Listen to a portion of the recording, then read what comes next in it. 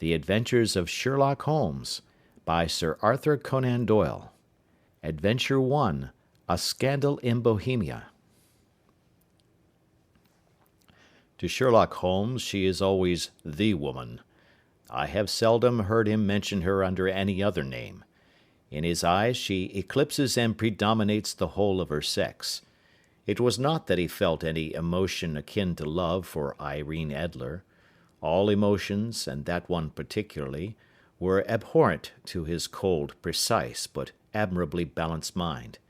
He was, I take it, the most perfect reasoning and observing machine that the world has seen, but as a lover he would have placed himself in a false position. He never spoke of the softer passions, save with a gibe and a sneer. They were admirable things for the observer, excellent for drawing the veil from men's motives and actions. But for the trained reasoner to admit such intrusions into his own delicate and finely adjusted temperament was to introduce a distracting factor which might throw a doubt upon all his mental results. Grit in a sensitive instrument, or a crack in one of his own high-power lenses, would not be more disturbing than a strong emotion in a nature such as his. And yet there was but one woman to him, and that woman was the late Irene Adler, of dubious and questionable memory. I had seen little of Holmes lately. My marriage had drifted us away from each other. My own complete happiness, and the home-centered interests which rise up around the man who first finds himself master of his own establishment, was sufficient to absorb all my attention, while Holmes, who loathed every form of society with his whole Bohemian soul, remained in our lodgings in Baker Street, buried among his old books, and alternating from week to week between cocaine and ambition, the drowsiness of the drug, and the fierce energy of his own keen nature. He was still, as ever, deeply attracted by the study of crime, and occupied his immense faculties and extraordinary powers of observation in following out those clues and clearing up those mysteries which had been abandoned as hopeless by the official police. From time to time I heard some vague account of his doings, of his summons to Odessa in the case of the Trepoff murder, of his clearing up of the singular tragedy of the Atkinson brothers at Trincomalee, and finally of the mission which he had accomplished so delicately and successfully for the reigning family of Holland. Beyond these signs of his activity, however, which I merely shared with all the readers of the daily press, I knew little of my former friend and companion. One night, it was on the 20th of March, 1888, I was returning from a journey to a patient, for I had now returned to civil practice, when my way led me through Baker Street. As I passed the well-remembered door, which must always be associated in my mind with my wooing and with the dark incidents of the study in scarlet, I was seized with a keen desire to see Holmes again, and to know how he was employing his extraordinary powers. His rooms were brilliantly lit, and even as I looked up, I saw his tall, spare figure pass twice in a dark silhouette against the blind. He was pacing the room swiftly, eagerly, with his head sunk upon his chest and his hands clasped behind him.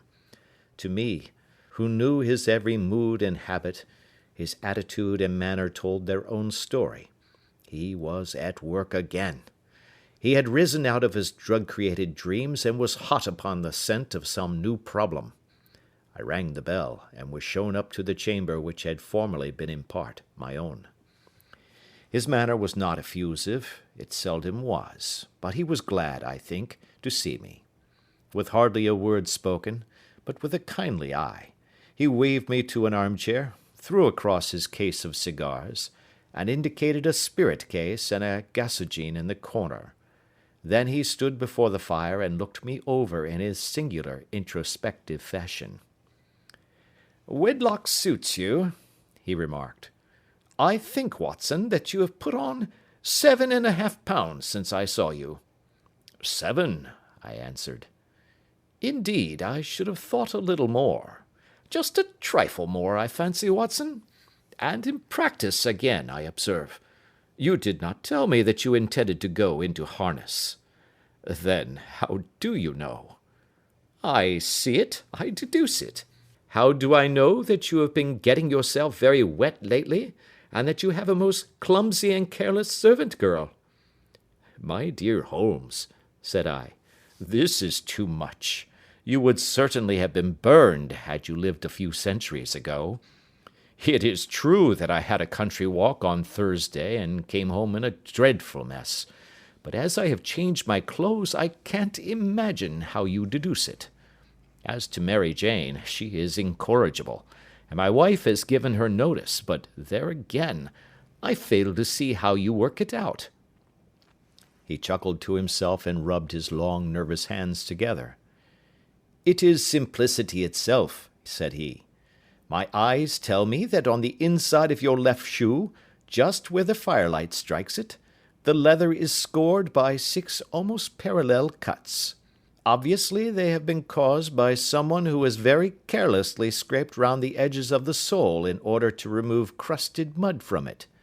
Hence, you see, my double deduction that you have been out in vile weather, and that you had a particularly malignant boot-slitting specimen of the London slavey. As to your practice, if a gentleman walks into my rooms smelling of iodoform, with a black mark of nitrate of silver upon his right forefinger, and a bulge on the right side of his top hat, to show where he has secreted his stethoscope, I must be dull indeed, if I do not pronounce him to be an active member of the medical profession. I could not help laughing at the ease with which he explained his process of deduction. When I hear you give your reasons, I remarked, the thing always appears to me to be so ridiculously simple that I could easily do it myself, though at each successive instance of your reasoning I am baffled until you explain your process. And yet I believe that my eyes are as good as yours. Quite so, he answered, lighting a cigarette, and throwing himself down into an armchair. You see, but you do not observe. The distinction is clear. For example, you have frequently seen the steps which lead up from the hall to this room. Frequently. How often? Well, some hundreds of times. Then how many are there? How many? I don't know. Quite so. You have not observed, and yet you have seen. That is just my point. Now, I know that there are 17 steps, because I have both seen and observed. By the way, since you are interested in these little problems, and since you are good enough to chronicle one or two of my trifling experiences, you may be interested in this.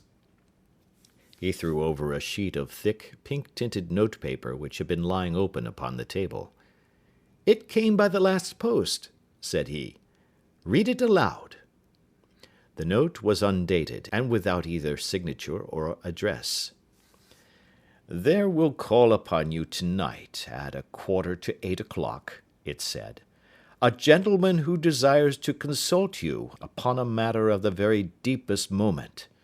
Your recent services to one of the royal houses of Europe have shown that you are one who may safely be trusted with matters which are of an importance which can hardly be exaggerated. This account of you we have from all quarters received. Be in your chamber then at that hour, and do not take it amiss if your visitor wear a mask. This is indeed a mystery, I remarked. What do you imagine that it means? I have no data yet. It is a capital mistake to theorize before one has data. Insensibly one begins to twist facts to suit theories, instead of theories to suit facts. But the note itself, what do you deduce from it? I carefully examined the writing, and the paper upon which it was written. The man who wrote it was presumably well-to-do, I remarked, endeavouring to imitate my companion's processes. Such paper could not be bought under 1/2 crown a packet. It is peculiarly strong and stiff. Peculiar, that is the very word, said Holmes. It is not an English paper at all. Hold it up to the light. I did so, and saw a large E with a small g, a capital P, and a large capital G with a small t woven into the texture of the paper. "What do you make of that?" asked Holmes. "The name of the maker, no doubt, or his monogram, rather." "Not at all. The G with a small t stands for Gesellschaft, which is German for company. It is a customary contraction like our CO for company. P, of course, stands for Papier. Now for the EG. Let us glance at our Continental Gazetteer." He took down a heavy brown volume from his shelves. Iglonitz, here we are, Egria. It is in a German-speaking country, in Bohemia, not far from Carlsbad. Remarkable as being the scene of the death of Wallenstein, and for its numerous glass factories and paper mills. Ha ha, my boy, what do you make of that? His eyes sparkled, and he sent up a great blue triumphant cloud from his cigarette. "The paper was made in Bohemia," I said. "Precisely, and the man who wrote the note is a German. Do you note the peculiar construction of the sentence? 'This account of you we have from all quarters received'? A Frenchman or Russian could not have written that. It is the German who is so uncourteous to his verbs. It only remains, therefore, to discover what is wanted by this German who writes upon Bohemian paper, and prefers wearing a mask to showing his face. And here he comes, if I am not mistaken, to resolve all our doubts." As he spoke, there was a sharp sound of horses' hoofs and grating wheels against the curb, followed by a sharp pull at the bell. Holmes whistled. "A pair, by the sound," said he. "Yes," he continued, glancing out of the window. "A nice little brougham and a pair of beauties. 150 guineas apiece. There's money in this case, Watson, if there is nothing else." "I think that I had better go, Holmes." "Not a bit, Doctor. Stay where you are. I am lost without my Boswell, and this promises to be interesting. It would be a pity to miss it." "But your client—" "Never mind him. I may want your help, and so may he. Here he comes. Sit down in that armchair, Doctor, and give us your best attention."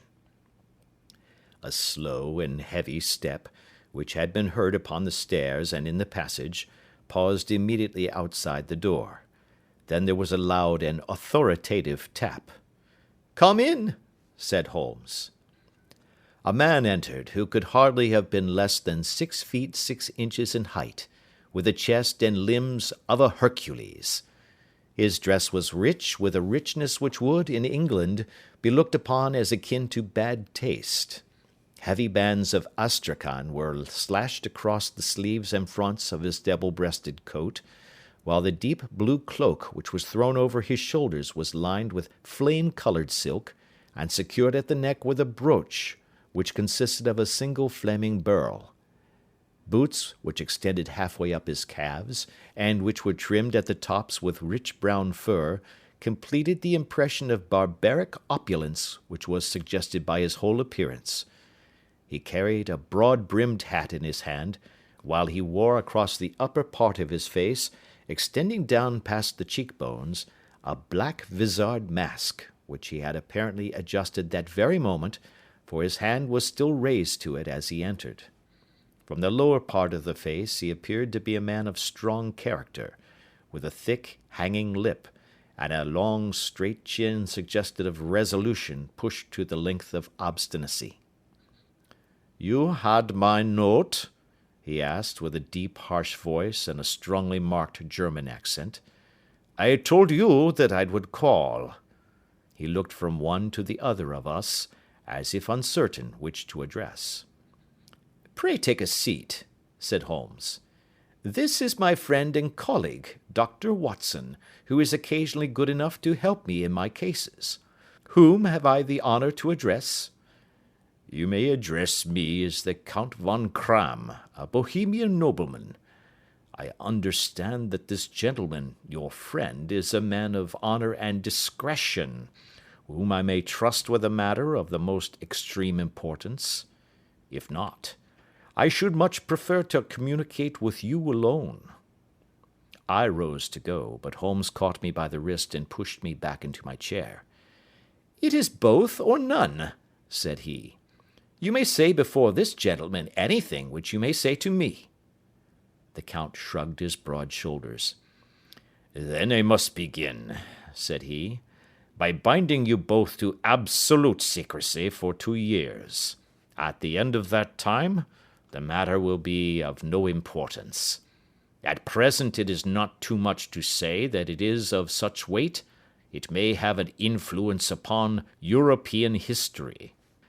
"I promise," said Holmes. "And I." "You will excuse this mask," continued our strange visitor. "The august person who employs me wishes his agent to be unknown to you, and I may confess at once that the title by which I have just called myself is not exactly my own." "I was aware of it," said Holmes dryly. "The circumstances are of great delicacy, and every precaution has to be taken to quench what might grow to be an immense scandal, and seriously compromise one of the reigning families of Europe. To speak plainly, the matter implicates the great house of Ormstein, hereditary kings of Bohemia."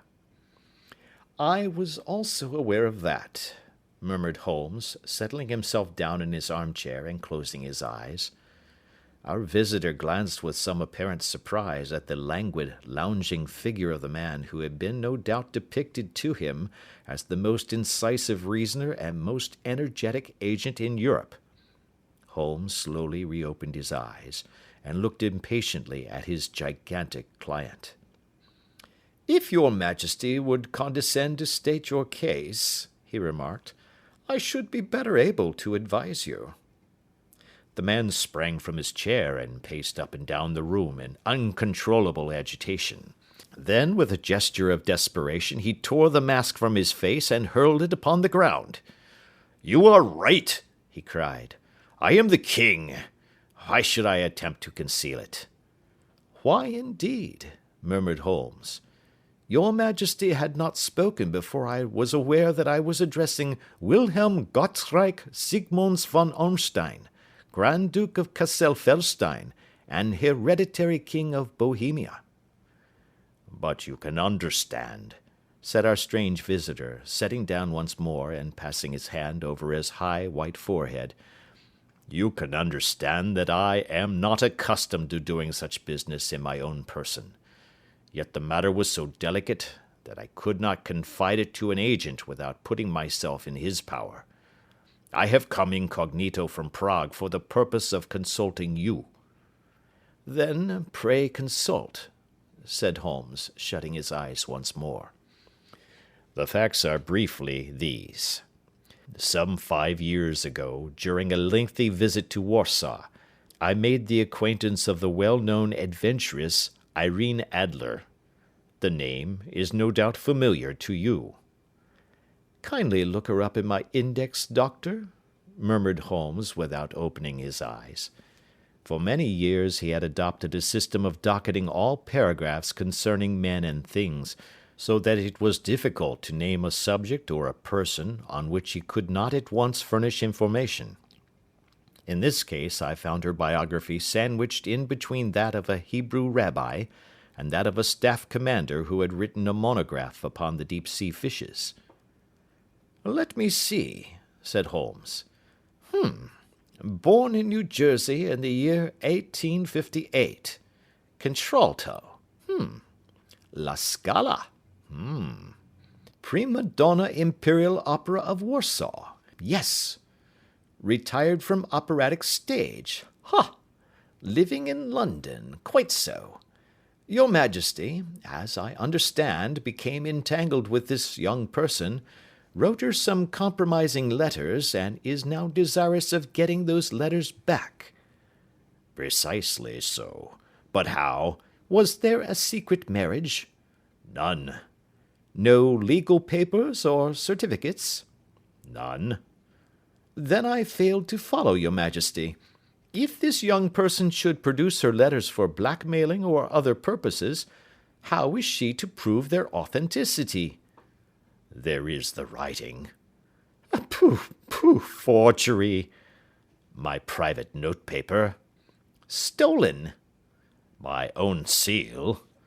Imitated. My photograph. Bought. We were both in the photograph. Oh, dear, that is very bad. Your Majesty has indeed committed an indiscretion.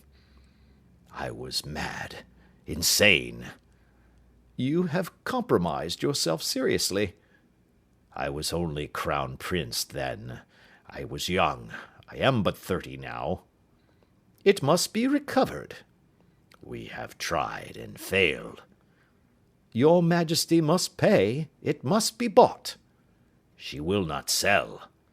Stolen, then. 5 attempts have been made. Twice burglars in my pay ransacked her house.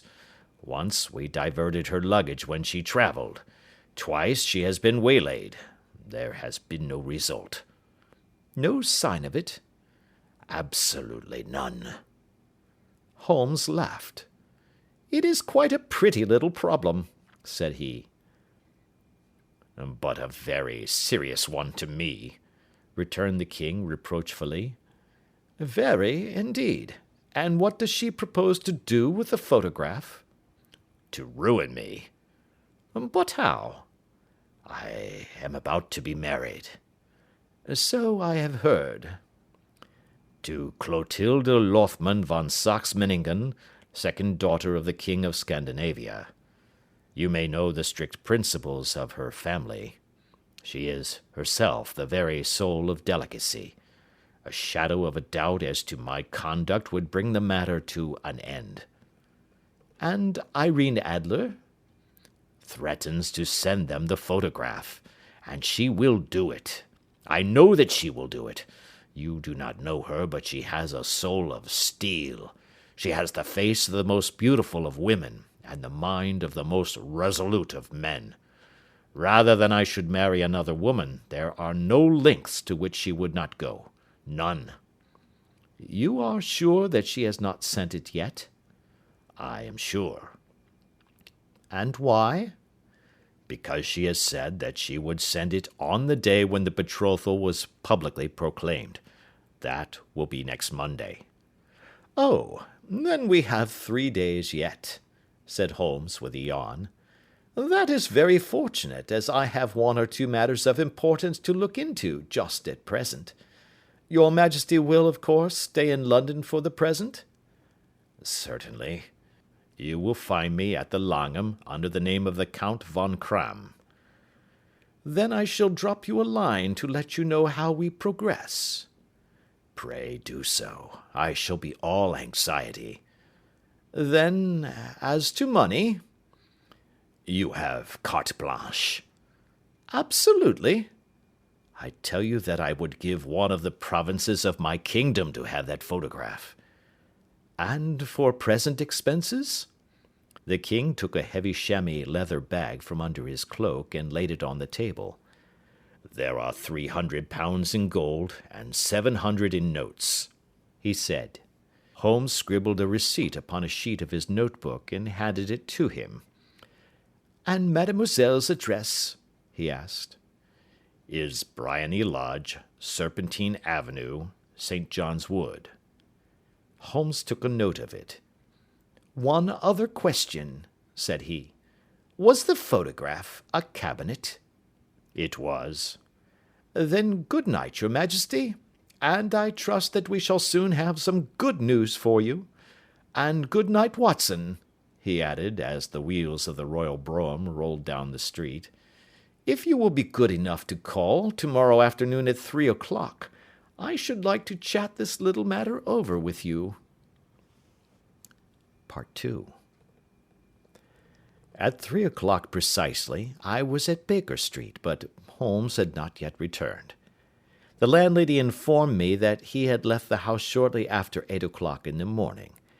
I sat down before the fire, however, with the intention of awaiting him, however long he might be. I was already deeply interested in his inquiry, for, though it was surrounded by none of the grim and strange features which were associated with the two crimes which I have already recorded, still, the nature of the case and the exalted station of his client gave it a character of its own. Indeed, apart from the nature of the investigation which my friend had on hand, there was something in his masterly grasp of a situation, and his keen, incisive reasoning, which made it a pleasure to me to study his system of work, and to follow the quick, subtle methods by which he disentangled the most inextricable mysteries. So accustomed was I to his invariable success that the very possibility of his failing had ceased to enter into my head. It was close upon 4 before the door opened, and a drunken-looking groom, ill-kempt and side-whiskered, with an inflamed face and disreputable clothes, walked into the room. Accustomed as I was to my friend's amazing powers in the use of disguises, I had to look 3 times before I was certain that it was indeed he. With a nod he vanished into the bedroom, whence he emerged in 5 minutes, tweed-suited and respectable as of old. Putting his hands into his pockets, he stretched out his legs in front of the fire, and laughed heartily for some minutes. "Well, really!" he cried, and then he choked and laughed again until he was obliged to lie back, limp and helpless, in the chair. "What is it?" "It's quite too funny.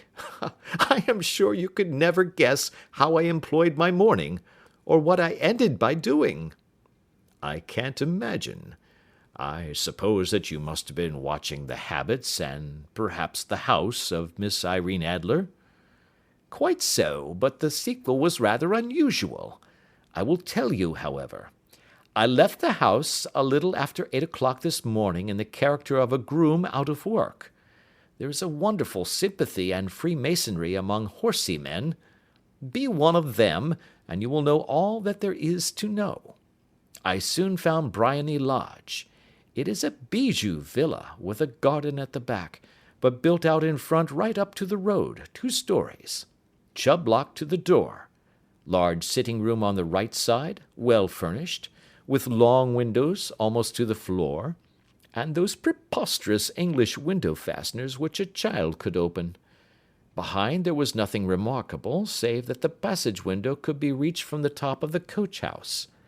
I walked round it, and examined it closely from every point of view, but without noting anything of interest. I then lounged down the street and found, as I expected, that there was a mews in a lane which runs down by one wall of the garden. I lent the ostlers a hand in rubbing down their horses, and received in exchange 2d, a glass of half and half, 2 fills of shag tobacco, and as much information as I could desire about Miss Adler, to say nothing of 6 other people in the neighbourhood, in whom I was not in the least interested, but whose biographies I was compelled to listen to. "And what of Irene Adler?" I asked. "Oh, she has turned all the men's head down in that part. She is the daintiest thing under a bonnet on this planet. So say the Serpentine Mews to a man. She lives quietly, sings at concerts, drives out at 5 every day, and returns at 7 sharp for dinner. Seldom goes out at other times except when she sings. Has only 1 male visitor, but a good deal of him. He is dark, handsome, and dashing, never calls less than once a day, and often twice. He is a Mr. Godfrey Norton, of the Inner Temple. See the advantages of a cabman as a confidant. They had driven him home 12 times from Serpentine Mews, and knew all about him. When I had listened to all they had to tell, I began to walk up and down near Briony Lodge once more, and to think over my plan of campaign. This Godfrey Norton was evidently an important factor in the matter. He was a lawyer. That sounded ominous. What was the relation between them, and what the object of his repeated visits? Was she his client, his friend, or his mistress? If the former, she had probably transferred the photograph to his keeping. If the latter, it was less likely. On the issue of this question depended whether I should continue my work at Briony Lodge, or turn my attention to the gentlemen's chambers in the Temple. It was a delicate point, and it widened the field of my inquiry. I fear that I bore you with these details, but I have to let you see my little difficulties, if you are to understand the situation. I am following you closely, I answered. I was still balancing the matter in my mind when a hansom cab drove up to Briony Lodge, and a gentleman sprang out. He was a remarkably handsome man, dark, aquiline, and moustached, evidently the man of whom I had heard. He appeared to be in a great hurry, shouted to the cabman to wait, and brushed past the maid who opened the door with the air of a man who was thoroughly at home. He was in the house about half an hour, and I could catch glimpses of him in the windows of the sitting-room, pacing up and down, talking excitedly, and waving his arms. Of her I could see nothing. Presently he emerged, looking even more flurried than before. As he stepped up to the cab, he pulled a gold watch from his pocket and looked at it earnestly. "Drive like the devil!" he shouted. "First to Gross and Hankey's in Regent Street, and then to the Church of St. Monica in the Edgware Road. Half a guinea if you do it in 20 minutes. Away they went, and I was just wondering whether I should not do well to follow them, when up the lane comes a neat little landau, the coachman with his coat only half buttoned, and his tie under his ear, while all the tags of his harness were sticking out of the buckles. It hadn't pulled up before she shot out of the hall door and into it. I only caught a glimpse of her at the moment, but she was a lovely woman, with a face that a man might die for. "The Church of St. Monica, John," she cried, "and half a sovereign if you reach it in 20 minutes. This was quite too good to lose, Watson. I was just balancing whether I should run for it, or whether I should perch behind her landau, when a cab came through the street. The driver looked twice at such a shabby fare, but I jumped in before he could object. "The Church of St. Monica," said I, "and half a sovereign if you reach it in 20 minutes. It was 25 minutes to 12, and of course it was clear enough what was in the wind. My cabby drove fast. I don't think I ever drove faster, but the others were there before us. The cab and the landau with their steaming horses were in front of the door when I arrived. I paid the man and hurried into the church. There was not a soul there save the two whom I had followed, and a surpliced clergyman, who seemed to be expostulating with them. They were all three standing in a knot in front of the altar. I lounged up the side aisle like any other idler who has dropped into a church. Suddenly, to my surprise, the three at the altar faced round to me, and Godfrey Norton came running as hard as he could towards me. "Thank God!" he cried. "You'll do. Come, come." "What then?" I asked. "Come, man, come. Only 3 minutes, or it won't be legal." I was half dragged up to the altar, and before I knew where I was, I found myself mumbling responses which were whispered in my ear, and vouching for things of which I knew nothing, and generally assisting in the secure tying up of Irene Adler, spinster, to Godfrey Norton, bachelor. It was all done in an instant, and there was the gentleman thanking me on the one side, and the lady on the other, while the clergyman beamed on me in front. It was the most preposterous position in which I ever found myself in my life, and it was the thought of it that started me laughing just now. It seems that there had been some informality about their license, that the clergyman absolutely refused to marry them without a witness of some sort, and that my lucky appearance saved the bridegroom from having to sally out into the streets in search of a best man. The bride gave me a sovereign, and I mean to wear it on my watch chain in memory of the occasion. "This is a very unexpected turn of affairs," said I. "And what then?" "Well, I found my plans very seriously menaced. It looked as if the pair might take an immediate departure, and so necessitate very prompt and energetic measures on my part. At the church door, however, they separated. he driving back to the Temple, and she to her own house. "I shall drive out in the park at 5 as usual," she said as she left him. I heard no more. They drove away in different directions, and I went off to make my own arrangements. "Which are?" "Some cold beef and a glass of beer," he answered, ringing the bell.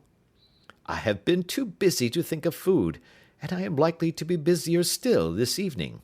By the way, Doctor, I shall want your cooperation." "I shall be delighted." "You don't mind breaking the law?" "Not in the least." "Nor running a chance of arrest?" "Not in a good cause." "Oh, the cause is excellent." "Then I am your man." "I was sure that I might rely on you." "But what is it you wish?" "When Mrs. Turner has brought in the tray I will make it clear to you. Now," he said, as he turned hungrily on the simple fare that our landlady had provided, "I must not discuss it while I eat, for I have not much time. It is nearly 5 now. In 2 hours we must be on the scene of action. Miss Irene, or Madame rather, returns from her drive at 7. We must be at Briony Lodge to meet her." "And what then?" "You must leave that to me. I have already arranged what is to occur. There is only one point on which I must insist. You must not interfere, come what may. You understand?" "I am to be neutral?" "To do nothing whatever. There will probably be some small unpleasantness. Do not join in it. It will end in my being conveyed into the house. 4 or 5 minutes afterwards the sitting-room window will open. You are to station yourself close to that open window." "Yes." "You are to watch me, for I will be visible to you." "Yes." "And when I raise my hand, so, you will throw into the room what I give you to throw, and will, at the same time, raise the cry of fire. You quite follow me?" "Entirely." "It is nothing very formidable," he said, taking a long cigar-shaped roll from his pocket. "It is an ordinary plumber's smoke rocket, fitted with a cap at either end to make it self-lighting. Your task is confined to that. When you raise your cry of fire, it will be taken up by quite a number of people. You may then walk to the end of the street, and I will rejoin you in 10 minutes. I hope that I have made myself clear?" "I am to remain neutral, to get near the window, to watch you, and at the signal to throw in this object, then to raise the cry of fire, and to wait you at the corner of the street." "Precisely." "Then you may entirely rely on me." "That is excellent. I think perhaps it is almost time that I prepare for the new role I have to play." He disappeared into his bedroom, and returned in a few minutes in the character of an amiable and simple-minded nonconformist clergyman. His broad black hat, his baggy trousers, his white tie, his sympathetic smile, and general look of peering and benevolent curiosity were such as Mr. John Hare alone could have equalled. It was not merely that Holmes changed his costume. His expression, his manner, his very soul seemed to vary with every fresh part that he assumed. The stage lost a fine actor, even as science lost an acute reasoner when he became a specialist in crime. It was 6:15 when we left Baker Street, and it still wanted 10 minutes to the hour when we found ourselves in Serpentine Avenue. It was already dusk, and the lamps were just being lighted as we paced up and down in front of Briony Lodge, waiting for the coming of its occupant. The house was just such as I had pictured it from Sherlock Holmes's succinct description, but the locality appeared to be less private than I expected. On the contrary, for a small street in a quiet neighbourhood, it was remarkably animated. There was a group of shabbily dressed men smoking and laughing in a corner, a scissors grinder with his wheel, 2 guardsmen who were flirting with a nurse-girl, and several well-dressed young men who were lounging up and down with cigars in their mouths. "You see," remarked Holmes, as we paced to and fro in front of the house. "This marriage rather simplifies matters. The photograph becomes a double-edged weapon now. The chances are that she would be as averse to its being seen by Mr. Godfrey Norton as our client is to its coming to the eyes of his princess. Now the question is, where are we to find the photograph?" "Where, indeed?" "It is most unlikely that she carries it about with her. It is cabinet size, too large for easy concealment about a woman's dress. She knows that the king is capable of having her waylaid and searched. 2 attempts of the sort have already been made. We may take it, then, that she does not carry it about with her." "Where, then?" "Her banker or her lawyer. There is that double possibility.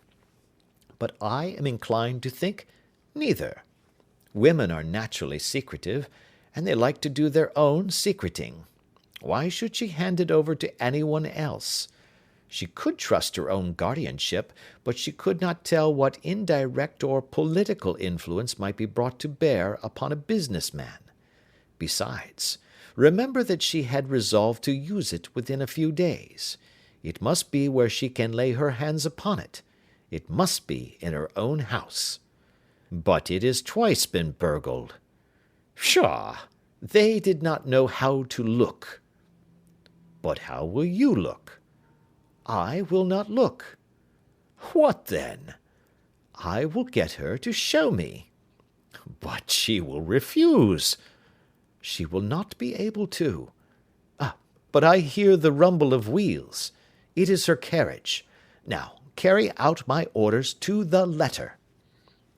As he spoke, the gleam of the sidelights of a carriage came round the curve of the avenue. It was a smart little landau which rattled up to the door of Briony Lodge. As it pulled up, one of the loafing men at the corner dashed forward to open the door in the hope of earning a copper, but was elbowed away by another loafer, who had rushed up with the same intention. A fierce quarrel broke out, which was increased by the 2 guardsmen, who took sides with one of the loungers, and by the scissors grinder, who was equally hot upon the other side. A blow was struck, and in an instant the lady, who had stepped from her carriage, was the centre of a little knot of flushed and struggling men, who struck savagely at each other with their fists and sticks. Holmes dashed into the crowd to protect the lady, but, just as he reached her, he gave a cry and dropped to the ground, with the blood running freely down his face. At his fall the guardsmen took to their heels in one direction, and the loungers in the other, while a number of better dressed people, who had watched the scuffle without taking part in it, crowded in to help the lady and to attend to the injured man. Irene Adler, as I will still call her, had hurried up the steps, but she stood at the top with her superb figure outlined against the lights of the hall, looking back into the street. "Is the poor gentleman much hurt?" she asked. "He is dead," cried several voices. "No, no, there's life in him," shouted another, "but he'll be gone before you can get him to hospital." "He's a brave fellow," said a woman. "They would have had the lady's purse and watch if it hadn't been for him. They were a gang, and a rough one too. Ah, he's breathing now." "He can't lie in the street. May we bring him in, marm?" "Surely. Bring him into the sitting-room. There is a comfortable sofa. This way, please." Slowly and solemnly he was borne into Briony Lodge and laid out in the principal room, while I still observed the proceedings from my post by the window. The lamps had been lit, but the blinds had not been drawn, so that I could see Holmes as he lay upon the couch. I do not know whether he was seized with compunction at that moment for the part he was playing, but I know that I never felt more heartily ashamed of myself in my life than when I saw the beautiful creature against whom I was conspiring, or the grace and kindliness with which she waited upon the injured man. And yet it would be the blackest treachery to Holmes to draw back now from the part which he had entrusted to me. I hardened my heart, and took the smoke rocket from under my ulster. After all, I thought, we are not injuring her. We are but preventing her from injuring another. Holmes had sat up upon the couch, and I saw him motion like a man who is in need of air. A maid rushed across and threw open the window. At the same instant I saw him raise his hand, and at the signal I tossed my rocket into the room with a cry of "Fire!" The word was no sooner out of my mouth than the whole crowd of spectators, well dressed and ill, gentlemen, ostlers, and servant maids, joined in a general shriek of "Fire!" Thick clouds of smoke curled through the room and out at the open window.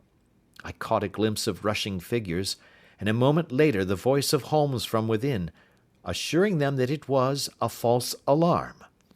Slipping through the shouting crowd, I made my way to the corner of the street, and in 10 minutes was rejoiced to find my friend's arm in mine, and to get away from the scene of uproar. He walked swiftly and in silence for some minutes until we had turned down one of the quiet streets which lead towards the Edgware Road. "You did it very nicely, Doctor," he remarked. "Nothing could have been better. It is all right." "You have the photograph?" "I know where it is." "And how did you find out?" "She showed me, as I told you she would." "I am still in the dark." "I do not wish to make a mystery," said he, laughing. "The matter was perfectly simple. You, of course, saw that everyone in the street was an accomplice. They were all engaged for the evening." "I guessed as much." "Then, when the row broke out, I had a little moist red paint in the palm of my hand. I rushed forward, fell down, clapped my hand to my face, and became a piteous spectacle. It is an old trick. That also I could fathom. Then they carried me in. She was bound to have me in. What else could she do? And into her sitting room, which was the very room which I suspected. It lay between that and her bedroom, and I was determined to see which. They laid me on a couch. I motioned for air. They were compelled to open the window, and you had your chance." "How did that help you?" "It was all important. When a woman thinks that her house is on fire, her instinct is at once to rush to the thing which she values most. It is a perfectly overpowering impulse, and I have more than once taken advantage of it. In the case of the Darlington substitution scandal it was of use to me, and also in the Arnsworth Castle business. A married woman grabs at her baby, an unmarried one reaches for her jewel box. Now it was clear to me that Our Lady of today had nothing in the house more precious to her than what we are in quest of. She would rush to secure it. The alarm of fire was admirably done. The smoke and shouting were enough to shake nerves of steel. She responded beautifully. The photograph is in a recess behind a sliding panel just above the right bell-pull. She was there in an instant, and I caught a glimpse of it as she half drew it out. When I cried out that it was a false alarm, she replaced it, glanced at the rocket, rushed from the room, and I have not seen her since. I rose, and making my excuses, escaped from the house. I hesitated whether to attempt to secure the photograph at once, but the coachman had come in, and as he was watching me narrowly, it seemed safer to wait. A little over-precipitance may ruin all. "And now?" I asked. "Our quest is practically finished. I shall call with the king to-morrow, and with you, if you care to come with us. We will be shown into the sitting-room to wait for the lady, but it is probable that when she comes, she may find neither of us nor the photograph. It might be a satisfaction to his majesty to regain it with his own hands." "And when will you call?" "At 8 in the morning. She will not be up, so that we shall have a clear field. Besides, we must be prompt, for this marriage may mean a complete change in her life and habits. I must wire to the king without delay." We had reached Baker Street, and had stopped at the door. He was searching his pockets for the key when someone passing said, "Good night, Mr. Sherlock Holmes." There were several people on the pavement at the time, but the greeting appeared to come from a slim youth in an ulster who had hurried by. "I've heard that voice before," said Holmes, staring down the dimly lit street. "Now, I wonder who the deuce that could have been." Part 3. I slept at Baker Street that night, and we were engaged upon our toast and coffee in the morning, when the King of Bohemia rushed into the room. "You have really got it?" he cried, grasping Sherlock Holmes by either shoulder, and looking eagerly into his face. "Not yet." "But you have hopes?" "I have hopes." "Then come, I am all impatience to be gone." "We must have a cab." "No, my brougham is waiting." "Then that will simplify matters." We descended, and started off once more for Briony Lodge. "Irene Adler is married," remarked Holmes. "Married? When?" "Yesterday." "But to whom?" "To an English lawyer named Norton." "But she could not love him." "I am in hopes that she does." "And why in hopes?" "Because it would spare your majesty all fear of future annoyance. If the lady loves her husband, she does not love your majesty. If she does not love your majesty, there is no reason why she should interfere with your majesty's plan." "It is true, and yet, well, I wish she had been of my own station. What a queen she would have made!" He relapsed into a moody silence, which was not broken until we drew up in Serpentine Avenue. The door of Briony Lodge was open, and an elderly woman stood upon the steps. She watched us with a sardonic eye as we stepped from the brougham. "Mr. Sherlock Holmes, I believe?" said she. "I am Mr. Holmes," answered my companion, looking at her with a questioning and rather startled gaze. "Indeed! My mistress told me that you were likely to call. She left this morning with her husband by the 5:15 train from Charing Cross for the Continent." "What!" Sherlock Holmes staggered back, white with chagrin and surprise. "Do you mean that she has left England?" "Never to return." "And the papers?" asked the king hoarsely. "All is lost." "We shall see." He pushed past the servant and rushed into the drawing-room, followed by the king and myself. The furniture was scattered about in every direction, with dismantled shelves and open drawers, as if the lady had hurriedly ransacked them before her flight.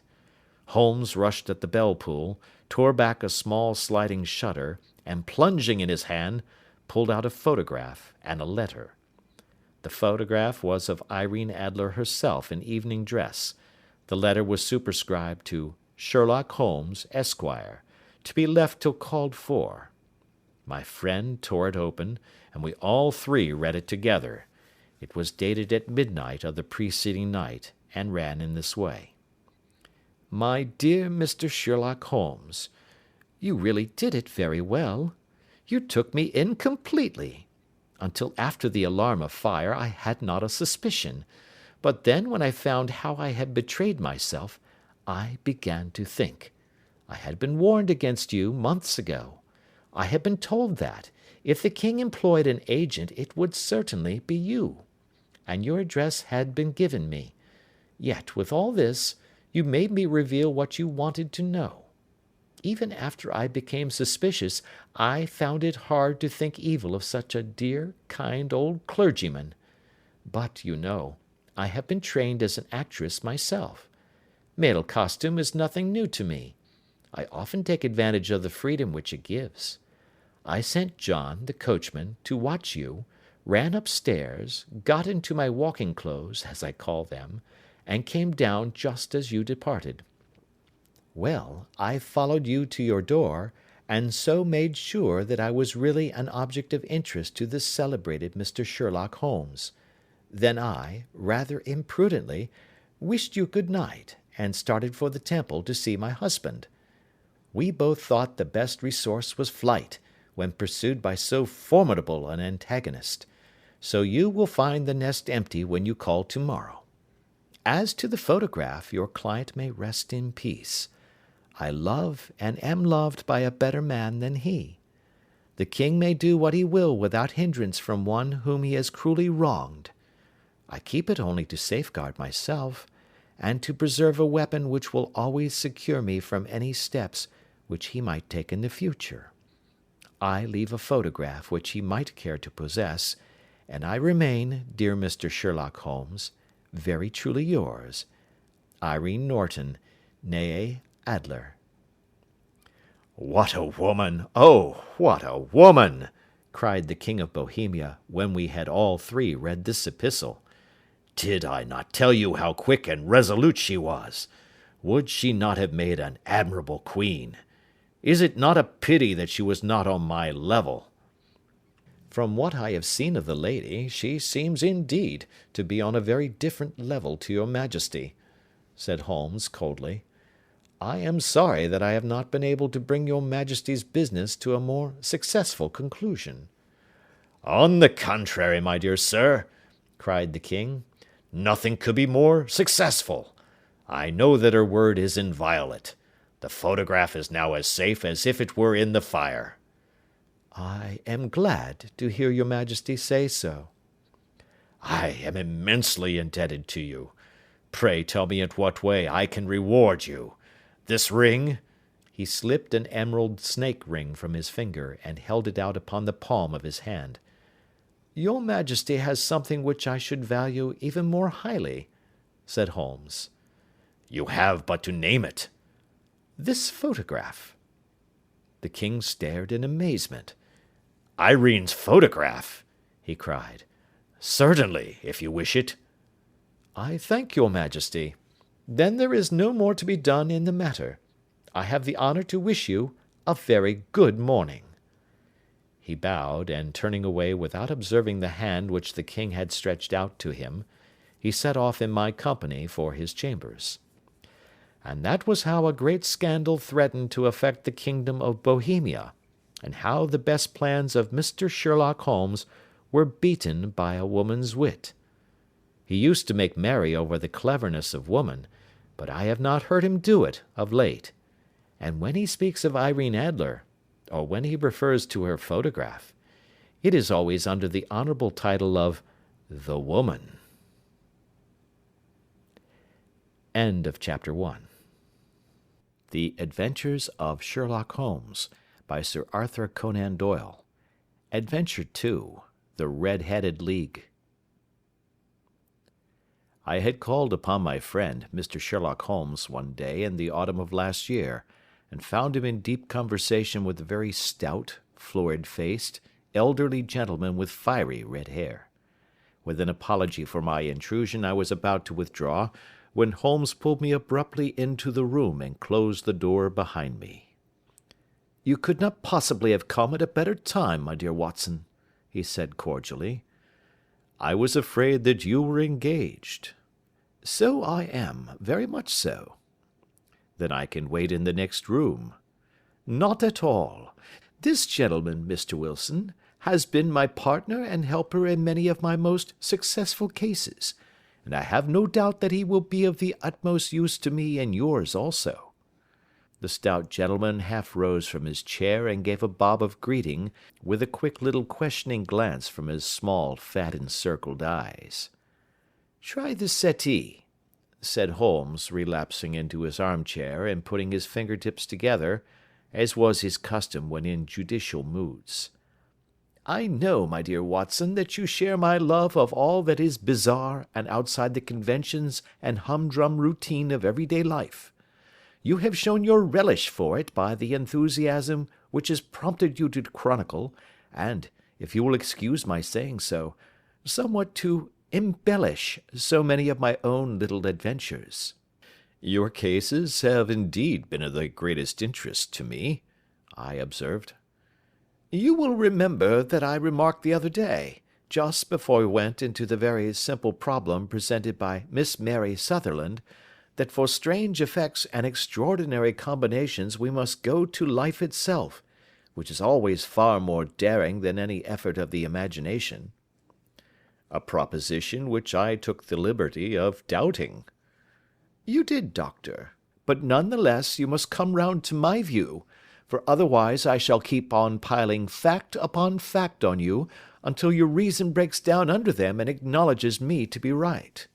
Now, Mr. Jabez Wilson here has been good enough to call upon me this morning, and to begin a narrative which promises to be one of the most singular which I have listened to for some time. You have heard me remark that the strangest and most unique things are very often connected not with the larger but with the smaller crimes, and occasionally, indeed, where there is room for doubt whether any positive crime has been committed. As far as I have heard, it is impossible for me to say whether the present case is an instance of crime or not, but the course of events is certainly among the most singular that I have ever listened to. Perhaps, Mr. Wilson, you would have the great kindness to recommence your narrative. I ask you not merely because my friend Dr. Watson has not heard the opening part, but also because the peculiar nature of the story makes me anxious to have every possible detail from your lips. As a rule, when I have heard some slight indication of the course of events, I am able to guide myself by thousands of other similar cases which occur to my memory. In the present instance, I am forced to admit that the facts are, to the best of my belief, unique." The portly client puffed out his chest with an appearance of some little pride, and pulled a dirty and wrinkled newspaper from the inside pocket of his greatcoat. As he glanced down the advertisement column, with his head thrust forward and the paper flattened out upon his knee, I took a good look at the man and endeavoured, after the fashion of my companion, to read the indications which might be presented by his dress or appearance. I did not gain very much, however, by my inspection. Our visitor bore every mark of being an average, commonplace British tradesman, obese, pompous, and slow. He wore rather baggy grey shepherd's check trousers, a not over-clean black frock-coat, unbuttoned in the front, and a drab waistcoat with a heavy brassy Albert chain, and a square pierced bit of metal dangling down as an ornament. A frayed top hat and a faded brown overcoat with a wrinkled velvet collar lay upon a chair beside him. Altogether, look as I would, there was nothing remarkable about the man save his blazing red head, and the expression of extreme chagrin and discontent upon his features. Sherlock Holmes's quick eye took in my occupation, and he shook his head with a smile as he noticed my questioning glances. "Beyond the obvious facts that he has at some time done manual labour, that he takes snuff, that he is a Freemason, that he has been in China, and that he has done a considerable amount of writing lately, I can deduce nothing else." Mr. Jabez Wilson started up in his chair, with his forefinger upon the paper, but his eyes upon my companion. "How, in the name of good fortune, did you know all that, Mr. Holmes?" he asked. "How did you know, for example, that I did manual labour? It's as true as gospel, for I began as a ship's carpenter." "Your hands, my dear sir. Your right hand is quite a size larger than your left. You have worked with it, and the muscles are more developed." "Well, the snuff, then, and the Freemasonry?" "I won't insult your intelligence by telling you how I read that, especially as, rather against the strict rules of your order, you use an arc and compass breastpin." "Ah, of course, I forgot that. But the writing?" "What else can be indicated by that right cuff so very shiny for 5 inches, and the left one with the smooth patch near the elbow where you rested upon the desk?" "Well, but China?" "The fish that you have tattooed immediately above your right wrist could only have been done in China. I have made a small study of tattoo marks, and have even contributed to the literature of the subject. That trick of staining the fish's scales of a delicate pink is quite peculiar to China. When, in addition, I see a Chinese coin hanging from your watch chain, the matter becomes even more simple." Mr. Jabez Wilson laughed heavily. "Well, I never," said he. "I thought at first that you had done something clever, but I see that there was nothing in it after all." "I begin to think, Watson," said Holmes, "that I make a mistake in explaining. Omne ignoratum pro magnifico, you know, and my poor little reputation, such as it is, will suffer shipwreck if I am so candid. Can you not find the advertisement, Mr. Wilson?" "Yes, I have got it now," he answered with his thick red finger planted halfway down the column. "Here it is. This is what began it all. You just read it for yourself, sir." I took the paper from him and read as follows: "To the Red-Headed League. On account of the bequest of the late Ezekiah Hopkins, of Lebanon, Pennsylvania, USA, there is now another vacancy open which entitles a member of the League to a salary of £4 a week for purely nominal services.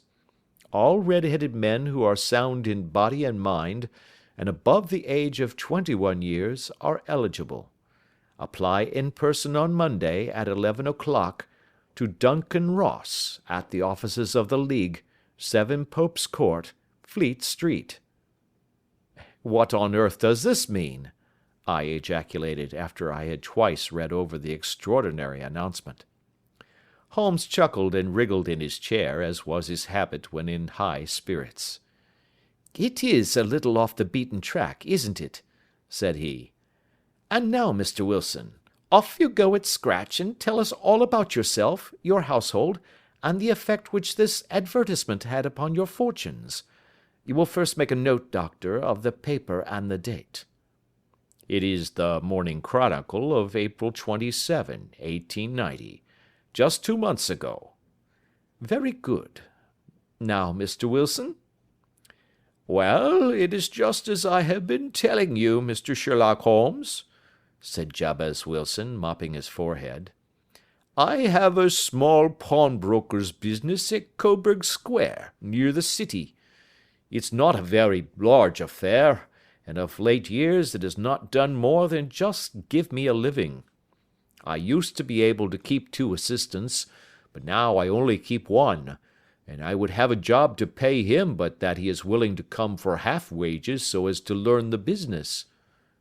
"What is the name of this obliging youth?" asked Sherlock Holmes.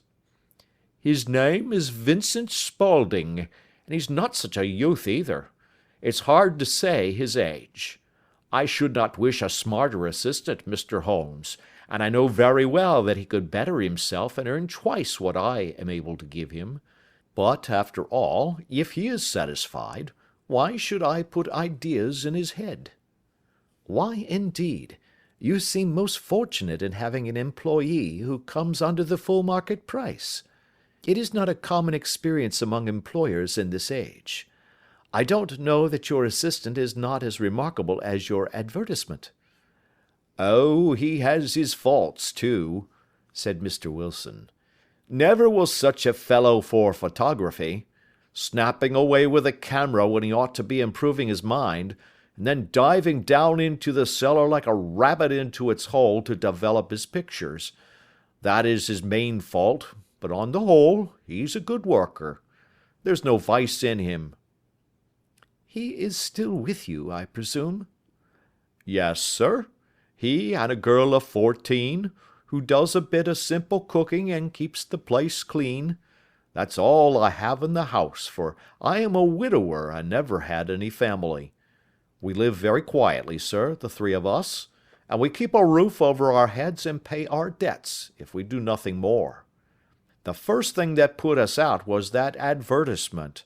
Spaulding, he came down into the office just this day 8 weeks, with this very paper in his hand, and he says, 'I wish to the Lord, Mr. Wilson, that I was a red-headed man.'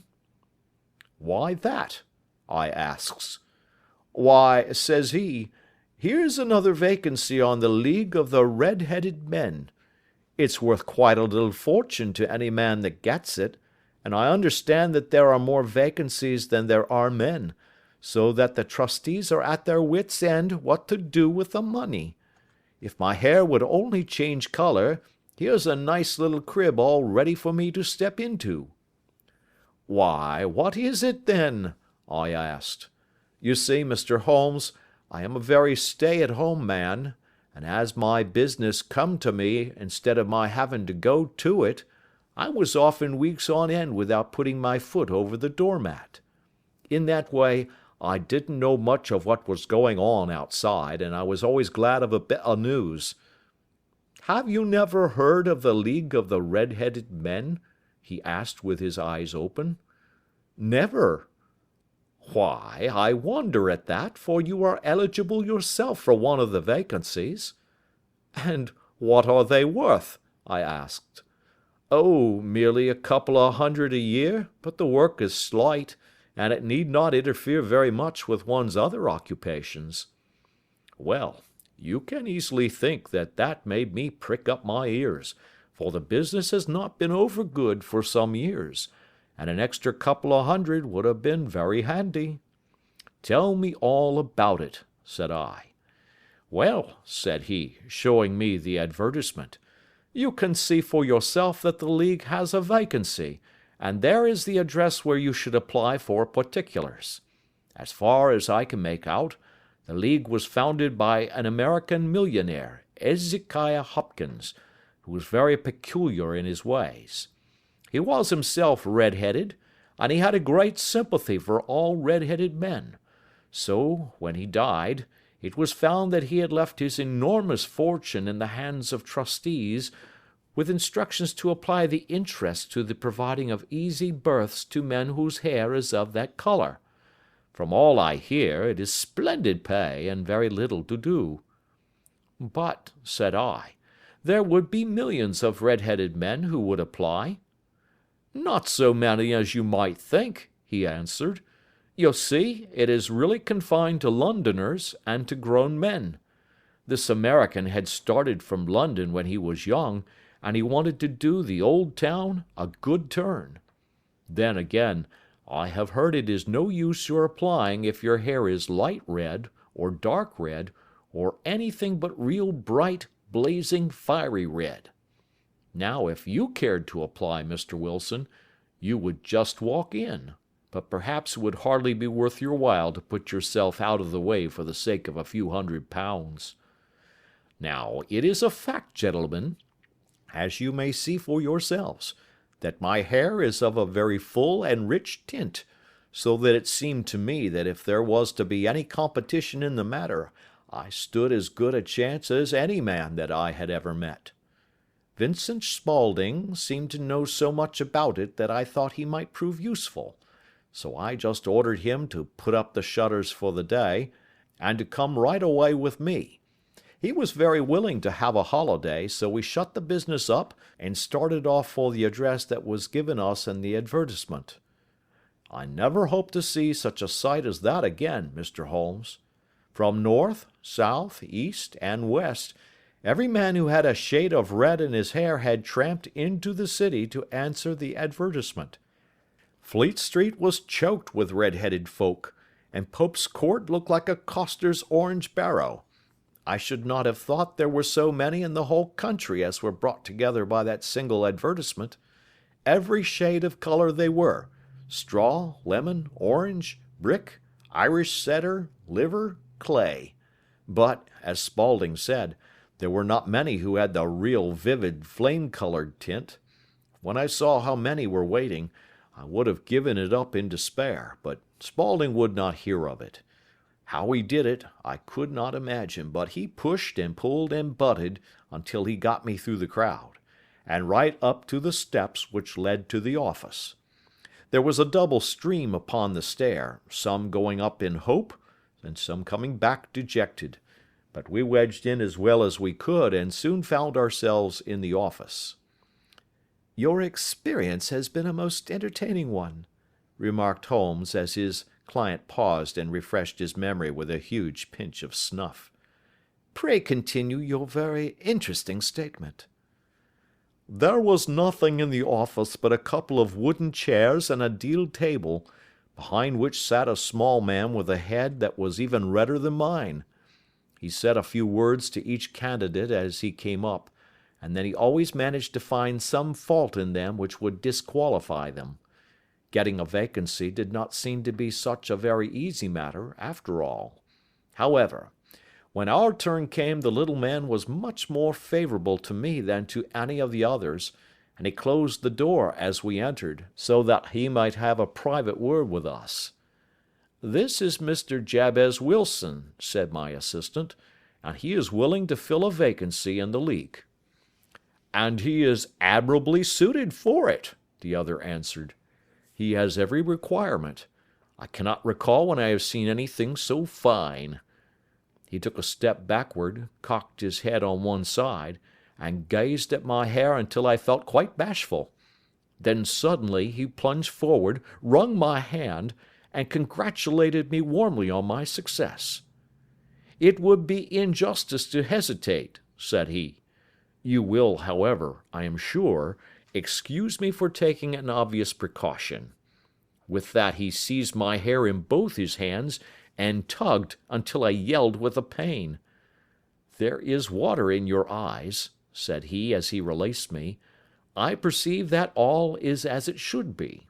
But we have to be careful, for we have twice been deceived by wigs and once by paint. I could tell you tales of cobbler's wax which would disgust you with human nature." He stepped over to the window and shouted through it at the top of his voice that the vacancy was filled. A groan of disappointment came up from below, and the folk all trooped away in different directions until there was not a red head to be seen except my own and that of the manager. "My name," said he, "is Mr. Duncan Ross, and I am myself one of the pensioners upon the fund left by our noble benefactor. Are you a married man, Mr. Wilson? Have you a family?" I answered that I had not. His face fell immediately. "Dear me," he said gravely, "that is very serious indeed. I am sorry to hear you say that. The fund was, of course, for the propagation and spread of the red heads as well as for their maintenance. It is exceedingly unfortunate that you should be a bachelor." My face lengthened at this, Mr. Holmes, for I thought that I was not to have the vacancy after all, but after thinking it over for a few minutes he said that it would be all right. "In the case of another," said he, "the objection might be fatal, but we must stretch a point in favor of a man with such a head of hair as yours. When shall you be able to enter upon your new duties?" "Well, it is a little awkward, for I have a business already," said I. "Oh, never mind about that, Mr. Wilson," said Vincent Spaulding. "I shall be able to look after that for you." "What would be the hours?" I asked. 10 to 2.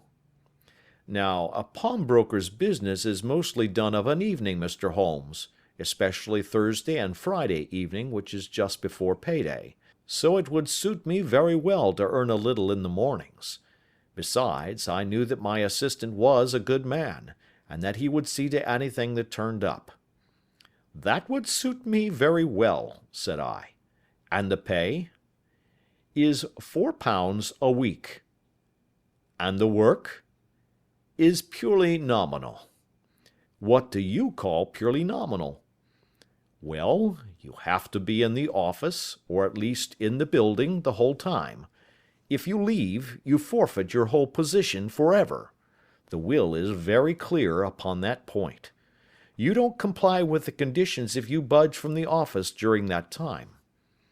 "It's only 4 hours a day, and I should not think of leaving," said I. "No excuse will avail," said Mr. Duncan Ross. "Neither sickness nor business nor anything else. There you must stay, or you lose your billet." "And the work?" "Is to copy out the Encyclopaedia Britannica. There is the first volume of it in that press. You must find your own ink, pens, and blotting paper, but we provide this table and chair.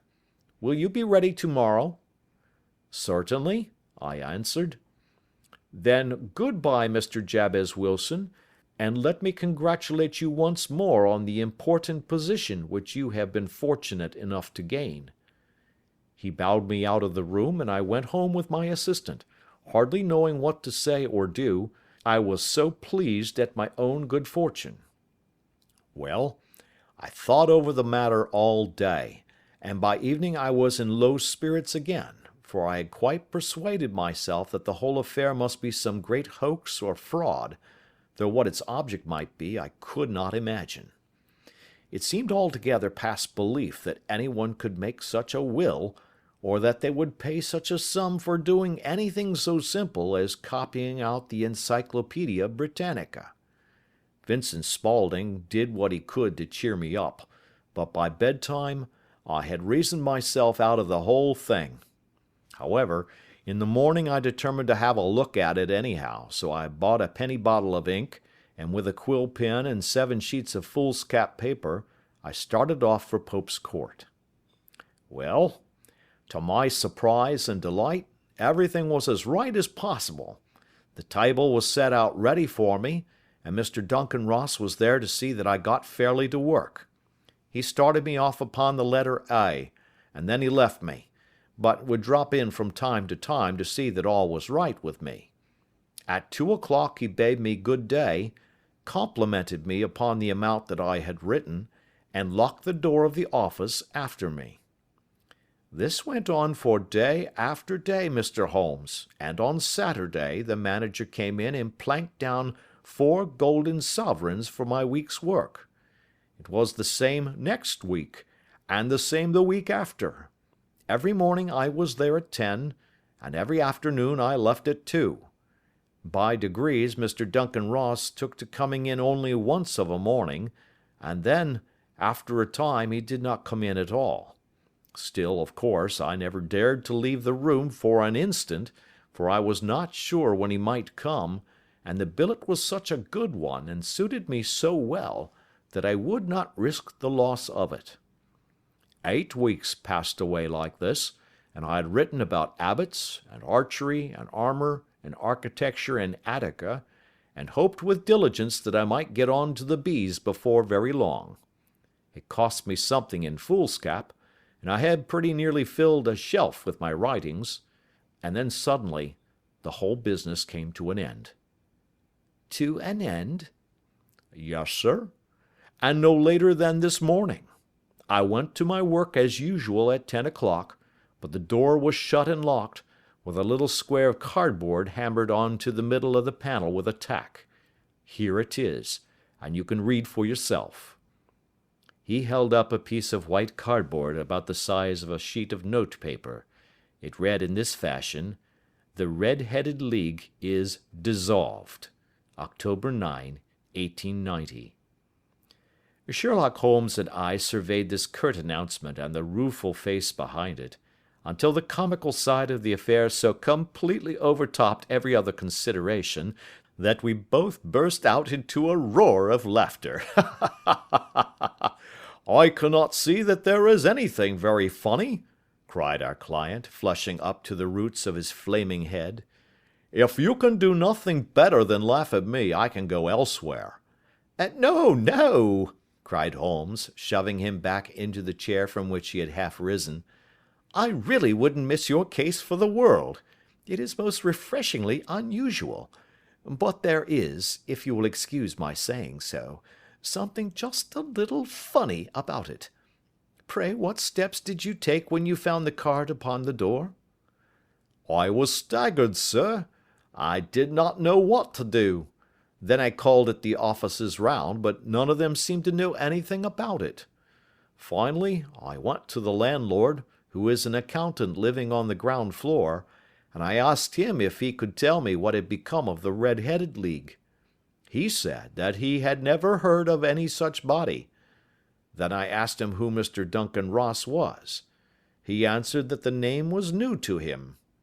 "Well," said I, "the gentleman at number 4. "What, the red-headed man?"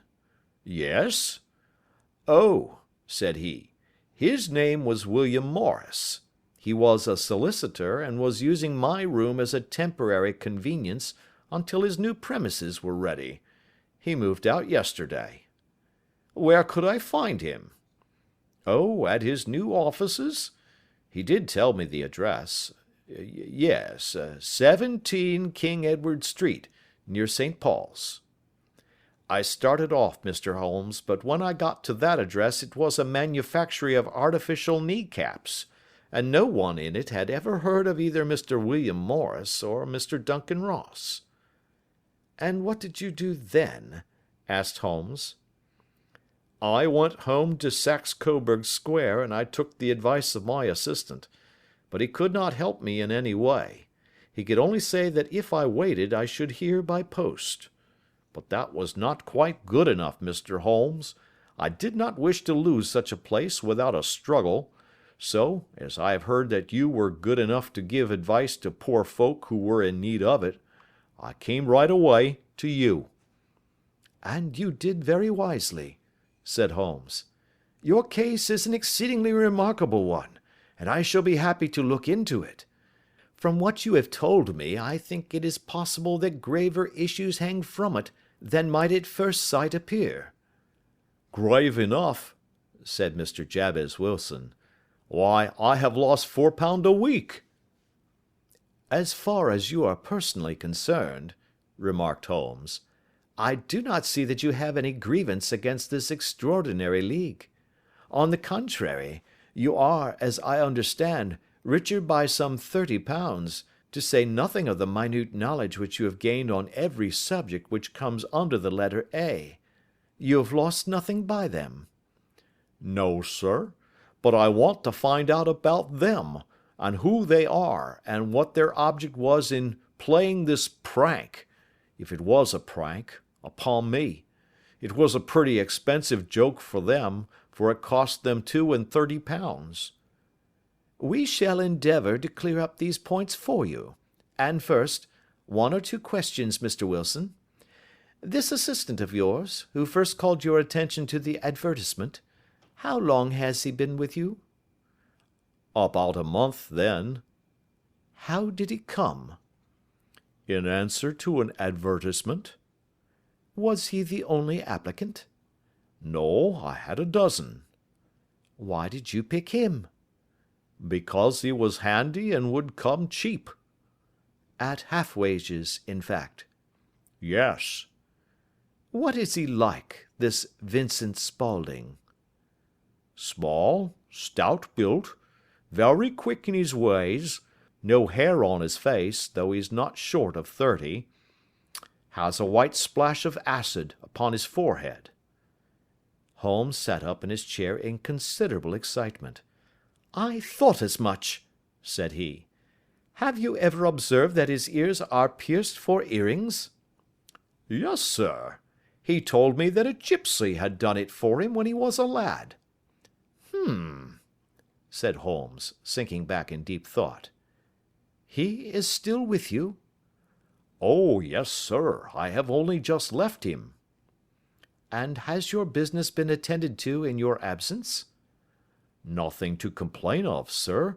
There's never very much to do of a morning." "That will do, Mr. Wilson. I shall be happy to give you an opinion upon the subject in the course of a day or two. Today is Saturday, and I hope that by Monday we may come to a conclusion." "Well, Watson," said Holmes, when our visitor had left us, "what do you make of it all?" "I make nothing of it," I answered frankly. "It is a most mysterious business." "As a rule," said Holmes, "the more bizarre a thing is, the less mysterious it proves to be. It is your commonplace, featureless crimes which are really puzzling, just as a commonplace face is the most difficult to identify.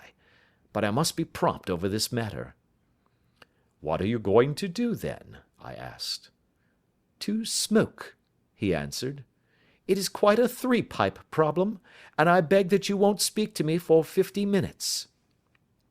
He curled himself up in his chair, with his thin knees drawn up to his hawk-like nose, and there he sat with his eyes closed and his black clay pipe thrusting out like the bill of some strange bird. I had come to the conclusion that he had dropped asleep, and indeed was nodding myself, when he suddenly sprang out of his chair with the gesture of a man who has made up his mind, and put his pipe down upon the mantelpiece. "Sarasate plays at St. James's Hall this afternoon," he remarked. "What do you think, Watson? Could your patient spare you for a few hours?"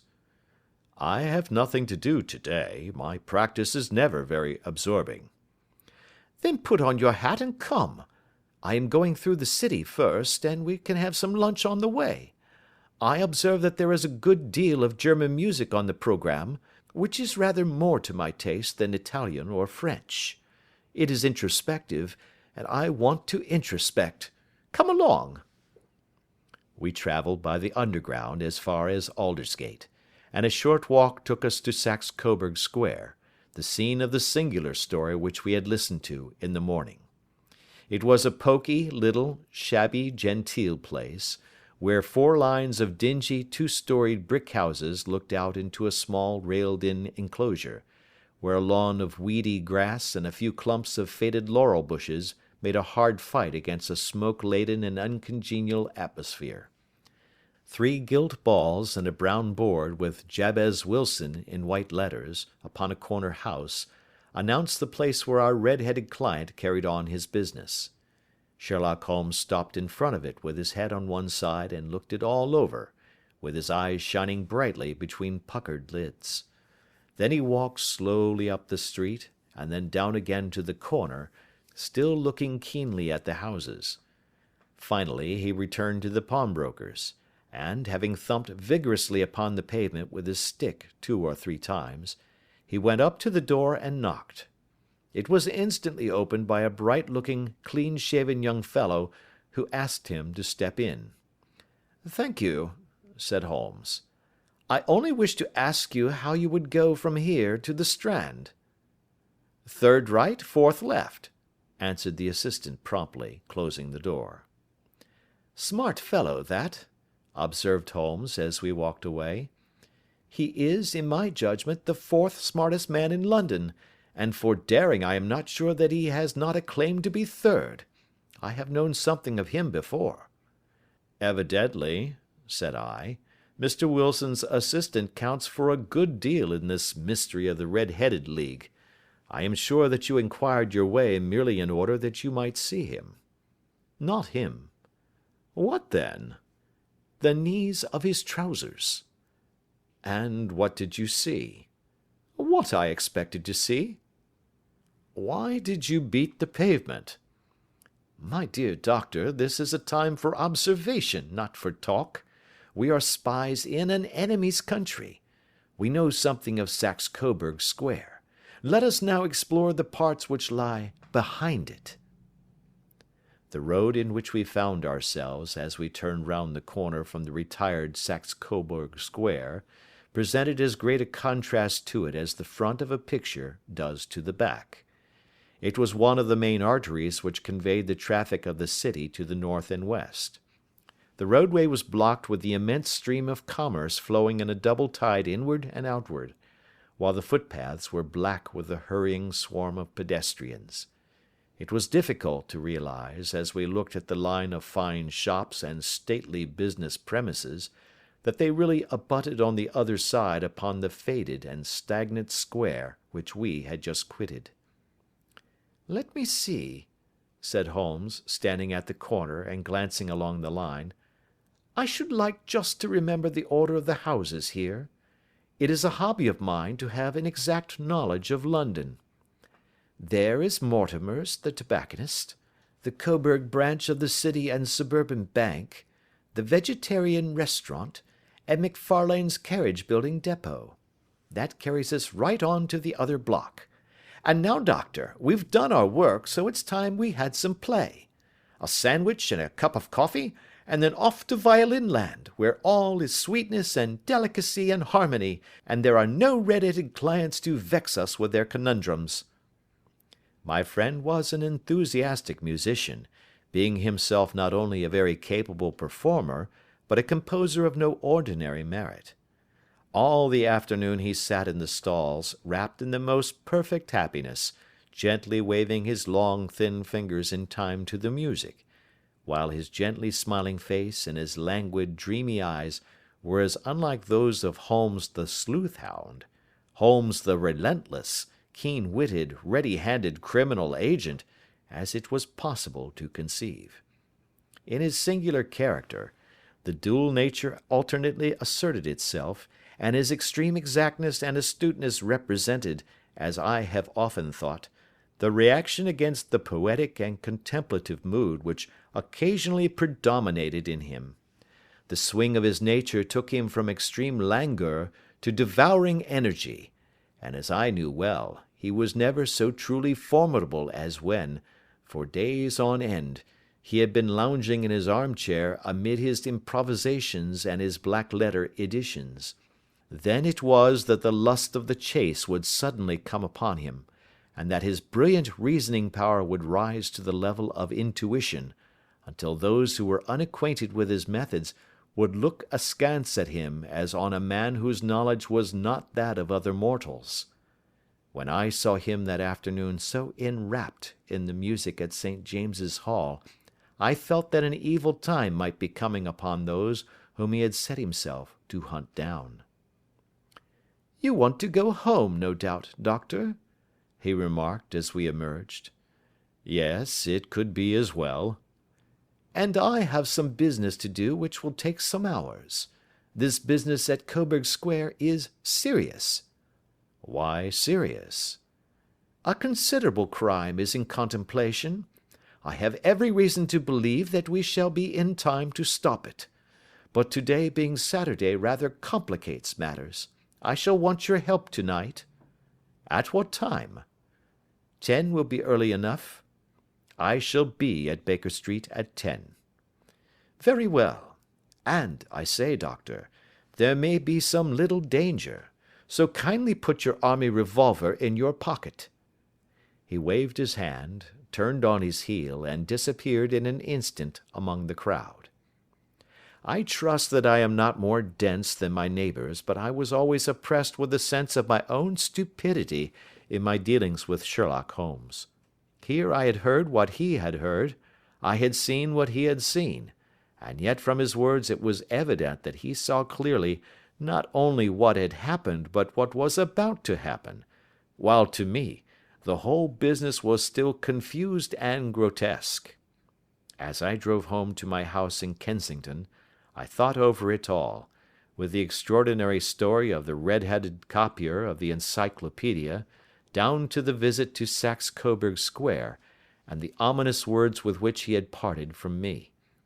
What was this nocturnal expedition, and why should I go armed? Where were we going, and what were we to do?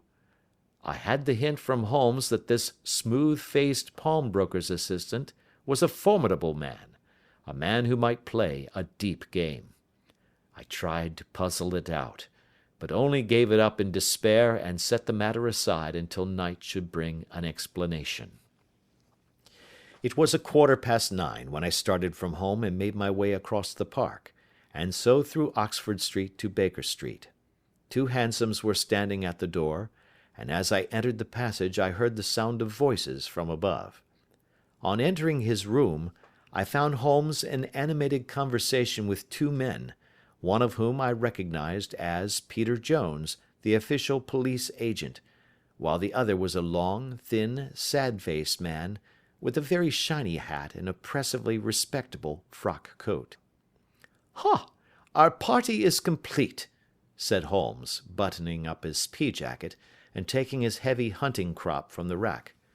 "Watson, I think you know Mr. Jones of Scotland Yard? Let me introduce you to Mr. Merryweather, who is to be our companion in tonight's adventure." "We're hunting in couples again, Doctor, you see," said Jones in his consequential way. "Our friend here is a wonderful man for starting a chase. All he wants is an old dog to help him do the running down." "I hope a wild goose may not prove to be the end of our chase," observed Mr. Merryweather gloomily. "You may place considerable confidence in Mr. Holmes, sir," said the police agent loftily. "He has his own little methods, which are, if you won't mind my saying so, just a little too theoretical and fantastic, but he has the makings of a detective in him. It is not too much to say that once or twice, as in that business of the Sholto murder and the Agra treasure, he has been more nearly correct than the official force."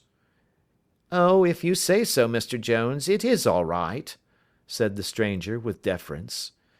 "Still, I confess that I miss my rubber. It is the first Saturday night for 27 years that I have not had my rubber." "I think you will find," said Sherlock Holmes, "that you will play for a higher stake tonight than you have ever done yet, and that the play will be more exciting. For you, Mr. Merryweather, the stake will be some £30,000, and for you, Jones, it will be the man upon whom you wish to lay your hands." "John Clay, the murderer, thief, smasher, and forger. He's a young man, Mr. Merryweather, but he is at the head of his profession, and I would rather have my bracelets on him than on any criminal in London. He's a remarkable man, is young John Clay. His grandfather was a royal duke, and he himself has been to Eton and Oxford. His brain is as cunning as his fingers, and though we meet signs of him at every turn, we never know where to find the man himself. He'll crack a crib in Scotland one week, and be raising money to build an orphanage in Cornwall the next. I've been on his track for years and have never set eyes on him yet." "I hope that I may have the pleasure of introducing you tonight. I've had one or two little turns also with Mr. John Clay, and I agree with you that he is at the head of his profession. It is past 10, however, and quite time that we started. If you two will take the first hansom, Watson and I will follow in the second." Sherlock Holmes was not very communicative during the long drive, and lay back in the cab humming the tunes which he had heard in the afternoon. We rattled through an endless labyrinth of gas-lit streets until we emerged into Farrington Street. "We are close there now," my friend remarked. "This fellow Merryweather is a bank director, and personally interested in the matter. I thought it as well to have Jones with us also. He is not a bad fellow, though an absolute imbecile in his profession. He has one positive virtue: he is as brave as a bulldog, and as tenacious as a lobster if he gets his claws upon anyone. Here we are, and they are waiting for us." We had reached the same crowded thoroughfare in which we had found ourselves in the morning. Our cabs were dismissed, and following the guidance of Mr. Merryweather, we passed down a narrow passage and through a side door, which he opened for us. Within there was a small corridor, which ended in a very massive iron gate. This also was opened, and led down a flight of winding stone steps, which terminated at another formidable gate. Mr. Merryweather stopped to light a lantern, and then conducted us down a dark, earth-smelling passage, and so, after opening a third door, into a huge vault or cellar, which was piled all round with crates and massive boxes. "You are not very vulnerable from above," Holmes remarked as he held up the lantern and gazed about him. "Nor from below," said Mr. Merryweather, striking his stick upon the flags which lined the floor. "Why, dear me, it sounds quite hollow," he remarked, looking up in surprise. "I must really ask you to be a little more quiet," said Holmes severely. "You have already imperilled the whole success of our expedition. Might I beg that you would have the goodness to sit down upon one of these boxes, and not to interfere?" The solemn Mr. Merryweather perched himself upon a crate, with a very injured expression upon his face, while Holmes fell upon his knees upon the floor, and, with the lantern and a magnifying lens, began to examine minutely the cracks between the stones. A few seconds sufficed to satisfy him, for he sprang to his feet again, and put his glass in his pocket. "We have at least an hour before us," he remarked, "for they can hardly take any steps until the good pawnbroker is safely in bed. Then they will not lose a minute, for the sooner they do their work the longer time they will have for their escape. We are at present, Doctor, as no doubt you have divined, in the cellar of the City branch of one of the principal London banks. Mr. Merryweather is the chairman of directors, and he will explain to you that there are reasons why the more daring criminals of London should take a considerable interest in this cellar at present." "It is our French gold," whispered the director. "We have had several warnings that an attempt might be made upon it." "Your French gold?" "Yes. We had occasion some months ago to strengthen our resources, and borrowed for that purpose 30,000 napoleons from the Bank of France. It has become known that we have never had occasion to unpack the money, and that it is still lying in our cellar. The crate upon which I sit contains 2,000 napoleons packed between layers of lead foil. Our reserve of bullion is much larger at present than is usually kept in a single branch office, and the directors have had misgivings upon the subject." "Which were very well justified," observed Holmes. "And now it is time that we arranged our little plans. I expect that within an hour matters will come to a head. In the meantime, Mr. Merryweather, we must put the screen over that dark lantern." "And sit in the dark?" "I am afraid so. I had brought a pack of cards in my pocket, and I thought that, as we were a partie carrée, you might have your rubber after all. But I see that the enemy's preparations have gone so far that we cannot risk the presence of a light. And, first of all, we must choose our positions. These are daring men, and though we shall take them at a disadvantage, they may do us some harm unless we are careful. I shall stand behind this crate, and do you conceal yourselves behind those. Then, when I flash a light upon them, close in swiftly. If they fire, Watson, have no compunction about shooting them down." I placed my revolver, cocked, upon the top of the wooden case behind which I crouched. Holmes shot the slide across the front of his lantern and left us in pitch darkness, such an absolute darkness as I have never before experienced.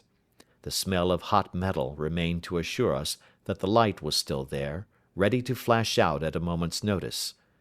To me, with my nerves worked up to a pitch of expectancy, there was something depressing and subduing in the sudden gloom, and in the cold, dank air of the vault.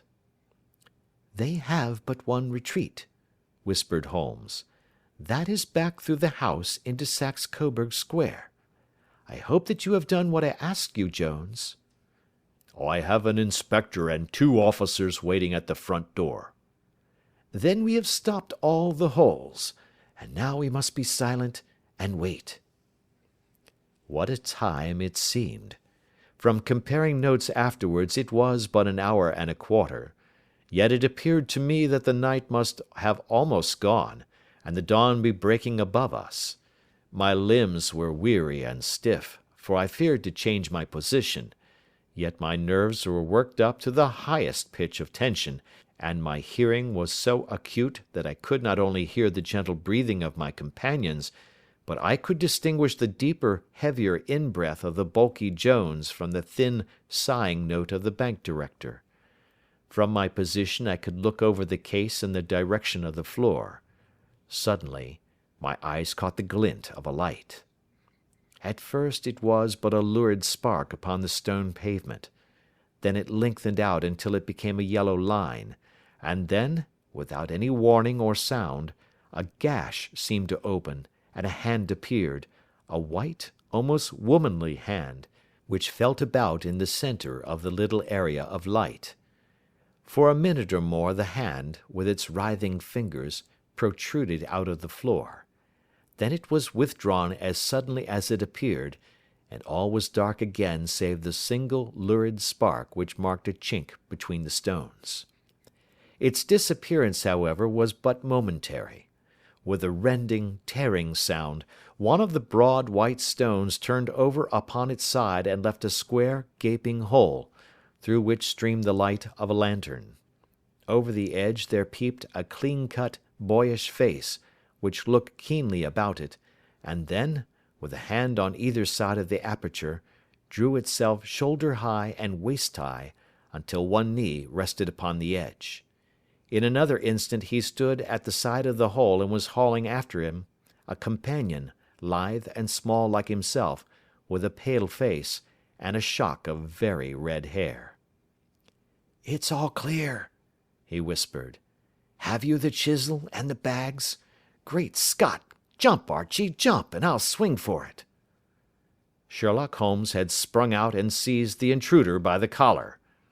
The other dived down the hole, and I heard the sound of rending cloth as Jones clutched at his skirts.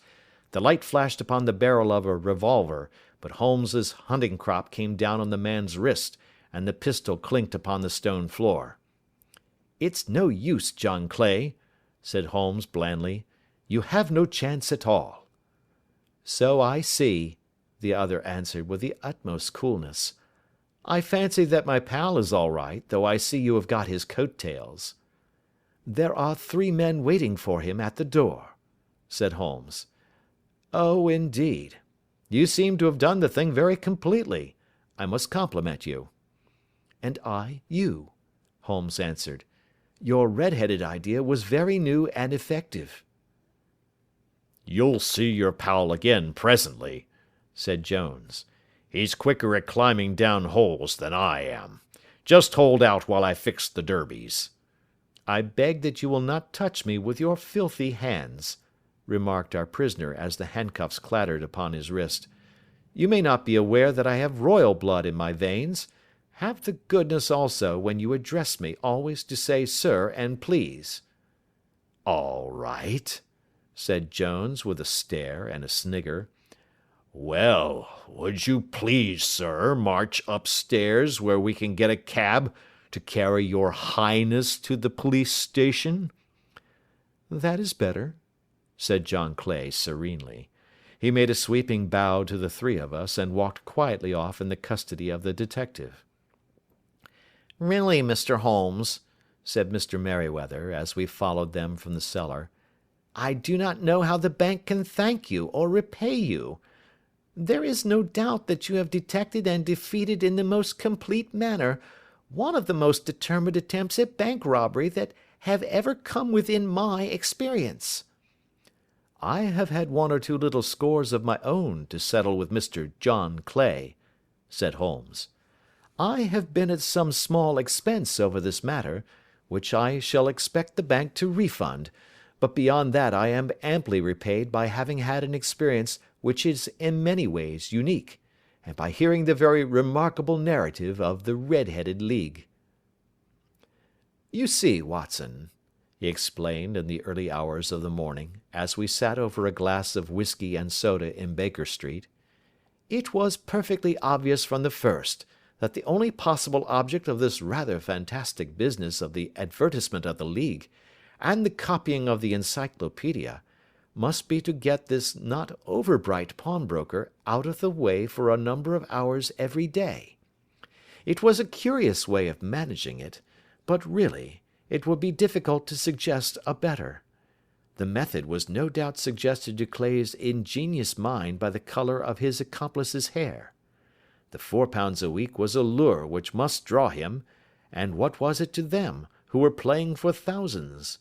They put in the advertisement, one rogue has the temporary office, the other rogue incites the man to apply for it, and together they manage to secure his absence every morning in the week. From the time that I heard of the assistant having come for half wages, it was obvious to me that he had some strong motive for securing the situation." "But how could you guess what the motive was?" "Had there been women in the house, I should have suspected a mere vulgar intrigue. That, however, was out of the question. The man's business was a small one, and there was nothing in his house which could account for such elaborate preparations, and such an expenditure as they were at. It must, then, be something out of the house. What could it be? I thought of the assistant's fondness for photography, and his trick of vanishing into the cellar. The cellar! There was the end of this tangled clue. Then I made inquiries as to this mysterious assistant, and found that I had to deal with one of the coolest and most daring criminals in London. He was doing something in the cellar, something which took many hours a day for months on end. What could it be, once more? I could think of nothing save that he was running a tunnel to some other building. So far I had got when we went to visit the scene of action. I surprised you by beating upon the pavement with my stick. I was ascertaining whether the cellar stretched out in front or behind. It was not in front. Then I rang the bell, and as I hoped, the assistant answered it. We have had some skirmishes, but we had never set eyes upon each other before. I hardly looked at his face. His knees were what I wished to see. You must yourself have remarked how worn, wrinkled, and stained they were. They spoke of those hours of burrowing. The only remaining point was what they were burrowing for. I walked round the corner, saw the City and Suburban Bank abutted on our friend's premises, and felt that I had solved my problem. When you drove home after the concert, I called upon Scotland Yard and upon the chairman of the bank directors, with the result that you have seen. And how could you tell that they would make their attempt tonight? I asked. Well, when they closed their League offices, that was a sign that they cared no longer about Mr. Jabez Wilson's presence. In other words, that they had completed their tunnel. But it was essential that they should use it soon, as it might be discovered, or the bullion might be removed. Saturday would suit them better than any other day, as it would give them 2 days for their escape. For all these reasons, I expected them to come tonight. You reasoned it out beautifully, I exclaimed in unfeigned admiration. It is so long a chain, and yet every link rings true. It saved me from ennui, he answered, yawning. Alas, I already feel it closing in upon me. My life is spent in one long effort to escape from the commonplaces of existence. These little problems help me to do so. And you are a benefactor of the race, said I. He shrugged his shoulders. Well, perhaps, after all, it is of some little use, he remarked. L'homme c'est rien, l'œuvre c'est tout, as Gustave Flaubert wrote to George Sand. End of Adventure 2. The Adventures of Sherlock Holmes, by Sir Arthur Conan Doyle. Adventure 3, A Case of Identity.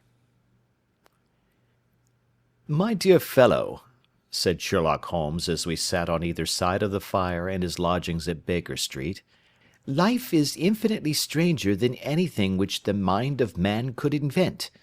We would not dare to conceive the things which are really mere commonplaces of existence.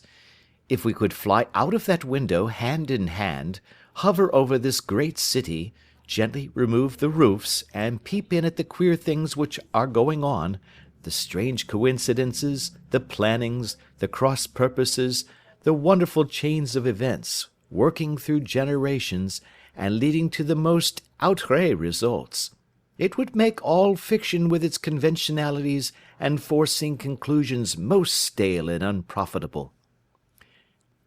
And yet I am not convinced of it, I answered. The cases which come to light in the papers are, as a rule, bald enough and vulgar enough. We have in our police reports realism pushed to its extreme limits, and yet the result is, it must be confessed, neither fascinating nor artistic. A certain selection and discretion must be used in producing a realistic effect, remarked Holmes. This is wanting in the police report, where more stress is laid, perhaps, upon the platitudes of the magistrate than upon the details, which to an observer contain the vital essence of the whole matter. Depend upon it, there is nothing so unnatural as the commonplace. I smiled and shook my head. I can quite understand your thinking so, I said. Of course, in your position of unofficial adviser and helper to everybody who is absolutely puzzled throughout 3 continents, you are brought in contact with all that is strange and bizarre. But here, I picked up the morning paper from the ground, let us put it to a practical test. Here is the first heading upon which I come: A husband's cruelty to his wife. There is half a column of print, but I know without reading it that it is all perfectly familiar to me. There is, of course, the other woman, the drink, the push, the blow, the bruise, the sympathetic sister or landlady. The crudest of writers could invent nothing more crude. Indeed, your example is an unfortunate one for your argument, said Holmes, taking the paper and glancing his eye down it. This is the Dundas separation case, and, as it happens, I was engaged in clearing up some small points in connection with it. The husband was a teetotaler. There was no other woman, and the conduct complained of was that he had drifted into the habit of winding up every meal by taking out his false teeth and hurling them at his wife, which, you will allow, is not an action likely to occur to the imagination of the average story-teller. Take a pinch of snuff, doctor, and acknowledge that I have scored over you in your example. He held out his snuff-box of old gold, with a great amethyst in the centre of the lid.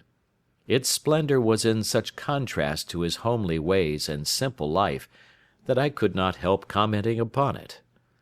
"Ah," said he, "I forgot that I had not seen you for some weeks. It is a little souvenir from the King of Bohemia, in return for my assistance in the case of the Irene Adler papers." "And the ring?" I asked, glancing at a remarkable brilliant which sparkled upon his finger. "It was from the reigning family of Holland, though the matter in which I served them was of such delicacy that I cannot confide it even to you, who have been good enough to chronicle one or two of my little problems." "And have you any on hand just now?" I asked with interest. "Some 10 or 12, but none which present any feature of interest. They are important, you understand, without being interesting. Indeed, I have found that it is usually in unimportant matters that there is a field for the observation, and for the quick analysis of cause and effect which gives the charm to an investigation. The larger crimes are apt to be the simpler, for the bigger the crime, the more obvious, as a rule, is the motive.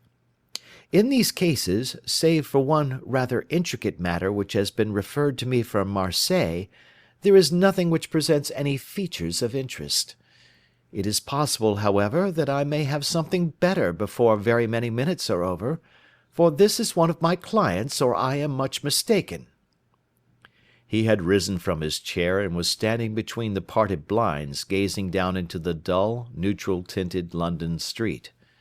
Looking over his shoulder, I saw that on the pavement opposite there stood a large woman with a heavy fur boa round her neck, and a large curling red feather in a broad-brimmed hat, which was tilted in a coquettish Duchess of Devonshire fashion over her ear. From under this great panoply she peeped up in a nervous, hesitating fashion at our windows, while her body oscillated backward and forward, and her fingers fidgeted with her glove buttons. Suddenly, with a plunge, as of the swimmer who leaves the bank, she hurried across the road, and we heard the sharp clang of the bell. "I have seen those symptoms before," said Holmes, throwing his cigarette into the fire. "Oscillation upon the pavement always means an affaire à coeur. She would like advice, but it is not sure that the matter is not too delicate for communication. And yet even here we may discriminate. When a woman has been seriously wronged by a man she no longer oscillates, and the usual symptom is a broken bell wire. Here we may take it that there is a love matter, but that the maiden is not so much angry as perplexed or grieved. But here she comes in person to resolve our doubts." As he spoke there was a tap at the door, and the boy in buttons entered to announce Miss Mary Sutherland, while the lady herself loomed behind his small black figure like a full-sailed merchantman behind a tiny pilot-boat. Sherlock Holmes welcomed her with the easy courtesy for which he was remarkable, and having closed the door and bowed her into an arm-chair, he looked her over in the minute yet abstracted fashion which was peculiar to him. "Do you not find," he said, that with your short sight it is a little trying to do so much typewriting?" "I did at first," she answered, "but now I know where the letters are without looking." Then, suddenly realizing the full purport of his words, she gave a violent start and looked up, with fear and astonishment upon her broad, good-humoured face. "You've heard about me, Mr. Holmes," she cried. "Else how could you know all that?" "Ha! Never mind," said Holmes, laughing. "It is my business to know things. Perhaps I have trained myself to see what others overlook. If not, why should you come to consult me?" "I came to you, sir, because I heard of you from Mrs. Etheridge, whose husband you found so easy when the police and everyone had given him up for dead. Oh, Mr. Holmes, I wish you would do as much for me. I'm not rich, but still I have 100 a year in my own right, besides the little that I make by the machine, and I would give it all to know what has become of Mr. Hosmer Angel." "Why did you come away to consult me in such a hurry?" asked Sherlock Holmes, with his fingertips together and his eyes to the ceiling. Again a startled look came over the somewhat vacuous face of Miss Mary Sutherland. "Yes, I did bang out of the house," she said, "for it made me angry to see the easy way in which Mr. Winbank, that is, my father, took it all. He would not go to the police, and he would not go to you, and so at last, as he would do nothing, and kept on saying that there was no harm done, it made me mad, and I just on with my things and came right away to you." "Your father?" said Holmes. "Your stepfather, surely, since the name is different." "Yes, my stepfather. I call him father, though it sounds funny, too, for he is only 5 years and 2 months older than myself." "And your mother is alive?" "Oh, yes, mother is alive and well. I wasn't best pleased, Mr. Holmes, when she married again so soon after father's death, and a man who was nearly 15 years younger than herself. Father was a plumber in the Tottenham Court Road, and he left a tidy business behind him, which mother carried on with Mr. Hardy, the foreman, but when Mr. Windibank came he made her sell the business, for he was very superior, being a traveller in wines. They got £4,700 for the goodwill and interest, which wasn't near as much as father could have got if he had been alive." I had expected to see Sherlock Holmes impatient under this rambling and inconsequential narrative, but, on the contrary, he had listened with the greatest concentration of attention. "Your own little income," he asked, "does it come out of the business?" "Oh, no, sir. It is quite separate and was left me by my Uncle Ned in Auckland. It is in New Zealand stock, paying 4.5%. £2,500 was the amount, but I can only touch the interest." "You interest me extremely," said Holmes, "and since you draw so large a sum as 100 a year, with what you earn into the bargain, you no doubt travel a little and indulge yourself in every way. I believe that a single lady can get on very nicely upon an income of about £60. "I could do with much less than that, Mr. Holmes, but you understand that as long as I live at home I don't wish to be a burden to them, and so they have the use of the money just while I am staying with them. Of course, that is only just for the time. Mr. Windibank draws my interest every quarter and pays it over to mother, and I find that I can do pretty well with what I earn at typewriting. It brings me 2d. a sheet, and I can often do from 15 to 20 sheets in a day." "You have made your position very clear to me," said Holmes. "This is my friend, Dr. Watson, before whom you can speak as freely as before myself. Kindly tell us now all about your connection with Mr. Hosmer Angel." A flush stole over Miss Sutherland's face, and she picked nervously at the fringe of her jacket. "I met him first at the gasfitters' ball," she said. "They used to send father tickets when he was alive, and then afterwards they remembered us, and sent them to mother. Mr. Windibank did not wish us to go. He never did wish us to go anywhere. He would get quite mad if I wanted so much as to join a Sunday school treat. But this time I was set on going, and I would go, for what right had he to prevent? He said the folk were not fit for us to know, when all father's friends were to be there, and he said that I had nothing fit to wear, when I had my purple plush that I had never so much as taken out of the drawer. At last, when nothing else would do, he went off to France upon the business of the firm, but we went, mother and I, with Mr. Hardy, who used to be our foreman, and it was there I met Mr. Hosmer Angel.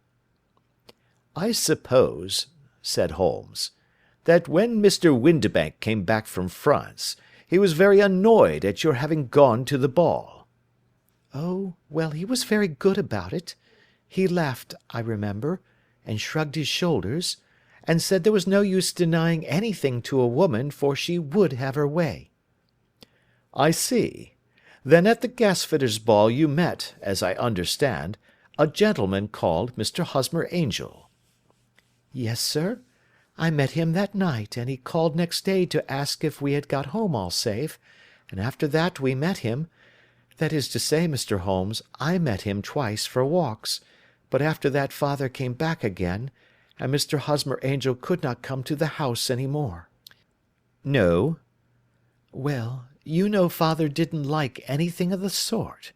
He wouldn't have any visitors if he could help it, and he used to say that a woman should be happy in her own family circle.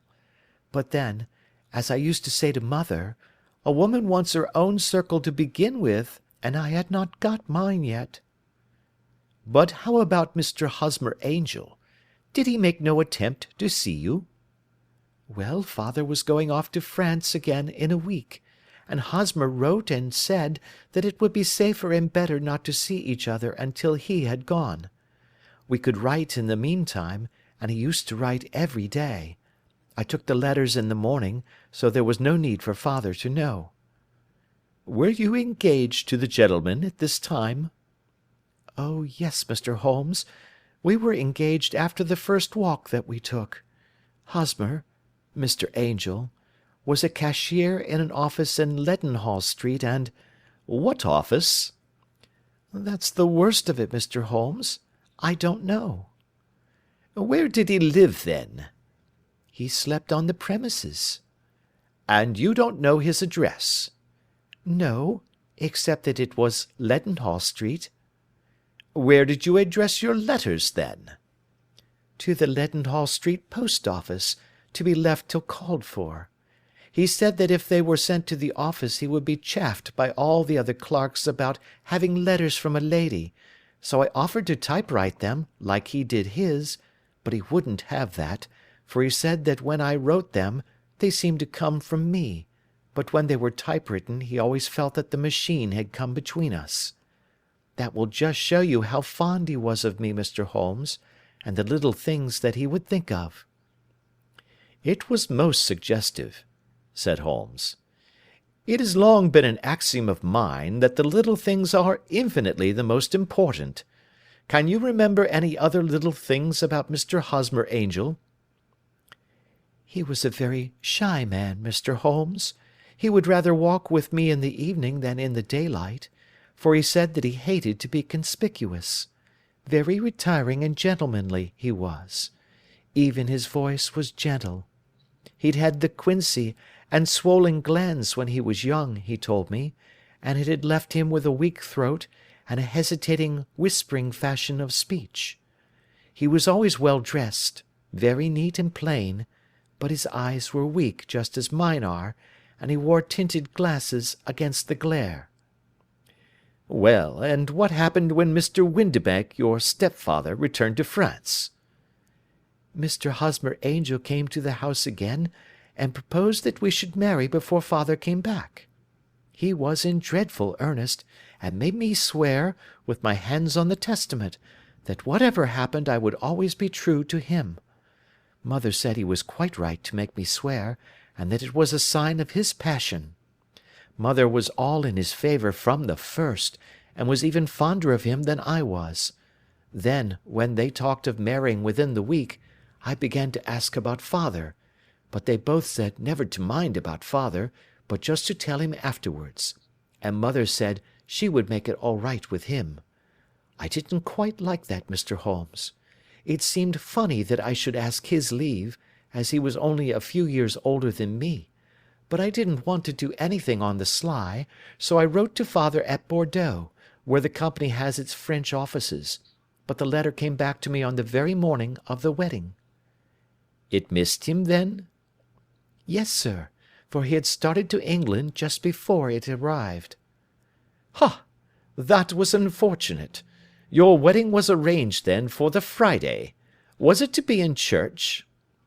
"Yes, sir, but very quietly. It was to be at St. Saviour's, near King's Cross, and we were to have breakfast afterwards at the St. Pancras Hotel. Hosmer came for us in a hansom, but as there were two of us, he put us both into it and stepped himself into a four-wheeler, which happened to be the only other cab in the street. We got to the church first, and when the four-wheeler drove up we waited for him to step out, but he never did, and when the cabman got down from the box and looked, there was no one there. The cabman said that he could not imagine what had become of him, for he had seen him get in with his own eyes. That was last Friday, Mr. Holmes, and I have neither seen nor heard anything since then to throw any light upon what has become of him." "It seems to me that you have been very shamefully treated," said Holmes. "Oh, no, sir. He was too good and kind to leave me so. Why, all the morning he was saying to me that, whatever happened, I was to be true, and that even if something quite unforeseen occurred to separate us, I was always to remember that I was pledged to him, and that he would claim his pledge sooner or later. It seemed strange talk for a wedding morning, but what has happened since gives a meaning to it." "Most certainly it does. Your own opinion is, then, that some unforeseen catastrophe has occurred to him?" "Yes, sir. I believe that he foresaw some danger, or else he would not have talked so, and then I think that what he foresaw happened." "But you have no notion as to what it could have been?" "None." "One more question. How did your mother take the matter?" "She was angry, and said that I was never to speak of the matter again." "And your father? Did you tell him?" "Yes, and he seemed to think, with me, that something had happened, and that I should hear of Hosmer again.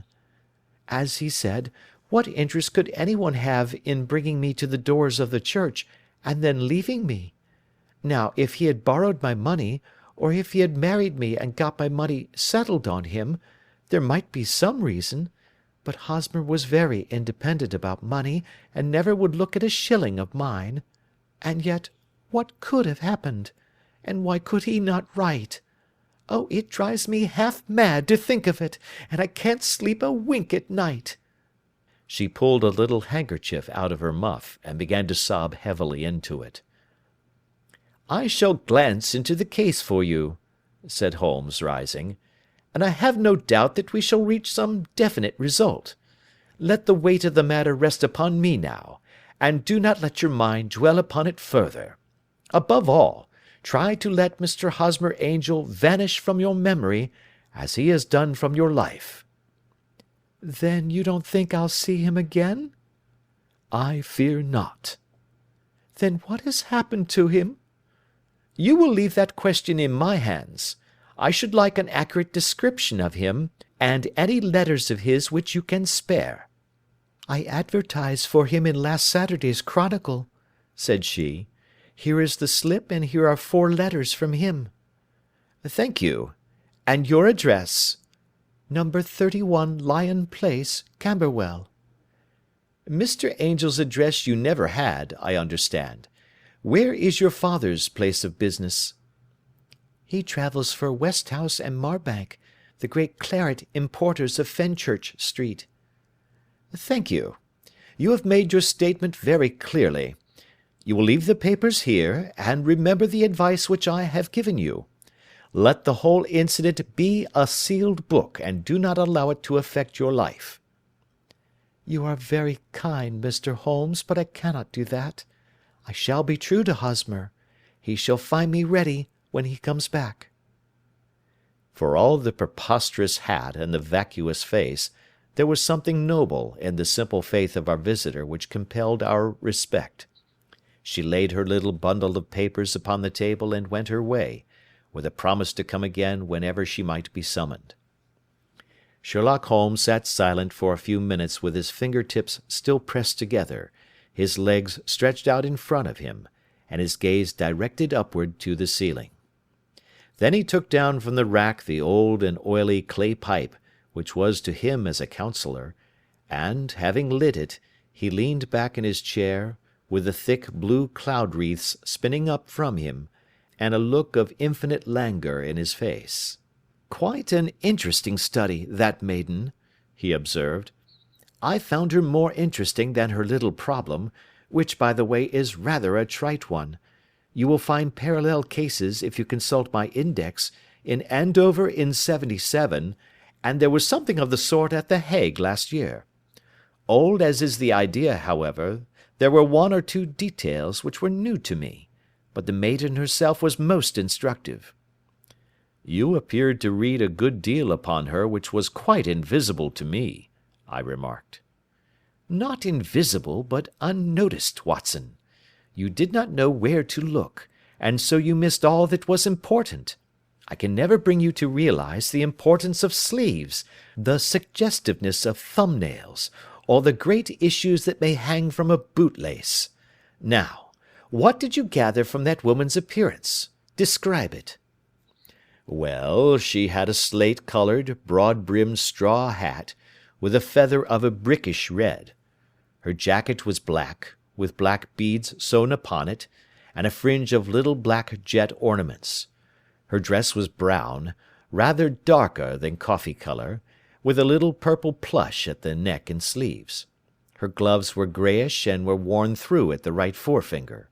Her boots I didn't observe. She had small, round, hanging gold earrings, and a general air of being fairly well-to-do in a vulgar, comfortable, easy-going way." Sherlock Holmes clapped his hands softly together and chuckled. "'Pon my word, Watson, you are coming along wonderfully. You have really done very well indeed. It is true that you have missed everything of importance, but you have hit upon the method, and you have a quick eye for colour. Never trust to general impressions, my boy, but concentrate yourself upon details. My first glance is always at a woman's sleeve. In a man it is perhaps better first to take the knee of the trouser. As you observe, this woman had plush upon her sleeves, which is a most useful material for showing traces. The double line a little above the wrist, where the typewriter presses against the table, was beautifully defined. The sewing machine, of the hand type, leaves a similar mark, but only on the left arm, and on the side of it farthest from the thumb, instead of being right across the broadest part, as this was. I then glanced at her face, and, observing the dint of a pince-nez at either side of her nose, I ventured to remark upon short sight in typewriting, which seemed to surprise her." "It surprised me." "But surely it was obvious. I was then much surprised and interested on glancing down to observe that, though the boots which she was wearing were not unlike each other, they were really odd ones, the one having a slightly decorated toe-cap, and the other a plain one. One was buttoned only in the 2 lower buttons out of 5, and the other at the 1st, 3rd, and 5th. Now, when you see that a young lady, otherwise neatly dressed, has come away from home with odd boots, half buttoned, it is no great deduction to say that she came away in a hurry." "And what else?" I asked, keenly interested, as I always was, by my friend's incisive reasoning. "I noted, in passing, that she had written a note before leaving home, but after being fully dressed. You observed that her right glove was torn at the forefinger, but you did not apparently see that both glove and finger were stained with violet ink. She had written in a hurry and dipped her pen too deep. It must have been this morning, or the mark would not remain clear upon the finger. all this is amusing, though rather elementary, but I must go back to business, Watson. Would you mind reading me the advertised description of Mr. Hosmer Angel?" I held the little printed slip to the light. "Missing," it said, "on the morning of the 14th, a gentleman named Hosmer Angel, about 5 feet 7 inches in height, strongly built, sallow complexion, black hair, a little bald in the centre, bushy black side whiskers and moustache, tinted glasses, slight infirmity of speech, was dressed when last seen in black frock coat faced with silk, black waistcoat, gold Albert chain, and grey Harris tweed trousers with brown gaiters over elastic-sided boots, known to have been employed in an office in Leadenhall Street. Anybody bringing—" "That will do," said Holmes. "As to the letters," he continued, glancing over them, "they are very commonplace. Absolutely no clue in them to Mr. Angel, save that he quotes Balzac once. There is one remarkable point, however, which will no doubt strike you." "They are typewritten," I remarked. "Not only that, but the signature is typewritten. Look at the neat little Hosmer Angel at the bottom. There is a date, you see, but no superscription except Leadenhall Street, which is rather vague. The point about the signature is very suggestive. In fact, we may call it conclusive." "Of what?" "My dear fellow, is it possible you do not see how strongly it bears upon the case?"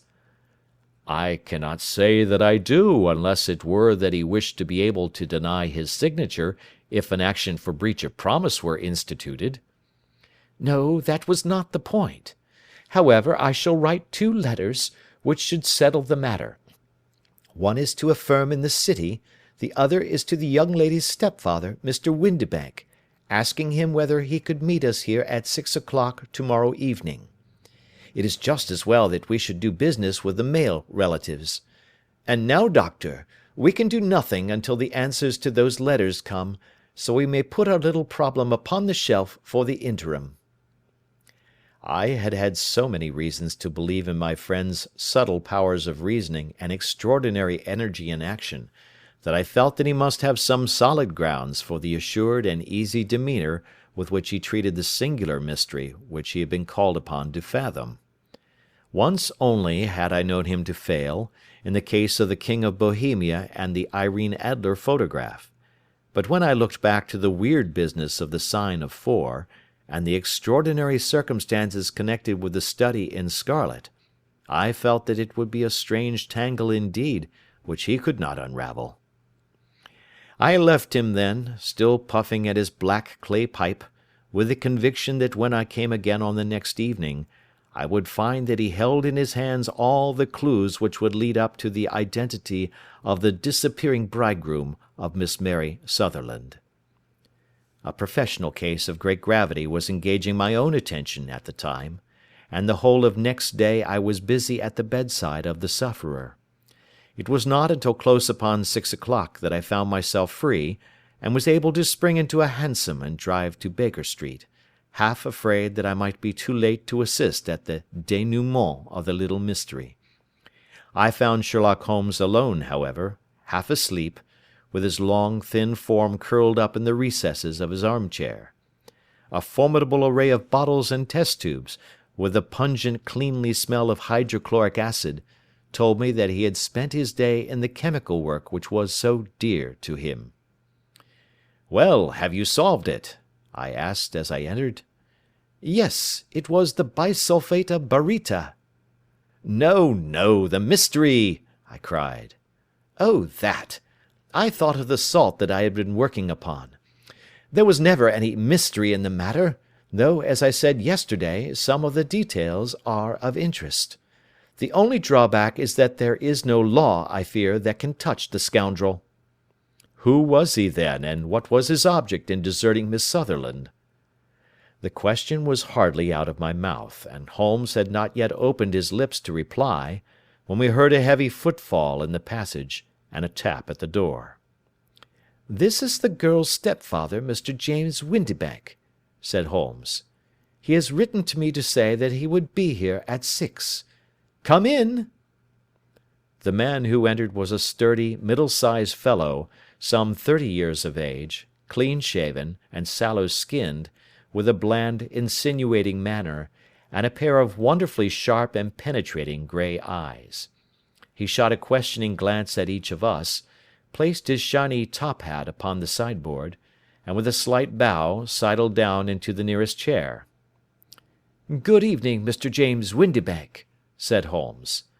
"I think that this typewritten letter is from you, in which you have made an appointment with me for 6 o'clock?" "Yes, sir.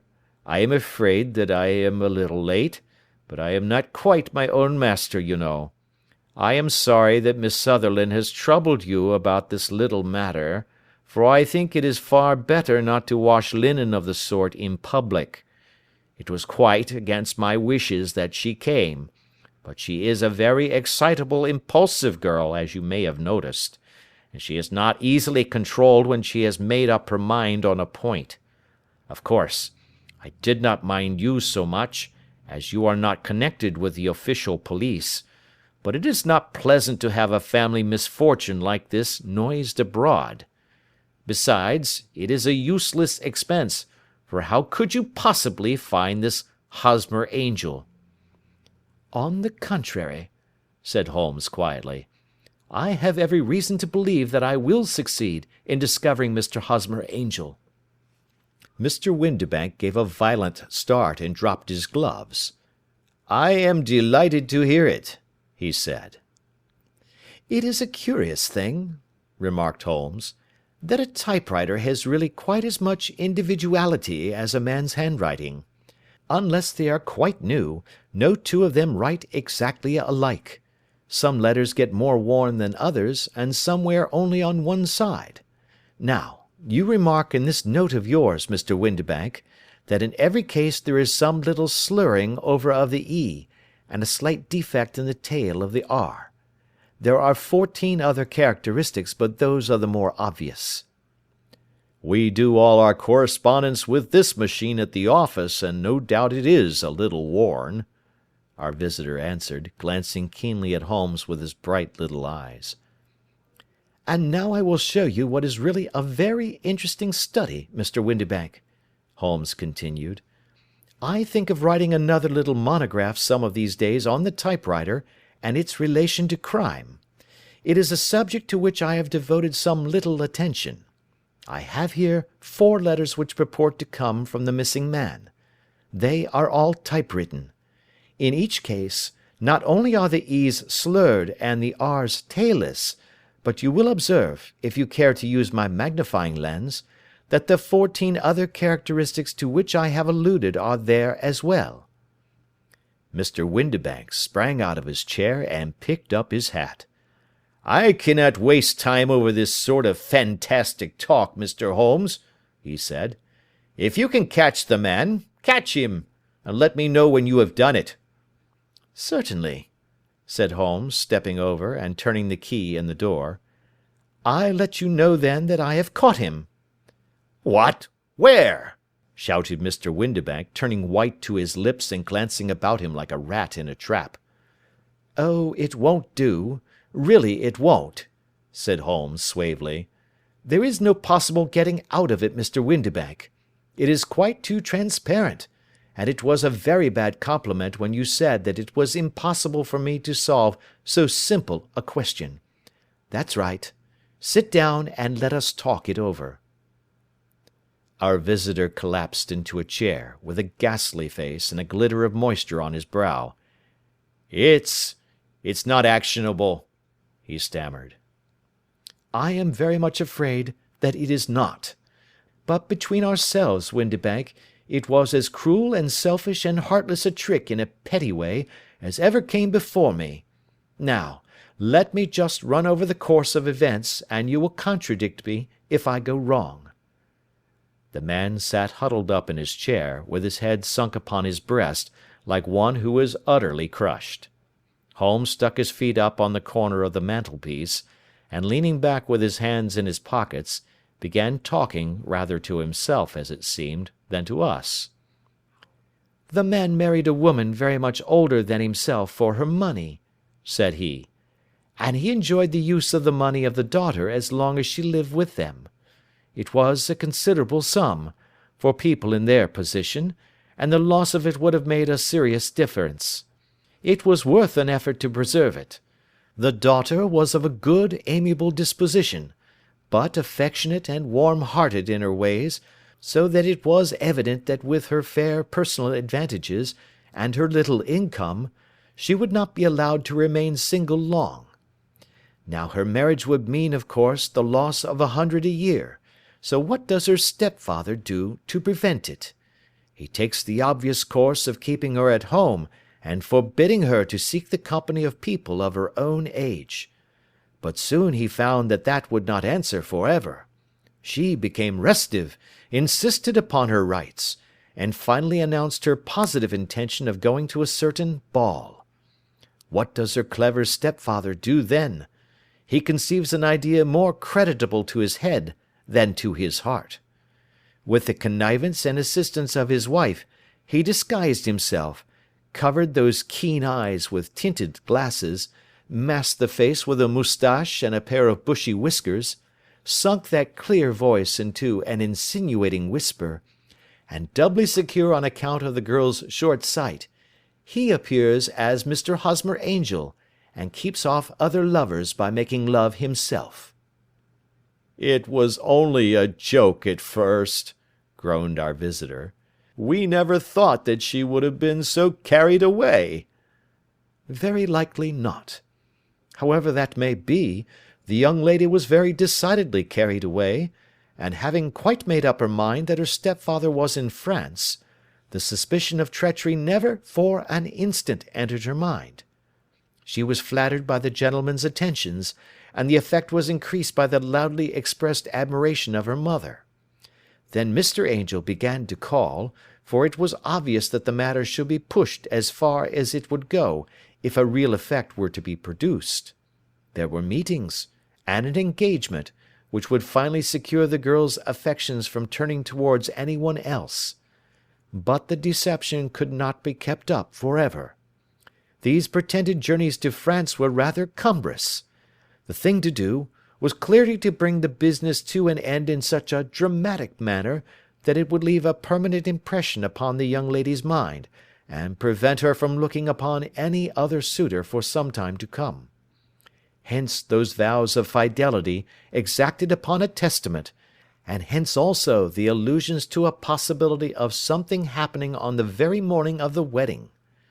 James Windibank wished Miss Sutherland to be so bound to Hosmer Angel, and so uncertain as to his fate, that for 10 years to come, at any rate, she would not listen to another man. As far as the church door he brought her, and then, as he could go no farther, he conveniently vanished away by the old trick of stepping in at one door of a four-wheeler, and out at the other. I think that was the chain of events, Mr. Windibank." Our visitor had recovered something of his assurance while Holmes had been talking, and he rose from his chair now with a cold sneer upon his pale face. "It may be so, or it may not, Mr. Holmes," said he. "But if you are so very sharp, you ought to be sharp enough to know that it is you who are breaking the law now, and not me. I have done nothing actionable from the first, but as long as you keep that door locked, you lay yourself open to an action for assault and illegal constraint." "The law cannot, as you say, touch you," said Holmes, unlocking and throwing open the door. "Yet there never was a man who deserved punishment more. If the young lady has a brother or a friend, he ought to lay a whip across your shoulders, by Jove," he continued, flushing up at the sight of the bitter sneer upon the man's face. "It is not part of my duties to my client, but here's a hunting crop handy, and I think I shall just treat myself to—" He took 2 swift steps to the whip, but before he could grasp it there was a wild clatter of steps upon the stairs, the heavy hall door banged, and from the window we could see Mr. James Windibank running at the top of his speed down the road. "There's a cold-blooded scoundrel," said Holmes, laughing, as he threw himself down into his chair once more. "That fellow will rise from crime to crime until he does something very bad and ends on a gallows. The case has, in some respects, been not entirely devoid of interest." "I cannot now entirely see all the steps of your reasoning," I remarked. "Well, of course it was obvious from the first that this Mr. Hosmer Angel must have some strong object for his curious conduct, and it was equally clear that the only man who really profited by the incident, as far as we could see, was the stepfather. Then the fact that the two men were never together, but that the one always appeared when the other was away, was suggestive. So were the tinted spectacles and the curious voice, which both hinted at a disguise, as did the bushy whiskers. My suspicions were all confirmed by his peculiar action in typewriting his signature, which, of course, inferred that his handwriting was so familiar to her that she would recognize even the smallest sample of it. You see, all these isolated facts, together with many minor ones, all pointed in the same direction. "And how did you verify them?" Having once spotted my man, it was easy to get corroboration. I knew the firm for which this man worked. Having taken the printed description, I eliminated everything from it which could be the result of a disguise, the whiskers, the glasses, the voice, and I sent it to the firm, with a request that they would inform me whether it answered to the description of any of their travellers. I had already noticed the peculiarities of the typewriter, and I wrote to the man himself at his business address, asking him if he would come here. As I expected, his reply was typewritten, and revealed the same trivial but characteristic defects. The same post brought me a letter from Westhouse and Marbank, of Fenchurch Street, to say that the description tallied in every respect with that of their employee, James Windibank. Voilà tout. "And Miss Sutherland?" If I tell her, she will not believe me. You may remember the old Persian saying, 'There is danger for him who taketh the tiger cub, and danger also for whoso snatches a delusion from a woman.' There is as much sense in Hafiz as in Horace, and as much knowledge of the world." End of Adventure 3. Adventure 4. The Boscombe Valley Mystery. We were seated at breakfast one morning, my wife and I, when the maid brought in a telegram. It was from Sherlock Holmes, and ran in this way: "Have you a couple of days to spare? Have just been wired for from the west of England in connection with Boscombe Valley tragedy. Shall be glad if you will come with me. Air and scenery perfect. Leave Paddington by the 11:15. "What do you say, dear?" said my wife, looking across at me. "Will you go?" "I really don't know what to say. I have a fairly long list at present." "Oh, Anstruther would do your work for you. You have been looking a little pale lately. I think that the change would do you good, and you are always so interested in Mr. Sherlock Holmes's cases." "I should be ungrateful if I were not, seeing what I gained through one of them," I answered. "But if I am to go, I must pack at once, for I have only half an hour." My experience of camp life in Afghanistan had at least had the effect of making me a prompt and ready traveller. My wants were few and simple, so that in less than the time stated I was in a cab with my valise, rattling away to Paddington Station. Sherlock Holmes was pacing up and down the platform, his tall, gaunt figure made even gaunter and taller by his long grey travelling cloak and close-fitting cloth cap. "It is really very good of you to come, Watson," said he. "It makes a considerable difference to me, having someone with me on whom I can thoroughly rely. Local aid is always either worthless or else biased. If you will keep the two corner seats, I shall get the tickets." We had the carriage to ourselves, save for an immense litter of papers which Holmes had brought with him. Among these he rummaged and read, with intervals of note-taking and of meditation, until we were past Reading. Then he suddenly rolled them all into a gigantic ball, and tossed them up on to the rack. Have you heard anything of the case?" he asked. "Not a word. I have not seen a paper for some days." "The London press has not had very full accounts. I have just been looking through all the recent papers in order to master the particulars. It seems, from what I gather, to be one of those simple cases which are so extremely difficult." "That sounds a little paradoxical." "But it is profoundly true. Singularity is almost invariably a clue. The more featureless and commonplace a crime is, the more difficult it is to bring it home. In this case, however, they have established a very serious case against the son of the murdered man." "It is a murder, then?" "Well, it is conjectured to be so. I shall take nothing for granted until I have the opportunity of looking personally into it. I will explain the state of things to you, as far as I have been able to understand it, in a very few words. Boscombe Valley is a country district not very far from Ross, in Herefordshire. The largest landed proprietor in that part is a Mr. John Turner, who made his money in Australia, and returned some years ago to the old country. One of the farms which he held, that of Hatherley, was let to Mr. Charles McCarthy, who was also an ex-Australian. The men had known each other in the colonies, so that it was not unnatural that when they came to settle down, they should do so as near each other as possible. Turner was apparently the richer man, so McCarthy became his tenant, but still remained, it seems, upon terms of perfect equality, as they were frequently together. McCarthy had one son, a lad of 18, and Turner had an only daughter of the same age, but neither of them had wives living. They appeared to have avoided the society of the neighbouring English families and to have led retired lives, though both the McCarthys were fond of sport and were frequently seen at the race meetings of the neighbourhood. McCarthy kept 2 servants, a man and a girl. Turner had a considerable household, some half-dozen at the least. That is as much as I have been able to gather about the families. Now for the facts. On June 3rd, that is, on Monday last, McCarthy left his house at Hatherley about 3 in the afternoon and walked down to the Boscombe Pool, which is a small lake formed by the spreading out of the stream which runs down the Boscombe Valley.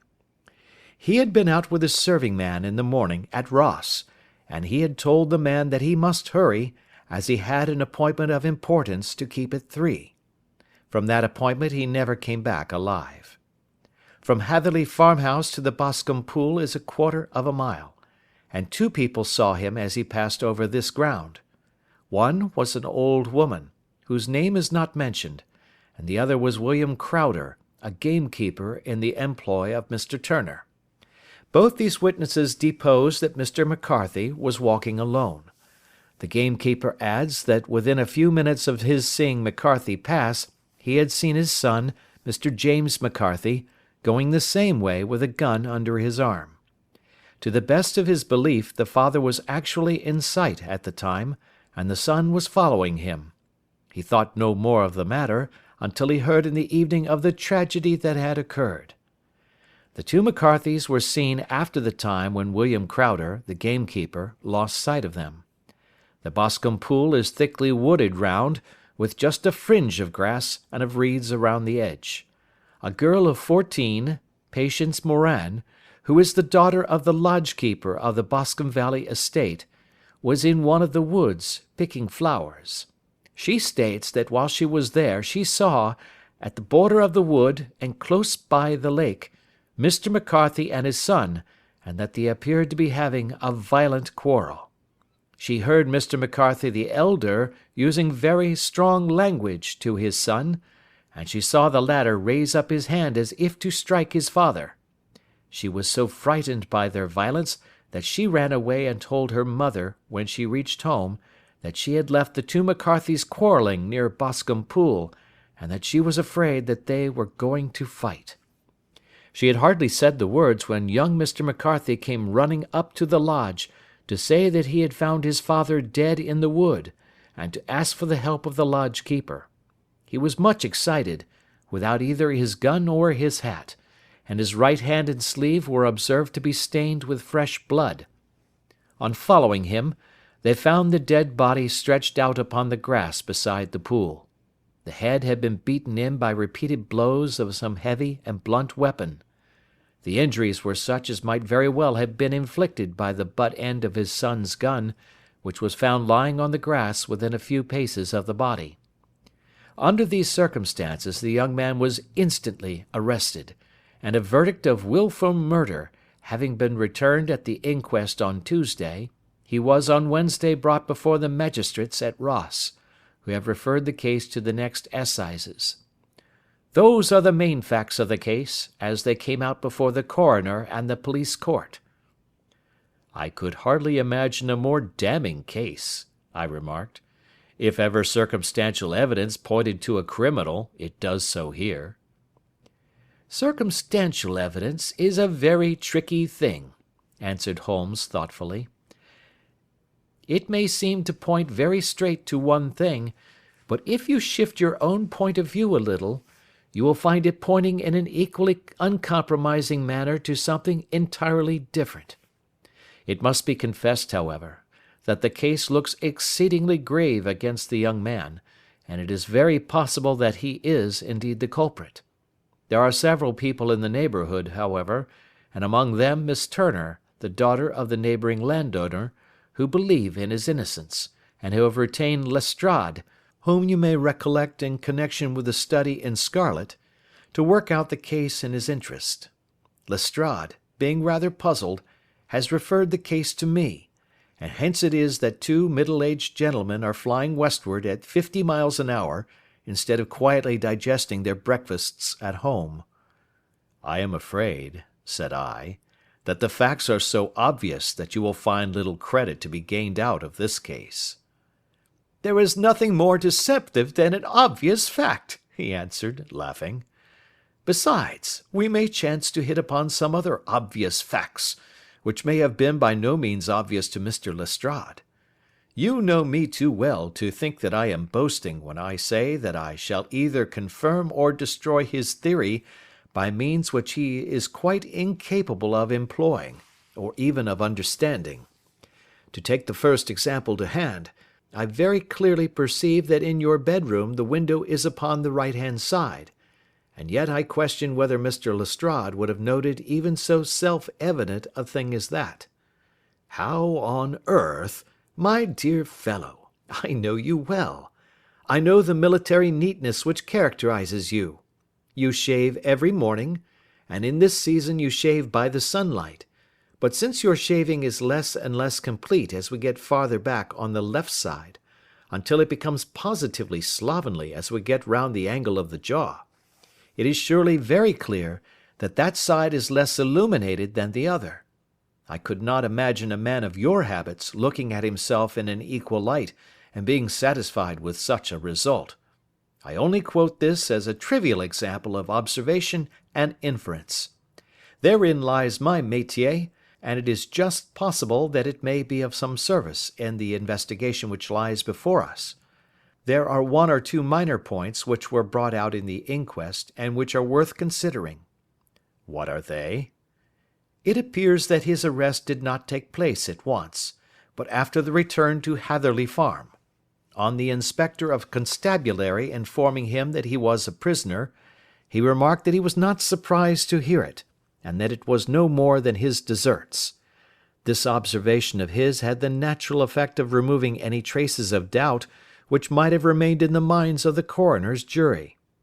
"It was a confession," I ejaculated. "No, for it was followed by a protestation of innocence." "Coming on the top of such a damning series of events, it was at least a most suspicious remark." "On the contrary," said Holmes, "it is the brightest rift which I can at present see in the clouds. However innocent he might be, he could not be such an absolute imbecile as not to see that the circumstances were very black against him. Had he appeared surprised at his own arrest, or feigned indignation at it, I should have looked upon it as highly suspicious, because such surprise or anger would not be natural under the circumstances, and yet might appear to be the best policy to a scheming man. His frank acceptance of the situation marks him as either an innocent man, or else as a man of considerable self-restraint and firmness. As to his remark about his deserts, it was also not unnatural if you consider that he stood beside the dead body of his father, and that there is no doubt that he had that very day so far forgotten his filial duty as to bandy words with him, and even, according to the little girl whose evidence is so important, to raise his hand as if to strike him. The self-reproach and contrition which are displayed in his remark appear to me to be the signs of a healthy mind rather than of a guilty one. I shook my head. Many men have been hanged on far slighter evidence, I remarked. So they have, and many men have been wrongfully hanged. What is the young man's own account of the matter? It is, I'm afraid, not very encouraging to his supporters, though there are one or two points in it which are suggestive. You will find it here, and may read it for yourself. He picked out from his bundle a copy of the local Herefordshire paper, and having turned down the sheet, he pointed out the paragraph in which the unfortunate young man had given his own statement of what had occurred. I settled myself down in the corner of the carriage, and read it very carefully. It ran in this way. Mr. James McCarthy, the only son of the deceased, was then called and gave evidence as follows. I had been away from home for 3 days at Bristol, and had only just returned upon the morning of last Monday, the 3rd. My father was absent from home at the time of my arrival, and I was informed by the maid that he had driven over to Ross with John Cobb, the groom. Shortly after my return, I heard the wheels of his trap in the yard, and looking out of my window, I saw him get out and walk rapidly out of the yard, though I was not aware in which direction he was going. I then took my gun and strolled out in the direction of the Boscombe Pool, with the intention of visiting the rabbit warren which is upon the other side. On my way I saw William Crowder, the gamekeeper, as he had stated in his evidence, but he is mistaken in thinking that I was following my father. I had no idea that he was in front of me. When about 100 yards from the pool I heard a cry of "Coo-ee!" which was a usual signal between my father and myself. I then hurried forward, and found him standing by the pool. He appeared to be much surprised at seeing me, and asked me rather roughly what I was doing there. A conversation ensued which led to high words and almost to blows, for my father was a man of a very violent temper. Seeing that his passion was becoming ungovernable, I left him, and returned towards Hatherley Farm. I had not gone more than 150 yards, however, when I heard a hideous outcry behind me, which caused me to run back again. I found my father expiring upon the ground, with his head terribly injured. I dropped my gun and held him in my arms, but he almost instantly expired. I knelt beside him for some minutes, and then made my way to Mr. Turner's lodge-keeper, his house being the nearest, to ask for assistance. I saw no one near my father when I returned, and I have no idea how he came by his injuries. He was not a popular man, being somewhat cold and forbidding in his manners, but he had, as far as I know, no active enemies. I know nothing further of the matter. The Coroner: Did your father make any statement to you before he died? Witness: He mumbled a few words, but I could only catch some allusion to a rat. The Coroner: What did you understand by that? Witness: It conveyed no meaning to me. I thought that he was delirious. The Coroner: What was the point upon which you and your father had this final quarrel? Witness: I should prefer not to answer. The Coroner: I am afraid that I must press it. Witness: It is really impossible for me to tell you. I can assure you that it has nothing to do with the sad tragedy which followed. The Coroner: That is for the court to decide. I need not point out to you that your refusal to answer will prejudice your case considerably in any future proceedings which may arise. Witness: I must still refuse. The Coroner: I understand that the cry of "Cooee" was a common signal between you and your father? Witness: It was. The Coroner: How was it then that he uttered it before he saw you, and before he even knew that you had returned from Bristol? Witness, with considerable confusion: I do not know. A juryman: Did you see nothing which aroused your suspicions when you returned on hearing the cry, and found your father fatally injured? Witness: Nothing definite. The Coroner: What do you mean? Witness: I was so disturbed and excited as I rushed out into the open that I could think of nothing except of my father. Yet I have a vague impression that as I ran forward something lay upon the ground to the left of me. It seemed to me to be something grey in colour, a coat of some sort, or a plaid perhaps. When I rose from my father I looked round for it, but it was gone. Do you mean that it disappeared before you went for help? Yes, it was gone. You cannot say what it was? No, I had a feeling something was there. How far from the body? A dozen yards or so. And how far from the edge of the wood? About the same. Then if it was removed, it was while you were within a dozen yards of it? Yes, but with my back toward it. This concluded the examination of the witness. I see, said I, as I glanced down the column, that the coroner in his concluding remarks was rather severe upon young McCarthy. He calls attention, and with reason, to the discrepancy about his father having signalled to him before seeing him, also to his refusal to give details of his conversation with his father, and his singular account of his father's dying words. They are all, as he remarks, very much against the son. Holmes laughed softly to himself and stretched himself out upon the cushioned seat. Both you and the coroner have been at some pains, said he, to single out the very strongest points in the young man's favour. Don't you see that you alternately give him credit for having too much imagination and too little?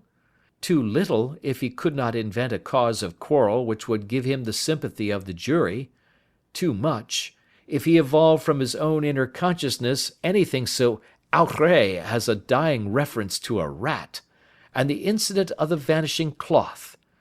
No, sir, I shall approach this case from the point of view that what this young man says is true, and we shall see whither that hypothesis will lead us. And now here is my pocket Petrarch, and not another word shall I say of this case until we are on the scene of action. We lunch at Swindon, and I see that we shall be there in 20 minutes. It was nearly 4 o'clock when we at last, after passing through the beautiful Stroud Valley, and over the broad gleaming Severn, found ourselves at the pretty little country town of Ross. A lean, ferret-like man, furtive and sly-looking, was waiting for us upon the platform. In spite of the light brown dust coat and leather leggings which he wore in deference to his rustic surroundings, I had no difficulty in recognizing Lestrade, of Scotland Yard. With him we drove to the Hereford Arms, where a room had already been engaged for us. "I have ordered a carriage," said Lestrade as we sat over a cup of tea. "I knew your energetic nature, and that you would not be happy until you had been on the scene of the crime."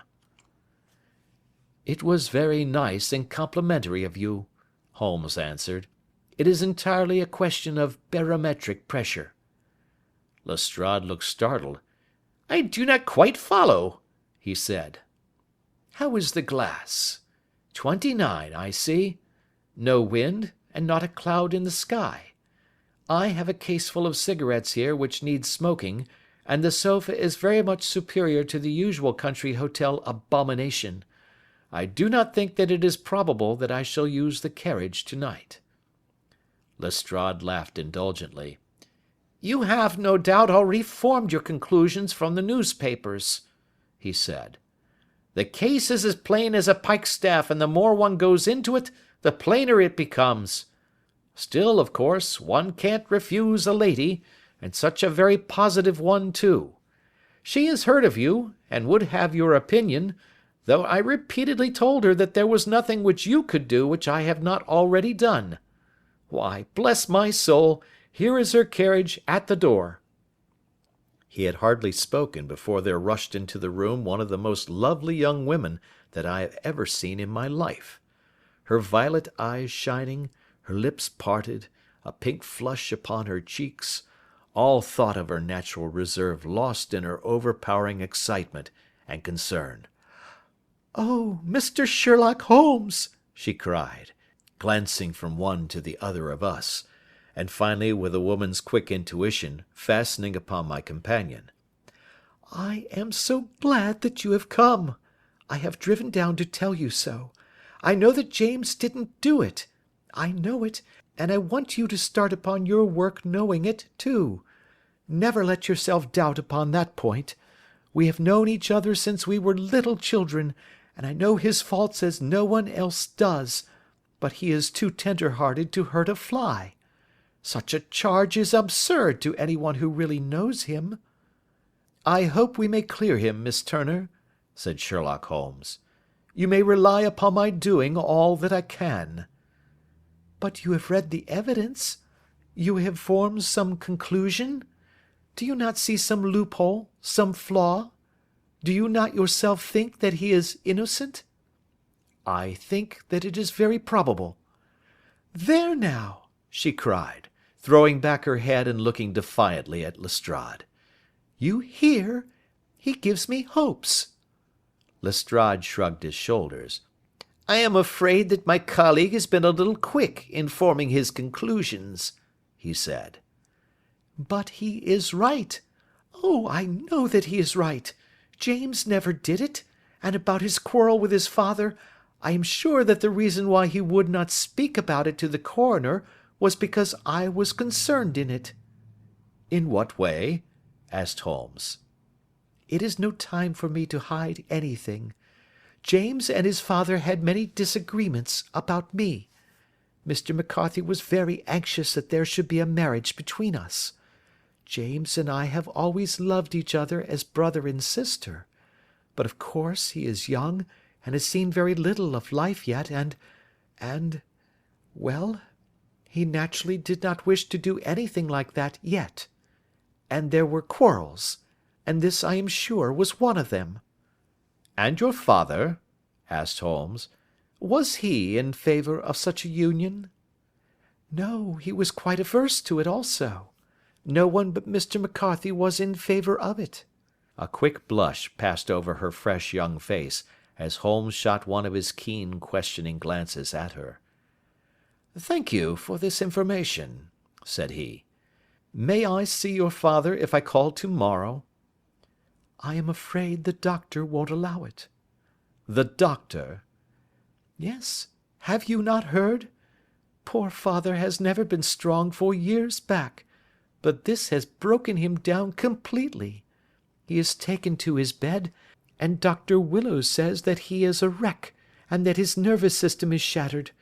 Mr. McCarthy was the only man alive who had known Dad in the old days in Victoria." "Ha!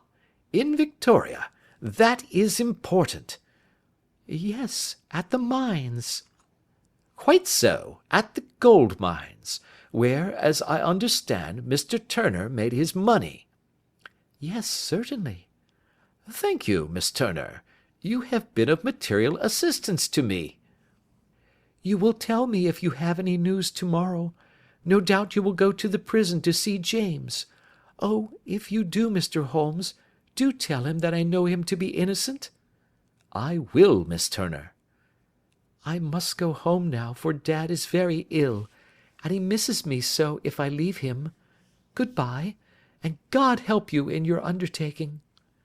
She hurried from the room as impulsively as she had entered, and we heard the wheels of her carriage rattle off down the street. "I am ashamed of you, Holmes," said Lestrade with dignity after a few minutes' silence. "Why should you raise up hopes which you are bound to disappoint? I am not over tender of heart, but I call it cruel." "I think that I see my way to clearing James McCarthy," said Holmes. "Have you an order to see him in prison?" "Yes, but only for you and me." "Then I shall reconsider my resolution about going out. We have still time to take a train to Hereford and see him tonight?" "Ample." "Then let us do so. Watson, I fear that you will find it very slow, but I shall only be away a couple of hours."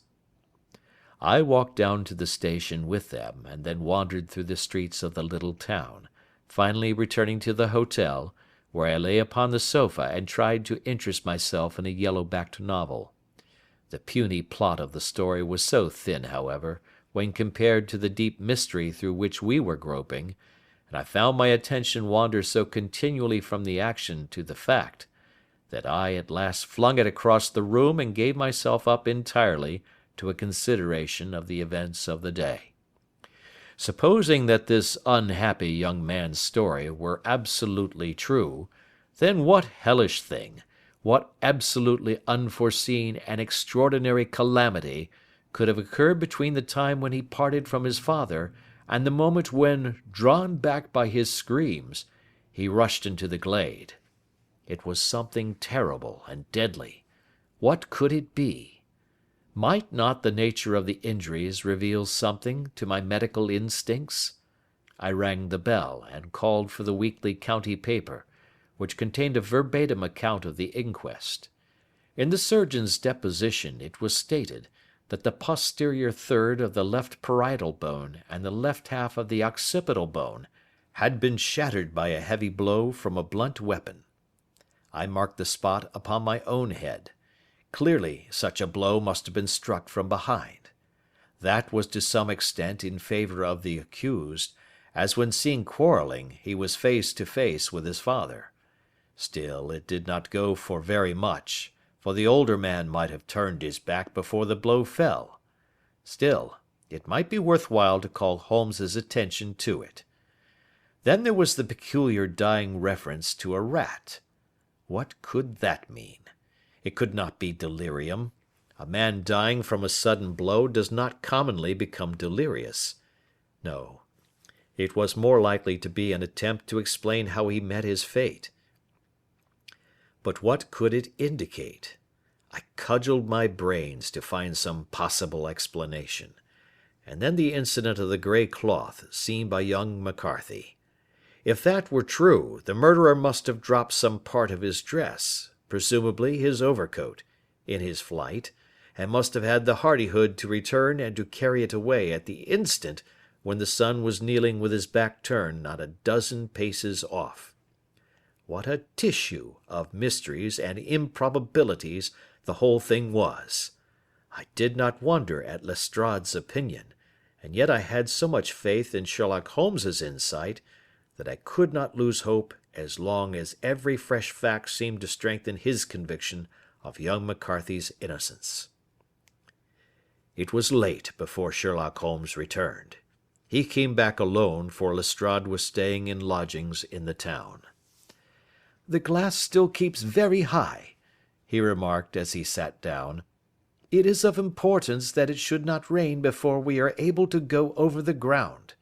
On the other hand, a man should be at his very best and keenest for such nice work as that, and I did not wish to do it when fagged by a long journey.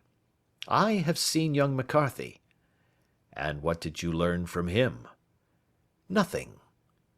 "Could he throw no light?" "None at all. I was inclined to think at one time that he knew who had done it, and was screening him or her, but I am convinced now that he is as puzzled as everyone else. He is not a very quick-witted youth, though comely to look at and, I should think, sound at heart." "I cannot admire his taste," I remarked, "if it is indeed a fact that he was averse to a marriage with so charming a young lady as this Miss Turner." Ah, thereby hangs a rather painful tale. This fellow is madly, insanely in love with her, but some 2 years ago, when he was only a lad, and before he really knew her, for she had been away 5 years at a boarding school, what does the idiot do but get into the clutches of a barmaid in Bristol, and marry her at a registry office? No one knows a word of the matter, but you can imagine how maddening it must be to him to be upbraided for not doing what he would give his very eyes to do, but what he knows to be absolutely impossible. It was sheer frenzy of this sort which made him throw his hands up into the air when his father, at their last interview, was goading him on to propose to Miss Turner. On the other hand, he had no means of supporting himself, and his father, who was by all accounts a very hard man, would have thrown him over utterly had he known the truth.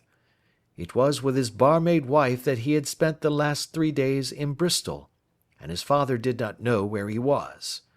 Mark that point. It is of importance. Good has come out of evil, however, for the barmaid, finding from the papers that he is in serious trouble and likely to be hanged, has thrown him over utterly and has written to him to say that she has a husband already in the Bermuda dockyard, so that there is really no tie between them. I think that that bit of news has consoled young McCarthy for all that he has suffered. But if he is innocent, who has done it?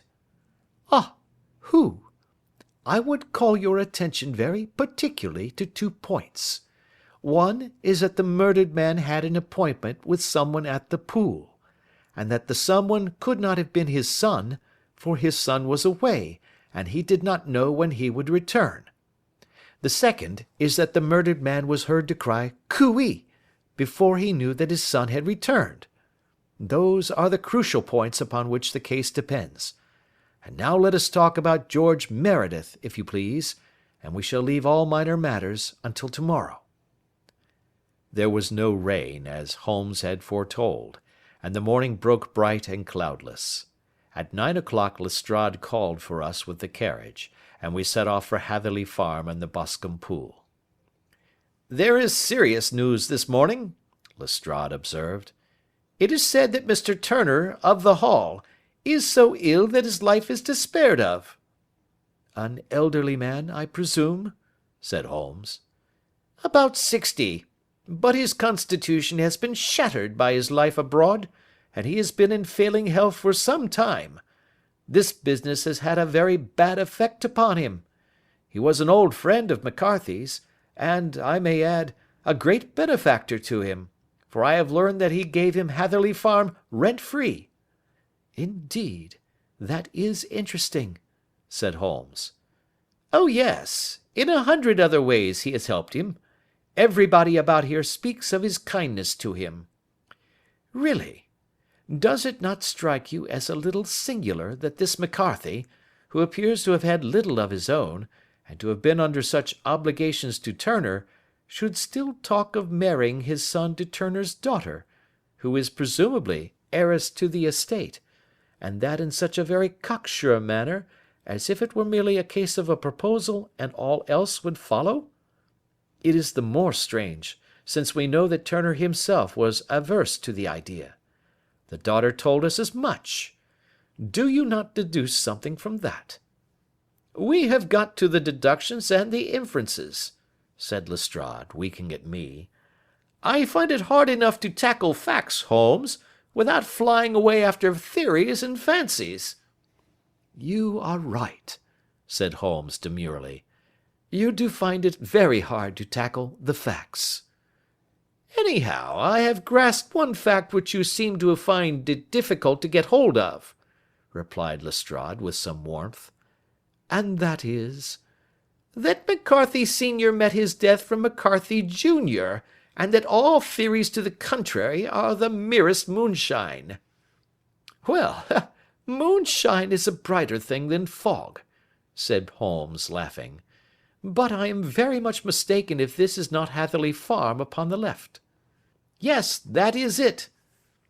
It was a wide-spread, comfortable-looking building, 2-storied, slate-roofed, with great yellow blotches of lichen upon the grey walls.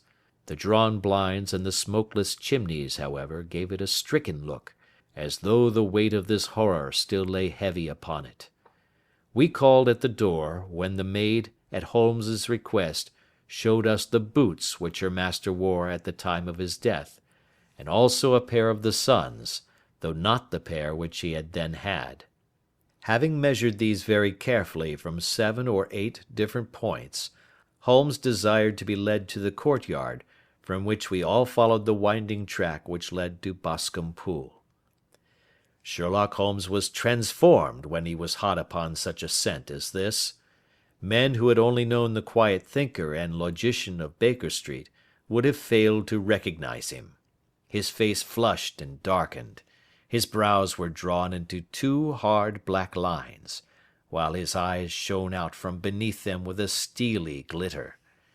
His face was bent downward, his shoulders bowed, his lips compressed, and the veins stood out like whipcord in his long sinewy neck.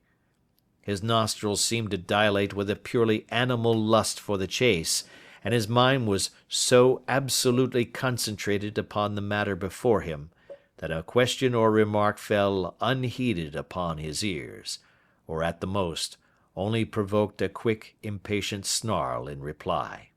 Swiftly and silently he made his way along the track which ran through the meadows, and so by way of the woods to the Boscombe Pool. It was damp, marshy ground, as is all that district, and there were marks of many feet, both upon the path and amid the short grass which bounded it on either side. Sometimes Holmes would hurry on, sometimes stop dead, and once he made quite a little detour into the meadow. Lestrade and I walked behind him, the detective indifferent and contemptuous, while I watched my friend with the interest which sprang from the conviction that every one of his actions was directed towards a definite end. The Boscombe Pool, which is a little reed-girt sheet of water some 50 yards across, is situated at the boundary between the Hatherley farm and the private park of the wealthy Mr. Turner. Above the woods which lined it upon the farther side we could see the red jutting pinnacles which marked the site of the rich landowner's dwelling. On the Hatherley side of the pool the woods grew very thick, and there was a narrow belt of sodden grass 20 paces across, between the edge of the trees and the reeds which lined the lake. Lestrade showed us the exact spot at which the body had been found, and indeed, so moist was the ground, that I could plainly see the traces which had been left by the fall of the stricken man. To Holmes, as I could see by his eager face and peering eyes, very many other things were to be read upon the trampled grass. He ran round like a dog who is picking up a scent, and then turned upon my companion. "What did you go into the pool for?" he asked. "I fished about with a rake. I thought there might be some weapon or other trace. But how on earth—" "Oh, tut, tut, I have no time. That left foot of yours with its inward twist is all over the place. A mole could trace it, and there it vanishes among the reeds. Oh, how simple it would all have been had I been here before they came like a herd of buffalo and wallowed all over it. Here is where the party with the lodge-keeper came, and they have covered all tracks for 6 or 8 feet round the body. But here are 3 separate tracks of the same feet." He drew out a lens, and lay down upon his waterproof to have a better view, talking all the time rather to himself than to us. "These are young McCarthy's feet. Twice he was walking, and once he ran swiftly, so that the soles are deeply marked and the heels hardly visible. That bears out his story. He ran when he saw his father on the ground. Then here are the father's feet as he paced up and down. What is this, then? It is the butt end of the gun as the son stood listening. And this? Ha ha! What have we here? Tiptoes! Tiptoes! Square, too, quite unusual boots. They come, they go, they come again. Of course, that was for the cloak. Now where did they come from? He ran up and down, sometimes losing, sometimes finding the track until we were well within the edge of the wood, and under the shadow of a great beech, the largest tree in the neighbourhood. Holmes traced his way to the farther side of this, and lay down once more upon his face with a little cry of satisfaction. For a long time he remained there, turning over the leaves and dried sticks, gathering up what seemed to me to be dust into an envelope, and examining with his lens not only the ground, but even the bark of the tree as far as he could reach. A jagged stone was lying among the moss, and this also he carefully examined and retained. Then he followed a pathway through the wood until he came to the high road, where all traces were lost. "It has been a case of considerable interest," he remarked, returning to his natural manner. "I fancy that this grey house on the right must be the lodge. I think that I will go in and have a word with Morin, and perhaps write a little note. Having done that, we may drive back to our luncheon. You may walk to the cab, and I shall be with you presently." It was about 10 minutes before we regained our cab and drove back into Ross, Holmes still carrying with him the stone which he had picked up in the wood. "This may interest you, Lestrade," he remarked, holding it out. "The murder was done with it." "I see no marks." "There are none." "How do you know, then?" "The grass was growing under it. It had only lain there a few days. There was no sign of a place whence it had been taken. It corresponds with the injuries. There is no sign of any other weapon." "And the murderer?" "Is a tall man, left-handed, limps with the right leg, wears thick-soled shooting boots and a grey cloak, smokes Indian cigars, uses a cigar holder, and carries a blunt penknife in his pocket. There are several other indications, but these may be enough to aid us in our search." Lestrade laughed. "I am afraid that I am still a sceptic," he said. "Theories are all very well, but we have to deal with a hard-headed British jury." "Nous verrons," answered Holmes calmly. "You work your own method, and I shall work mine. I shall be busy this afternoon, and shall probably return to London by the evening train." "And leave your case unfinished?" "No, finished." "But the mystery?" "It is solved." "Who was the criminal, then?" "The gentleman I describe." "But who is he?" "Surely it would not be difficult to find out. This is not such a populous neighbourhood." Lestrade shrugged his shoulders. "I am a practical man," he said, "and I really cannot undertake to go about the country looking for a left-handed gentleman with a game leg. I should become the laughing-stock of Scotland Yard." "All right," said Holmes quietly. "I have given you the chance. Here are your lodgings. Good-bye. I shall drop you a line before I leave." Having left Lestrade at his rooms, we drove to our hotel, where we found lunch upon the table. Holmes was silent and buried in thought, with a pained expression upon his face, as one who finds himself in a perplexing position. "Look here, Watson," he said, when the cloth was cleared. "Just sit down in this chair and let me preach to you for a little. I don't know quite what to do, and I should value your advice. Light a cigar and let me expound." "Pray do so." "Well now, in considering this case there are 2 points about young McCarthy's narrative which struck us both instantly, although they impressed me in his favour and you against him. One was the fact that his father should, according to his account, cry cooee before seeing him. The other was his singular dying reference to a rat. He mumbled several words, you understand, but that was all that caught the son's ear. Now from this double point our research must commence, and we will begin it by presuming that what the lad says is absolutely true." "What of this cooee, then?" "Well, obviously, it could not have been meant for the son. The son, as far as he knew, was in Bristol. It was mere chance that he was within earshot. The cooee was meant to attract the attention of whoever it was that he had the appointment with. But cooee is a distinctly Australian cry, and one which is used between Australians. There is a strong presumption that the person whom McCarthy expected to meet him at Boscombe Pool was someone who had been in Australia. What of the rat, then? Sherlock Holmes took a folded paper from his pocket and flattened it out on the table.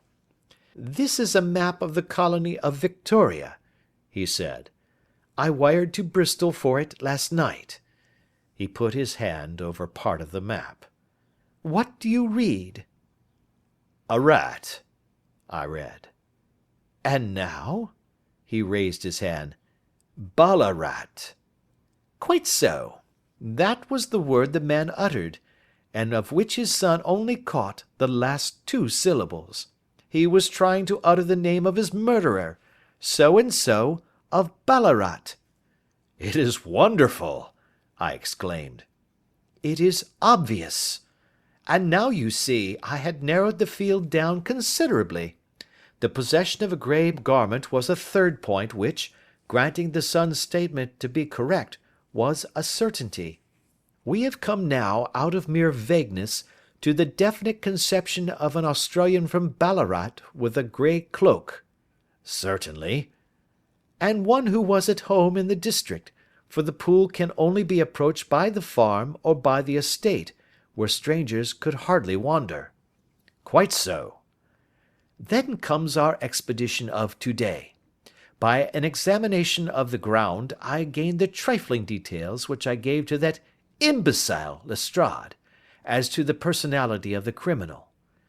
But how did you gain them? You know my method. It is founded upon the observation of trifles. His height I know that you might roughly judge from the length of his stride. His boots, too, might be told from their traces. Yes, they were peculiar boots. But his lameness? The impression of his right foot was always less distinct than his left. He put less weight upon it. Why?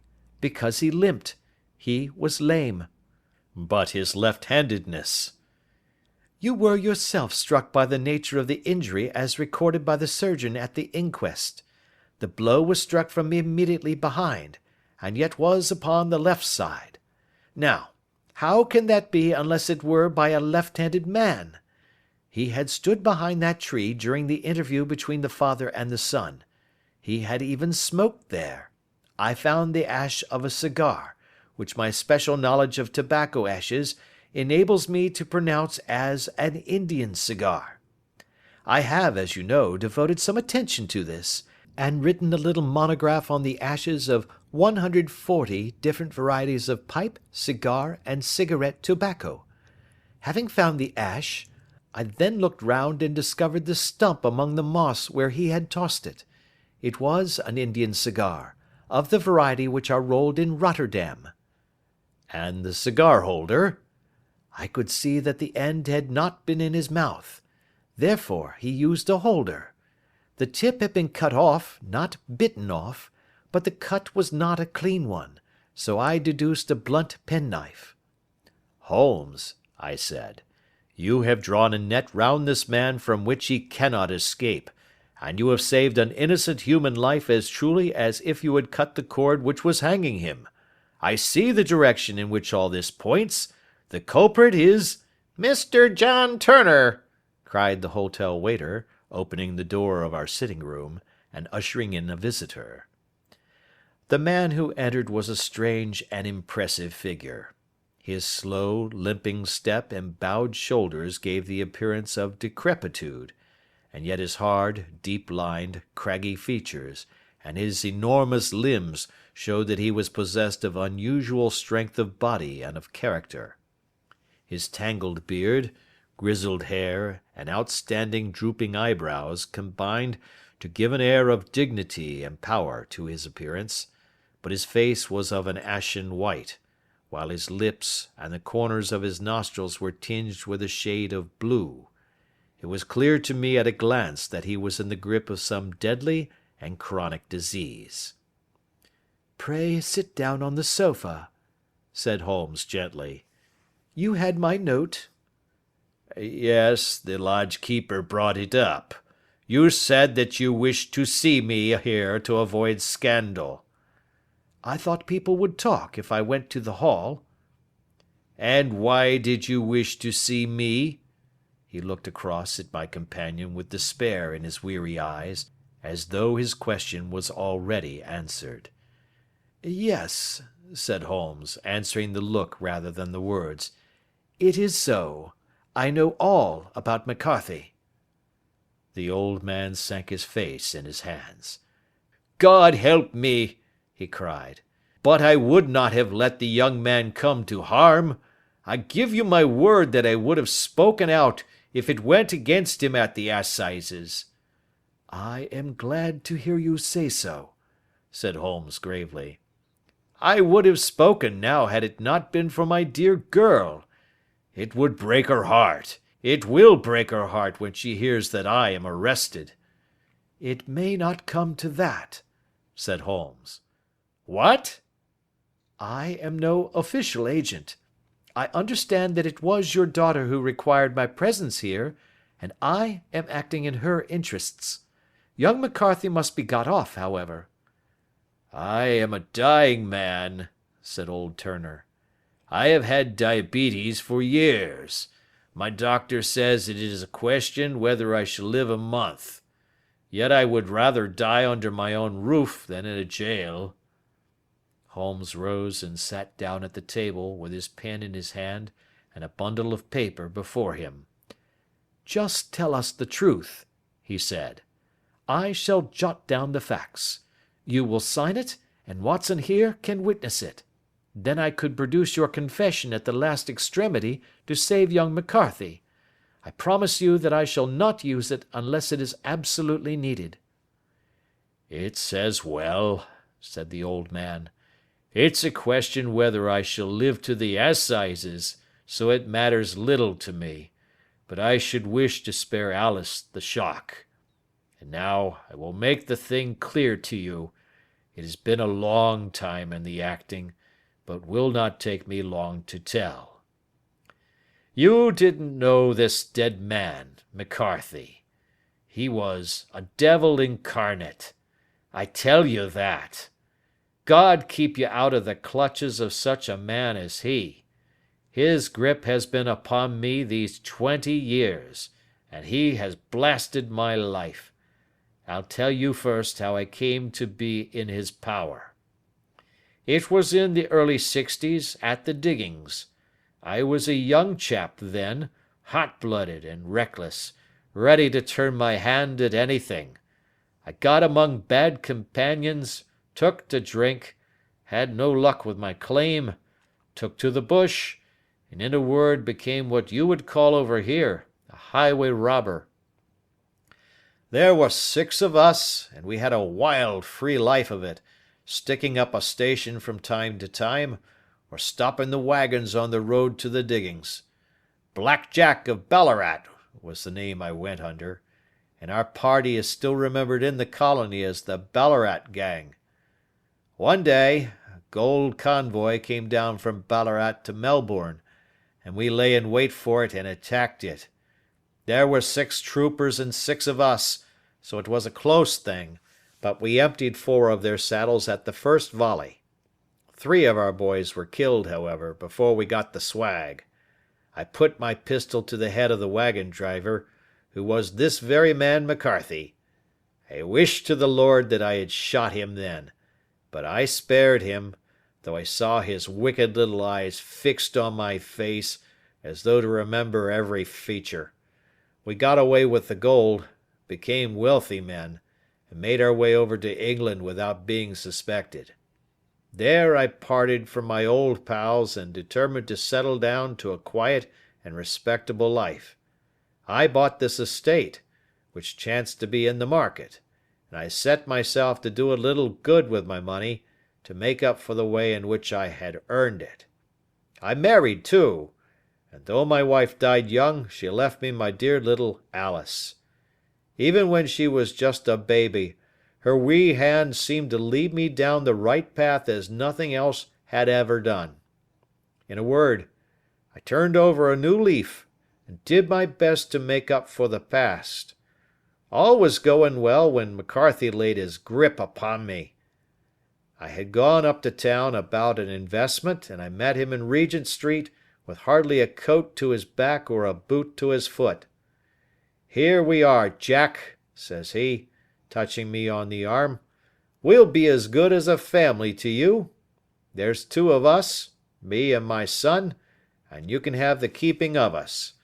If you don't, it's a fine law-abiding country is England, and there's always a policeman within hail." Well, down they came to the West Country, there was no shaking them off, and there they have lived rent-free on my best land ever since. There was no rest for me, no peace, no forgetfulness. Turn where I would, there was his cunning, grinning face at my elbow. It grew worse as Alice grew up, for he soon saw I was more afraid of her knowing my past than of the police. Whatever he wanted he must have, and whatever it was I gave him without question, land, money, houses, until at last he asked a thing which I could not give. He asked for Alice. His son, you see, had grown up, and so had my girl, and as I was known to be in weak health, it seemed a fine stroke to him that his lad should step into the whole property. But there I was firm. I would not have his cursed stock mixed with mine. Not that I had any dislike to the lad, but his blood was in him, and that was enough. I stood firm. McCarthy threatened. I braved him to do his worst. We were to meet at the pool midway between our houses to talk it over. When I went down there I found him talking with his son, so I smoked a cigar and waited behind a tree until he should be alone. But as I listened to his talk, all that was black and bitter in me seemed to come uppermost. He was urging his son to marry my daughter, with as little regard for what she might think as if she were a slut from off the streets. It drove me mad to think that I and all that I held most dear should be in the power of such a man as this. Could I not snap the bond? I was already a dying and desperate man. Though clear of mind and fairly strong of limb, I knew that my own fate was sealed. But my memory and my girl, both could be saved if I could but silence that foul tongue. I did it, Mr. Holmes. I would do it again. Deeply as I have sinned, I have led a life of martyrdom to atone for it. But that my girl should be entangled in the same meshes which held me was more than I could suffer. I struck him down with no more compunction than if he had been some foul and venomous beast. His cry brought back his son, but I had gained the cover of the wood, though I was forced to go back to fetch the cloak which I had dropped in my flight. That is the true story, gentlemen, of all that occurred. "Well, it is not for me to judge you," said Holmes as the old man signed the statement which had been drawn out. "I pray that we may never be exposed to such a temptation." "I pray not, sir. And what do you intend to do?" "In view of your health, nothing. You are yourself aware that you will soon have to answer for your deed at a higher court than the assizes. I will keep your confession, and if McCarthy is condemned I shall be forced to use it. If not, it shall never be seen by mortal eye, and your secret, whether you be alive or dead, shall be safe with us." "Farewell, then," said the old man solemnly. "Your own deathbeds, when they come, will be the easier for the thought of the peace which you have given to mine." Tottering and shaking in all his giant frame, he stumbled slowly from the room. "God help us," said Holmes after a long silence. "Why does fate play such tricks with poor helpless worms? I never hear of such a case as this that I do not think of Baxter's words and say, There, but for the grace of God, goes Sherlock Holmes.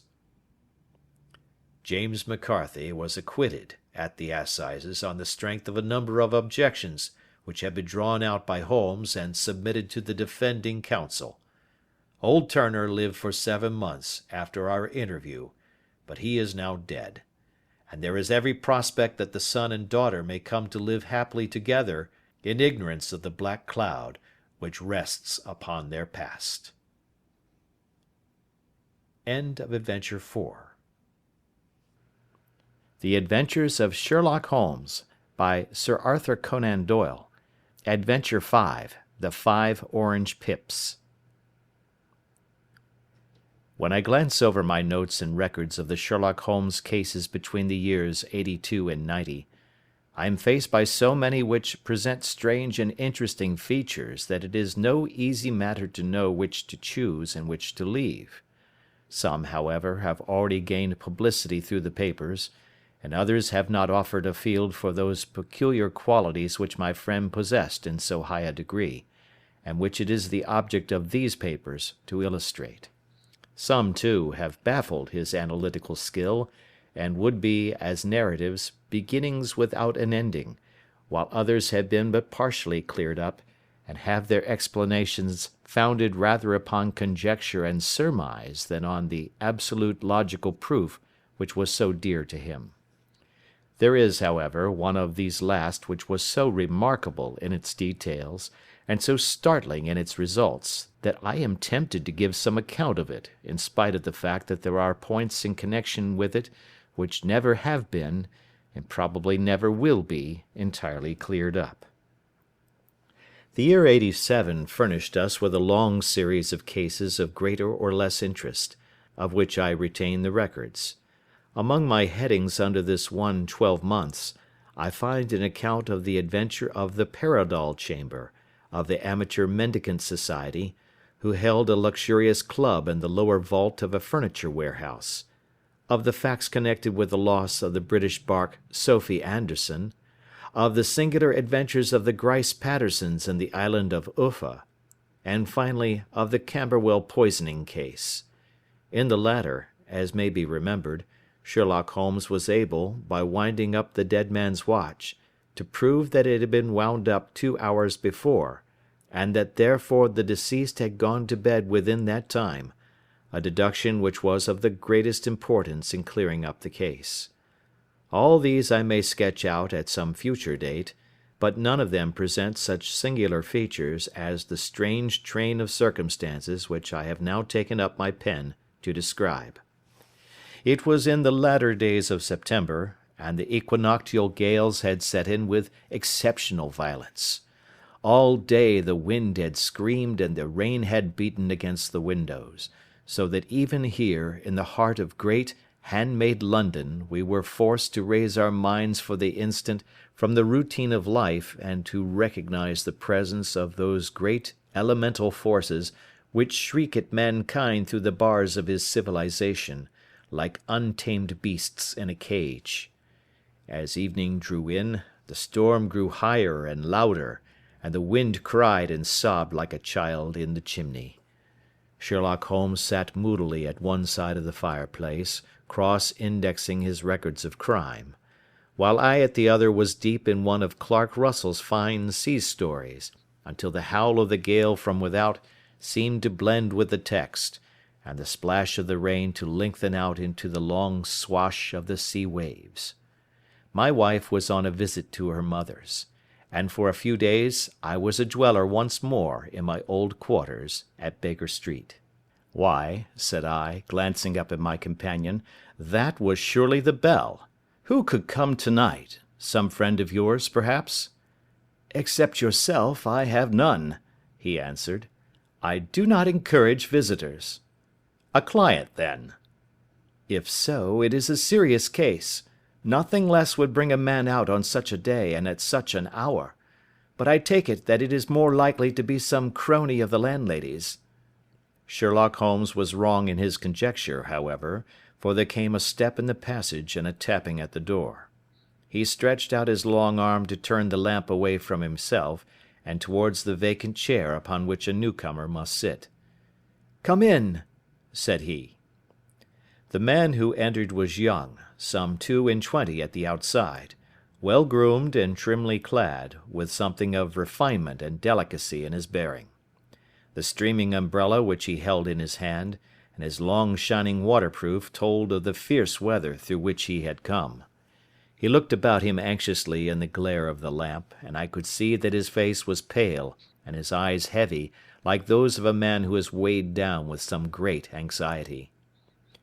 "I owe you an apology," he said, raising his golden pince-nez to his eyes. "I trust that I am not intruding. I fear that I have brought some traces of the storm and rain into your snug chamber." "Give me your coat and umbrella," said Holmes. "They may rest here on the hook, and will be dry presently. You have come up from the southwest, I see." "Yes, from Horsham." "That clay and chalk mixture which I see upon your toe caps is quite distinctive." "I have come for advice." "That is easily got." "And help." "That is not always so easy." "I have heard of you, Mr. Holmes. I heard from Major Prendergast how you saved him in the Tankerville Club scandal." "Ah, of course. He was wrongfully accused of cheating at cards." "He said that you could solve anything." "He said too much." "That you are never beaten." "I have been beaten 4 times, 3 times by men and once by a woman."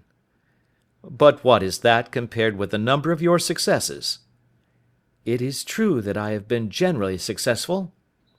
"Then you may be so with me." "I beg that you will draw your chair up to the fire and favour me with some details as to your case."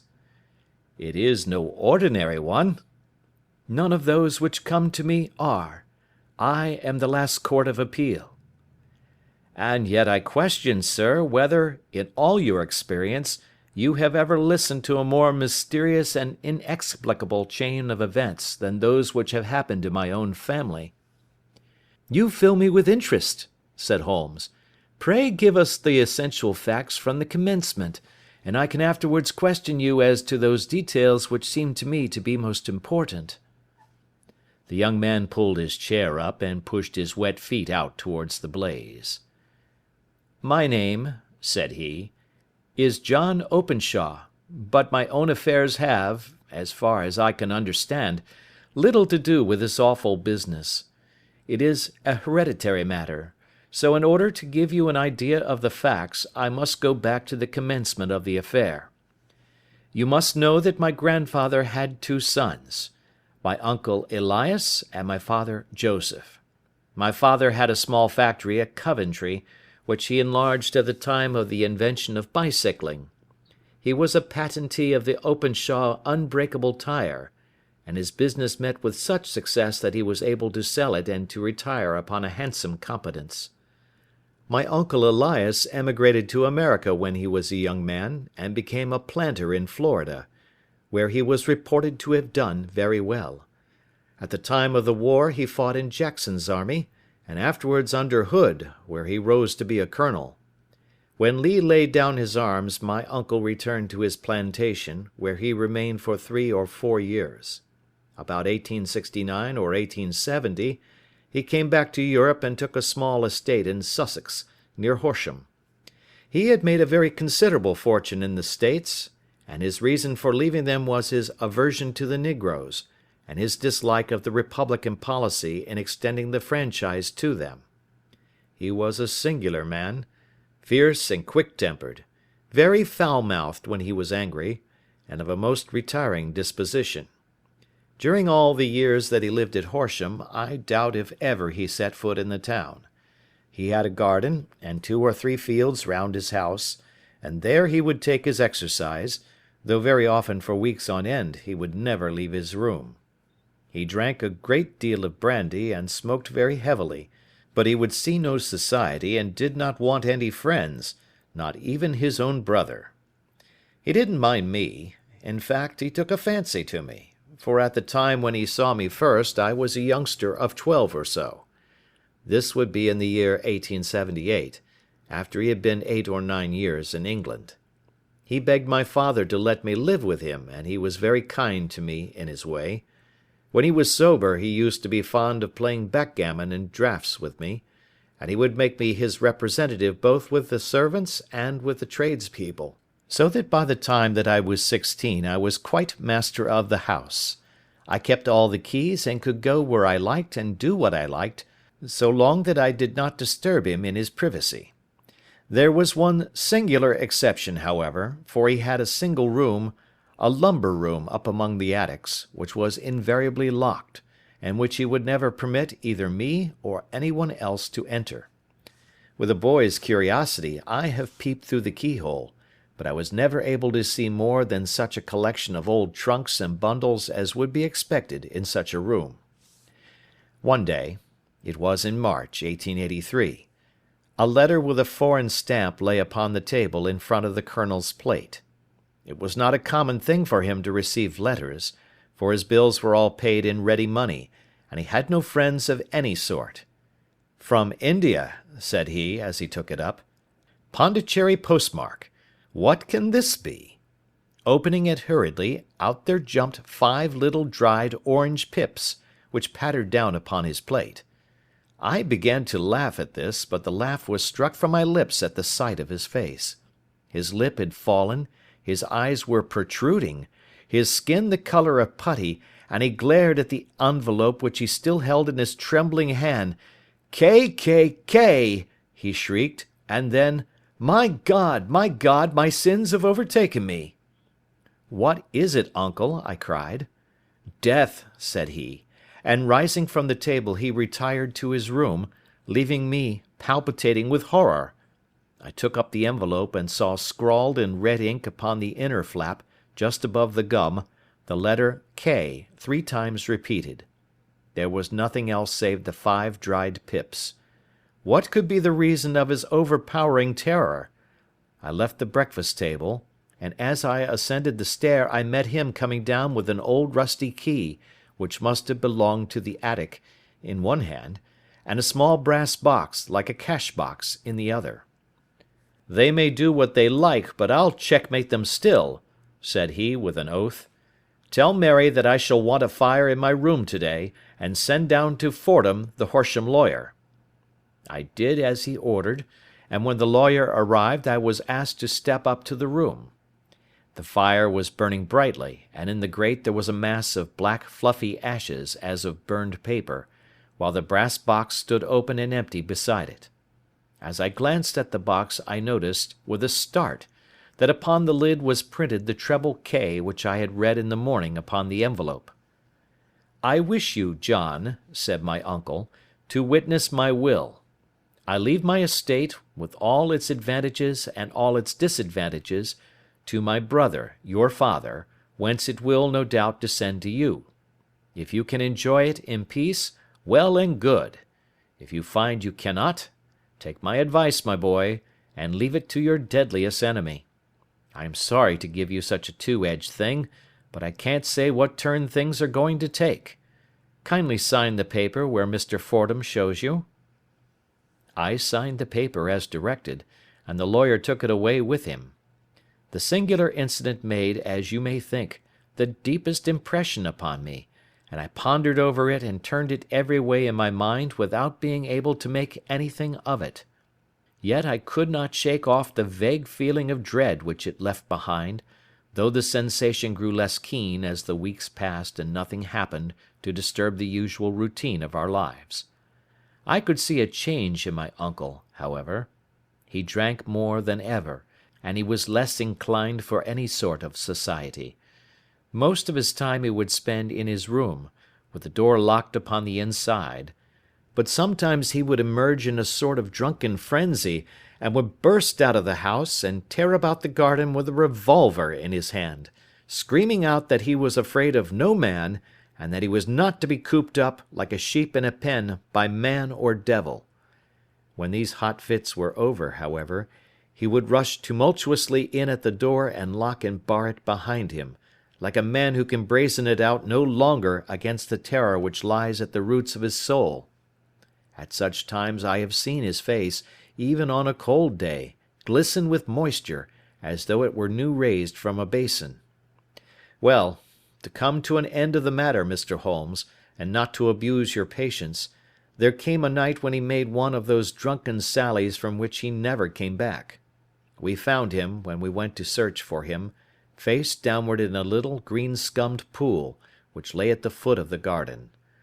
There was no sign of any violence, and the water was but 2 feet deep, so that the jury, having regard to his known eccentricity, brought in a verdict of suicide.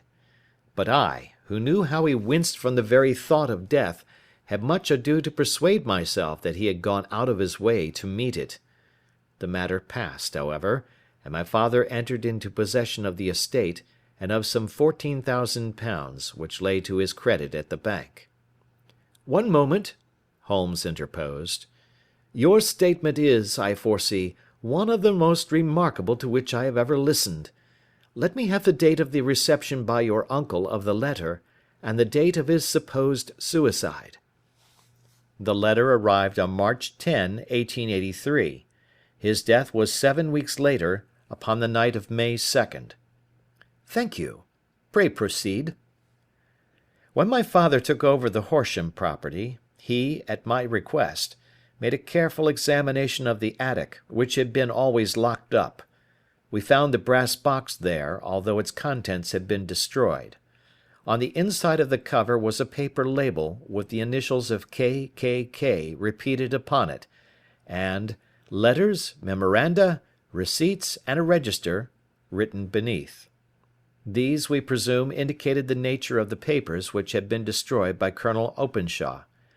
For the rest, there was nothing of much importance in the attic save a great many scattered papers and notebooks bearing upon my uncle's life in America. Some of them were of the war time and showed that he had done his duty well and had borne the repute of a brave soldier. Others were of a date during the reconstruction of the Southern States, and were mostly concerned with politics, for he had evidently taken a strong part in opposing the carpet-bag politicians who had been sent down from the north. Well, it was at the beginning of '84 when my father came to live at Horsham, and all went as well as possible with us until the January of '85. On the 4th day after the New Year, I heard my father give a sharp cry of surprise as we sat together at the breakfast table. There he was, sitting with a newly opened envelope in one hand, and 5 dried orange pips in the outstretched palm of the other one. He had always laughed at what he called my cock and bull story about the colonel, but he looked very scared and puzzled now that the same thing had come upon himself. "Why, what on earth does this mean, John?" he stammered. My heart had turned to lead. "It is K.K.K.," said I. He looked inside the envelope. "So it is!" he cried. "Here are the very letters. But what is this written above them?" "Put the papers on the sundial," I read, peeping over his shoulder. "What papers? What sundial?" he asked. "The sundial in the garden. There is no other," said I. "But the papers must be those that are destroyed." "Pooh!" said he, gripping hard at his courage. "We are in a civilized land here, and we can't have tomfoolery of this kind. Where does the thing come from?" "From Dundee," I answered, glancing at the postmark. "Some preposterous practical joke," said he. "What have I to do with sundials and papers? I shall take no notice of such nonsense." "I should certainly speak to the police," I said. "And to be laughed at for my pains. Nothing of the sort." "Then let me do so?" "No, I forbid you. I won't have a fuss made about such nonsense." It was in vain to argue with him, for he was a very obstinate man. I went about, however, with a heart which was full of forebodings. On the 3rd day after the coming of the letter, my father went from home to visit an old friend of his, Major Freebody, who is in command of one of the forts upon Portsdown Hill. I was glad that he should go up, for it seemed to me that he was farther from danger when he was away from home. In that, however, I was in error. Upon the 2nd day of his absence, I received a telegram from the Major, imploring me to come at once. My father had fallen over one of the deep chalk pits which abound in the neighbourhood, and was lying senseless, with a shattered skull. I hurried to him, but he passed away without having ever recovered his consciousness. He had, as it appears, been returning from Fareham in the twilight, and as the country was unknown to him, and the chalk pit unfenced, the jury had no hesitation in bringing in a verdict of death from accidental causes. Carefully as I examined every fact connected with his death, I was unable to find anything which could suggest the idea of murder. There were no signs of violence, no footmarks, no robbery, no record of strangers having been seen upon the roads. And yet I need not tell you that my mind was far from at ease, and that I was well nigh certain that some foul plot had been woven round him. In this sinister way I came into my inheritance. You will ask me why I did not dispose of it? I answer, because I was well convinced that our troubles were in some way dependent upon an incident in my uncle's life, and that the danger would be as pressing in one house as in another. It was in January, '85, that my poor father met his end, and 2 years and 8 months have elapsed since then. During that time I have lived happily at Horsham, and I had begun to hope that his curse had passed away from the family, and that it had ended with the last generation. I had begun to take comfort too soon, however. Yesterday morning the blow fell in the very shape in which it had come upon my father. The young man took from his waistcoat a crumpled envelope, and turning to the table he shook out upon it 5 little dried orange pips. "This is the envelope," he continued. "The postmark is London, Eastern Division. Within are the very words which were upon my father's last message, K, K, K, and then, 'Put the papers on the sundial.'" "What have you done?" asked Holmes. "Nothing." "Nothing?" "To tell the truth," he sank his face into his thin white hands, "I have felt helpless. I have felt like one of those poor rabbits when the snake is writhing towards it. I seem to be in the grasp of some resistless, inexorable evil, which no foresight and no precautions can guard against." "Tut, tut!" cried Sherlock Holmes. "You must act, man, or you are lost. Nothing but energy can save you. This is no time for despair." "I have seen the police." "Ah! But they listened to my story with a smile. I am convinced that the inspector has formed the opinion that the letters are all practical jokes, and that the deaths of my relations were really accidents, as the jury stated, and were not to be connected with the warnings." Holmes shook his clenched hands in the air. "Incredible imbecility!" he cried.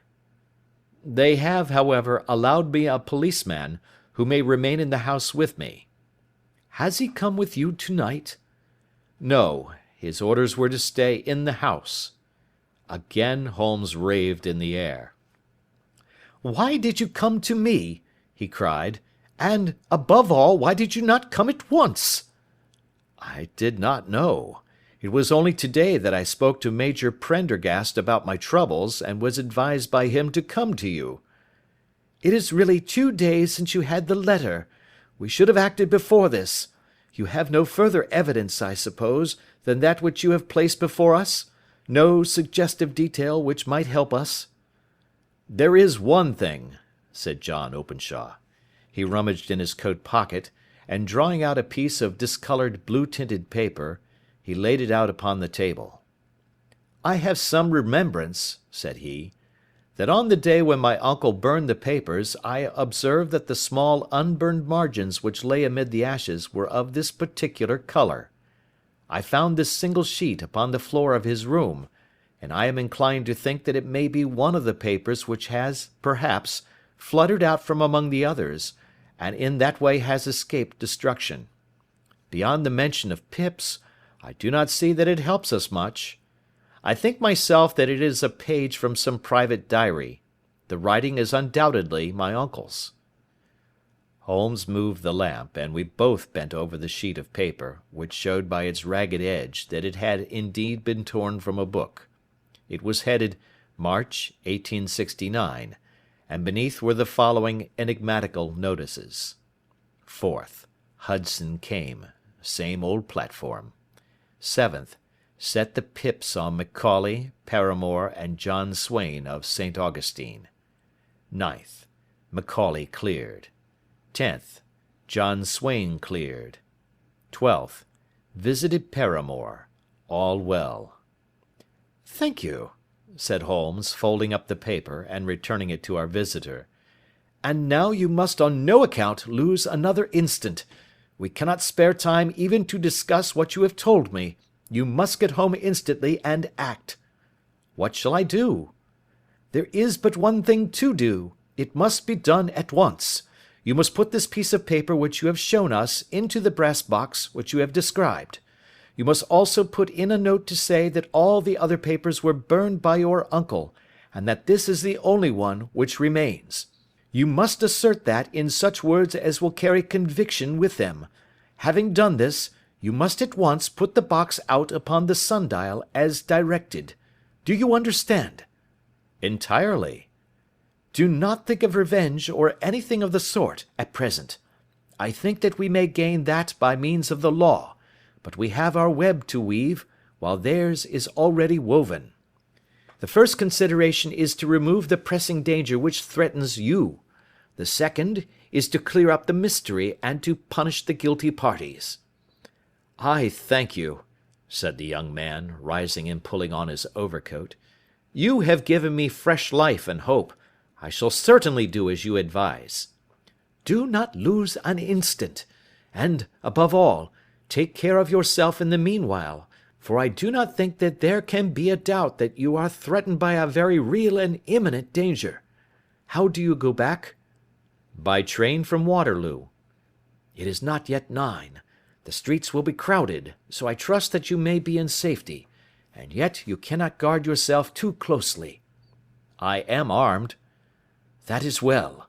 Tomorrow I shall set to work upon your case. I shall see you at Horsham, then? No, your secret lies in London. It is there that I shall seek it. Then I shall call upon you in a day, or in 2 days, with news as to the box and the papers. I shall take your advice in every particular. He shook hands with us and took his leave. Outside the wind still screamed and the rain splashed and pattered against the windows. This strange, wild story seemed to have come to us from amid the mad elements, blown in upon us like a sheet of seaweed in a gale, and now to have been reabsorbed by them once more. Sherlock Holmes sat for some time in silence, with his head sunk forward and his eyes bent upon the red glow of the fire. Then he lit his pipe, and leaning back in his chair he watched the blue smoke rings as they chased each other up to the ceiling. I think, Watson, he remarked at last, that of all our cases we have had none more fantastic than this. Save, perhaps, the sign of 4. Well, yes, save, perhaps, that. And yet this John Openshaw seems to me to be walking amid even greater perils than did the Sholtos. But have you, I asked, formed any definite conception as to what these perils are? There can be no question as to their nature, he answered. Then what are they? Who is this KKK, and why does he pursue this unhappy family? Sherlock Holmes closed his eyes and placed his elbows upon the arms of his chair, with his fingertips together. The ideal reasoner, he remarked, would, when he had once been shown a single fact in all its bearings, deduce from it not only all the chain of events which led up to it, but also all the results which would follow from it. As Cuvier could correctly describe a whole animal by the contemplation of a single bone, so the observer who has thoroughly understood one link in a series of incidents should be able to accurately state all the other ones, both before and after. We have not yet grasped the results which the reason alone can attain to. Problems may be solved in the study which have baffled all those who have sought a solution by the aid of their senses. To carry the art, however, to its highest pitch, it is necessary that the reasoner should be able to utilize all the facts which have come to his knowledge. And this in itself implies, as you will readily see, a possession of all knowledge, which, even in these days of free education and encyclopedias, is a somewhat rare accomplishment. It is not so impossible, however, that a man should possess all knowledge which is likely to be useful to him in his work, and this I have endeavoured in my case to do. If I remember rightly, you on one occasion, in the early days of our friendship, defined my limits in a very precise fashion. Yes, I answered, laughing. It was a singular document. Philosophy, astronomy, and politics were marked at 0, I remember. Botany variable, geology profound as regards the mud stains from any region within 50 miles of town, chemistry eccentric, anatomy unsystematic, sensational literature and crime records unique, violin player, boxer, swordsman, lawyer, and self-poisoner by cocaine and tobacco. Those, I think, were the main points of my analysis. Holmes grinned at the last item. Well, he said, I say now, as I said then, that a man should keep his little brain attic stocked with all the furniture that he is likely to use, and the rest he can put away in the lumber room of his library, where he can get it if he wants it. Now, for such a case as the one which has been submitted to us tonight, we need certainly to muster all our resources. Kindly hand me down the letter K of the American Encyclopedia which stands upon the shelf beside you. Thank you. Now let us consider the situation, and see what may be deduced from it. In the first place, we may start with a strong presumption that Colonel Openshaw had some very strong reason for leaving America. Men at his time of life do not change all their habits and exchange willingly the charming climate of Florida for the lonely life of an English provincial town. His extreme love of solitude in England suggests the idea that he was in fear of someone or something, so we may assume as a working hypothesis that it was fear of someone or something which drove him from America. As to what it was he feared, we can only deduce that by considering the formidable letters which were received by himself and his successors. Did you remark the postmarks of these letters? The first was from Pondicherry, the second from Dundee, and the third from London. From East London. What do you deduce from that? They are all seaports, that the writer was on board of a ship. Excellent. We have already a clue. There can be no doubt that the probability, the strong probability, is that the writer was on board of a ship. And now let us consider another point. In the case of Pondicherry, 7 weeks elapsed between the threat and its fulfilment. In Dundee it was only some 3 or 4 days. Does that suggest anything? A greater distance to travel. But the letter had also a greater distance to come. Then I do not see the point. There is at least a presumption that the vessel in which the man or men are is a sailing ship. It looks as if they always send their singular warning or token before them when starting upon their mission. You see how quickly the deed followed the sign when it came from Dundee. If they had come from Pondicherry in a steamer, they would have arrived almost as soon as their letter. But, as a matter of fact, 7 weeks elapsed. I think that those 7 weeks represented the difference between the mail boat which brought the letter and the sailing vessel which brought the writer. It is possible. More than that, it is probable. And now you see the deadly urgency of this new case, and why I urged young Openshaw to caution. The blow has always fallen at the end of the time which it would take the senders to travel the distance. But this one comes from London, and therefore we cannot count upon delay. Good God! I cried. What can it mean, this relentless persecution? The papers which Openshaw carried are obviously of vital importance to the person or persons in the sailing ship.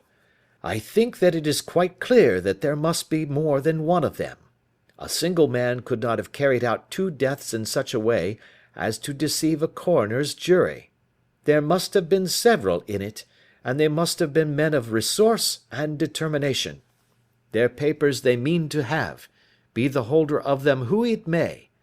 In this way you see KKK ceases to be the initials of an individual and becomes the badge of a society." "But of what society?"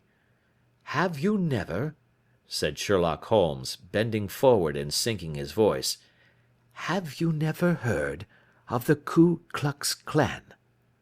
"I never have." Holmes turned over the leaves of the book upon his knee. "Here it is," said he presently.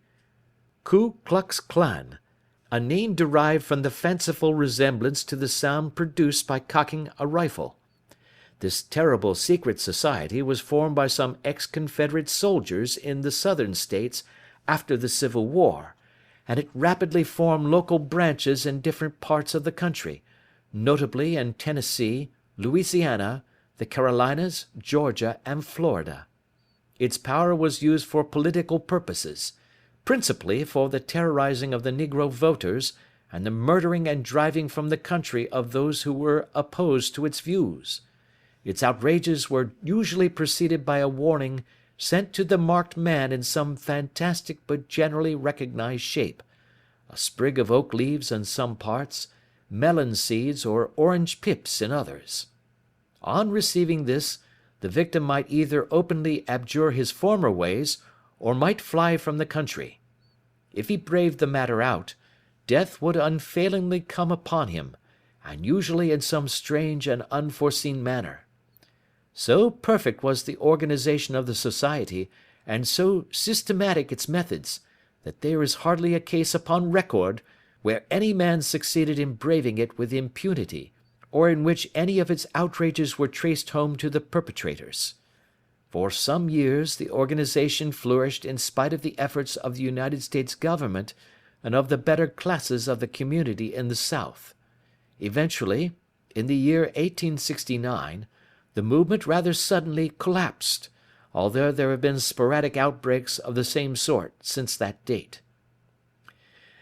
"You will observe," said Holmes, laying down the volume, "that the sudden breaking up of the society was coincident with the disappearance of Openshaw from America with their papers. It may well have been cause and effect. It is no wonder that he and his family have some of the more implacable spirits upon their track. You can understand that this register and diary may implicate some of the first men in the South, and that there may be many who will not sleep easy at night until it is recovered. Then the page we have seen is such as we might expect. It ran, if I remember right, sent the pips to A, B, and C. That is, sent the society's warning to them. Then there are successive entries that A and B cleared, or left the country, and finally that C was visited, with, I fear, a sinister result for C. Well, I think, Doctor, that we may let some light into this dark place, and I believe that the only chance young Openshaw has in the meantime is to do what I have told him. There is nothing more to be said or to be done tonight, so hand me over my violin, and let us try to forget for half an hour the miserable weather and the still more miserable ways of our fellow men." It had cleared in the morning, and the sun was shining with a subdued brightness through the dim veil which hangs over the great city. Sherlock Holmes was already at breakfast when I came down. "You will excuse me for not waiting for you," said he. "I have, I foresee, a very busy day before me in looking into this case of young Openshaw's." "What steps will you take?" I asked. "It will very much depend upon the results of my first inquiries. I may have to go down to Horsham after all." "You will not go there first?" "No, I shall commence with the city. Just ring the bell and the maid will bring up your coffee." As I waited, I lifted the unopened newspaper from the table and glanced my eye over it. It rested upon a heading which sent a chill to my heart. "Holmes!" I cried. "You are too late." "Ah," said he, laying down his cup. I feared as much. How was it done?" He spoke calmly, but I could see that he was deeply moved. My eye caught the name of Openshaw and the heading "Tragedy near Waterloo Bridge." Here is the account. Between 9 and 10 last night, Police Constable Cook, of the H Division, on duty near Waterloo Bridge, heard a cry for help and a splash in the water. The night, however, was extremely dark and stormy, so that, in spite of the help of several passers-by, it was quite impossible to effect a rescue. The alarm, however, was given, and by the aid of the water police, the body was eventually recovered. It proved to be that of a young gentleman whose name, as it appears from an envelope which was found in his pocket, was John Openshaw, and whose residence is near Horsham. It is conjectured that he may have been hurrying down to catch the last train from Waterloo Station, and that in his haste and the extreme darkness he missed his path and walked over the edge of one of the small landing places for river steamboats. The body exhibited no traces of violence, and there can be no doubt that the deceased had been the victim of an unfortunate accident, which should have the effect of calling the attention of the authorities to the condition of the riverside landing stages. We sat in silence for some minutes, Holmes more depressed and shaken than I had ever seen him. "That hurts my pride, Watson," he said at last. "It is a petty feeling, no doubt, but it hurts my pride. It becomes a personal matter with me now, and if God sends me health, I shall set my hand upon this gang. That he should come to me for help, and that I should send him away to his death." He sprang from his chair and paced about the room in uncontrollable agitation, with a flush upon his sallow cheeks and a nervous clasping and unclasping of his long, thin hands. "They must be cunning devils," he exclaimed at last. "How could they have decoyed him down there? The embankment is not on the direct line to the station. The bridge no doubt was too crowded, even on such a night, for their purpose. Well, Watson, we shall see who will win in the long run. I am going out now." "To the police?" "No, I shall be my own police. When I have spun the web they may take the flies, but not before." All day I was engaged in my professional work, and it was late in the evening before I returned to Baker Street. Sherlock Holmes had not come back yet. It was nearly 10 o'clock before he entered, looking pale and worn. He walked up to the sideboard, and tearing a piece from the loaf he devoured it voraciously, washing it down with a long draught of water. "You are hungry," I remarked. "Starving. It had escaped my memory. I have had nothing since breakfast." "Nothing?" "Not a bite. I had no time to think of it." "And how have you succeeded?" "Well." "You have a clue?" "I have them in the hollow of my hand. Young Openshaw shall not long remain unavenged. Why, Watson, let us put their own devilish trademark upon them. It is well thought of." "What do you mean?" He took an orange from the cupboard, and tearing it to pieces he squeezed out the pips upon the table. Of these he took 5 and thrust them into an envelope. On the inside of the flap he wrote S.H. for J.O.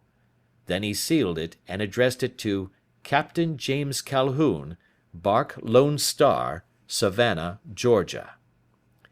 "This will await him when he enters port," said he, chuckling. "It may give him a sleepless night. He will find it as sure a precursor of his fate as Openshaw did before him." "And who is this Captain Calhoun?" "The leader of the gang. I shall have the others, but he first." "How did you trace it, then?"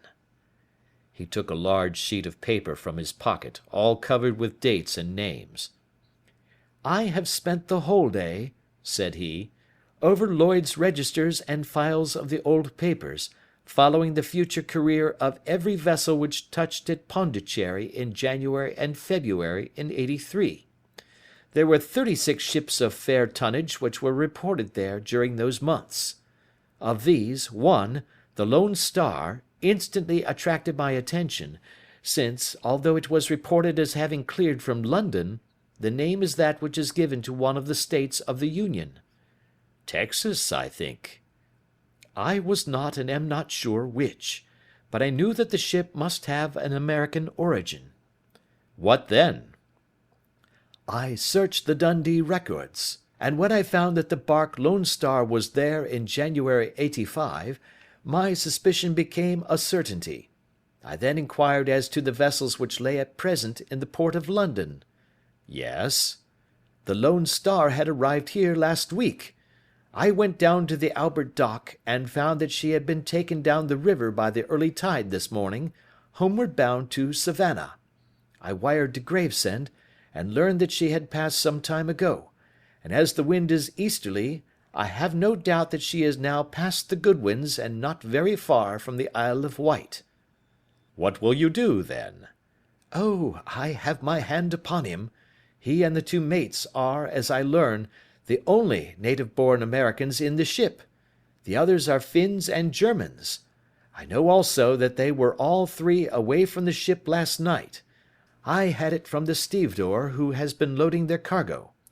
By the time that their sailing ship reaches Savannah, the mail boat will have carried this letter, and the cable will have informed the police of Savannah that these 3 gentlemen are badly wanted here upon a charge of murder." There is ever a flaw, however, in the best laid of human plans, and the murderers of John Openshaw were never to receive the orange pips which would show them that another, as cunning and as resolute as themselves, was upon their track. Very long and very severe were the equinoctial gales that year. We waited long for news of the Lone Star of Savannah, but none ever reached us. We did at last hear that somewhere, far out in the Atlantic, a shattered sternpost of a boat was seen swinging in the trough of a wave, with the letters L.S. carved upon it, and that is all which we shall ever know of the fate of the Lone Star. End of Adventure 5. The Adventures of Sherlock Holmes, by Sir Arthur Conan Doyle. Adventure 6, The Man with a Twisted Lip. Isa Whitney, brother of the late Elias Whitney, D.D., principal of the Theological College of St. George's, was much addicted to opium. The habit grew upon him, as I understand, from some foolish freak when he was at college, for having read De Quincey's description of his dreams and sensations, he had drenched his tobacco with laudanum in an attempt to produce the same effects.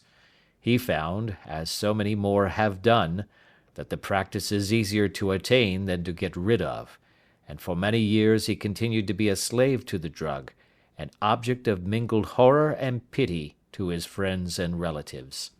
I can see him now, with yellow pasty face, drooping lids, and pinpoint pupils, all huddled in a chair, the wreck and ruin of a noble man. One night, it was in June '89, there came a ring to my bell, about the hour when a man gives his first yawn and glances at the clock. I sat up in my chair, and my wife laid her needlework down in her lap and made a little face of disappointment. "A patient," said she. "You'll have to go out." I groaned, for I was newly come back from a weary day. We heard the door open, a few hurried words, and then quick steps upon the linoleum. Our own door flew open, and a lady, clad in some dark-coloured stuff, with a black veil, entered the room. "You will excuse my calling so late," she began, and then, suddenly losing her self-control, she ran forward, threw her arms about my wife's neck, and sobbed upon her shoulder. "Oh, I'm in such trouble!" she cried. "I do so want a little help." "Why," said my wife, pulling up her veil, "it is Kate Whitney. How you startled me, Kate! I had not an idea who you were when you came in." "I don't know what to do, so I came straight to you." That was always the way. Folk who were in grief came to my wife like birds to a lighthouse. "It was very sweet of you to come. Now, you must have some wine and water, and sit here comfortably and tell us all about it. or should you rather that I sent James off to bed?" "Oh, no, no! I want the doctor's advice and help too. It's about Isa. He's not been home for 2 days. I'm so frightened about him." It was not the first time that she had spoken to us of her husband's trouble, to me as a doctor, to my wife as an old friend and school companion. We soothed and comforted her by such words as we could find. Did she know where her husband was? Was it possible that we could bring him back to her? It seems that it was. She had the surest information that of late he had, when the fit was on him, made use of an opium den in the farthest east of the city. Hitherto his orgies had always been confined to one day, and he had come back twitching and shattered in the evening. But now the spell had been upon him 48 hours, and he lay there, doubtless among the dregs of the docks, breathing in the poison or sleeping off the effects. There he was to be found, she was sure of it, at the Bar of Gold, in Upper Swandam Lane. But what was she to do? How could she, a young and timid woman, make her way into such a place and pluck her husband out from among the ruffians who surrounded him? There was the case, and of course there was but one way out of it. Might I not escort her to this place? And then, as a second thought, why should she come at all? I was Isa Whitney's medical adviser, and as such I had influence over him. I could manage it better if I were alone. I promised her on my word that I would send him home in a cab within 2 hours, if he were indeed at the address which she had given me. And so in 10 minutes I had left my armchair and cheery sitting-room behind me, and was speeding eastward in a hansom on a strange errand, as it seemed to me at the time, though the future only could show how strange it was to be. But there was no great difficulty in the first stage of my adventure. Upper Swandam Lane is a vile alley lurking behind the high wharves which line the north side of the river to the east of London Bridge. Between a slop shop and a gin shop, approached by a steep flight of steps leading down to a black gap like the mouth of a cave, I found the den of which I was in search. Ordering my cab to wait, I passed down the steps, worn hollow in the centre by the ceaseless tread of drunken feet, and by the light of a flickering oil lamp above the door I found the latch and made my way into a long, low room, thick and heavy with the brown opium smoke, and terraced with wooden berths like the forecastle of an emigrant ship. Through the gloom one could dimly catch a glimpse of bodies lying in strange, fantastic poses, bowed shoulders, bent knees, heads thrown back, and chins pointing upward, with here and there a dark, lacklustre eye turned upon the newcomer. Out of the black shadows there glimmered little red circles of light, now bright, now faint, as the burning poison waxed or waned in the bowls of the metal pipes. The most lay silent, but some muttered to themselves, and others talked together in a strange, low, monotonous voice, their conversation coming in gushes, and then suddenly tailing off into silence, each mumbling out his own thoughts and paying little heed to the words of his neighbour. At the farther end was a small brazier of burning charcoal, beside which, on a 3-legged wooden stool, there sat a tall, thin old man, with his jaw resting upon his 2 fists, and his elbows upon his knees, staring into the fire. As I entered, a sallow Malay attendant had hurried up with a pipe for me and a supply of the drug, beckoning me to an empty berth.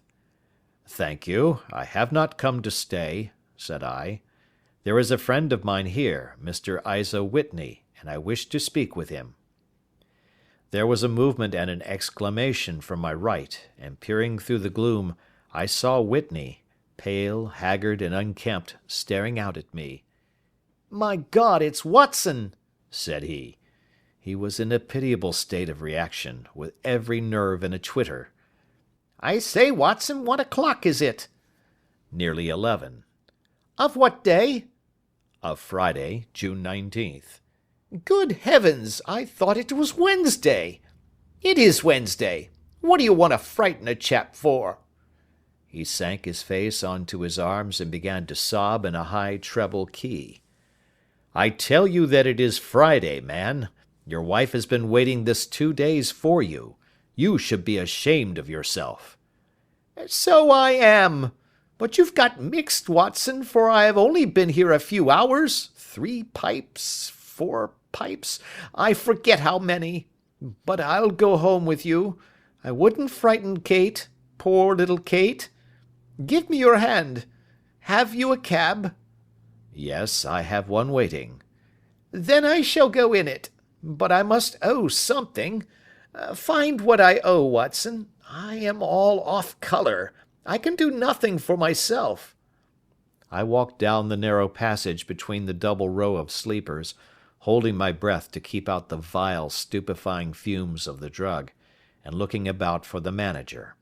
As I passed the tall man who sat by the brazier, I felt a sudden pluck at my skirt, and a low voice whispered, "Walk past me, and then look back at me."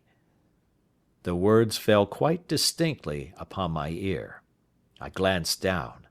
They could only have come from the old man at my side, and yet he sat now as absorbed as ever, very thin, very wrinkled, bent with age, an opium pipe dangling down from between his knees as though it had dropped in sheer lassitude from his fingers. I took 2 steps forward and looked back.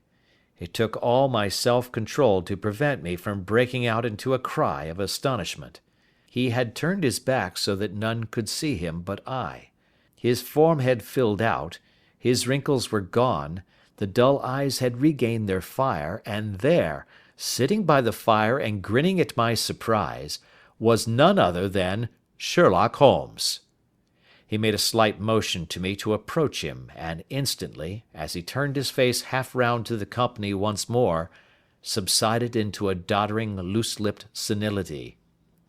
"Holmes," I whispered, "what on earth are you doing in this den?" "As low as you can," he answered. "I have excellent ears. If you would have the great kindness to get rid of that sottish friend of yours, I should be exceedingly glad to have a little talk with you." "I have a cab outside." "Then pray send him home in it. You may safely trust him, for he appears to be too limp to get into any mischief. I should recommend you also to send a note by the cabman to your wife to say that you have thrown in your lot with me. If you will wait outside, I shall be with you in 5 minutes." It was difficult to refuse any of Sherlock Holmes's requests, for they were always so exceedingly definite, and put forward with such a quiet air of mastery. I felt, however, that when Whitney was once confined in the cab my mission was practically accomplished, and for the rest, I could not wish anything better than to be associated with my friend in one of those singular adventures which were the normal condition of his existence. In a few minutes I had written my note, paid Whitney's bill, led him out to the cab, and seen him driven through the darkness. In a very short time a decrepit figure had emerged from the opium den, and I was walking down the street with Sherlock Holmes. For 2 streets he shuffled along with a bent back and an uncertain foot. Then, glancing quickly round, he straightened himself out and burst into a hearty fit of laughter.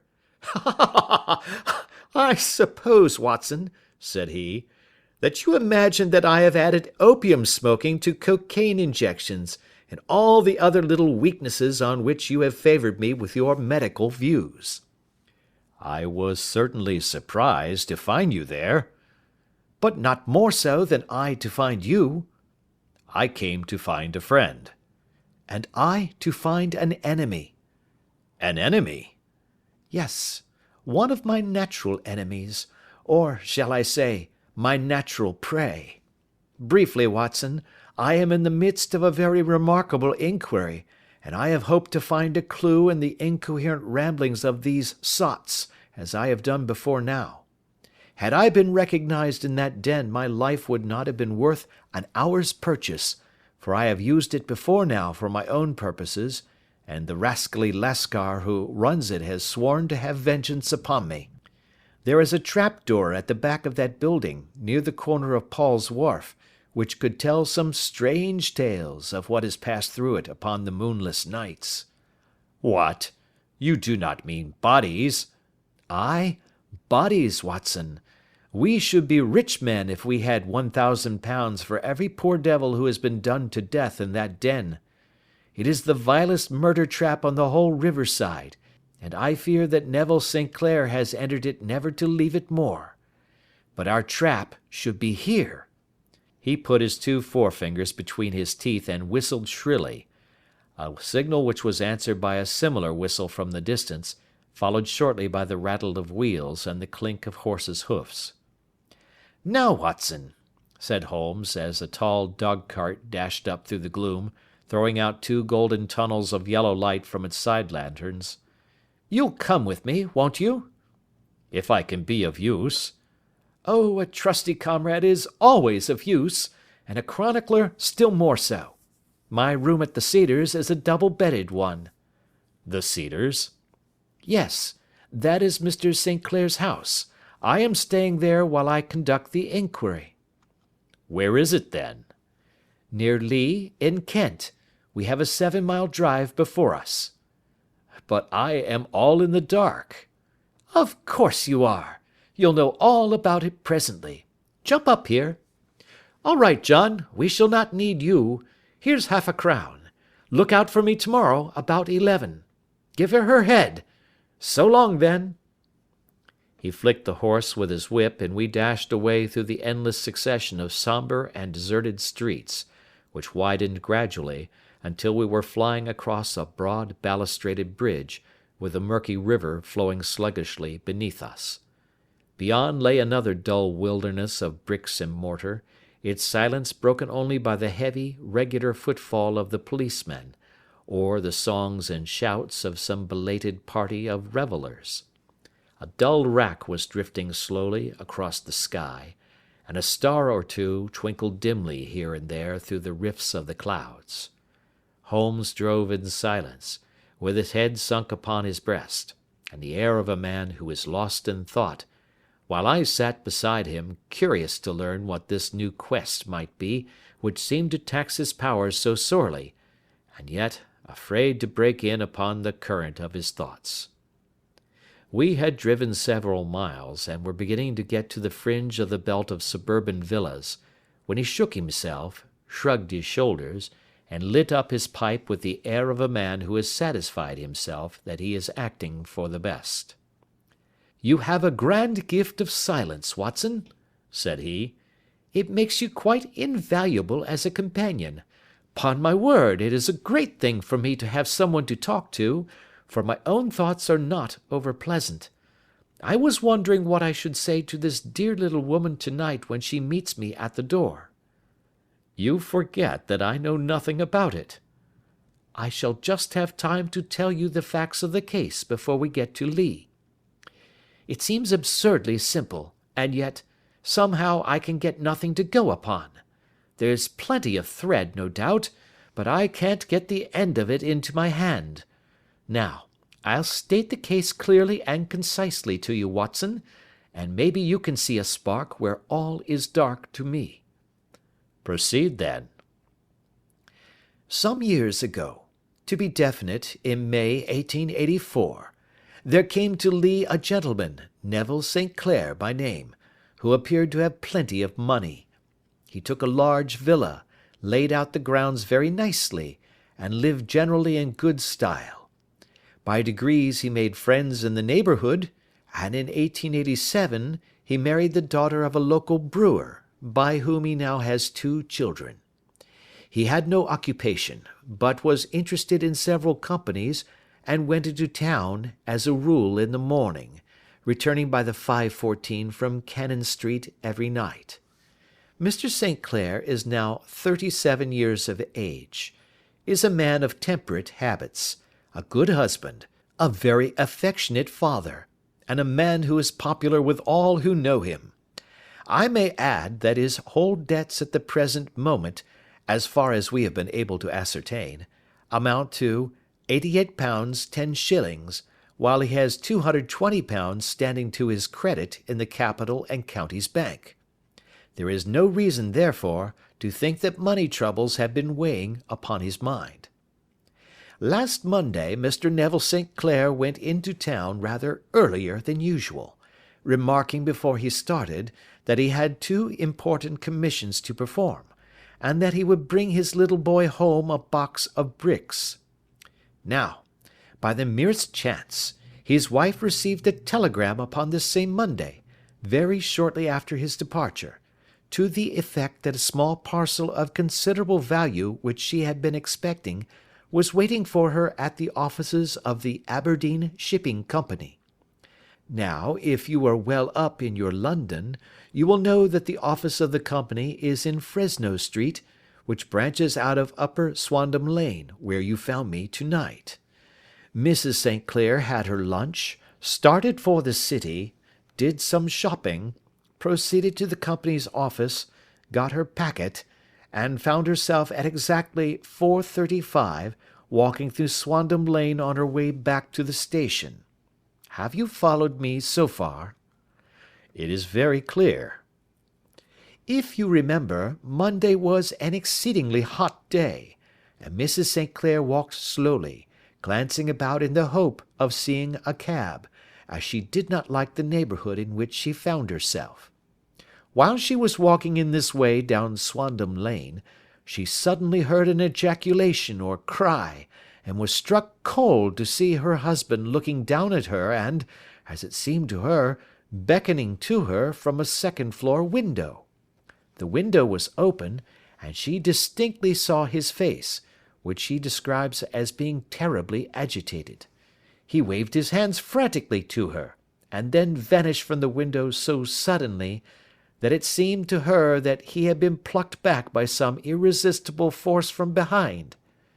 One singular point, which struck her quick feminine eye, was that although he wore some dark coat, such as he had started to town in, he had on neither collar nor necktie. Convinced that something was amiss with him, she rushed down the steps, for the house was none other than the opium den in which you found me to-night, and running through the front room, she attempted to ascend the stairs which led to the first floor. At the foot of the stairs, however, she met this Lascar scoundrel of whom I have spoken, who thrust her back, and, aided by a Dane, who acts as assistant there, pushed her out into the street. Filled with most maddening doubts and fears, she rushed down the lane, and by rare good fortune, met in Fresno Street a number of constables with an inspector, all on their way to their beat.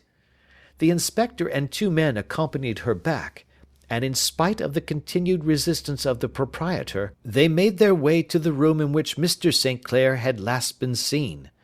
There was no sign of him there. In fact, in the whole of that floor, there was no one to be found save a crippled wretch of hideous aspect, who, it seems, made his home there. Both he and the Lascar stoutly swore that no one else had been in the front room during the afternoon.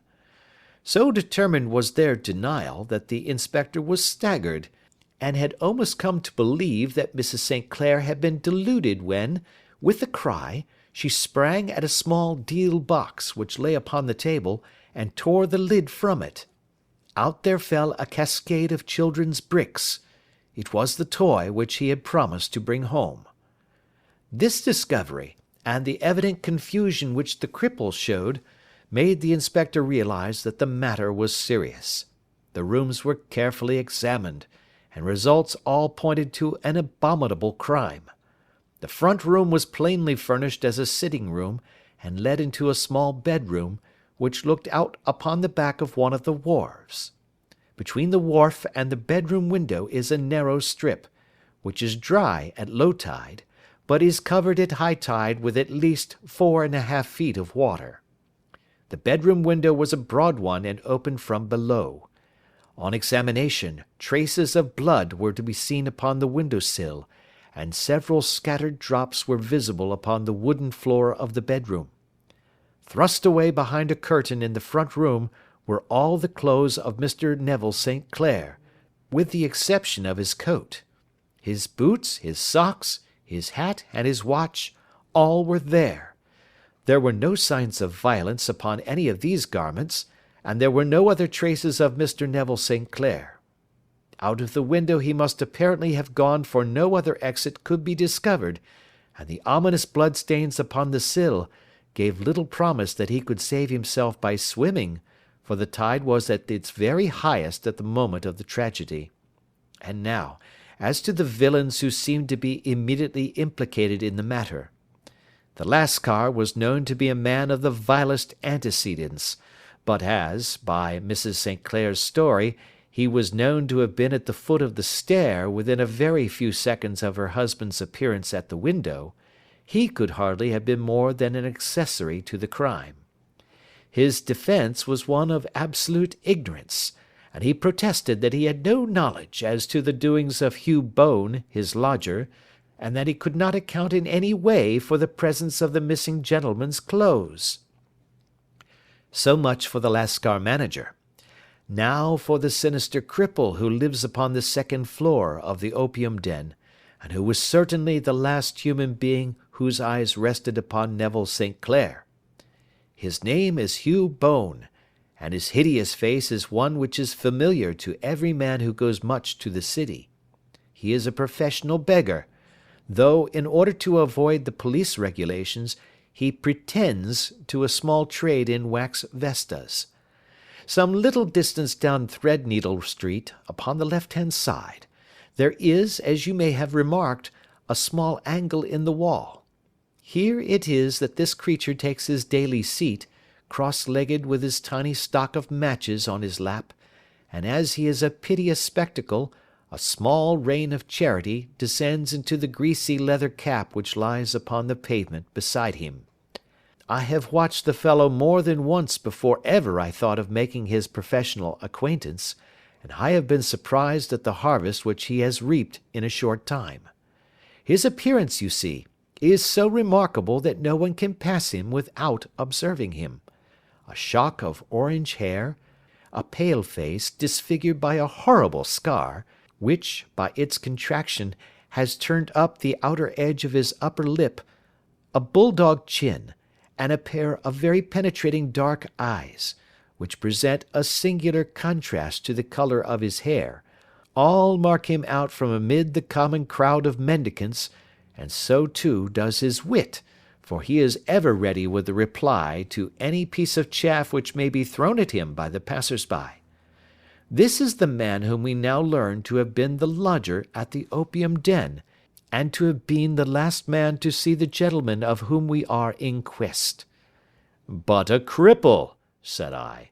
What could he have done single-handed against a man in the prime of life? He is a cripple in the sense that he walks with a limp, but in other respects he appears to be a powerful and well-nurtured man.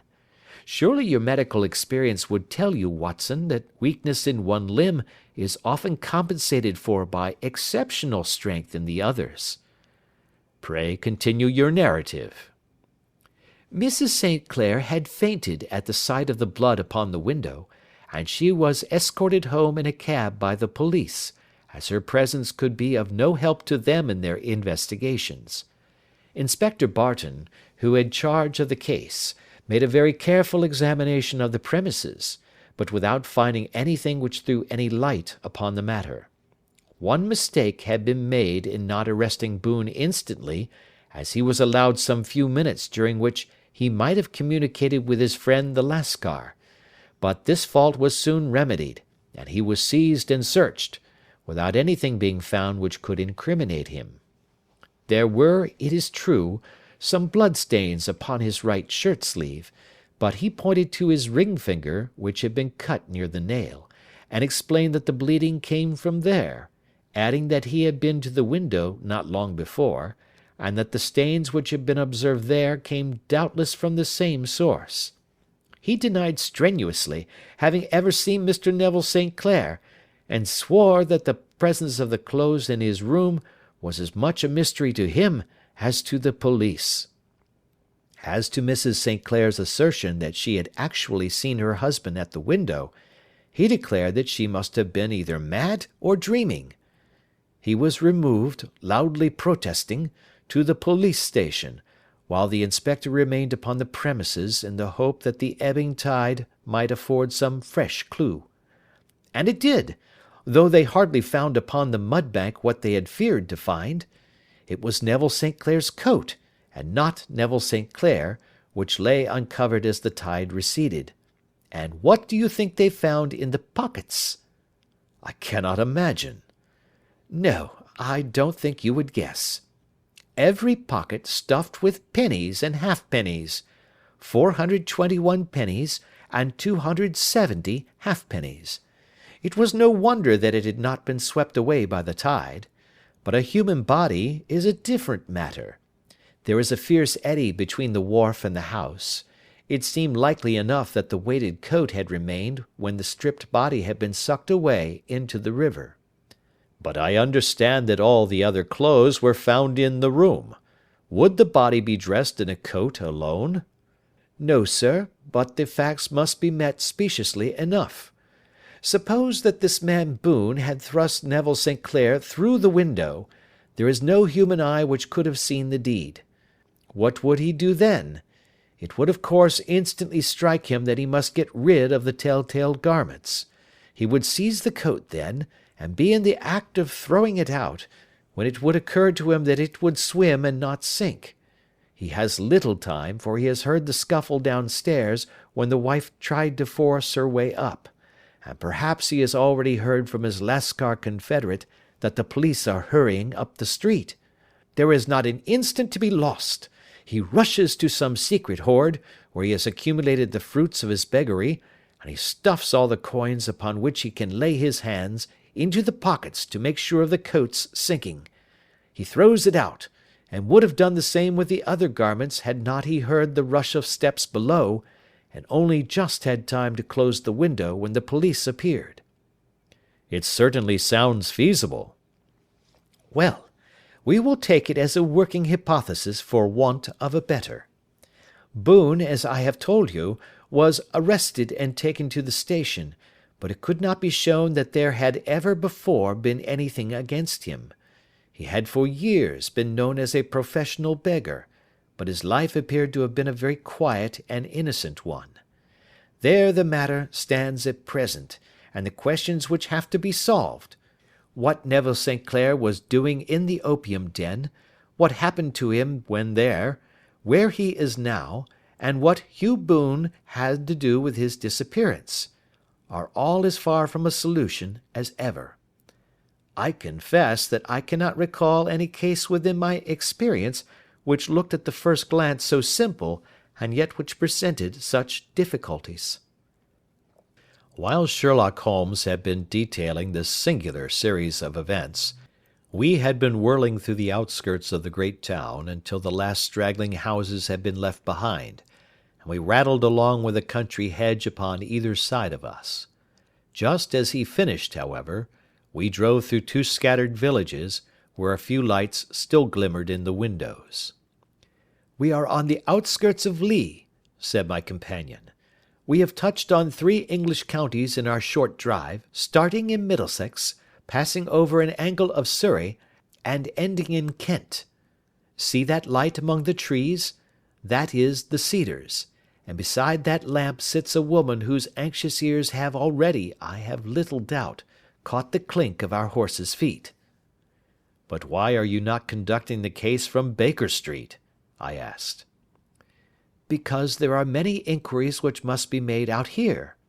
Mrs. St. Clair has most kindly put 2 rooms at my disposal, and you may rest assured that she will have nothing but a welcome for my friend and colleague. I hate to meet her, Watson, when I have no news of her husband. Here we are. Whoa there, whoa!" We had pulled up in front of a large villa which stood within its own grounds. A stable boy had run out to the horse's head, and springing down, I followed Holmes up the small, winding gravel drive which led to the house. As we approached, the door flew open, and a little blonde woman stood in the opening, clad in some sort of light mousseline de Sole, with a touch of fluffy pink chiffon at her neck and wrists. She stood with her figure outlined against the flood of light, one hand upon the door, one half raised in her eagerness, her body slightly bent, Her head and face protruded, with eager eyes and parted lips, a standing question. "Well?" she cried. "Well?"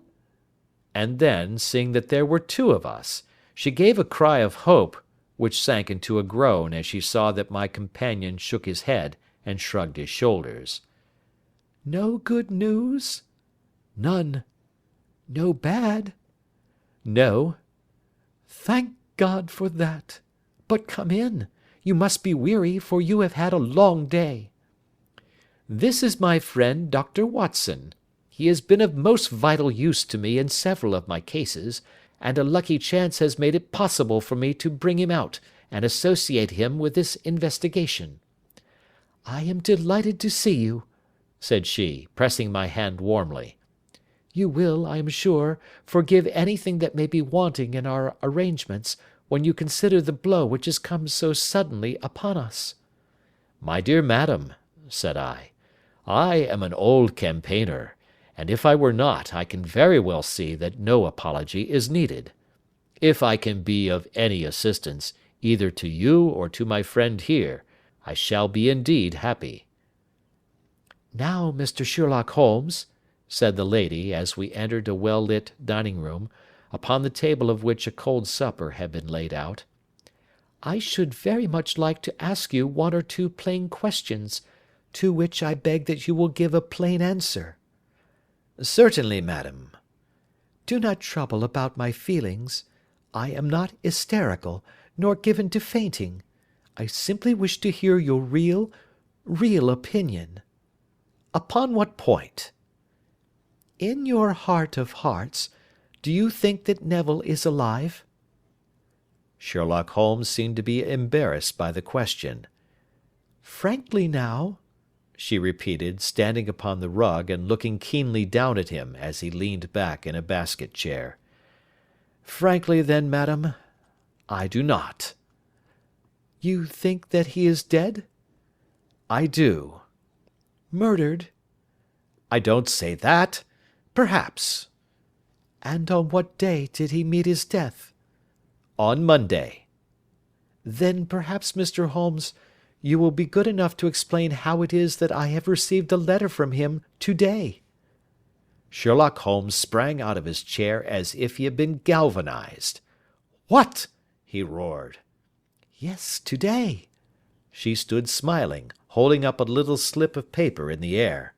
"May I see it?" "Certainly." He snatched it from her in his eagerness, and smoothing it out upon the table, he drew over the lamp and examined it intently. I had left my chair, and was gazing at it over his shoulder.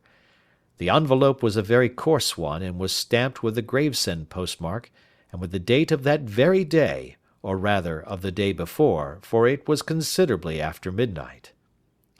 "Coarse writing," murmured Holmes.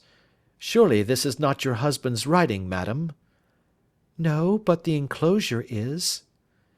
"I perceive also that whoever addressed the envelope had to go and inquire as to the address." "How can you tell that?"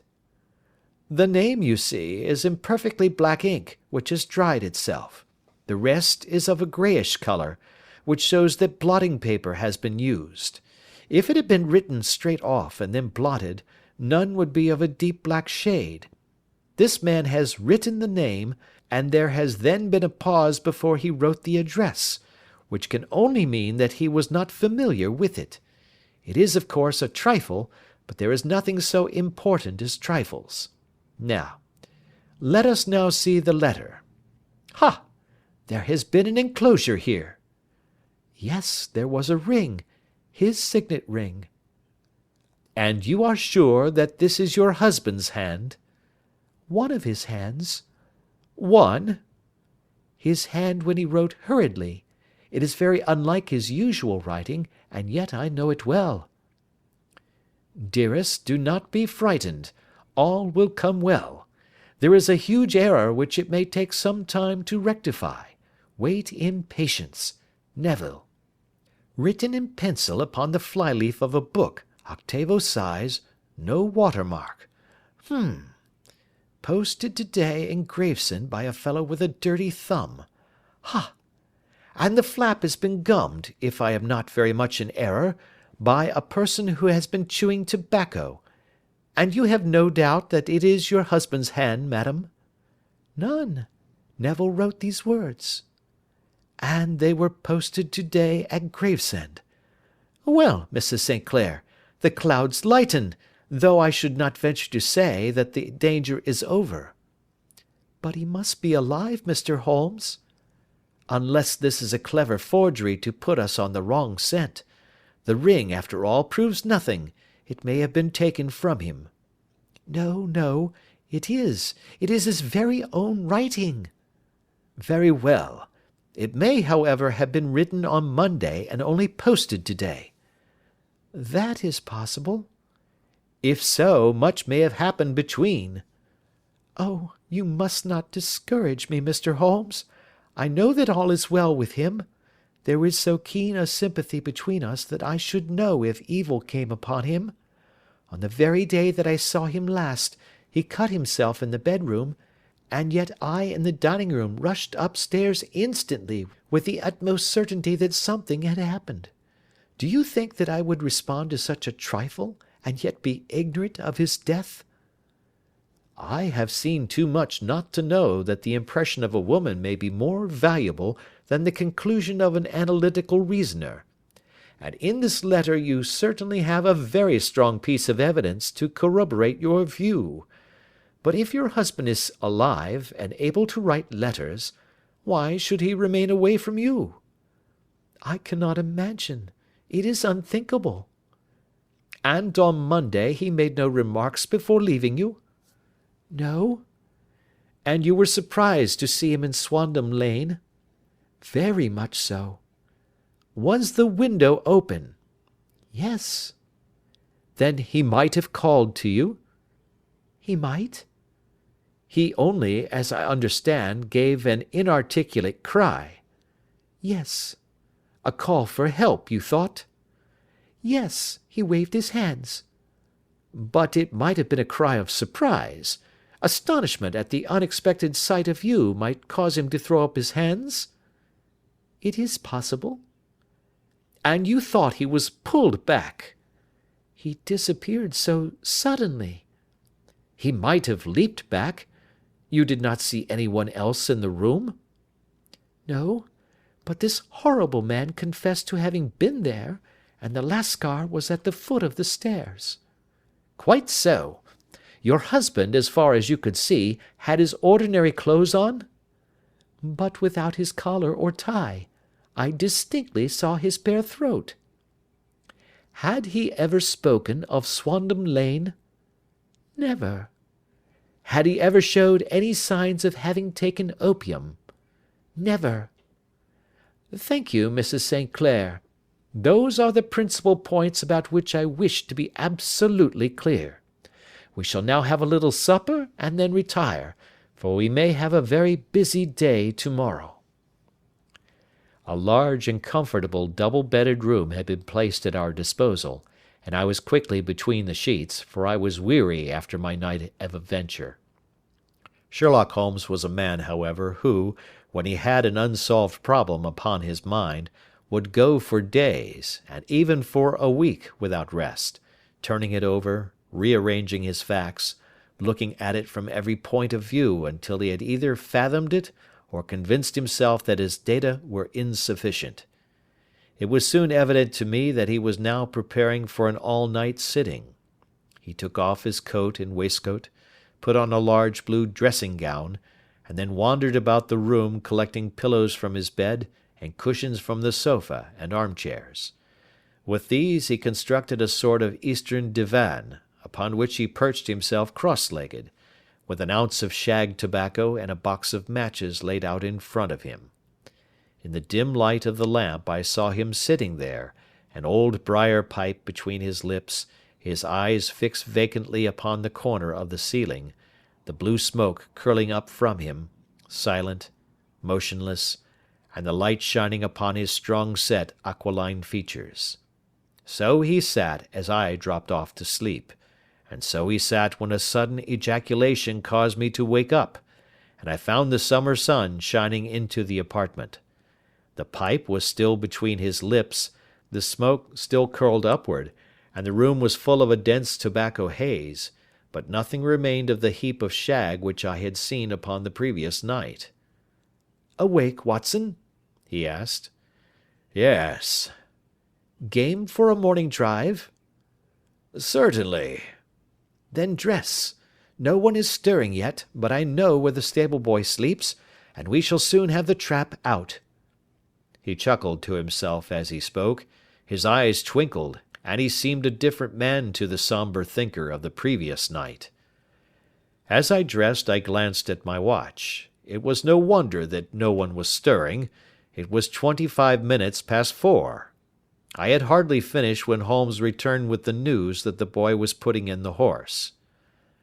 "I want to test a little theory of mine," said he, pulling on his boots. "I think, Watson, that you are now standing in the presence of one of the most absolute fools in Europe. I deserve to be kicked from here to Charing Cross. But I think I have the key of the affair now." "And where is it?" I asked, smiling. "In the bathroom," he answered.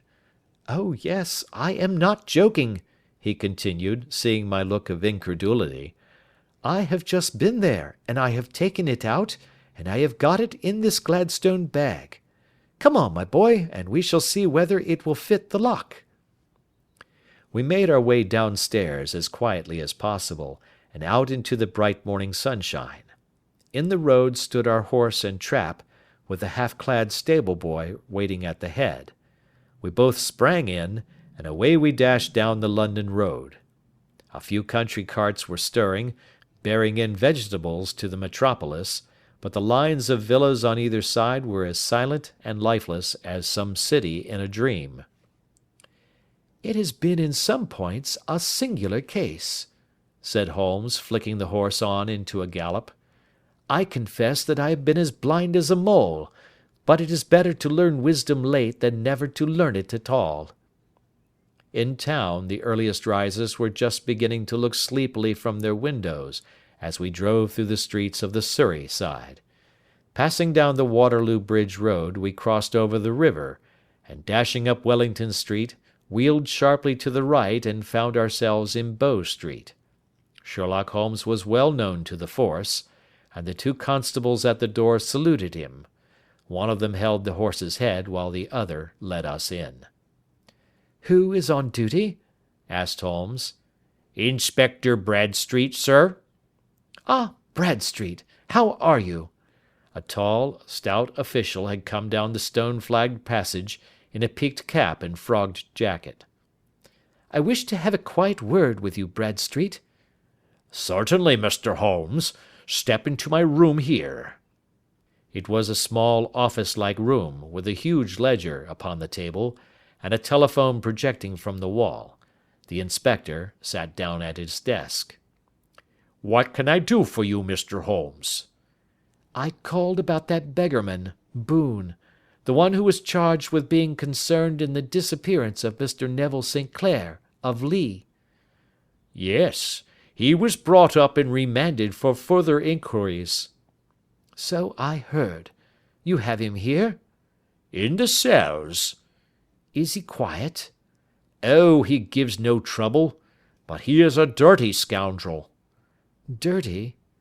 "Yes, it is all we can do to make him wash his hands, and his face is as black as a tinker's. Well, when once his case has been settled, he will have a regular prison bath, and I think, if you saw him, you would agree with me that he needed it." "I should like to see him very much." "Would you? That is easily done. Come this way. You can leave your bag." "No, I think that I'll take it." "Very good. Come this way, if you please."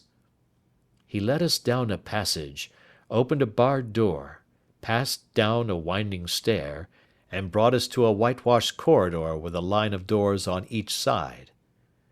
"The third on the right is his," said the inspector. "Here it is." He quietly shot back a panel in the upper part of the door and glanced through. "He is asleep," said he. "You can see him very well." We both put our eyes to the grating. The prisoner lay with his face towards us in a very deep sleep, breathing slowly and heavily. He was a middle-sized man, coarsely clad as became his calling, with a coloured shirt protruding through the rent in his tattered coat. He was, as the inspector had said, extremely dirty, but the grime which covered his face could not conceal its repulsive ugliness. A broad wheal from an old scar ran right across it from eye to chin, and by its contraction had turned up one side of the upper lip, so that 3 teeth were exposed in a perpetual snarl. A shock of very bright red hair grew low over his eyes and forehead. "He's a beauty, isn't he?" said the inspector. "He certainly needs a wash," remarked Holmes. "I had an idea that he might, and I took the liberty of bringing the tools with me." He opened the Gladstone bag as he spoke, and took out, to my astonishment, a very large bath sponge. "Ha! You are a funny one," chuckled the inspector. "Now, if you will have the great goodness to open that door very quietly, we will soon make him cut a much more respectable figure." "Well, I don't know why not," said the inspector. "He doesn't look a credit to the Bow Street cells, does he?" He slipped his key into the lock, and we all very quietly entered the cell. The sleeper half turned, and then settled down once more into a deep slumber.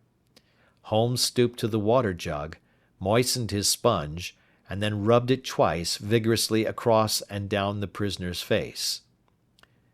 "Let me introduce you," he shouted, "to Mr. Neville St. Clair of Lee in the county of Kent." Never in my life had I seen such a sight. The man's face peeled off under the sponge like the bark from a tree. Gone was the coarse brown tint. Gone, too, was the horrid scar which had seamed it across, and the twisted lip which had given the repulsive sneer to the face. A twitch brought away the tangled red hair, and there, sitting up in his bed, was a pale, sad-faced, refined-looking man, black-haired and smooth-skinned, rubbing his eyes and staring about him with sleepy bewilderment. Then suddenly realizing the exposure, he broke into a scream and threw himself down with his face to the pillow. "Good heavens!" cried the inspector. "It is indeed the missing man. I know him from the photograph." The prisoner turned with the reckless air of a man who abandons himself to his destiny. "Be it so," said he. "And pray, what am I charged with?" "With making away with Mr. Neville St. Oh, come, you can't be charged with that unless they make a case of attempted suicide of it," said the inspector with a grin. "Well, I've been 27 years in the force, but this takes the cake." "If I am Mr. Neville St. Clair, then it is obvious that no crime has been committed, and that therefore I am illegally detained." "No crime, but a very great error has been committed," said Holmes. "You would have done better to have trusted your wife." "It was not the wife, it was the children," groaned the prisoner. "God help me, I would not have them ashamed of their father. My God, what an exposure! What can I do?" Sherlock Holmes sat down beside him on the couch, and patted him kindly on the shoulder. "If you leave it to a court of law to clear the matter up," said he, "of course you can hardly avoid publicity. On the other hand, if you convince the police authorities that there is no possible case against you, I do not know that there is any reason that the details should find their way into the papers. Inspector Bradsheet would, I am sure, make notes upon anything which you might tell us and submit it to the proper authorities. The case would then never go into court at all." "God bless you!" cried the prisoner passionately. "I would have endured imprisonment, aye, even execution, rather than have left my miserable secret as a family blot to my children. You are the first who have ever heard my story. My father was a schoolmaster in Chesterfield, where I received an excellent education. I travelled in my youth, took to the stage, and finally became a reporter on an evening paper in London. One day my editor wished to have a series of articles upon begging in the metropolis, and I volunteered to supply them. There was the point from which all my adventures started. It was only by trying begging as an amateur that I could get the facts upon which to base my articles. When an actor, I had, of course, learned all the secrets of making up, and had been famous in the green room for my skill. I took advantage now of my attainments. I painted my face, and to make myself as pitiable as possible, I made a good scar and fixed one side of my lip in a twist by the aid of a small slip of flesh-coloured plaster. Then, with a red head of hair, and an appropriate dress, I took my station in the business part of the city, ostensibly as a match-seller, but really as a beggar. For 7 hours I plied my trade, and when I returned home in the evening, I found to my surprise that I had received no less than 26 shillings 4 pence. I wrote my articles and thought little more of the matter until, some time later, I backed a bill for a friend and had a writ served upon me for £25. I was at my wits' end where to get the money, but a sudden idea came to me. I begged a fortnight's grace from the creditor, asked for a holiday from my employers, and spent the time in begging in the city under my disguise. In 10 days I had the money and had paid the debt.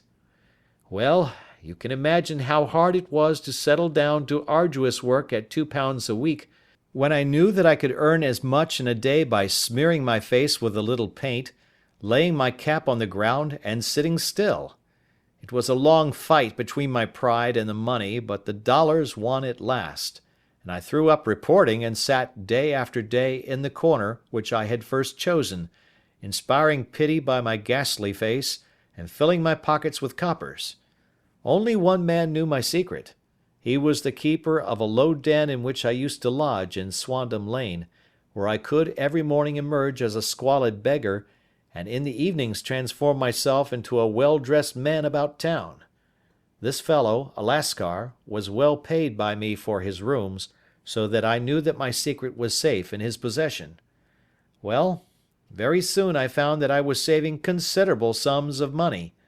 I do not mean that any beggar in the streets of London could earn £700 a year, which is less than my average takings, but I had exceptional advantages in my power of making up, and also in a facility of repartee, which improved by practice and made me quite a recognized character in the city. All day a stream of pennies, varied by silver, poured in upon me, and it was a very bad day in which I failed to take £2. As I grew richer, I grew more ambitious, took a house in the country, and eventually married, without anyone having a suspicion as to my real occupation. My dear wife knew that I had business in the city. She little knew what. Last Monday I had finished for the day and was dressing in my room above the opium den, when I looked out of my window and saw, to my horror and astonishment, that my wife was standing in the street, with her eyes fixed full upon me. I gave a cry of surprise, threw up my arms to cover my face, and, rushing to my confidant, the Lascar, entreated him to prevent anyone from coming up to me. I heard her voice downstairs, but I knew that she could not ascend. Swiftly I threw off my clothes, pulled on those of a beggar, and put on my pigments and wig. Even a wife's eyes could not pierce so complete a disguise. But then it occurred to me that there might be a search in the room, and that the clothes might betray me. I threw open the window, reopening by my violence a small cut which I had inflicted upon myself in the bedroom that morning.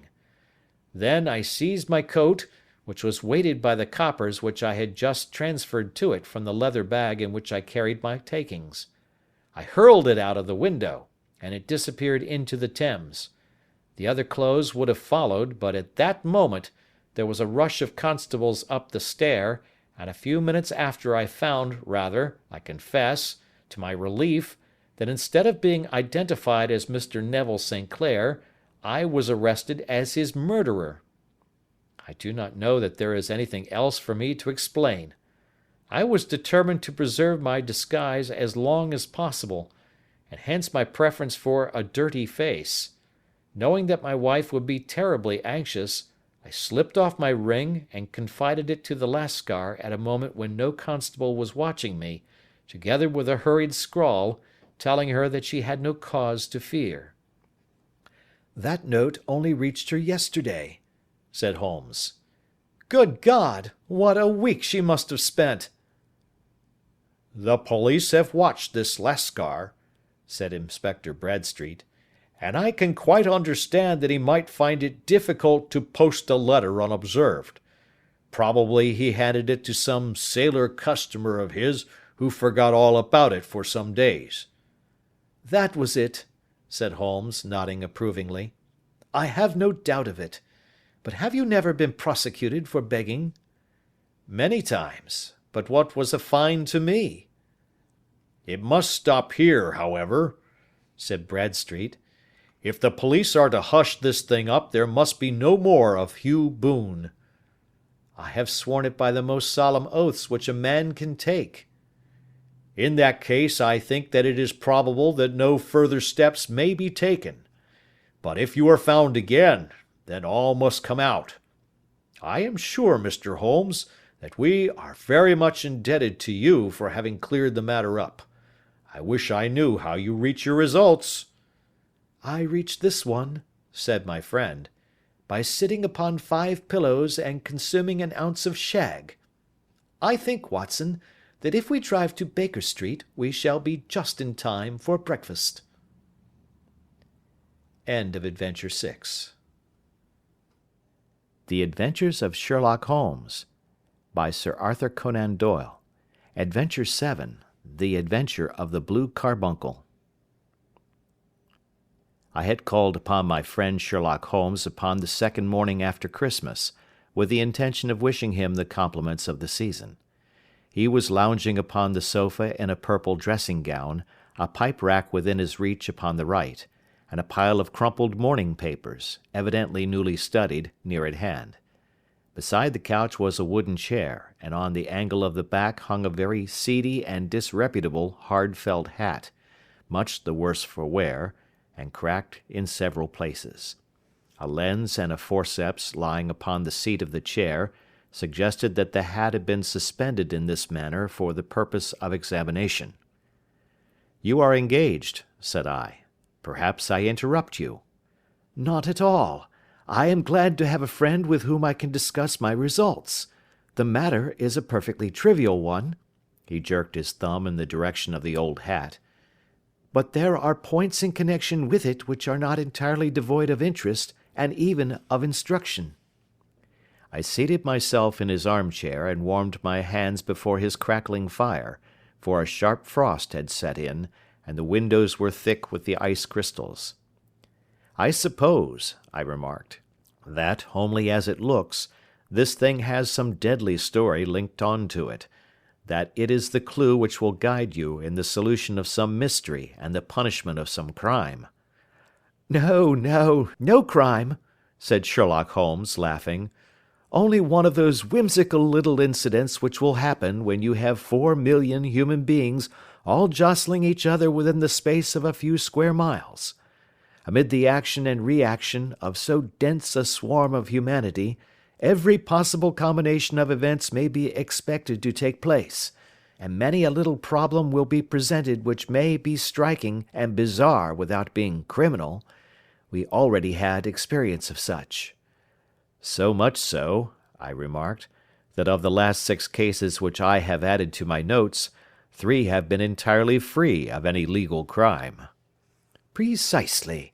You allude to my attempt to recover the Irene Adler papers, to the singular case of Miss Mary Sutherland, and to the adventure of the man with the twisted lip. Well, I have no doubt that this small matter will fall into the same innocent category. You know Peterson, the commissionaire?" "Yes." "It is to him that this trophy belongs?" "It is his hat." No, he found it. Its owner is unknown. I beg that you will look upon it not as a battered billycock, but as an intellectual problem. And first, as to how it came here. It arrived upon Christmas morning, in company with good fat goose, which is, I have no doubt, roasting at this moment in front of Peterson's fire. The facts are these. About 4 o'clock on Christmas morning, Peterson, who, as you know, is a very honest fellow, was returning from some small jollification, and was making his way homeward down Tottenham Court Road. In front of him he saw, in the gaslight, a tallish man, walking with a slight stagger, and carrying a white goose slung over his shoulder. As he reached the corner of Goodge Street, a row broke out between this stranger and a little knot of roughs. One of the latter knocked off the man's hat, on which he raised his stick to defend himself, and swinging it over his head, smashed the shop window behind him. Peterson had rushed forward to protect the stranger from his assailants, but the man, shocked at having broken the window, and seeing an official-looking person in uniform rushing towards him, dropped his goose, took to his heels, and vanished amid the labyrinth of small streets which lie at the back of Tottenham Court Road. The roughs had also fled at the appearance of Peterson, so that he was left in possession of the field of battle, and also of the spoils of victory, in the shape of this battered hat and a most unimpeachable Christmas goose, which surely he restored to their owner. My dear fellow, there lies the problem. It is true that "For Mrs. Henry Baker" was printed upon a small card which was tied to the bird's left leg, and it is also true that the initials H.B. are legible upon the lining of his hat, but as there are some thousands of Bakers, and some hundreds of Henry Bakers in this city of ours, it is not easy to restore lost property to any one of them. What, then, did Peterson do? He brought round both hat and goose to me on Christmas morning, knowing that even the smallest problems are of interest to me. The goose we retained until this morning, when there were signs that, in spite of the slight frost, it would be well that it should be eaten without unnecessary delay. Its finder has carried it off, therefore, to fulfil the ultimate destiny of a goose, while I continue to retain the hat of the unknown gentleman who lost his Christmas dinner. Did he not advertise? No. Then what clue could you have as to his identity? Only as much as we can deduce. From his hat? Precisely. But you are joking. What can you gather from this old battered felt? Here is my lens. You know my methods. What can you gather yourself as to the individuality of the man who has worn this article? I took the tattered object in my hands and turned it over rather ruefully. It was a very ordinary black hat of the usual round shape, hard and much the worse for wear. The lining had been of red silk, but was a good deal discoloured. There was no maker's name, but, as Holmes had remarked, the initials H.B. were scrawled upon one side. It was pierced in the brim for a hat securer, but the elastic was missing.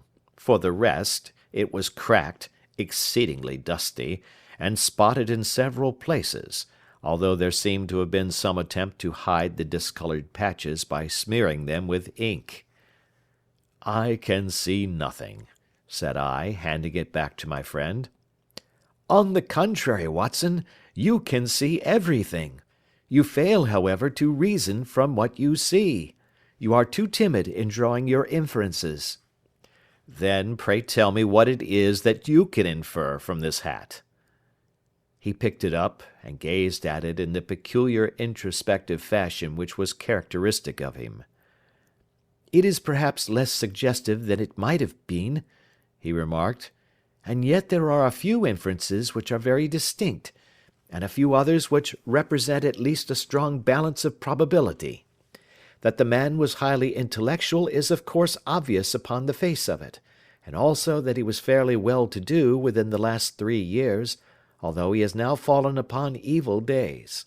He had foresight, but has less now than formerly, pointing to a moral retrogression, which, when taken with the decline of his fortunes, seems to indicate some evil influence, probably drink, at work upon him. This may account also for the obvious fact that his wife has ceased to love him. My dear Holmes! He has, however, retained some degree of self-respect, he continued, disregarding my remonstrance. He is a man who leads a sedentary life, goes out little, is out of training entirely, is middle-aged, has grizzled hair which he has had cut within the last few days, and which he anoints with lime cream. These are the more patent facts which are to be deduced from this hat. Also, by the way, that it is extremely improbable that he has gas laid on in his house. You are certainly joking, Holmes. Not in the least. Is it possible that even now, when I give you these results, you are unable to see how they are attained? I have no doubt that I am very stupid, but I must confess that I am unable to follow you. For example, how did you deduce that this man was intellectual? For answer, Holmes clapped the hat upon his head. It came right over the forehead and settled upon the bridge of his nose. It is a question of cubic capacity, said he. A man with so large a brain must have something in it. The decline of his fortunes, then? This hat is 3 years old. These flat brims curled at the edge came in then. It is a hat of the very best quality. Look at the band of ribbed silk and the excellent lining. If this man could afford to buy so expensive a hat 3 years ago, and has had no hat since, then he has assuredly gone down in the world. Well, that is clear enough, certainly. But how about the foresight and the moral retrogression? Sherlock Holmes laughed. Here is the foresight, said he, putting his finger upon the little disc and loop of the hat securer. They are never sold upon hats. If this man ordered one, it is a sign of a certain amount of foresight, since he went out of his way to take this precaution against the wind. But since we see that he has broken the elastic and has not troubled to replace it, it is obvious that he has less foresight now than formerly, which is a distinct proof of a weakening nature. On the other hand, he has endeavoured to conceal some of these stains upon the felt by daubing them with ink, which is a sign that he has not entirely lost his self-respect. Your reasoning is certainly plausible. The further points, that he is middle-aged, that his hair is grizzled, that it has been recently cut, and that he uses lime cream, are all to be gathered from a close examination of the lower part of the lining. The lens discloses a large number of hair ends, clean cut by the scissors of the barber. They all appear to be adhesive, and there is a distinct odour of lime cream. This dust, you will observe, is not the gritty grey dust of the street, but the fluffy brown dust of the house, showing that it has been hung up indoors most of the time, while the marks of moisture upon the inside are proof positive that the wearer perspired very freely, and could therefore hardly be in the best of training. But his wife? You said that she had ceased to love him. This hat has not been brushed for weeks. When I see you, my dear Watson, with a week's accumulation of dust upon your hat, and when your wife allows you to go out in such a state, I shall fear that you also have been unfortunate enough to lose your wife's affection. But he might be a bachelor. Nay, he was bringing home the goose as a peace offering to his wife. Remember the card upon the bird's leg. You have an answer to everything. But how on earth do you deduce that the gas is not laid on in his house?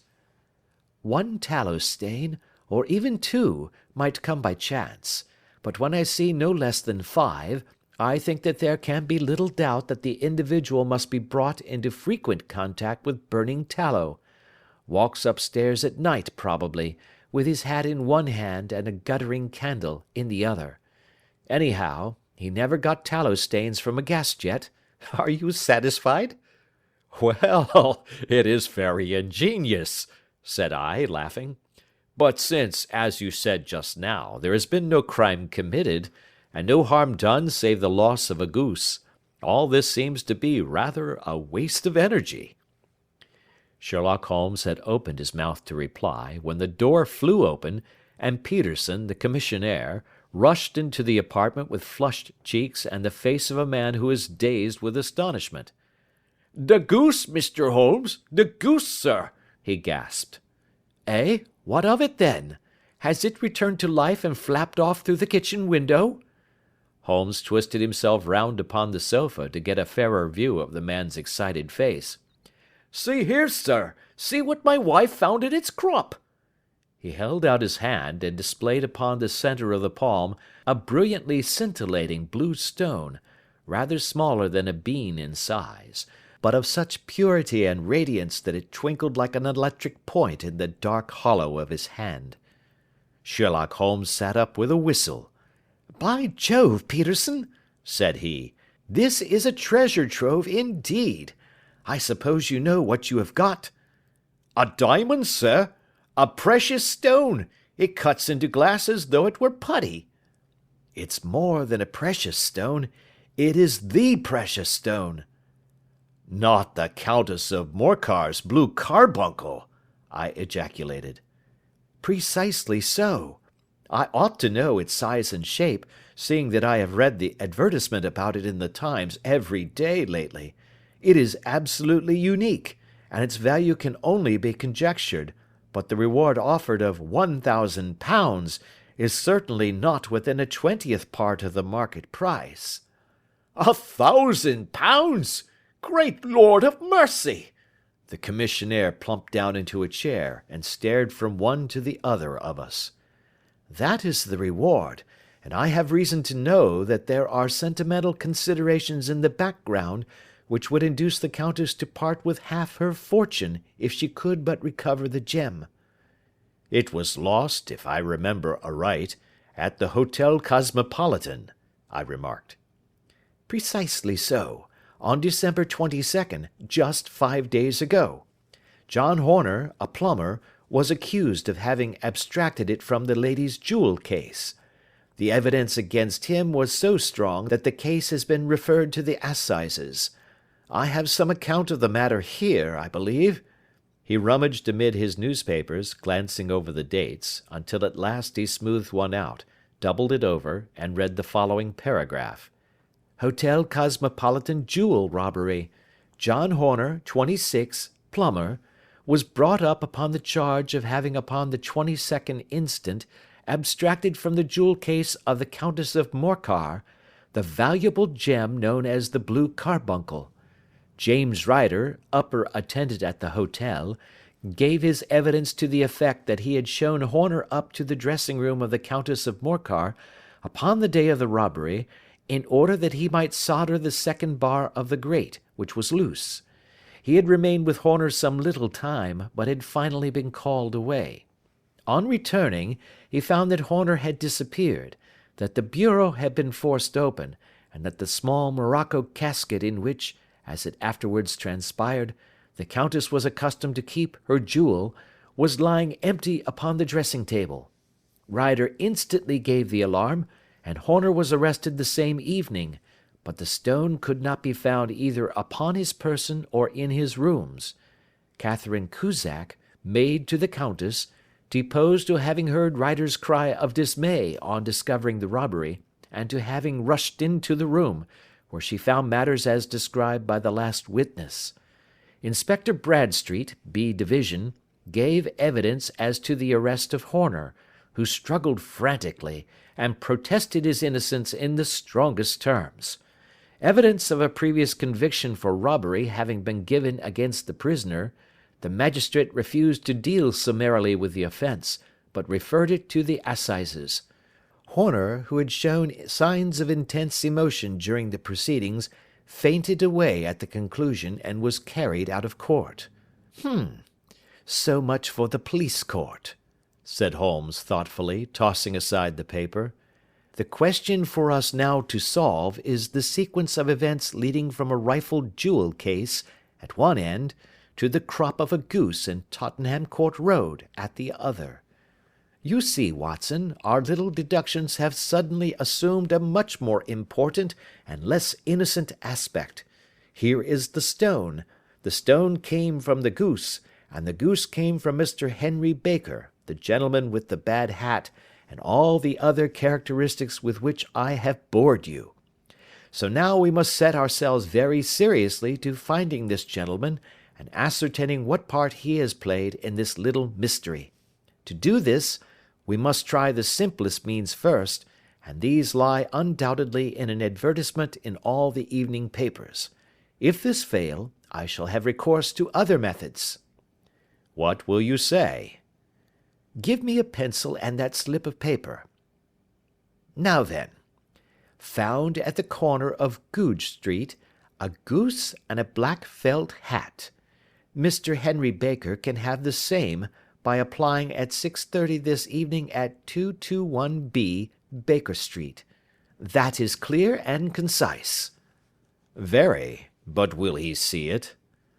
Well, he is sure to keep an eye on the papers, since, to a poor man, the loss was a heavy one. He was clearly so scared by his mischance in breaking the window, and by the approach of Peterson, that he thought of nothing but flight. But since then he must have bitterly regretted the impulse which caused him to drop his bird. Then again, the introduction of his name will cause him to see it, for everyone who knows him will direct his attention to it. Here you are, Peterson. Run down to the advertising agency and have this put in the evening papers. In which, sir? Oh, in the Globe, Star, Pall Mall, St. James's, Evening News, Standard, Echo, and any others that occur to you. Very well, sir. And this stone? Ah, yes, I shall keep the stone, thank you. And I say, Peterson, just buy a goose on your way back and leave it here with me, for we must have one to give to this gentleman in place of the one which your family is now devouring. When the commissionaire had gone, Holmes took up the stone and held it against the light. It's a bonny thing, said he. Just see how it glints and sparkles. Of course it is the nucleus and focus of crime. Every good stone is. They are the devil's pet baits. In the larger and older jewels, every facet may stand for a bloody deed. This stone is not yet 20 years old. It was found in the banks of the Amoy River in southern China, and is remarkable in having every characteristic of the carbuncle, save that it is blue in shade instead of ruby red. In spite of its youth, it has already a sinister history. There have been 2 murders, a vitriol throwing, a suicide, and several robberies brought about for the sake of this 40-grain weight of crystallized charcoal. Who would think that so pretty a toy would be a purveyor to the gallows and the prison? I'll lock it up in my strong box now and drop a line to the Countess to say that we have it. Do you think that this man Horner is innocent? I cannot tell. Well, then, do you imagine that this other one, Henry Baker, had anything to do with the matter? It is, I think, much more likely that Henry Baker is an absolutely innocent man, who had no idea that the bird which he was carrying was of considerably more value than if it were made of solid gold. That, however, I shall determine by a very simple test, if we have an answer to our advertisement. And you can do nothing until then? Nothing. In that case, I shall continue my professional round. But I shall come back in the evening at the hour you have mentioned, for I should like to see the solution of so tangled a business. Very glad to see you. I dine at 7. There is a woodcock, I believe.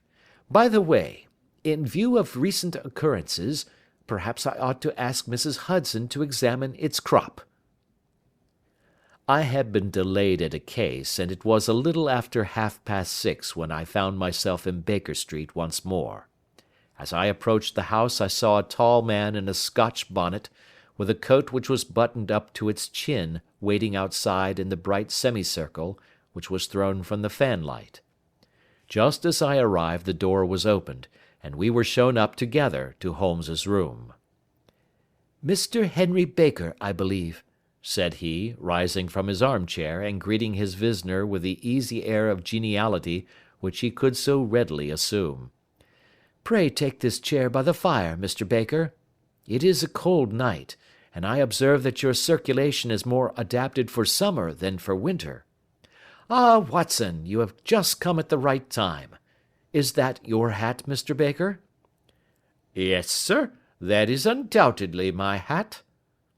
He was a large man with rounded shoulders, a massive head, and a broad, intelligent face, sloping down to a pointed beard of grizzled brown. A touch of red in nose and cheeks, with a slight tremor of his extended hand, recalled Holmes's surmise as to his habits. His rusty black frock coat was buttoned right up in front, with the collar turned up, and his lank wrists protruded from his sleeves without a sign of cuff or shirt. He spoke in a slow staccato fashion, choosing his words with care, and gave the impression generally of a man of learning and letters, who had had ill usage at the hands of fortune. "We have retained these things for some days," said Holmes, "because we expected to see an advertisement from you giving your address. I am at a loss to know why you did not advertise." Our visitor gave a rather shamefaced laugh. "Shillings have not been so plentiful with me as they once were," he remarked. "I had no doubt that the gang of roughs who assaulted me had carried off both my hat and the bird. I did not care to spend more money in a hopeless attempt at recovering them." "Very naturally. By the way, about the bird, we were compelled to eat it." "To eat it?" Our visitor half rose from his chair in his excitement. "Yes, it would have been of no use to anyone had we not done so. But I presume that this other goose upon the sideboard, which is about the same weight and perfectly fresh, will answer your purpose equally well?" "Oh, certainly, certainly," answered Mr. Baker with a sigh of relief. "Of course, we still have the feathers, legs, crop, and so on of your own bird, so if you wish—" The man burst into a hearty laugh. "They might be useful to me as relics of my adventure," said he, "but beyond that I can hardly see what use the disjecta membra of my late acquaintance are going to be to me. No, sir, I think that, with your permission, I will confine my attentions to the excellent bird which I perceive upon the sideboard." Sherlock Holmes glanced sharply across at me with a slight shrug of his shoulders. "There is your hat, then, and there your bird," said he. "By the way, would it bore you to tell me where you got the other one from? I am somewhat of a fowl fancier, and I have seldom seen a better grown goose." "Certainly, sir," said Baker, who had risen and tucked his newly gained property under his arm. "There are a few of us who frequent the Alpha Inn, near the museum. We are to be found in the museum itself during the day, you understand. This year our good host, Windigate by name, instituted a goose club, by which, on consideration of some few pence every week, we were each to receive a bird at Christmas. My pence were duly paid, and the rest is familiar to you. I am much indebted to you, sir, for a Scotch bonnet is fitted neither to my years nor my gravity." With a comical pomposity of manner, he bowed solemnly to both of us, and strode off upon his way. "So much for Mr. Henry Baker," said Holmes, when he had closed the door behind him. "It is quite certain that he knows nothing whatever about the matter. Are you hungry, Watson?" "Not particularly." "Then I suggest that we turn our dinner into a supper and follow up this clue while it is still hot." "By all means." It was a bitter night, so we drew on our ulsters and wrapped cravats about our throats. Outside, the stars were shining coldly in a cloudless sky, and the breath of the passers-by blew out into smoke like so many pistol shots. Our footfalls rang out crisply and loudly as we swung out through the Doctor's Quarter, Wimpole Street, Harley Street, and so through Wigmore Street into Oxford Street. In a quarter of an hour we were in Bloomsbury at the Alpha Inn, which is a small public house at the corner of one of the streets which runs down into Holborn. Holmes pushed open the door of the private bar, and ordered 2 glasses of beer from the ruddy-faced, white-aproned landlord. "Your beer should be excellent if it is as good as your geese," said he. "My geese!"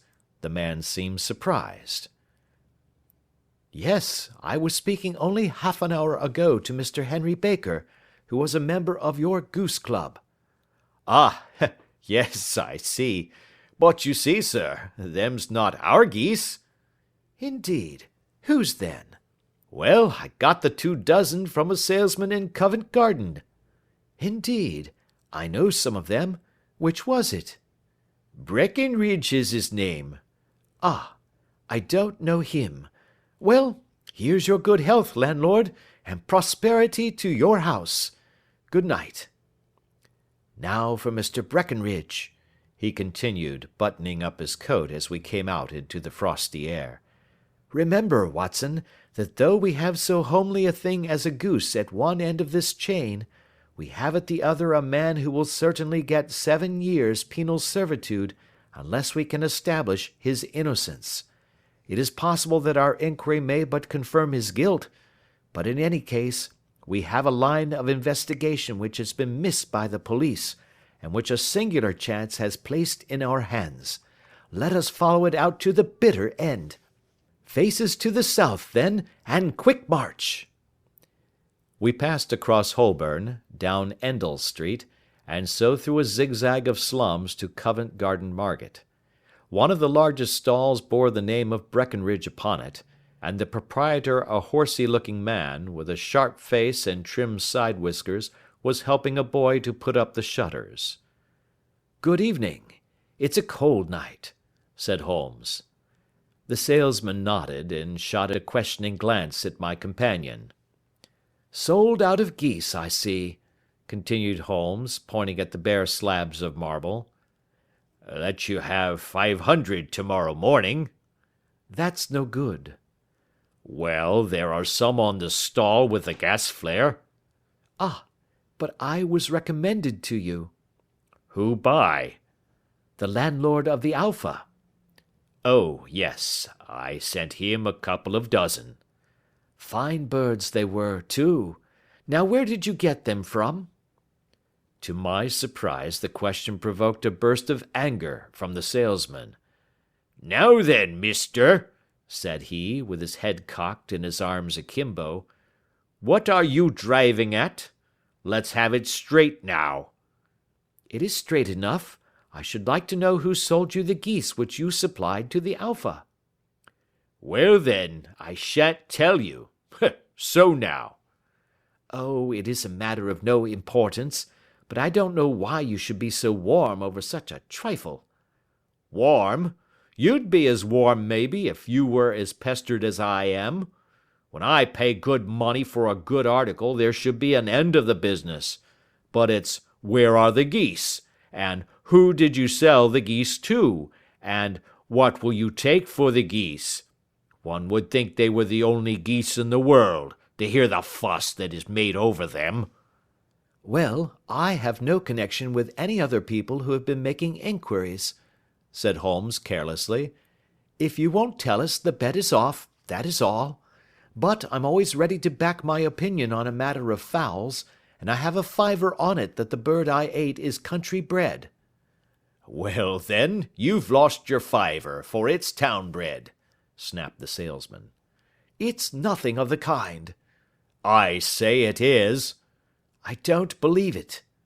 "Do you think you know more about fowls than I, who have handled them ever since I was a nipper?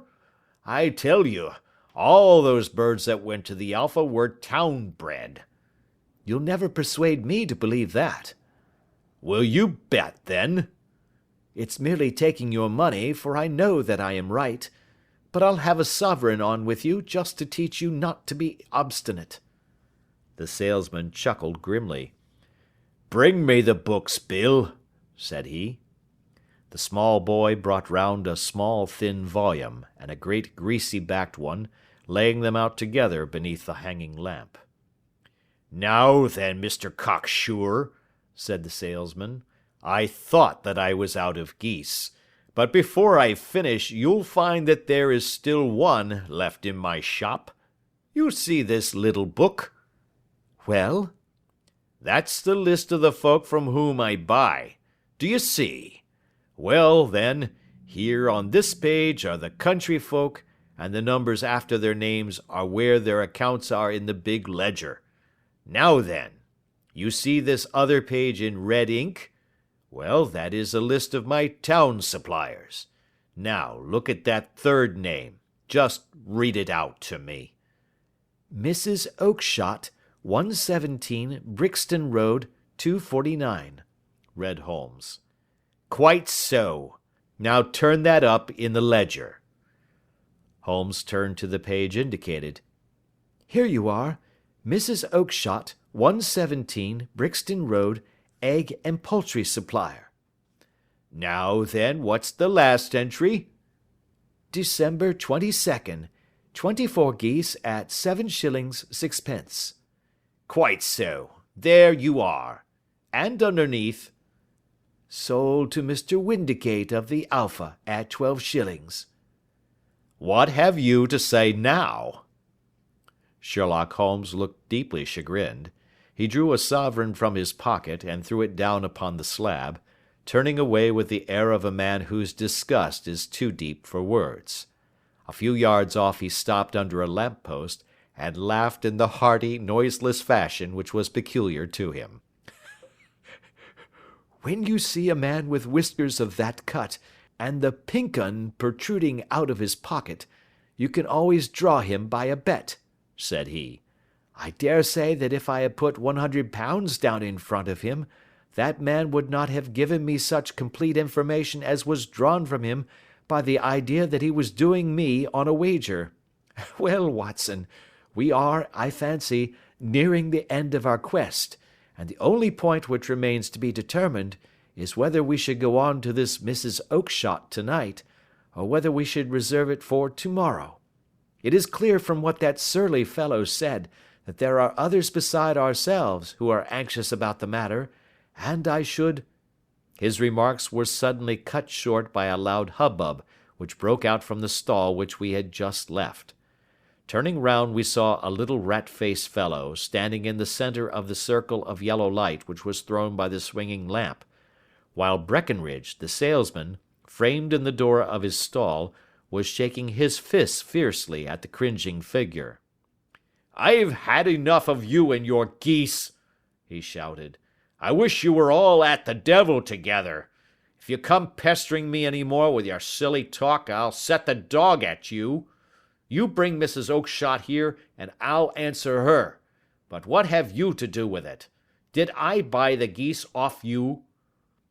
"No, but one of them was mine all the same," whined the little man. "Well, then, ask Mrs. Oakshott for it." "She told me to ask you." "Well, you can ask the King of Prussia for all I care. I've had enough of it. Get out of this."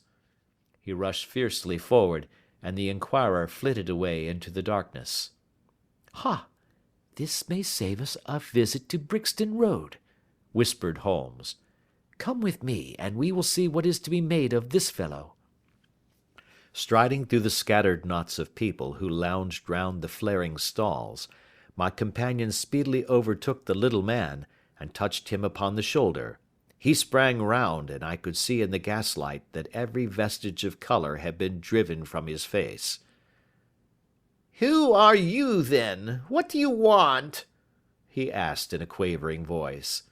You will excuse me, said Holmes blandly, but I could not help overhearing the questions which you put to the salesman just now. I think that I could be of assistance to you. You? Who are you? How could you know anything of the matter? My name is Sherlock Holmes. It is my business to know what other people don't know. But you can know nothing of this. Excuse me, I know everything of it. You are endeavouring to trace some geese which were sold by Mrs. Oakshott, of Brixton Road, to a salesman named Breckenridge, by him in turn to Mr. Windigate of the Alpha, and by him to his club, of which Mr. Henry Baker is a member." "Oh, sir, you are the very man which I have longed to meet," cried the little fellow, with outstretched hands and quivering fingers. "I can hardly explain to you how interested I am in this matter." Sherlock Holmes hailed a four-wheeler which was passing. "In that case we had better discuss it in a cosy room, rather than in this wind-swept market-place," said he. "But pray tell me, before we go farther, who it is that I have the pleasure of assisting." The man hesitated for an instant. "My name is John Robinson," he answered with a sidelong glance. "No, no, the real name," said Holmes sweetly. "It is always awkward doing business with an alias." A flush sprang to the white cheeks of the stranger. "Well, then," said he, "my real name is James Ryder." "Precisely so. Head attendant at the Hotel Cosmopolitan. Pray step into the cab, and I shall soon be able to tell you everything which you would wish to know." The little man stood glancing from one to the other of us with half-frightened, half-hopeful eyes, as one who is not sure whether he is on the verge of a windfall or of a catastrophe. Then he stepped into the cab, and in half an hour we were back in the sitting-room at Baker Street.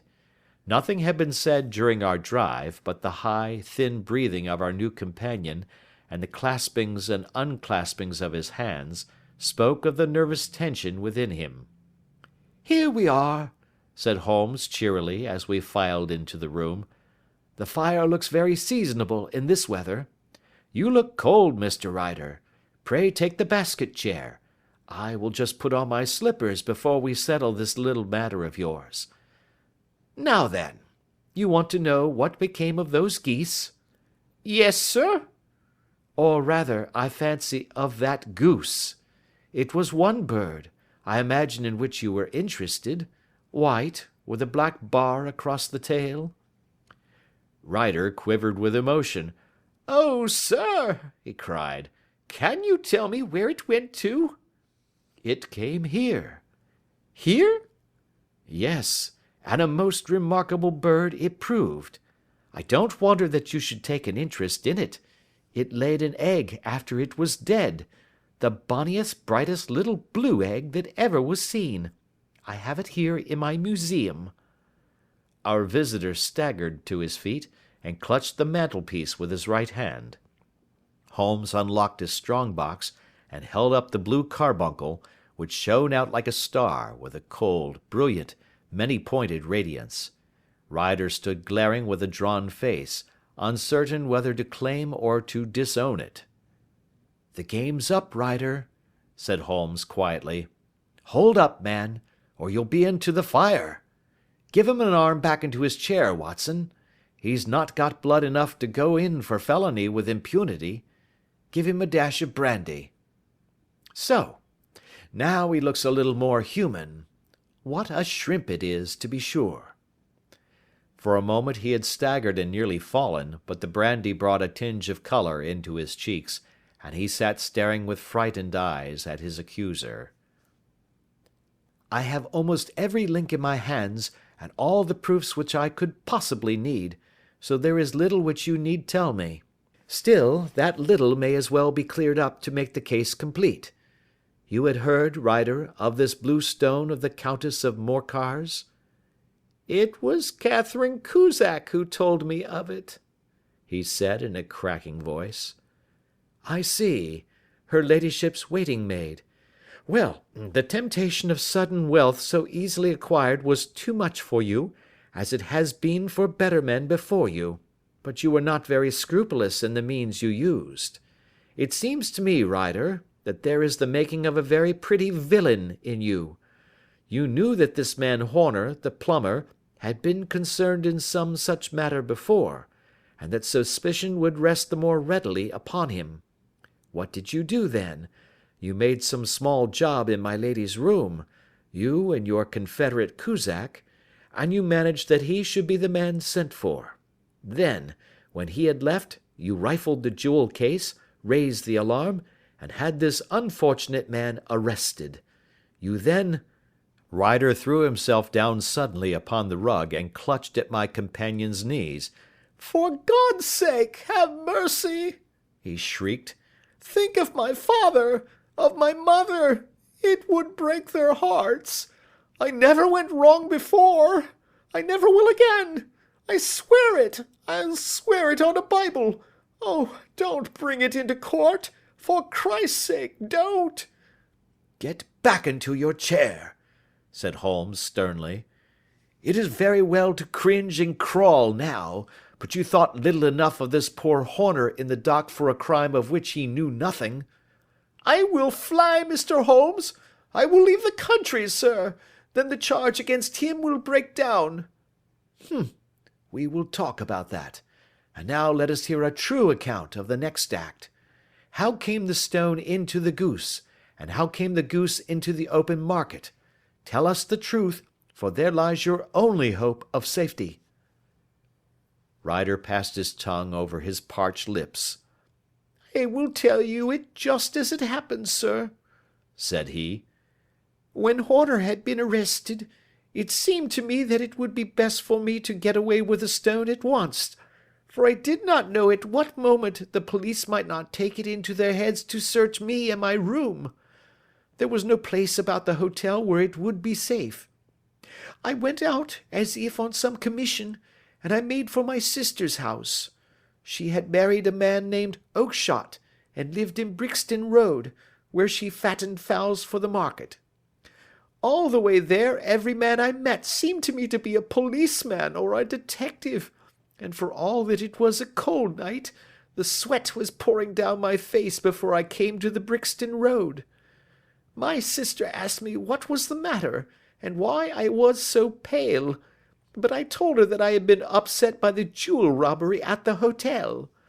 Then I went into the backyard and smoked a pipe and wondered what it would be best to do.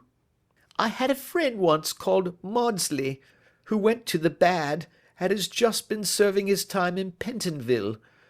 One day he had met me, and fell into talk about the ways of thieves, and how they could get rid of what they stole.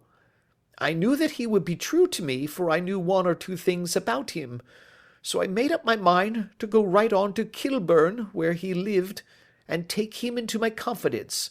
He would show me how to turn the stone into money, but how to get to him in safety. I thought of the agonies I had gone through in coming from the hotel. I might at any moment be seized and searched, and there would be the stone in my waistcoat pocket. I was leaning against the wall at the time, and looking at the geese which were waddling about round my feet, and suddenly an idea came into my head which showed me how I could beat the best detective that ever lived. My sister had told me some weeks before that I might have the pick of her geese for a Christmas present, and I knew that she was always as good as her word. I would take my goose now, and in it I would carry my stone to Kilburn. There was a little shed in the yard, and behind this I drove one of the birds, a fine big one, white, with a barred tail. I caught it, and prying its bill open, I thrust the stone down its throat as far as my finger could reach. The bird gave a gulp, and I felt the stone pass along its gullet and down into its crop. But the creature flapped and struggled, and out came my sister to know what was the matter. As I turned to speak to her, the brute broke loose and fluttered off among the others. 'Whatever were you doing with that bird, Jim?' says she. 'Well,' says I, 'you said you'd give me one for Christmas, and I was feeling which was the fattest.' 'Oh,' says she, 'we've set yours aside for you. Jem's bird, we call it. It's the big white one over yonder. There's 26 of them, which makes one for you, and one for us, and 24 for the market.' 'Thank you, Maggie,' says I, 'but if it is all the same to you, I'd rather have that one I was handling just now.' 'The other is a good 3 pound heavier,' said she, 'and we fattened it expressly for you.' 'Never mind, I'll have the other, and I'll take it now,' said I.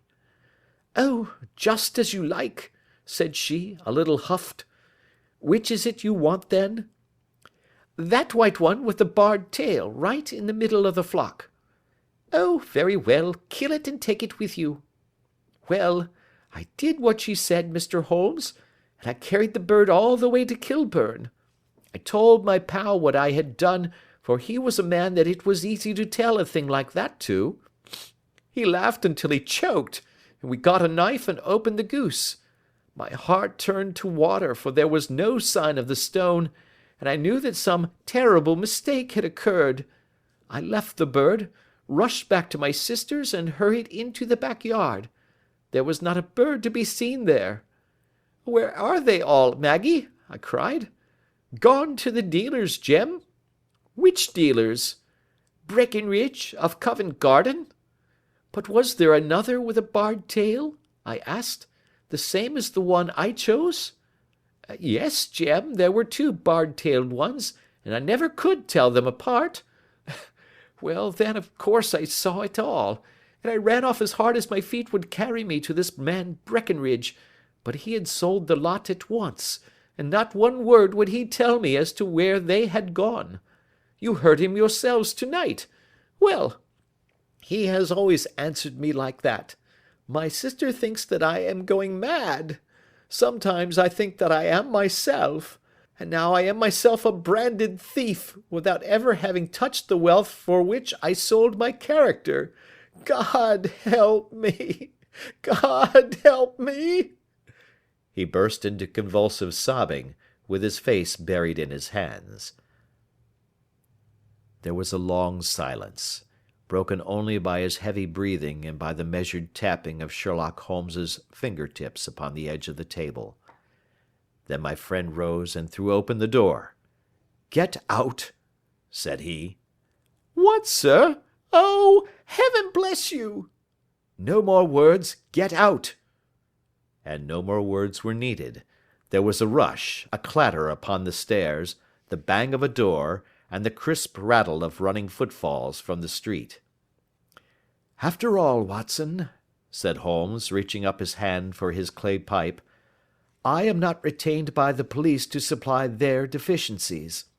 If Horner were in danger it would be another thing, but this fellow will not appear against him, and the case must collapse. I suppose that I am commuting a felony, but it is just possible that I am saving a soul. This fellow will not go wrong again. He is too terribly frightened. Send him to jail now, and you will make him a jailbird for life. Besides, it is the season of forgiveness. Chance has put in our way a most singular and whimsical problem, and its solution is its own reward. If you will have the goodness to touch the bell, doctor, we will begin another investigation, in which also a bird will be the chief feature." End of Adventure 7. Adventure 8. The Adventure of the Speckled Band. On glancing over my notes of the 70-odd cases in which I have during the last 8 years studied the methods of my friend Sherlock Holmes, I find many tragic, some comic, a large number merely strange, but none commonplace. For, working as he did rather for the love of his art than for the acquirement of wealth, he refused to associate himself with any investigation which did not tend towards the unusual, and even the fantastic. Of all these varied cases, however, I cannot recall any which presented more singular features than that which was associated with the well-known Surrey family of the Roylotts of Stoke Moran. The events in question occurred in the early days of my association with Holmes, when we were sharing rooms as bachelors in Baker Street. It is possible that I might have placed them upon record before, but a promise of secrecy was made at the time, from which I have only been freed during the last month by the untimely death of the lady to whom the pledge was given. It is perhaps as well that the fact should now come to light, for I have reasons to know that there are widespread rumours as to the death of Dr. Grimesby Roylott, which tend to make the matter even more terrible than the truth. It was early in April in the year '83 that I woke one morning to find Sherlock Holmes standing, fully dressed, by the side of my bed. He was a late riser, as a rule, and as the clock on the mantelpiece showed me that it was only 7:15, I blinked up at him in some surprise, and perhaps just a little resentment, for I was myself regular in my habits. "Very sorry to knock you up, Watson," said he, "but it's the common lot this morning. Mrs. Hudson has been knocked up, she retorted upon me, and I on you." "What is it, then? A fire?" "No, a client. It seems that a young lady has arrived in a considerable state of excitement, who insists upon seeing me. She is waiting now in the sitting-room. Now, when young ladies wander about the metropolis at this hour of the morning, and knock sleepy people up out of their beds, I presume that it is something very pressing which they have to communicate. Should it prove to be an interesting case, you would, I am sure, wish to follow it from the outset. I thought, at any rate, that I should call you and give you the chance." "My dear fellow, I would not miss it for anything." I had no keener pleasure than in following Holmes in his professional investigations, and in admiring the rapid deductions, as swift as intuitions, and yet always founded on a logical basis with which he unravelled the problems which were submitted to him. I rapidly threw on my clothes, and was ready in a few minutes to accompany my friend down to the sitting-room. A lady, dressed in black, and heavily veiled, who had been sitting in the window, rose as we entered. "Good morning, madam," said Holmes cheerily. "My name is Sherlock Holmes. This is my intimate friend and associate, Dr. Watson, before whom you can speak as freely as before myself. Ha! I am glad to see that Mrs. Hudson has had the good sense to light the fire. Pray draw up to it, and I shall order you a cup of hot coffee, for I observe that you are shivering." "It is not cold which makes me shiver," said the woman in a low voice, changing her seat as requested. "What then?" "It is fear, Mr. Holmes. It is terror." She raised her veil as she spoke, and we could see that she was indeed in a pitiable state of agitation, her face all drawn and grey, with restless, frightened eyes, like those of some hunted animal. Her features and figure were those of a woman of 30, but her hair was shot with premature grey, and her expression was weary and haggard. Sherlock Holmes ran her over with one of his quick, all-comprehensive glances. "You must not fear," said he, soothingly, bending forward and patting her forearm. "We shall soon set matters right, I have no doubt. You have come in by train this morning, I see." "You know me, then?" "No, but I observed the second half of a return ticket in the palm of your left glove. You must have started early, and yet you had a good drive in a dog-cart, along heavy roads, before you reached the station." The lady gave a violent start and stared in bewilderment at my companion. "There is no mystery, my dear madam," said he, smiling. "The left arm of your jacket is spattered with mud in no less than 7 places. The marks are perfectly fresh. There is no vehicle save a dog-cart which throws up mud in that way, and then only when you sit on the left-hand side of the driver." "Whatever your reasons may be, you are perfectly correct," said she. "I started from home before 6, reached Leatherwood at 20 past, and came in by the first train to Waterloo. Sir, I can stand this strain no longer. I shall go mad if it continues. I have no one to turn to, none, save only one, who cares for me, and he, poor fellow, can be of little aid. I have heard of you, Mr. Holmes. I have heard of you from Mrs. Farintosh, whom you helped in the hour of her sore need. It was from her that I had your address. Oh, sir, do you not think that you could help me, too, and at least throw a little light through the dense darkness which surrounds me?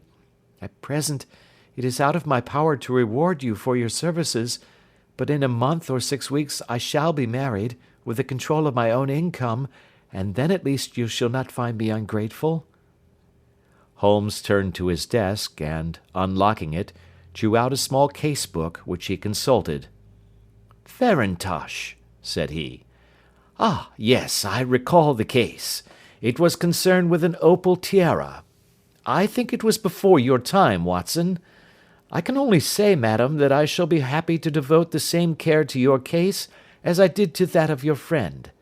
As to reward, my profession is its own reward, but you are at liberty to defray whatever expenses I may be put to at the time which suits you best. And now I beg that you will lay before us everything that may help us in forming an opinion upon the matter." "Alas," replied our visitor, "the very horror of my situation lies in the fact that my fears are so vague, and my suspicions depend so entirely upon small points, which might seem trivial to another, that even he to whom of all others I have a right to look for help and advice looks upon all that I tell him about it as the fancies of a nervous woman. He does not say so, but I can read it from his soothing answers and averted eyes. But I have heard, Mr. Holmes, that you can see deeply into the manifold wickedness of the human heart. You may advise me how to walk amid the dangers which encompass me." "I am all attention, madam." "My name is Helen Stoner, and I am living with my stepfather, who is the last survivor of one of the oldest Saxon families in England, the Roylotts of Stoke Moran, on the western border of Surrey." Holmes nodded his head. "The name is familiar to me," said he. "The family was at one time among the richest in England, and the estates extended over the borders into Berkshire in the north, and Hampshire in the west. In the last century, however, 4 successive heirs were of a dissolute and wasteful disposition, and the family ruin was eventually completed by a gambler in the days of the Regency. Nothing was left save a few acres of ground, and the 200-year-old house, which is itself crushed under a heavy mortgage. The last squire dragged out his existence there, living the horrible life of an aristocratic pauper, but his only son, my stepfather, seeing that he must adapt himself to the new conditions, obtained an advance from a relative which enabled him to take a medical degree and went out to Calcutta, where, by his professional skill and his force of character, he established a large practice. In a fit of anger, however, caused by some robberies which had been perpetrated in the house, he beat his native butler to death and narrowly escaped a capital sentence. As it was, he suffered a long term of imprisonment, and afterwards returned to England a morose and disappointed man. When Dr. Roylott was in India he married my mother, Mrs. Stoner, the young widow of Major General Stoner, of the Bengal Artillery. My sister Julia and I were twins, and we were only 2 years old at the time of my mother's remarriage. She had a considerable sum of money, not less than £1,000 a year, and this she bequeathed to Dr. Roylott entirely while we resided with him, with the provision that a certain annual sum should be allowed to each of us in the event of our marriage. Shortly after our return to England my mother died. She was killed 8 years ago in a railway accident near Crewe. Dr. Roylott then abandoned his attempts to establish himself in practice in London, and took us to live with him in the old ancestral house at Stoke Moran. The money which my mother had left was enough for all our wants, and there seemed to be no obstacle to our happiness. But a terrible change came over our stepfather about this time. Instead of making friends and exchanging visits with our neighbours, who had at first been overjoyed to see a Roylott of Stoke Moran back in the old family seat, he shut himself up in his house, and seldom came out save to indulge in ferocious quarrels with whoever might cross his path. Violence of temper approaching to mania has been hereditary in the men of the family, and in my stepfather's case it had, I believe, been intensified by his long residence in the tropics. A series of disgraceful brawls took place, 2 of which ended in the police court, until at last he became the terror of the village, and the folks would fly at his approach, for he is a man of immense strength, and absolutely uncontrollable in his anger. Last week he hurled the local blacksmith over a parapet into a stream, and it was only by paying over all the money which I could gather together that I was able to avert another public exposure. He had no friends at all, save the wandering gipsies, and he would give these vagabonds leave to encamp upon the few acres of bramble-covered land which represent the family estate, and would accept in return the hospitality of their tents, wandering away with them sometimes for weeks on end. He has a passion also for Indian animals, which are sent over to him by a correspondent, and he has at this moment a cheetah and a baboon, which wander freely over his grounds and are feared by the villagers almost as much as their master. You can imagine from what I say that my poor sister Julia and I had no great pleasure in our lives. No servant would stay with us, and for a long time we did all the work of the house. She was but 30 at the time of her death, and yet her hair had already begun to whiten, even as mine has. Your sister is dead, then? She died just 2 years ago, and it is of her death that I wish to speak to you. You can understand that, living the life which I have described, we were little likely to see anyone of our own age and position. We had, however, an aunt, my mother's maiden sister, Miss Honoria Westphail, who lives near Harrow, and we were occasionally allowed to pay short visits at this lady's house. Julia went there at Christmas 2 years ago, and met there a half-pay major of marines, to whom she became engaged. My stepfather learned of the engagement when my sister returned, and offered no objection to the marriage, but within a fortnight of the day which had been fixed for the wedding, the terrible event occurred which has deprived me of my only companion." Sherlock Holmes had been leaning back in his chair with his eyes closed and his head sunk in a cushion, but he half opened his lids now and glanced across at his visitor. "Pray be precise as to details," said he. "It is easy for me to be so, for every event of that dreadful time is seared into my memory. The manor house is, as I have already said, very old, and only one wing is now inhabited. The bedrooms in this wing are on the ground floor, the sitting rooms being in the central block of the buildings. Of these bedrooms, the first is Dr. Roylott's, the second my sister's, and the third my own. There is no communication between them, but they all open out into the same corridor. Do I make myself plain?" "Perfectly so." "The windows of the 3 rooms opened out upon the lawn. That fatal night, Dr. Roylott had gone to his room early, though we knew that he had not retired to rest, for my sister was troubled by the smell of the strong Indian cigars which it was his custom to smoke. She left her room, therefore, and came into mine, where she sat for some time, chatting about her approaching wedding. At 11 o'clock she rose to leave me, but she paused at the door, and looked back. 'Tell me, Helen,' said she, 'have you ever heard anyone whistle in the dead of the night?' 'Never,' said I. 'I suppose that you could not possibly whistle yourself in your sleep?' 'Certainly not. But why?' 'Because during the last few nights I have always, about 3 in the morning, heard a low, clear whistle. I am a light sleeper, and it has awakened me. I cannot tell where it came from, perhaps from the next room, perhaps from the lawn. I thought that I would just ask you whether you had heard it.' 'No, I have not. It must be those wretched gipsies in the plantation.' 'Very likely, and yet if it were on the lawn, I wonder that you did not hear it also.' 'Ah, but I sleep more heavily than you.' 'Well, it is of no great consequence at any rate.'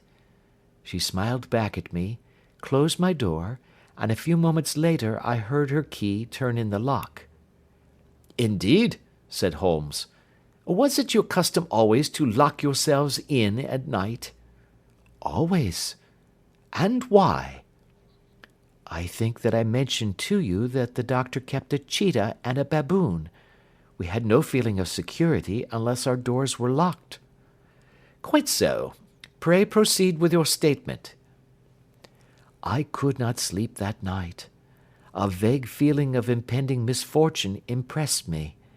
My sister and I, you will recollect, were twins, and you know how subtle are the links which bind two souls which are so closely allied. It was a wild night. The wind was howling outside, and the rain was beating and splashing against the windows. Suddenly, amid all the hubbub of the gale, there burst forth the wild scream of a terrified woman. I knew that it was my sister's voice. I sprang from my bed, wrapped a shawl round me, and rushed into the corridor. As I opened my door, I seemed to hear a low whistle, such as my sister described, and a few moments later a clanging sound, as if a mass of metal had fallen. As I ran down the passage, my sister's door was unlocked, and revolved slowly upon its hinges. I stared at it horror-stricken, not knowing what was about to issue from it. By the light of the corridor lamp I saw my sister appear at the opening, her face blanched with terror, her hands groping for help, her whole figure swaying to and fro like that of a drunkard.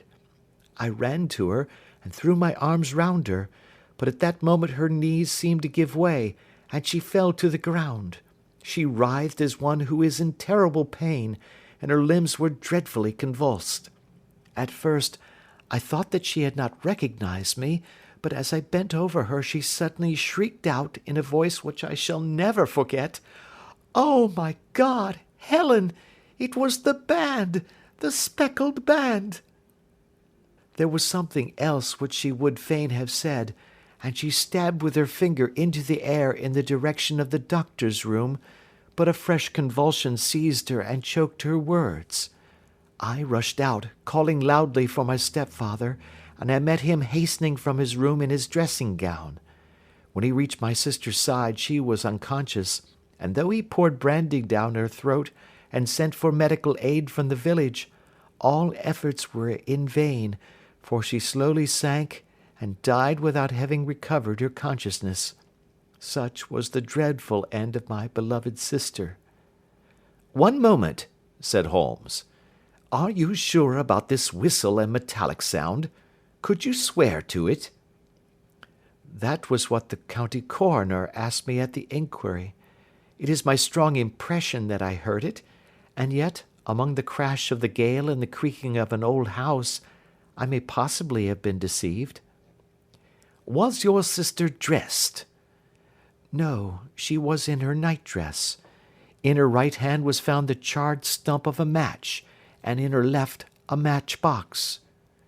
"Showing that she had struck a light and looked about her when the alarm took place. That is important. And what conclusions did the coroner come to?" "He investigated the case with great care, for Dr. Roylott's conduct had long been notorious in the county, but he was unable to find any satisfactory cause of death. My evidence showed that the door had been fastened upon the inner side, and the windows were blocked by old-fashioned shutters with broad iron bars, which were secured every night.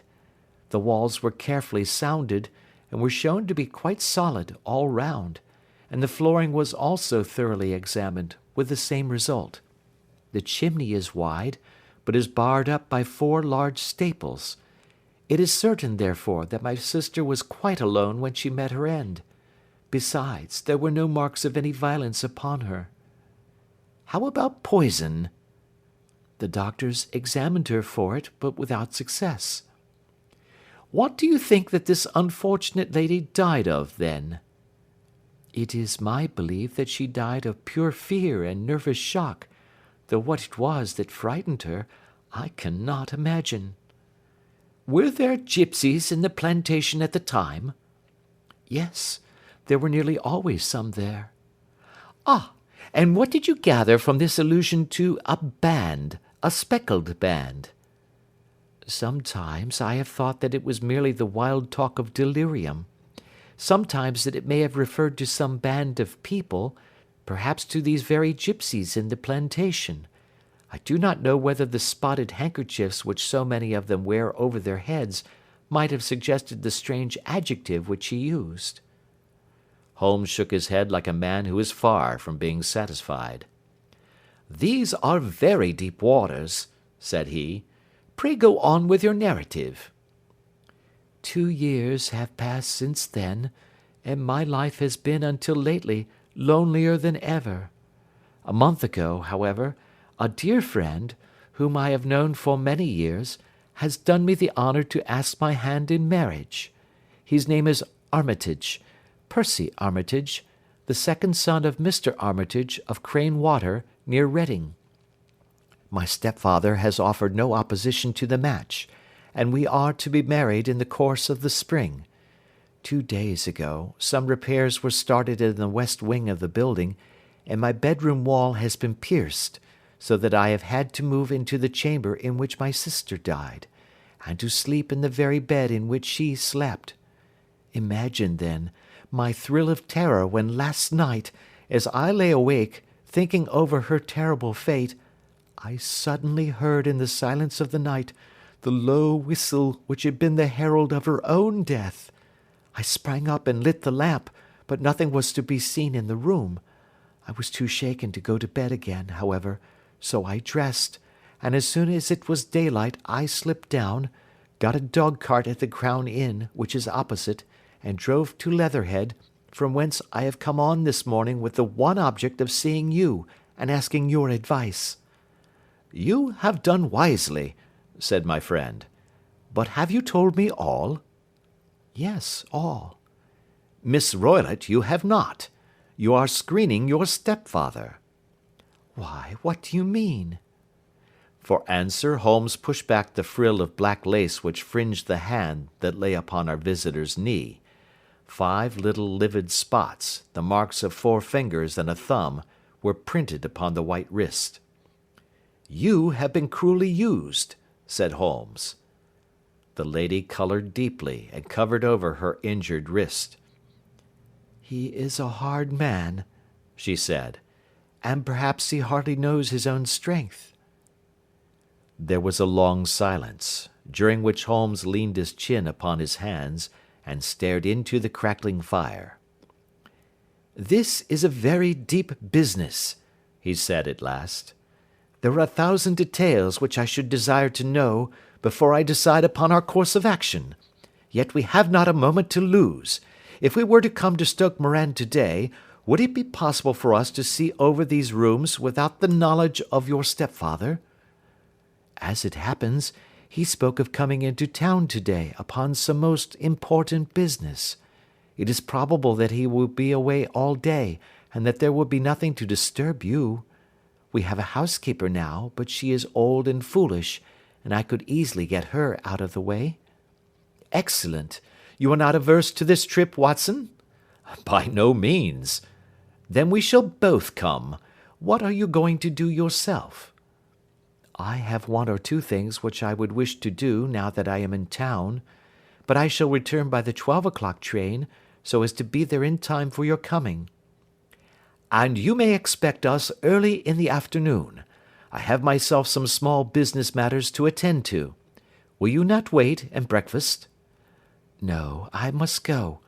My heart is lightened already since I have confided my trouble to you. I shall look forward to seeing you again this afternoon." She dropped her thick black veil over her face and glided from the room. "And what do you think of it all, Watson?" asked Sherlock Holmes, leaning back in his chair. "It seems to me to be a most dark and sinister business." "Dark enough and sinister enough." "Yet if the lady is correct in saying that the flooring and walls are sound, and that the door, window, and chimney are impassable, then her sister must have been undoubtedly alone when she met her mysterious end." "What becomes then of these nocturnal whistles, and what of the very peculiar words of the dying woman?" "I cannot think." "When you combine the ideas of whistles at night, the presence of a band of gipsies who are on intimate terms with this old doctor, the fact that we have every reason to believe that the doctor has an interest in preventing his stepdaughter's marriage, the dying allusion to a band, and finally, the fact that Miss Helen Stoner heard a metallic clang, which might have been caused by one of those metal bars that secured the shutters falling back into its place, I think that there is good ground to think that the mystery may be cleared along those lines." "But what, then, did the gipsies do?" "I cannot imagine." "I see many objections to any such theory." "And so do I. It is precisely for that reason that we are going to Stoke Moran this day. I want to see whether the objections are fatal, or if they may be explained away. But what in the name of the devil—" The ejaculation had been drawn from my companion by the fact that our door had been suddenly dashed open, and that a huge man had framed himself in the aperture. His costume was a peculiar mixture of the professional and of the agricultural, having a black top hat, a long frock coat, and a pair of high gaiters, with a hunting crop swinging in his hand. So tall was he that his hat actually brushed the crossbar of the doorway, and his breadth seemed to span it across from side to side. A large face, seared with 1,000 wrinkles, burned yellow with the sun, and marked with every evil passion, was turned from one to the other of us, while his deep-set, bile-shot eyes, and his high, thin, fleshless nose gave him somewhat the resemblance to a fierce old bird of prey. "Which of you is Holmes?" asked this apparition. "My name, sir, but you have the advantage of me," said my companion quietly. "I am Dr. Grimesby Roylott of Stoke Moran." "Indeed, doctor," said Holmes blandly. "Pray take a seat." "I will do nothing of the kind. My stepdaughter has been here. I have traced her. What has she been saying to you?" "It is a little cold for the time of the year," said Holmes. "What has she been saying to you?" cried the old man furiously. "But I have heard that the crocuses promise well," continued my companion imperturbably. "Ha! You put me off, do you?" said our new visitor, taking a step forward and shaking his hunting crop. "I know you, you scoundrel. I have heard of you before. You are Holmes the meddler." My friend smiled. "Holmes the busybody." His smile broadened. "Holmes the Scotland Yard Jack-in-Office." Holmes chuckled heartily. "Your conversation is most entertaining," said he. "When you go out, close the door, for there is a decided draught." "I will go when I have said my say. Don't you dare to meddle with my affairs. I know that Miss Stoner has been here. I traced her. I am a dangerous man to fall foul of. See here." He stepped swiftly forward, seized the poker, and bent it into a curve with his huge brown hands. "See that you keep yourself out of my grip," he snarled, and hurling the twisted poker into the fireplace, he strode out of the room. "He seems a very amiable person," said Holmes, laughing. "Ha, ha! I am not quite so bulky, but if he had remained, I might have shown him that my grip was not much more feeble than his own." As he spoke, he picked up the steel poker and, with a sudden effort, straightened it out again. "Fancy his having the insolence to confound me with the official detective force. This incident gives zest to our investigation, however, and I only trust that our little friend will not suffer from her imprudence in allowing this brute to trace her. And now, Watson, we shall order breakfast, and afterwards I shall walk down to Doctors' Commons, where I hope to get some data which may help us in this matter." It was nearly 1 o'clock when Sherlock Holmes returned from his excursion. He held in his hand a sheet of blue paper, scrawled over with notes and figures. "I have seen the will of the deceased wife," said he. "To determine its exact meaning, I have been obliged to work out the present prices of the investments with which it is concerned. The total income, which at the time of the wife's death was little short of £1,100, is now, through the fall in agricultural prices, not more than £750. Each daughter can claim an income of £250 in case of marriage. It is evident, therefore, that if both girls had married, this beauty would have been a mere pittance, while even one of them would cripple him to a very serious extent.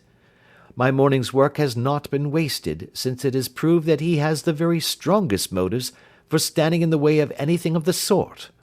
And now, Watson, this is too serious for dawdling, especially as the old man is aware that we are interesting ourselves in his affairs. So if you are ready, we shall call a cab and drive to Waterloo. I should be very much obliged if you would slip your revolver into your pocket. An Ely's No. 2 is an excellent argument with gentlemen who can twist steel pokers into knots. That and a toothbrush are, I think, all that we need. At Waterloo we were fortunate in catching a train for Leatherhead, where we hired a trap at the station inn and drove for 4 or 5 miles through the lovely Surrey lanes. It was a perfect day, with a bright sun and a few fleecy clouds in the heavens. The trees and wayside hedges were just throwing out their first green shoots, and the air was full of the pleasant smell of the moist earth. To me, at least, there was a strange contrast between the sweet promise of the spring and this sinister quest upon which we were engaged. My companion sat in the front of the trap, his arms folded, his hat pulled down over his eyes, and his chin sunk upon his breast, buried in the deepest thought. Suddenly, however, he started, tapped me on the shoulder, and pointed over the meadows. "Look there," said he. A heavily timbered park stretched up in a gentle slope, thickening into a grove at the highest point. From amid the branches there jutted out the grey gables and high roof-tree of a very old mansion. "Stoke Moran?" said he. "Yes, sir, that be the house of Dr. Grimesby Roylott," remarked the driver. "There is some building going on there," said Holmes. "That is where we are going." "There's the village," said the driver, pointing to a cluster of roofs some distance to the left. "but if you want to get to the house, you'll find it shorter to get over this stile and so by the footpath over the fields. There it is, where the lady is walking." "And the lady, I fancy, is Miss Stoner," observed Holmes, shading his eyes. "Yes, I think we had better do as you suggest." We got off, paid our fare, and the trap rattled back on its way to Leatherhead. "I thought it as well," said Holmes as we climbed the stile, "that this fellow should think we had come here as architects, or on some definite business. It may stop his gossip. Good afternoon, Miss Stoner. You see that we have been as good as our word." Our client of the morning had hurried forward to meet us with a face which spoke her joy.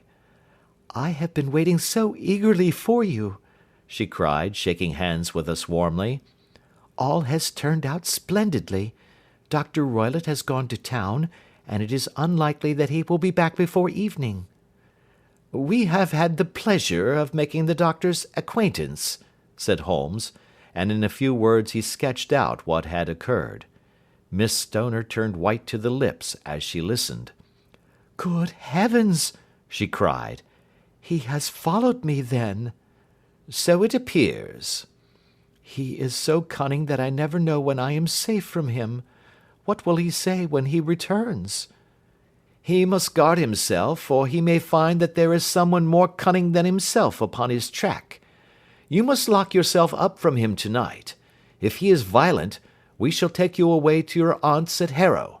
Now, we must make the best use of our time, so kindly take us at once to the rooms which we are to examine."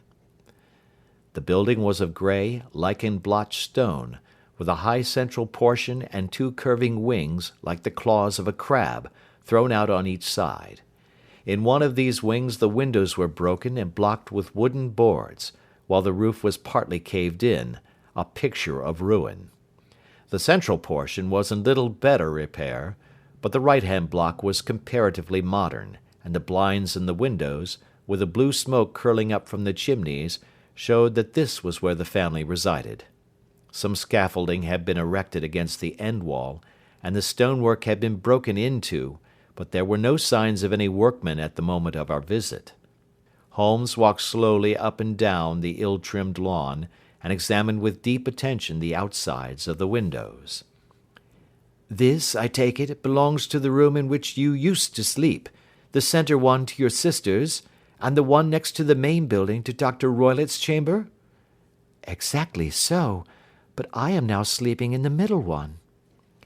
Pending the alterations, as I understand. By the way, there does not seem to be any very pressing need for repairs at that end wall. There were none. I believe that it was an excuse to move me from my room. Ah, that is suggestive.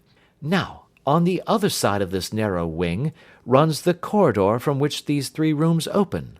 There are windows in it, of course. Yes, but very small ones, too narrow for anyone to pass through. As you both locked your doors at night, your rooms were unapproachable from that side. Now, would you have the kindness to go into your room and bar your shutters? Miss Stoner did so, and Holmes, after a careful examination through the open window, endeavoured in every way to force the shutter open, but without success. There was no slit through which a knife could be passed to raise the bar. Then with his lens he tested the hinges, but they were of solid iron, built firmly into the massive masonry. Said he, scratching his chin in some perplexity. My theory certainly presents some difficulties. No one could pass these shutters if they were bolted. Well, we shall see if the inside throws any light upon the matter. A small side door led into the whitewashed corridor from which the 3 bedrooms opened. Holmes refused to examine the 3rd chamber, so he passed at once to the 2nd, that in which Miss Stoner was now sleeping, and in which her sister had met with her fate. It was a homely little room, with a low ceiling and a gaping fireplace, after the fashion of old country houses. A brown chest of drawers stood in one corner, a narrow white counterpaned bed in another, and a dressing table on the left-hand side of the window. These articles, with 2 small wicker-work chairs, made up all the furniture in the room save for a square of Wilton carpet in the centre.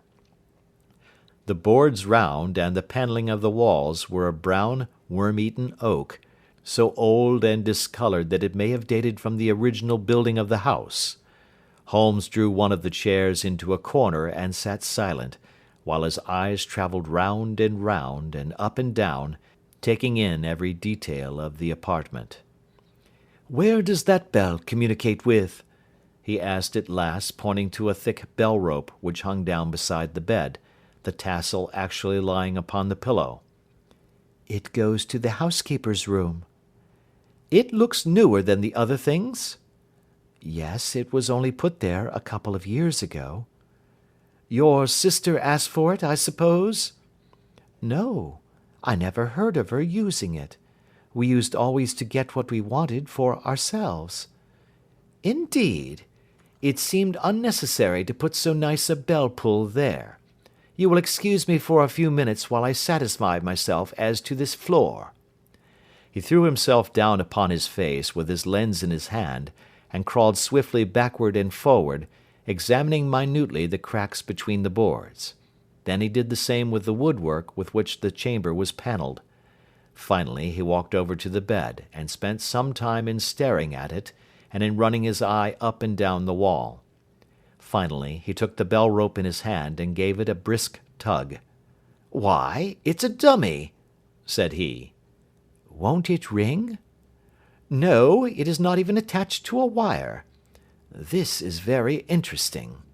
You can see now that it is fastened to a hook, just above where the little opening for the ventilator is." "How very absurd! I never noticed that before." "Very strange," muttered Holmes, pulling at the rope. "There are 1 or 2 very singular points about this room. For example, what a fool a builder must be to open a ventilator into another room, when with the same trouble he might have communicated with the outside air." "That is also quite modern," said the lady. "Done about the same time as the bell-rope," remarked Holmes. "Yes, there were several little changes carried out about that time." "They seem to have been of a most interesting character, dummy bell-ropes, and ventilators which do not ventilate. With your permission, Miss Stoner, we shall now carry our researches into the inner apartment." Dr. Grimesby Roylott's chamber was larger than that of his stepdaughter, but was as plainly furnished: a camp bed, a small wooden shelf full of books, mostly of a technical character, an armchair beside the bed, a plain wooden chair against the wall, a round table, and a large iron safe were the principal things which met the eye. Holmes walked slowly round and examined each and all of them with the keenest interest. "What's in here?" he asked, tapping the safe. "My stepfather's business papers." "Oh, you have seen inside, then?" "Only once, some years ago. I remember that it was full of papers." "There isn't a cat in it, for example?" "No. What a strange idea." "Well, look at this." He took up a small saucer of milk which stood on the top of it. "No, we don't keep a cat, but there is a cheetah and a baboon." "Ah, yes, of course. Well, a cheetah is just a big cat, and yet a saucer of milk does not go very far in satisfying its wants, I dare say. There is one point which I should wish to determine." He squatted down in front of the wooden chair and examined the seat of it with the greatest attention. "Thank you, that is quite settled," said he, rising and putting his lens in his pocket. "Hello! Here is something interesting."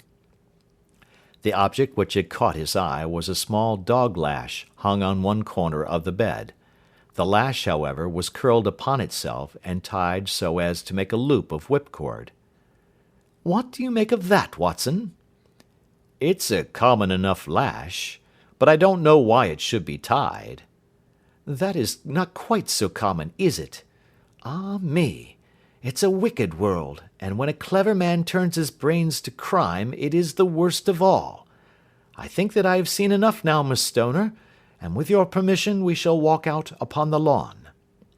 I had never seen my friend's face so grim, or his brows so dark as it was when we turned from the scene of this investigation. We had walked several times up and down the lawn, neither Miss Stoner nor myself liking to break in upon his thoughts before he roused himself from his reverie. "It is very essential, Miss Stoner," said he, "that you should absolutely follow my advice in every respect." "I shall most certainly do so." "The matter is too serious for any hesitation. Your life may depend upon your compliance." "I assure you that I am in your hands." "In the first place, both my friend and I must spend the night in your room." Both Miss Stoner and I gazed at him in astonishment. "Yes, it must be so. Let me explain. I believe that that is the village inn over there?" "Yes, that is the Crown." "Very good. Your windows would be visible from there?" "Certainly." "You must confine yourself to your room, on pretence of a headache, when your stepfather comes back. Then when you hear him retire for the night, you must open the shutters of your window, undo the hasp, put your lamp there as a signal to us, and then withdraw quietly with everything which you are likely to want into the room which you used to occupy. I have no doubt that, in spite of the repairs, you could manage there for one night." "Oh, yes, easily." "The rest you will leave in our hands." "But what will you do?" "We shall spend the night in your room, and we shall investigate the cause of this noise which has disturbed you." "I believe, Mr. Holmes, that you have already made up your mind," said Miss Stoner, laying her hand upon my companion's sleeve. "Perhaps I have." "Then, for pity's sake, tell me what was the cause of my sister's death." "I should prefer to have clearer proofs before I speak." "You can at least tell me whether my own thought is correct, and if she died from some sudden fright." "No, I do not think so. I think that there was probably some more tangible cause. And now, Miss Stoner, we must leave you, for if Dr. Roylott returned and saw us, our journey would be in vain. Good-bye, and be brave, for if you will do what I have told you, you may rest assured that we shall soon drive away the dangers that threaten you." Sherlock Holmes and I had no difficulty in engaging a bedroom and sitting room at the Crown Inn. They were on the upper floor, and from our window we could command a view of the avenue gate and of the inhabited wing of Stoke Moran Manor House. At dusk we saw Dr. Grimesby Roylott drive past, his huge form looming up beside the little figure of the lad who drove him. The boy had some slight difficulty in undoing the heavy iron gates, and we heard the hoarse roar of the doctor's voice, and saw the fury with which he shook his clenched fists at him. The trap drove on, and a few minutes later we saw a sudden light spring up among the trees as the lamp was lit in one of the sitting rooms. "Do you know, Watson," said Holmes, as we sat together in the gathering darkness, "I have really some scruples as to taking you tonight. There is a distinct element of danger." "Can I be of assistance?" "Your presence might be invaluable." "Then I shall certainly come." "It is very kind of you." "You speak of danger. You have evidently seen more in these rooms than was visible to me." "No, but I fancy that I may have deduced a little more. I imagine that you saw all that I did." "I saw nothing remarkable save the bell rope, and what purpose that could answer I confess is more than I can imagine." "You saw the ventilator too?" "Yes, but I do not think that it is such a very unusual thing to have a small opening between two rooms. It was so small that a rat could hardly pass through." "I knew that we should find a ventilator before ever we came to Stoke Moran." "My dear Holmes!" "Oh, yes, I did. You remember in her statement she said that her sister could smell Dr. Roylott's cigar. Now, of course that suggested at once that there must be a communication between the two rooms. It could only be a small one, or it would have been remarked upon at the coroner's inquiry. I deduced a ventilator." "But what harm can there be in that?" "Well, there is at least a curious coincidence of dates. A ventilator is made, a cord is hung, and a lady who sleeps in the bed dies. Does that not strike you?" "I cannot as yet see any connection." "Did you observe anything very peculiar about that bed?" "No." "It was clamped to the floor. Did you ever see a bed fastened like that before?" "I cannot say that I have." "The lady could not move her bed. It must always be in the same relative position to the ventilator and to the rope. Or so we may call it, since it was clearly never meant for a bell pull." "Holmes," I cried, "I seem to see dimly what you are hinting at. We are only just in time to prevent some subtle and horrible crime." "Subtle enough, and horrible enough.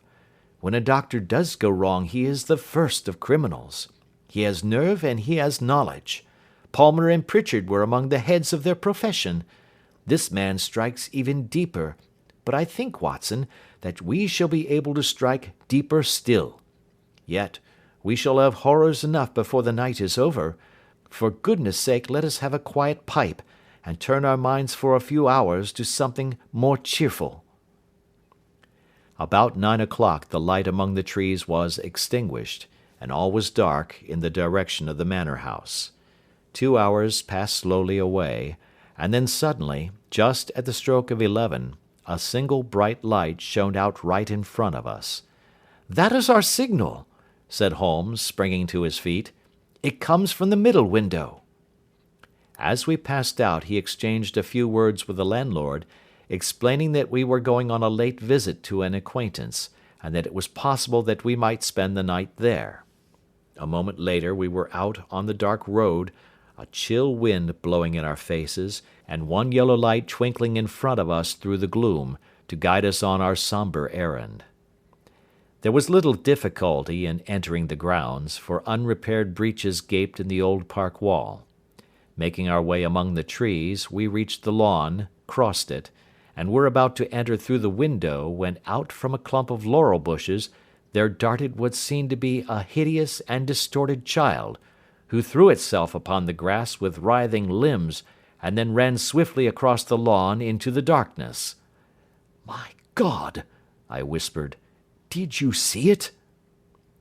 Holmes was for the moment as startled as I. His hand closed like a vice upon my wrist in his agitation. Then he broke into a low laugh and put his lips to my ear. "It is a nice household," he murmured. "That is the baboon." I had forgotten the strange pets which the doctor affected. There was a cheetah, too. Perhaps we might find it upon our shoulders at any moment. I confess that I felt easier in my mind when, after following Holmes's example and slipping off my shoes, I found myself inside the bedroom. My companion noiselessly closed the shutters, moved the lamp onto the table, and cast his eyes round the room. All was as we had seen it in the daytime. Then creeping up to me and making a trumpet of his hand, he whispered into my ear again so gently that it was all that I could do to distinguish the words. "The least sound would be fatal to our plans." I nodded to show that I had heard. "We must sit without light. He would see it through the ventilator." I nodded again. "Do not go asleep. Your very life may depend upon it. Have your pistol ready in case we should need it. I will sit on the side of the bed, and you in that chair." I took out my revolver and laid it on the corner of the table. Holmes had brought up a long thin cane, and this he placed upon the bed beside him. By it he laid the box of matches and the stump of a candle. Then he turned down the lamp and we were left in darkness. How shall I ever forget that dreadful vigil? I could not hear a sound, not even the drawing of a breath, and yet I knew that my companion sat open-eyed, within a few feet of me, in the same state of nervous tension in which I was myself. The shutters cut off the least ray of light, and we waited in absolute darkness. From outside came the occasional cry of a night bird, and once at our very window a long-drawn cat-like whine, which told us that the cheetah was indeed at liberty. Far away we could hear the deep tones of the parish clock, which boomed out every quarter of an hour. How long they seemed, those quarters! 12 struck, and 1, and 2, and 3, and still we sat waiting silently for whatever might befall. Suddenly, there was the momentary gleam of a light up in the direction of the ventilator, which vanished immediately, but was succeeded by a strong smell of burning oil and heated metal. Someone in the next room had lit a dark lantern. I heard a gentle sound of movement, and then all was silent once more, though the smell grew stronger. For half an hour I sat with straining ears. Then suddenly another sound became audible, a very gentle, soothing sound, like that of a small jet of steam escaping continually from a kettle. The instant that we heard it, Holmes sprang from the bed, struck a match, and lashed furiously with his cane at the bell-pull. "You see it, Watson?" he yelled. "You see it?"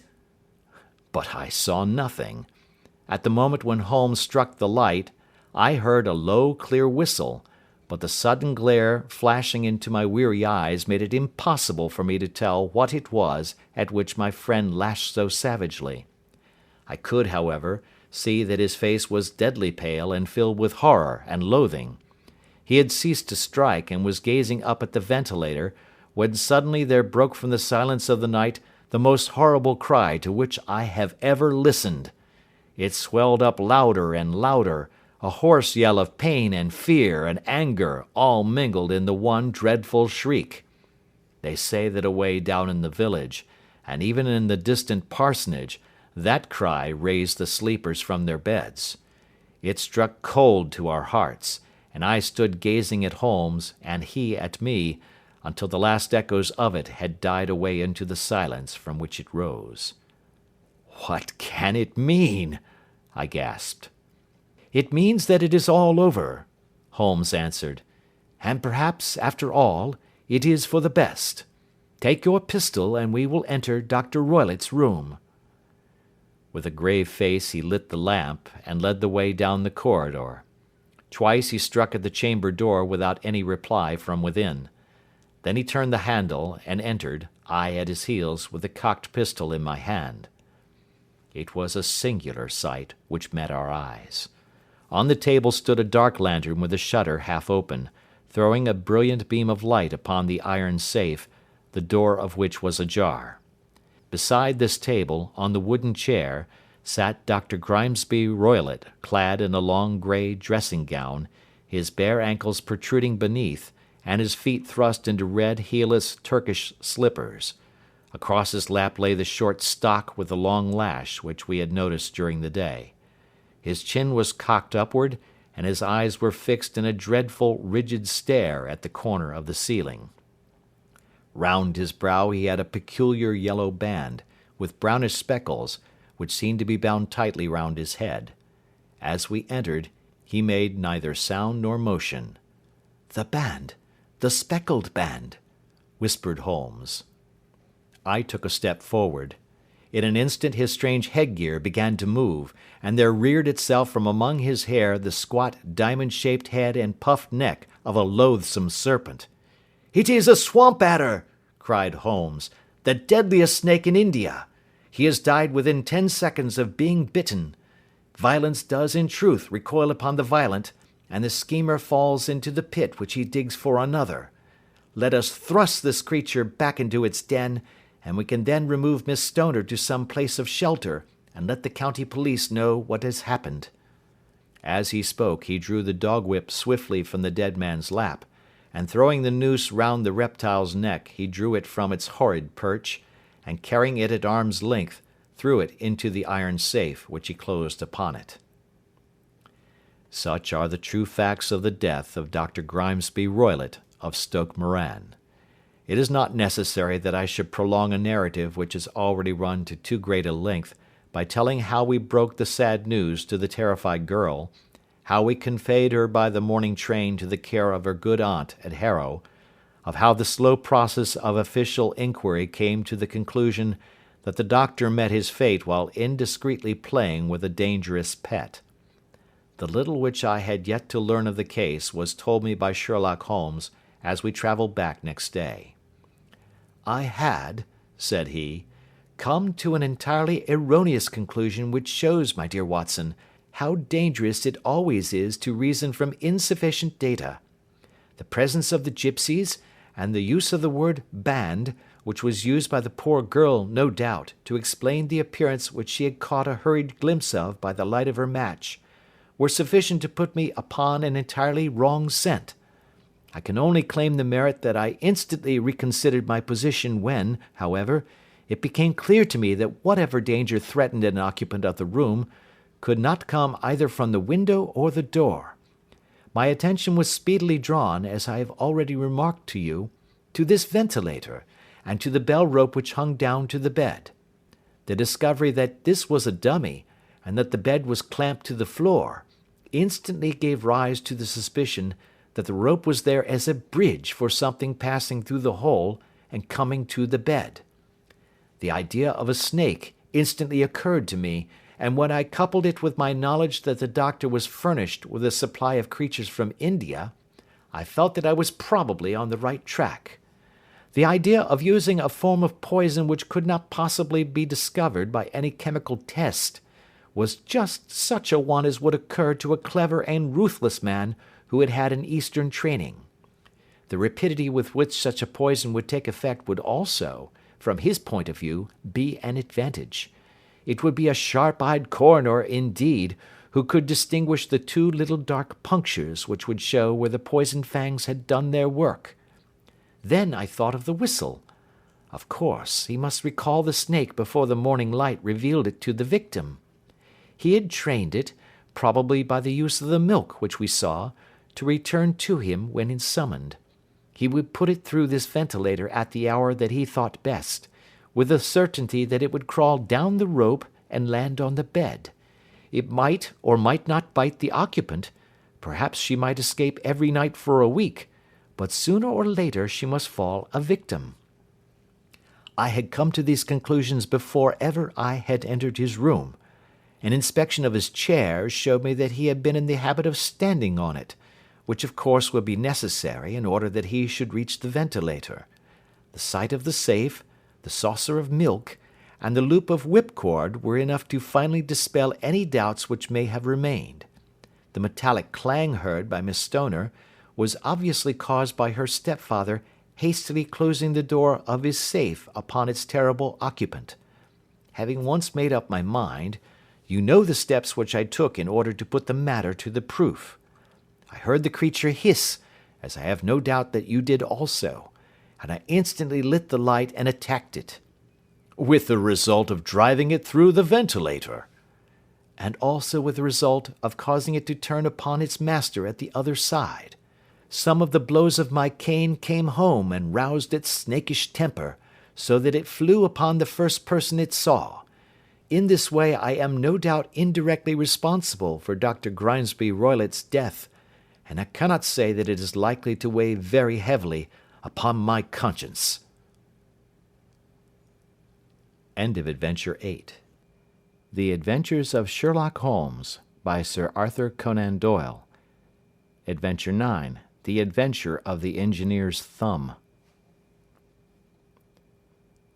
Of all the problems which have been submitted to my friend, Mr. Sherlock Holmes, for solution during the years of our intimacy, there were only two which I was the means of introducing to his notice, that of Mr. Hatherley's thumb, and that of Colonel Warburton's madness.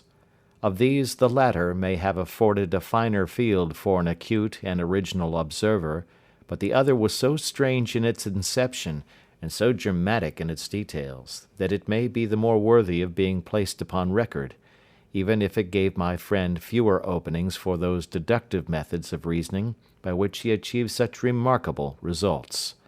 The story has, I believe, been told more than once in the newspapers, but, like all such narratives, its effect is much less striking when set forth en bloc in a single half-column of print than when the facts slowly evolve before your own eyes, and the mystery clears gradually away as each new discovery furnishes a step which leads on to the complete truth. At the time the circumstances made a deep impression upon me, and the lapse of 2 years has hardly served to weaken the effect. It was in the summer of '89, not long after my marriage, that the events occurred which I am now about to summarize. I had returned to civil practice and had finally abandoned Holmes in his Baker Street rooms, although I continually visited him, and occasionally even persuaded him to forego his Bohemian habits so far as to come and visit us. My practice had steadily increased, and as I happened to live at no very great distance from Paddington Station, I got a few patients from among the officials. One of these, whom I had cured of a painful and lingering disease, was never weary of advertising my virtues, and of endeavouring to send me on every sufferer over whom he might have any influence. One morning, at a little before 7 o'clock, I was awakened by the maid tapping at the door to announce that 2 men had come from Paddington and were waiting in the consulting room.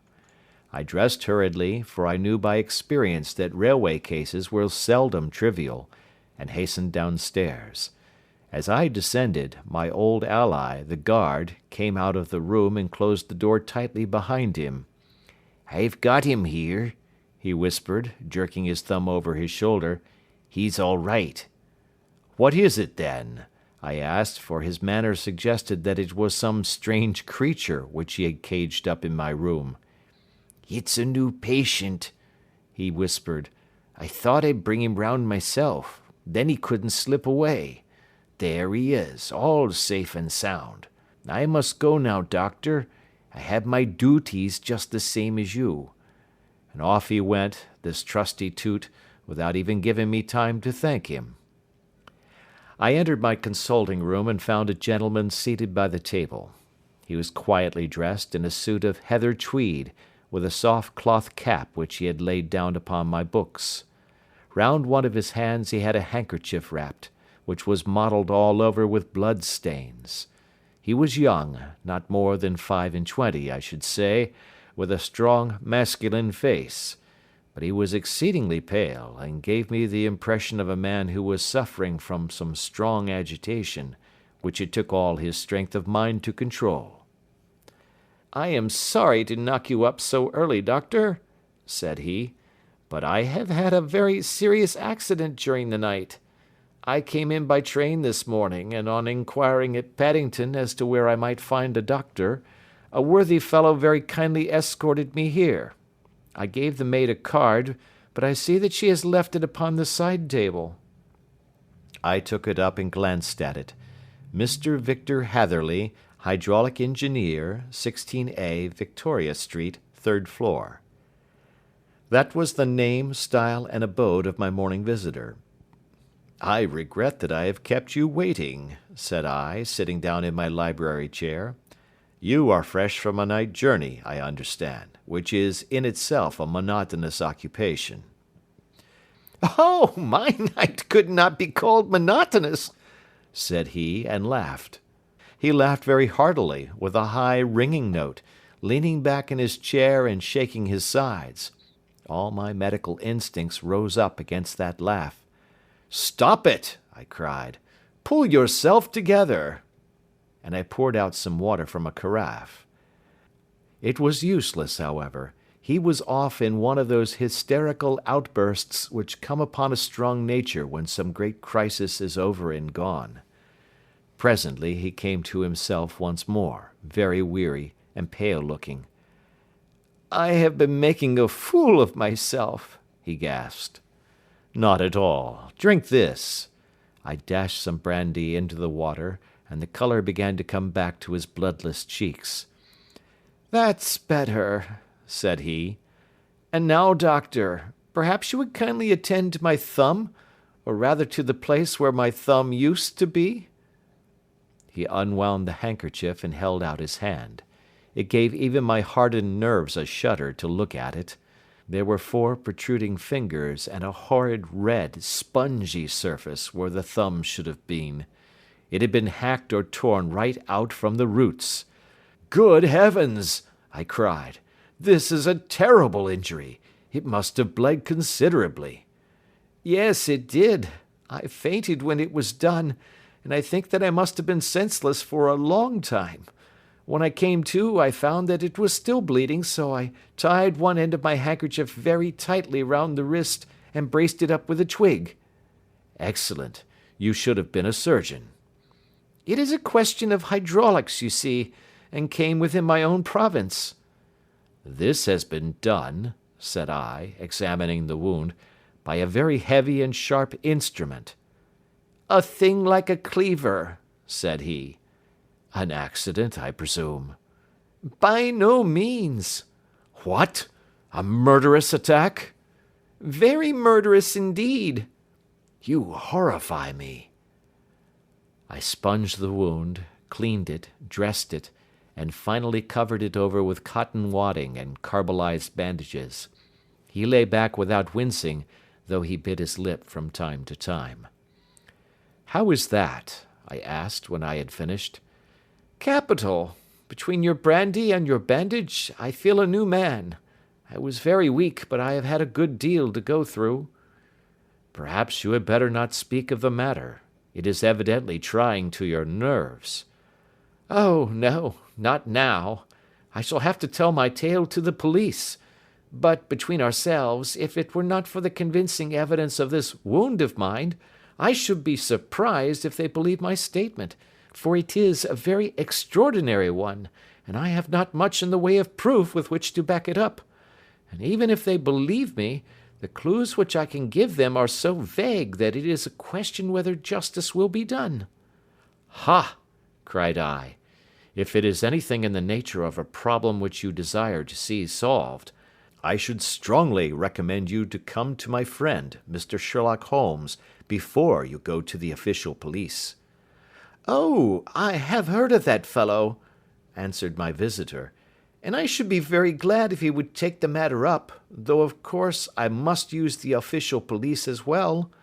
Would you give me an introduction to him?" "I'll do better. I'll take you round to him myself." "I should be immensely obliged to you." "We'll call a cab and go together. We shall just be in time to have a little breakfast with him. Do you feel equal to it?" "Yes, I shall not feel easy until I have told my story." Then my servant will call a cab, and I shall be with you in an instant." I rushed upstairs, explained the matter shortly to my wife, and in 5 minutes was inside a hansom driving with my new acquaintance to Baker Street. Sherlock Holmes was, as I expected, lounging about his sitting room in his dressing gown, reading the agony column of the Times and smoking his before breakfast pipe, which was composed of all the plugs and dottles left from his smokes of the day before, all carefully dried and collected on the corner of the mantelpiece. He received us in his quietly genial fashion, ordered fresh rashers and eggs, and joined us in a hearty meal. When it was concluded he settled our new acquaintance upon the sofa, placed a pillow beneath his head, and laid a glass of brandy and water within his reach. "It is easy to see that your experience has been no common one, Mr. Hatherley," said he. "Pray lie down there and make yourself absolutely at home. Tell us what you can, but stop when you are tired, and keep up your strength with a little stimulant." "Thank you," said my patient, "but I have felt another man since the doctor bandaged me, and I think that your breakfast has completed the cure. I shall take up as little of your valuable time as possible, so I shall start at once upon my peculiar experiences." Holmes sat in his big armchair with the weary, heavy-lidded expression which veiled his keen and eager nature, while I sat opposite to him, and we listened in silence to the strange story which our visitor detailed to us. "You must know," said he, "that I am an orphan and a bachelor, residing alone in lodgings in London. By profession I am a hydraulic engineer, and I have had considerable experience of my work during the 7 years that I was apprenticed to Venner and Matheson, the well-known firm of Greenwich. 2 years ago, having served my time, and having also come into a fair sum of money through my poor father's death, I determined to start in business for myself, and took professional chambers in Victoria Street. I suppose that everyone finds his first independent start in business a dreary experience. To me, it has been exceptionally so. During 2 years I have had 3 consultations and 1 small job, and that is absolutely all that my profession has brought me. My gross takings amount to £27 10s. Every day, from 9 in the morning until 4 in the afternoon, I waited in my little den, until at last my heart began to sink, and I came to believe that I should never have any practice at all. Yesterday, however, just as I was thinking of leaving the office, my clerk entered to say there was a gentleman waiting, who wished to see me upon business. He brought up a card, too, with the name of Colonel Lysander Stark engraved upon it. Close at his heels came the colonel himself, a man rather over the middle size, but of an exceeding thinness. I do not think that I have ever seen so thin a man. His whole face sharpened away into nose and chin, and the skin of his cheeks was drawn quite tense over his outstanding bones. Yet this emaciation seemed to be his natural habit, and due to no disease, for his eye was bright, his step brisk, and his bearing assured. He was plainly but neatly dressed, and his age, I should judge, would be nearer 40 than 30. "Mr. Hatherley," said he, with something of a German accent, "you have been recommended to me, Mr. Hatherley, as being a man who is not only proficient in his profession, but is also discreet and capable of preserving a secret." I bowed, feeling as flattered as any young man would at such an address. "May I ask who it was who gave me so good a character?" "Well, perhaps it is better that I should not tell you that just at this moment. I have it from the same source that you are both an orphan and a bachelor, and are residing alone in London." "That is quite correct," I answered, "but you will excuse me if I say that I cannot see how all this bears upon my professional qualifications. I understand that it was on a professional matter that you wished to speak to me?" "Undoubtedly so, but you will find that all I say is really to the point. I have a professional commission for you, but absolute secrecy is quite essential. Absolute secrecy, you understand, and of course we may expect that more from a man who is alone than from one who lives in the bosom of his family. If I promise to keep a secret, said I, you may absolutely depend upon my doing so. He looked very hard at me as I spoke, and it seemed to me that I had never seen so suspicious and questioning an eye. Do you promise, then? Said he at last. Yes, I promise. Absolute and complete silence before, during, and after? No reference to the matter at all, either in word or writing? I have already given you my word. Very good. He suddenly sprang up, and darting like lightning across the room, he flung open the door. The passage outside was empty. That's all right, said he, coming back. I know that clerks are sometimes curious as to their master's affairs. Now we can talk in safety. He drew up his chair very close to mine, and began to stare at me again with the same questioning and thoughtful look. A feeling of repulsion and of something akin to fear had begun to rise within me at the strange antics of this fleshless man. Even my dread of losing a client could not restrain me from showing my impatience. I beg that you will state your business, sir, said I. My time is of value. Heaven forgive me for that last sentence, but the words came to my lips. How would 50 guineas for a night's work suit you? He asked. Most admirably. I say a night's work, but an hour's would be nearer the mark. I simply want your opinion about a hydraulic stamping machine which has got out of gear. If you show us what is wrong, we shall soon set it right ourselves. What do you think of such a commission as that? The work appears to be light and the pay munificent. Precisely so. We shall want you to come tonight by the last train. Where to? To Eyford in Berkshire. It is a little place near the borders of Oxfordshire and within 7 miles of Reading. There is a train from Paddington which would bring you there at about 11:15. Very good. I shall come down in a carriage to meet you. There is a drive, then? Yes, our little place is quite out in the country. It is a good 7 miles from Eyford Station. Then we can hardly get there before midnight. I suppose there would be no chance of a train back. I should be compelled to stop the night. Yes, we could easily give you a shakedown. That is very awkward. Could I not come at some more convenient hour? We have judged it best that you should come late. It is to recompense you for any inconvenience that we are paying to you, a young and unknown man, a fee which would buy an opinion from the very heads of your profession. Still, of course, if you would like to draw out of the business, there is plenty of time to do so. I thought of the 50 guineas, and of how useful they would be to me. Not at all, said I. I shall be very happy to accommodate myself to your wishes.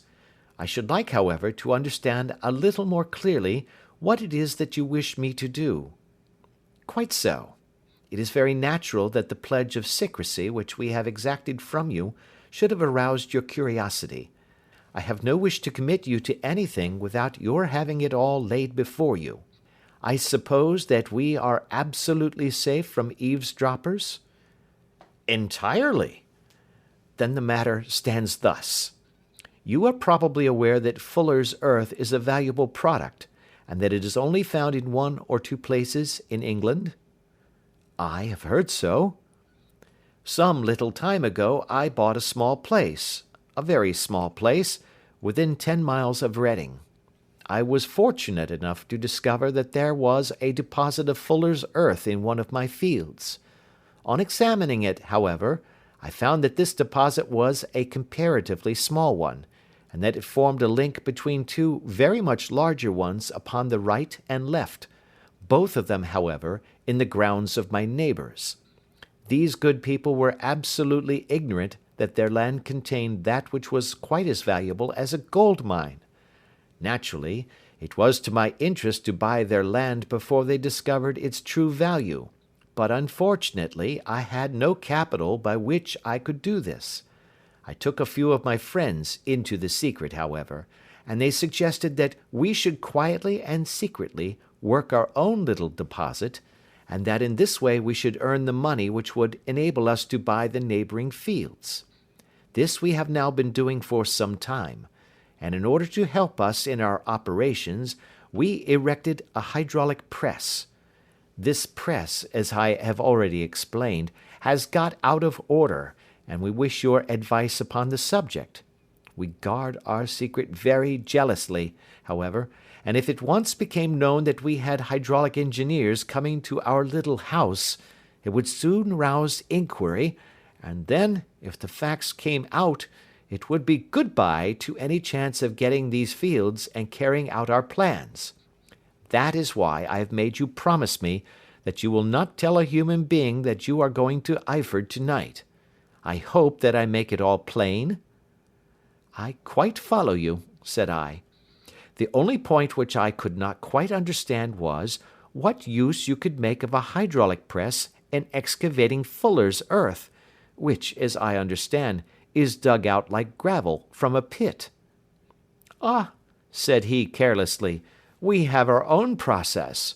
We compress the earth into bricks, so as to remove them without revealing what they are. But that is a mere detail. I have taken you fully into my confidence now, Mr. Hatherley, and I have shown you how I trust you." He rose as he spoke.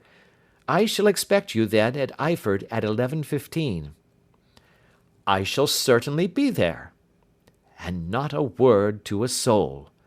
He looked at me with a last long, questioning gaze, and then, pressing my hand in a cold, dank grasp, he hurried from the room.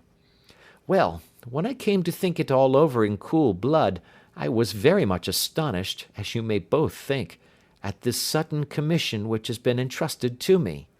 On the one hand, of course, I was glad, for the fee was at least tenfold what I should have asked had I set a price upon my own services, and it was possible that this order might lead to other ones.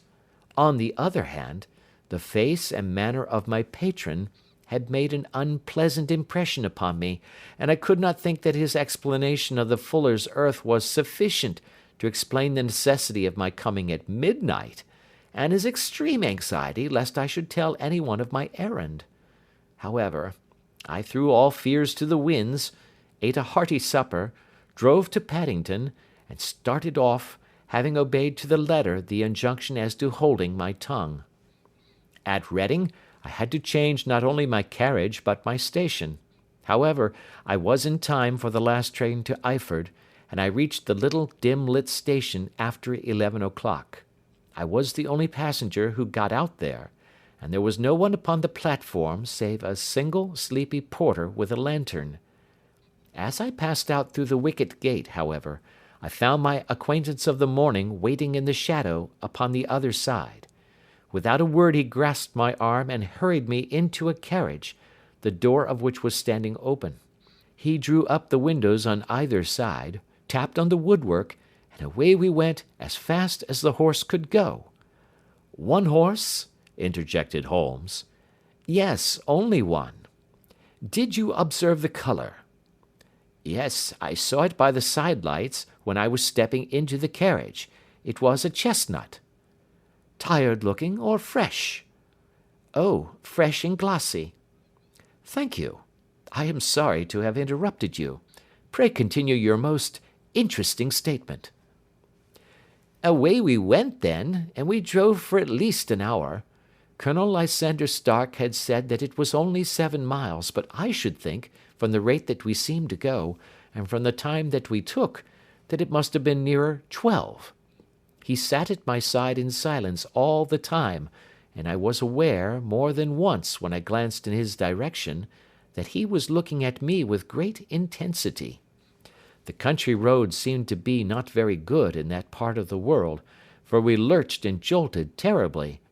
I tried to look out of the windows to see something of where we were, but they were made of frosted glass, and I could make out nothing save the occasional bright blur of a passing light.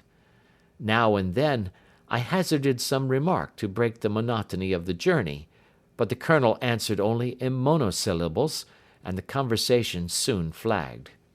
At last, however, the bumping of the road was exchanged for the crisp smoothness of a gravel drive, and the carriage came to a stand. Colonel Lysander Stark sprang out, and, as I followed after him, pulled me swiftly into a porch which gaped in front of us. We stepped, as it were, right out of the carriage and into the hall, so that I failed to catch the most fleeting glance of the front of the house. The instant that I had crossed the threshold, the door slammed heavily behind us, and I heard faintly the rattle of the wheels as the carriage drove away. It was pitch dark inside the house, and the Colonel fumbled about looking for matches and muttering under his breath. Suddenly a door opened at the other end of the passage, and a long, golden bar of light shot out in our direction. It grew broader, and a woman appeared with a lamp in her hand, which she held above her head, pushing her face forward and peering at us. I could see that she was pretty, and from the gloss with which the light shone upon her dark dress, I knew that it was a rich material. She spoke a few words in a foreign tongue, in a tone as though asking a question, and when my companion answered in a gruff monosyllable, she gave such a start that the lamp nearly fell from her hand. Colonel Stark went up to her, whispered something in her ear, and then, pushing her back into the room from whence she had come, he walked towards me again with the lamp in his hand. "Perhaps you will have the kindness to wait in this room for a few minutes," said he, throwing open another door. It was a quiet, little, plainly furnished room, with a round table in the centre, on which several German books were scattered. Colonel Stark laid down the lamp on the top of a harmonium beside the door. "I shall not keep you waiting an instant," said he, and vanished into the darkness. I glanced at the books upon the table, and in spite of my ignorance of German I could see that 2 of them were treatises on science, the others being volumes of poetry. Then I walked across to the window, hoping that I might catch some glimpse of the countryside, but an oak shutter, heavily barred, was folded across it. It was a wonderfully silent house. There was an old clock ticking loudly somewhere in the passage, but otherwise everything was deadly still. A vague feeling of uneasiness began to steal over me. Who were these German people, and what were they doing living in this strange, out-of-the-way place? And where was the place?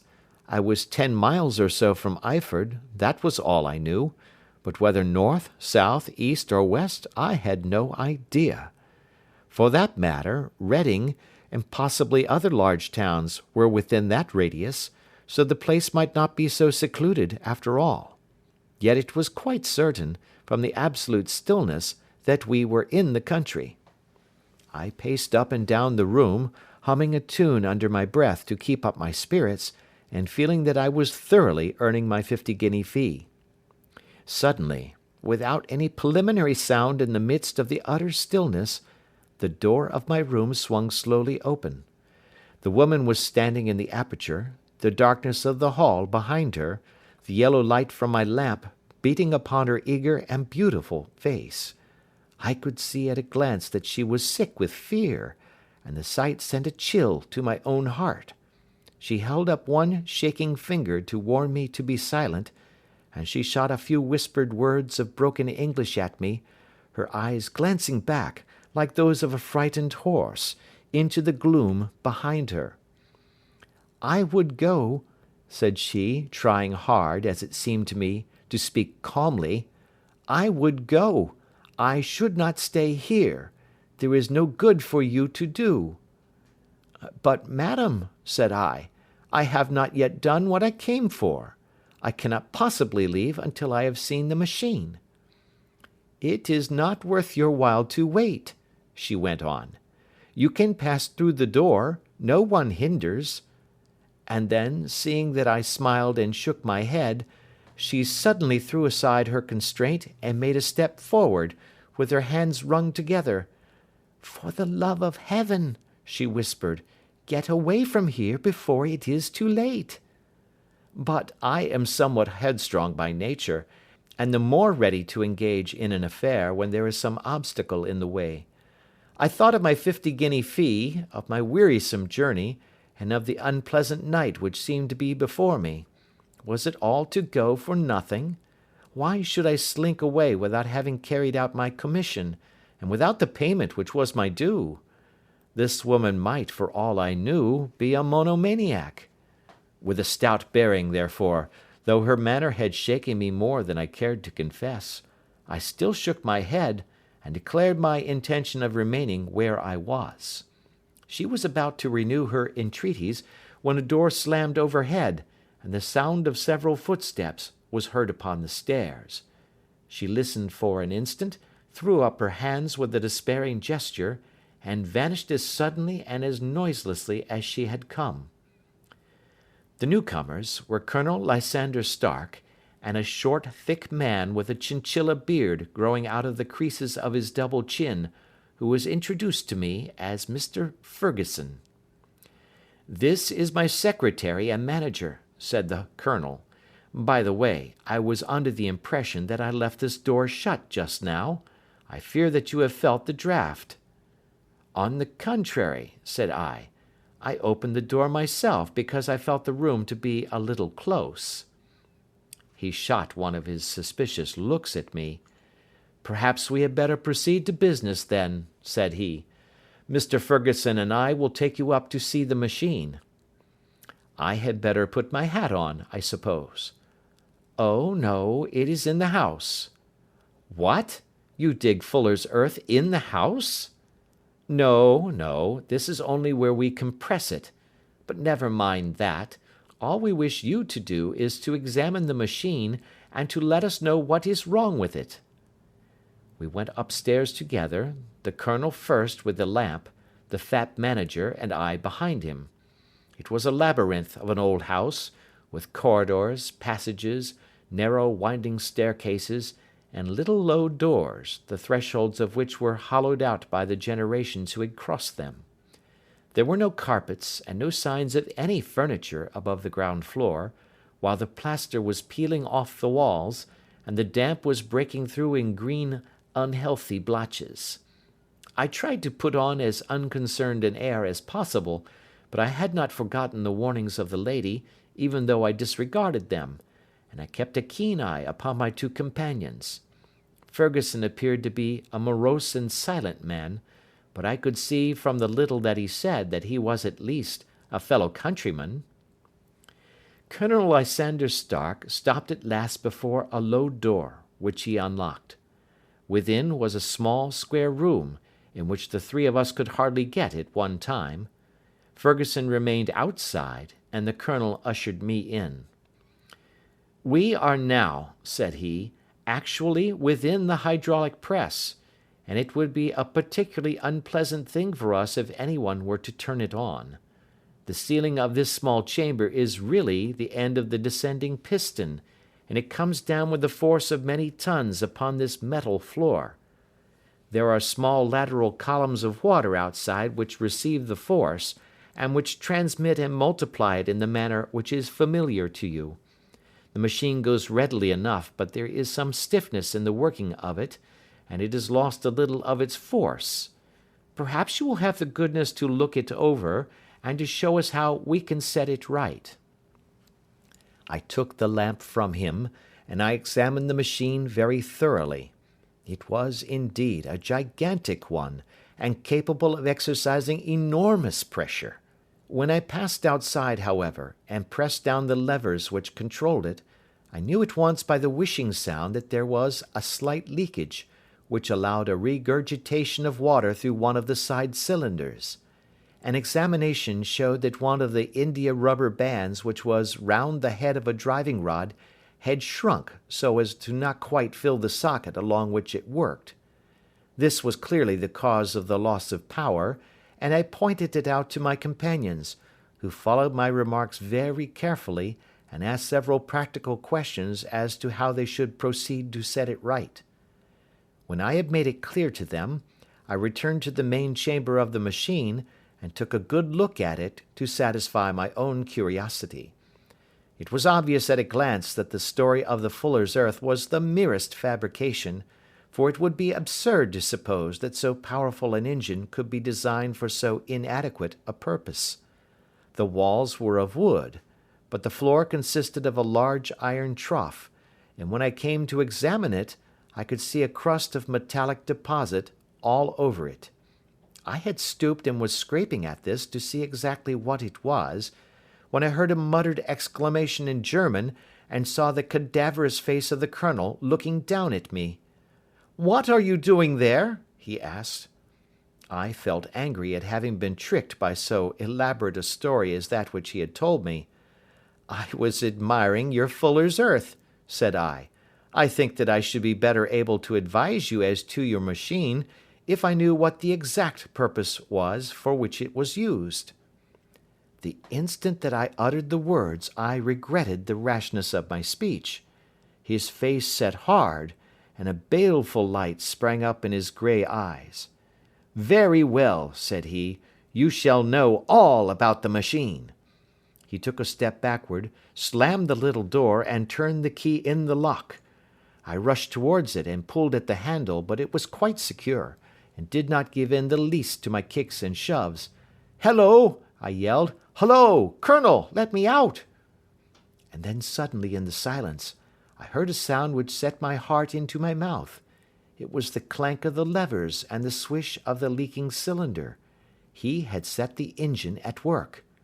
The lamp still stood upon the floor where I had placed it when examining the trough. By its light I saw that the black ceiling was coming down upon me, slowly, jerkily, but, as none knew better than myself, with a force which must within a minute grind me to a shapeless pulp. I threw myself screaming against the door, and dragged with my nails at the lock. I implored the colonel to let me out, but the remorseless clanking of the levers drowned my cries. The ceiling was only a foot or two above my head, and with my hand upraised I could feel its hard, rough surface. Then it flashed through my mind that the pain of my death would depend very much upon the position in which I met it. If I lay on my face, the weight would come upon my spine, and I shuddered to think of that dreadful snap. Easier the other way, perhaps, and yet, had I the nerve to lie and look up at that deadly black shadow wavering down upon me? Already I was unable to stand erect, when my eye caught something which brought a gush of hope back to my heart. I have said that though the floor and ceiling were of iron, the walls were of wood.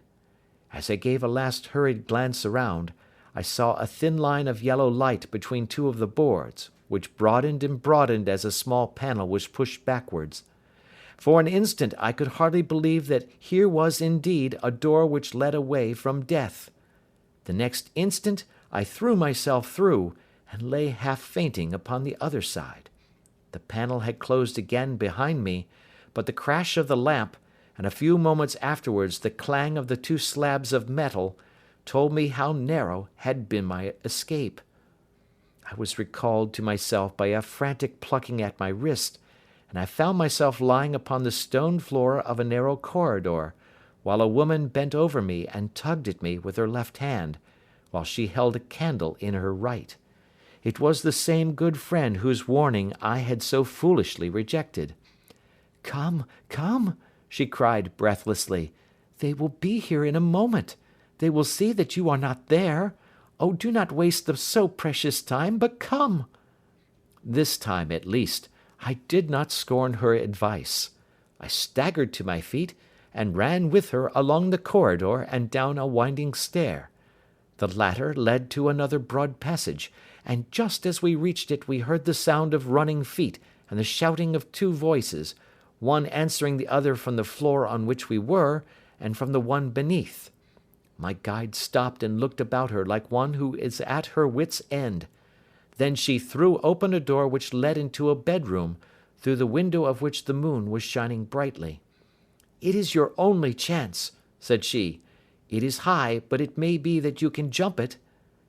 As she spoke, a light sprang into view at the further end of the passage, and I saw the lean figure of Colonel Lysander Stark rushing forward with a lantern in one hand and a weapon like a butcher's cleaver in the other. I rushed across the bedroom, flung open the window, and looked out. How quiet and sweet and wholesome the garden looked in the moonlight, and it could not be more than 30 feet down. I clambered out upon the sill, but I hesitated to jump until I should have heard what passed between my saviour and the ruffian who pursued me. If she were ill used, then at any risks I was determined to go back to her assistance. The thought had hardly flashed through my mind before he was at the door, pushing his way past her, and she threw her arms round him and tried to hold him back. "Fritz, Fritz," she cried in English, "remember your promise after the last time. You said it should not be again. He will be silent. Oh, he will be silent." "You are mad, Elise," he shouted, struggling to break away from her. "You will be the ruin of us. He has seen too much. Let me pass, I say." He dashed her to one side, and rushing to the window, cut at me with his heavy weapon. I had let myself go, and was hanging by the hands to the sill, when his blow fell. I was conscious of a dull pain, my grip loosened, and I fell into the garden below. I was shaken, but not hurt by the fall, so I picked myself up and rushed off among the bushes as hard as I could run, for I understood that I was far from being out of danger yet. Suddenly, however, as I ran, a deadly dizziness and sickness came over me. I glanced down at my hand, which was throbbing painfully, and then for the first time saw that my thumb had been cut off, and that the blood was pouring from my wound. I endeavoured to tie my handkerchief round it, but there came a sudden buzzing in my ears, and next moment I fell in a dead faint among the rose bushes. How long I remained unconscious, I cannot tell.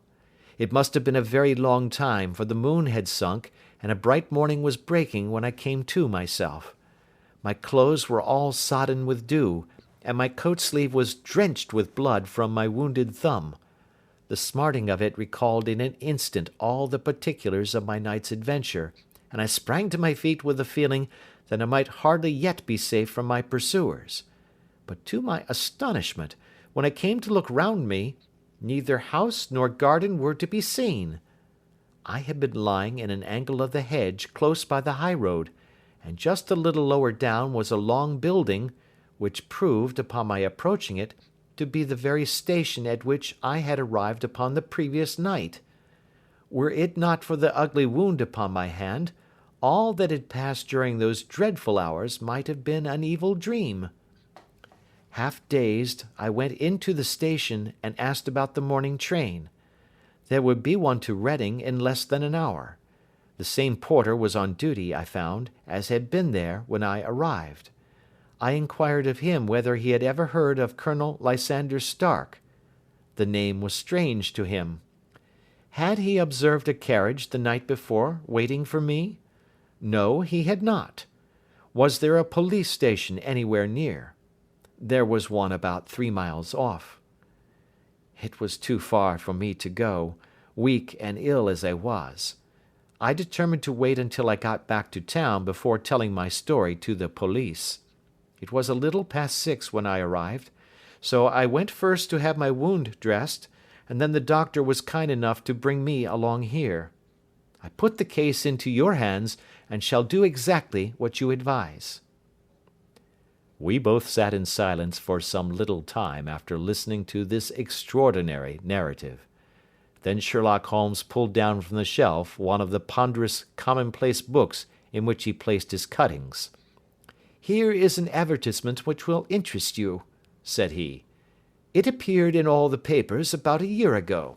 Listen to this. Lost, on the 9th instant, Mr. Jeremiah Hayling, aged 26, a hydraulic engineer. Left his lodgings at 10 o'clock at night, and has not been heard of since. Was dressed in, etc., etc. Ha! That represents the last time that the Colonel needed to have his machine overhauled, I fancy." "Good heavens!" cried my patient. "Then that explains what the girl said." "Undoubtedly.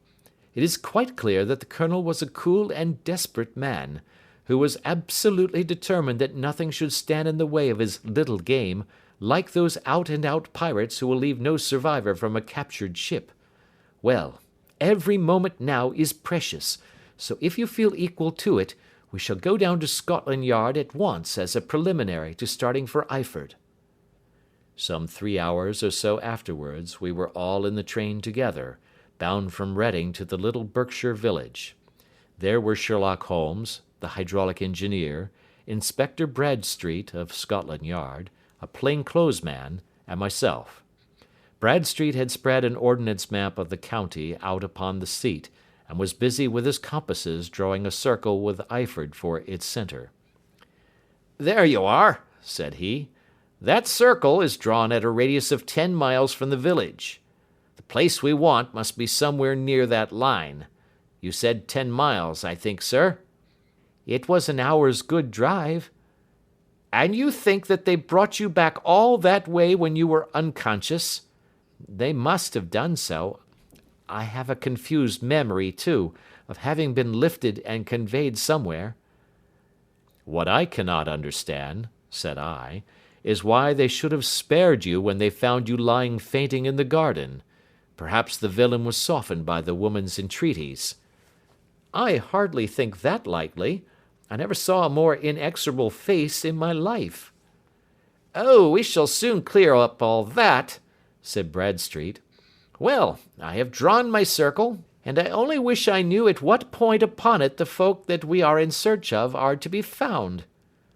"I think I could lay my finger on it," said Holmes quietly. "Really now," cried the inspector, "you have formed your opinion. Come now, we shall see who agrees with you. I say it is south, for the country is more deserted there." "And I say east," said my patient. "I am for west," remarked the plain-clothes man. "There are several quiet little villages up there." "And I am for north," said I, "because there are no hills there, and our friend says he did not notice the carriage go up any." "Come," cried the inspector, laughing. "It's a very pretty diversity of opinion.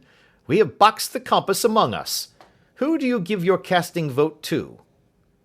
"You are all wrong." "But we can't all be."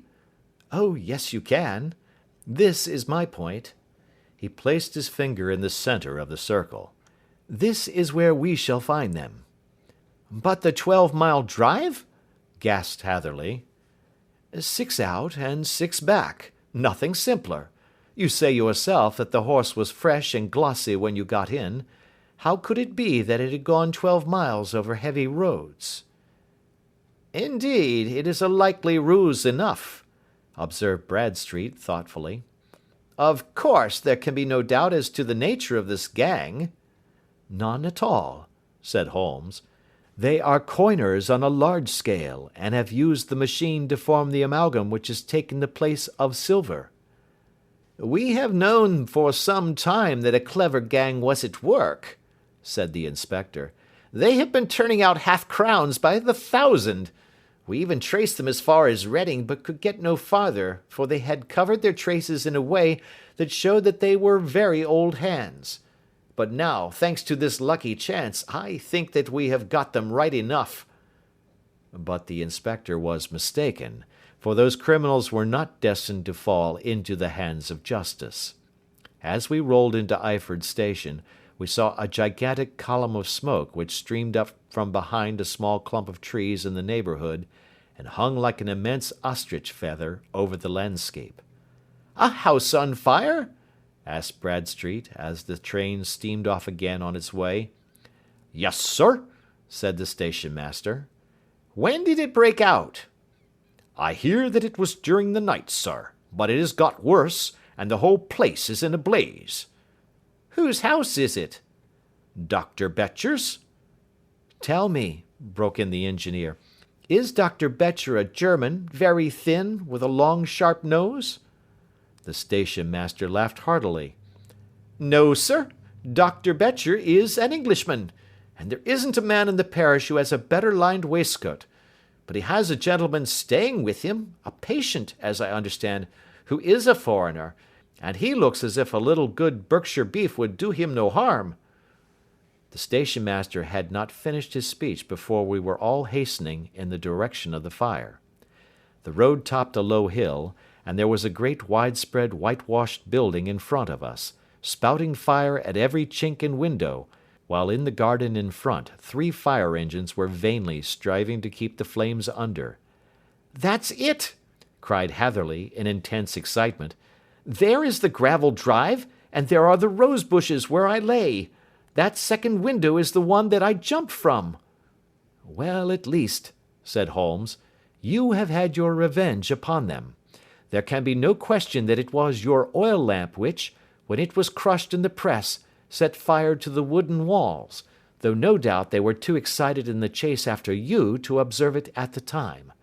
Now keep your eyes open in this crowd for your friends of last night, though I very much fear that they are a good 100 miles off by now." And Holmes's fears came to be realized, for from that day to this no word has ever been heard either of the beautiful woman, the sinister German, or the morose Englishman. Early that morning a peasant had met a cart containing several people and some very bulky boxes driving rapidly in the direction of Reading, but there all traces of the fugitives disappeared, and even Holmes's ingenuity failed ever to discover the least clue as to their whereabouts. The firemen had been much perturbed at the strange arrangements which they had found within, and still more so by discovering a newly severed human thumb upon a window-sill of the second floor. About sunset, however, their efforts were at last successful, and they subdued the flames, but not before the roof had fallen in, and the whole place been reduced to such absolute ruin that, save some twisted cylinders and iron piping, not a trace remained of the machinery which had cost our unfortunate acquaintance so dearly. Large masses of nickel and of tin were discovered stored in an outhouse, but no coins were to be found, which may have explained the presence of those bulky boxes which have been already referred to. How our hydraulic engineer had been conveyed from the garden to the spot where he recovered his senses might have remained forever a mystery were it not for the soft mould, which told us a very plain tale. He had evidently been carried down by 2 persons, one of whom had remarkably small feet, and the other unusually large ones. On the whole, it was most probable that the silent Englishman, being less bold or less murderous than his companion, had assisted the woman to bear the unconscious man out of the way of danger. "Well," said our engineer ruefully, as we took our seats to return once more to London, "it has been a pretty business for me. I have lost my thumb, and I have lost a 50-guinea fee, and what have I gained?" "Experience," said Holmes, laughing. "Indirectly it may be of value, you know. You have only to put it into words to gain the reputation of being excellent company for the remainder of your existence." End of Adventure 9. The Adventures of Sherlock Holmes, by Sir Arthur Conan Doyle. Adventure 10. The Adventure of the Noble Bachelor. The Lord St. Simon marriage, and its curious termination, have long ceased to be a subject of interest in those exalted circles in which the unfortunate bridegroom moves, and their more piquant details have drawn the gossips away from this 4-year-old drama. As I have reason to believe, however, that the full facts have never been revealed to the general public, and as my friend Sherlock Holmes had a considerable share in clearing the matter up, I feel that no memoir of him would be complete without some little sketch of this remarkable episode. It was a few weeks before my own marriage, during the days when I was still sharing rooms with Holmes in Baker Street, that he came home from an afternoon stroll to find a letter on the table waiting for him.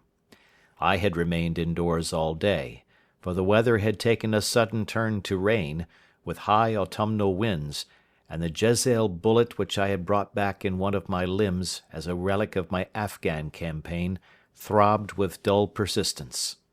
With my body in one easy chair and my legs upon another, I had surrounded myself with a cloud of newspapers, until at last, saturated with the news of the day, I tossed them all aside and lay listless, watching the huge crest and monogram upon the envelope upon the table, and wondering lazily who my friend's noble correspondent could be. "Here is a very fashionable epistle," I remarked as he entered. "Your morning letters, if I remember right, were from a fishmonger and a tide waiter." "Yes, my correspondence has certainly the charm of variety," he answered, smiling, "and the humbler are usually the more interesting. This looks like one of those unwelcome social summonses which call upon a man either to be bored or to lie." He broke the seal and glanced over the contents.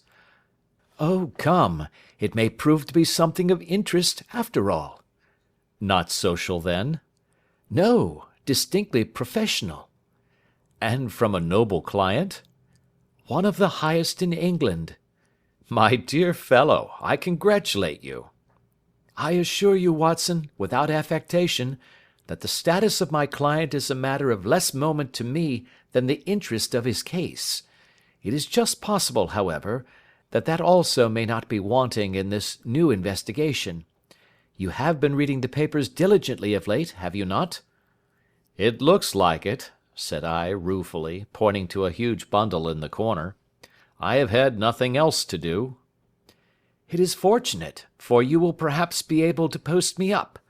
I read nothing except the criminal news and the agony column. The latter is always instructive. But if you have followed recent events so closely, you must have read about Lord St. Simon and his wedding?"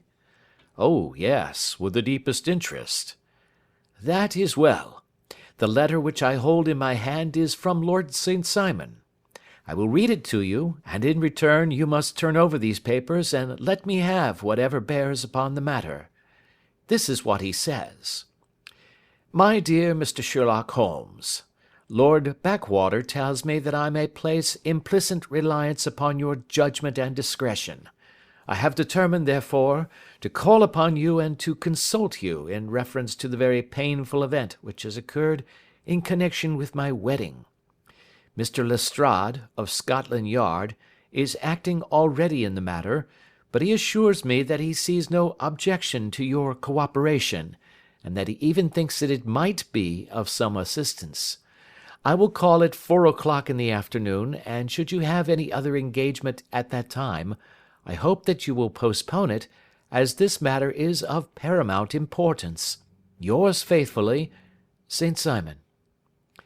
It is dated from Grosvenor Mansions, written with a quill pen, and the noble lord has had the misfortune to get a smear of ink upon the outer side of his right little finger," remarked Holmes as he folded up the epistle. "He says 4 o'clock. It is 3 now. He will be here in an hour." "Then I have just time, with your assistance, to get clear upon the subject. Turn over those papers and arrange the extracts in their order of time, while I take a glance as to who our client is." He picked a red-covered volume from a line of books of reference beside the mantelpiece. "Here he is," said he, sitting down and flattening out upon his knee. "Lord Robert Walsingham de Vere St. Simon, second son of the Duke of Balmoral. Arms, azure, 3 caltrops in chief over a fess sable. Born in 1846. He's 41 years of age, which is mature for marriage. Was Under-Secretary for the Colonies in a late administration. The Duke, his father, was at one time Secretary for Foreign Affairs. They inherit Plantagenet blood by direct descent, and tutor on the distaff side. Ha! Well, there is nothing very instructive in all this. I think that I must turn to you, Watson, for something more solid." "I have very little difficulty in finding what I want," said I, "for the facts are quite recent, and the matter struck me as remarkable. I feared to refer them to you, however, as I knew that you had an inquiry on hand and that you disliked the intrusion of other matters." "Oh, you mean the little problem of the Grosvenor Square furniture van. That is quite cleared up now. though indeed it was obvious from the first. Pray give me the results of your newspaper selections." Here is the first notice which I can find. It is in the personal column of the Morning Post and dates, as you see, some weeks back. "A marriage has been arranged," it says, "and will, if rumour is correct, very shortly take place between Lord Robert St. Simon, second son of the Duke of Balmoral, and Miss Hattie Doran, the only daughter of Aloysius Doran, Esquire, of San Francisco, California, USA. That is all." "Terse and to the point," remarked Holmes, stretching his long thin legs towards the fire.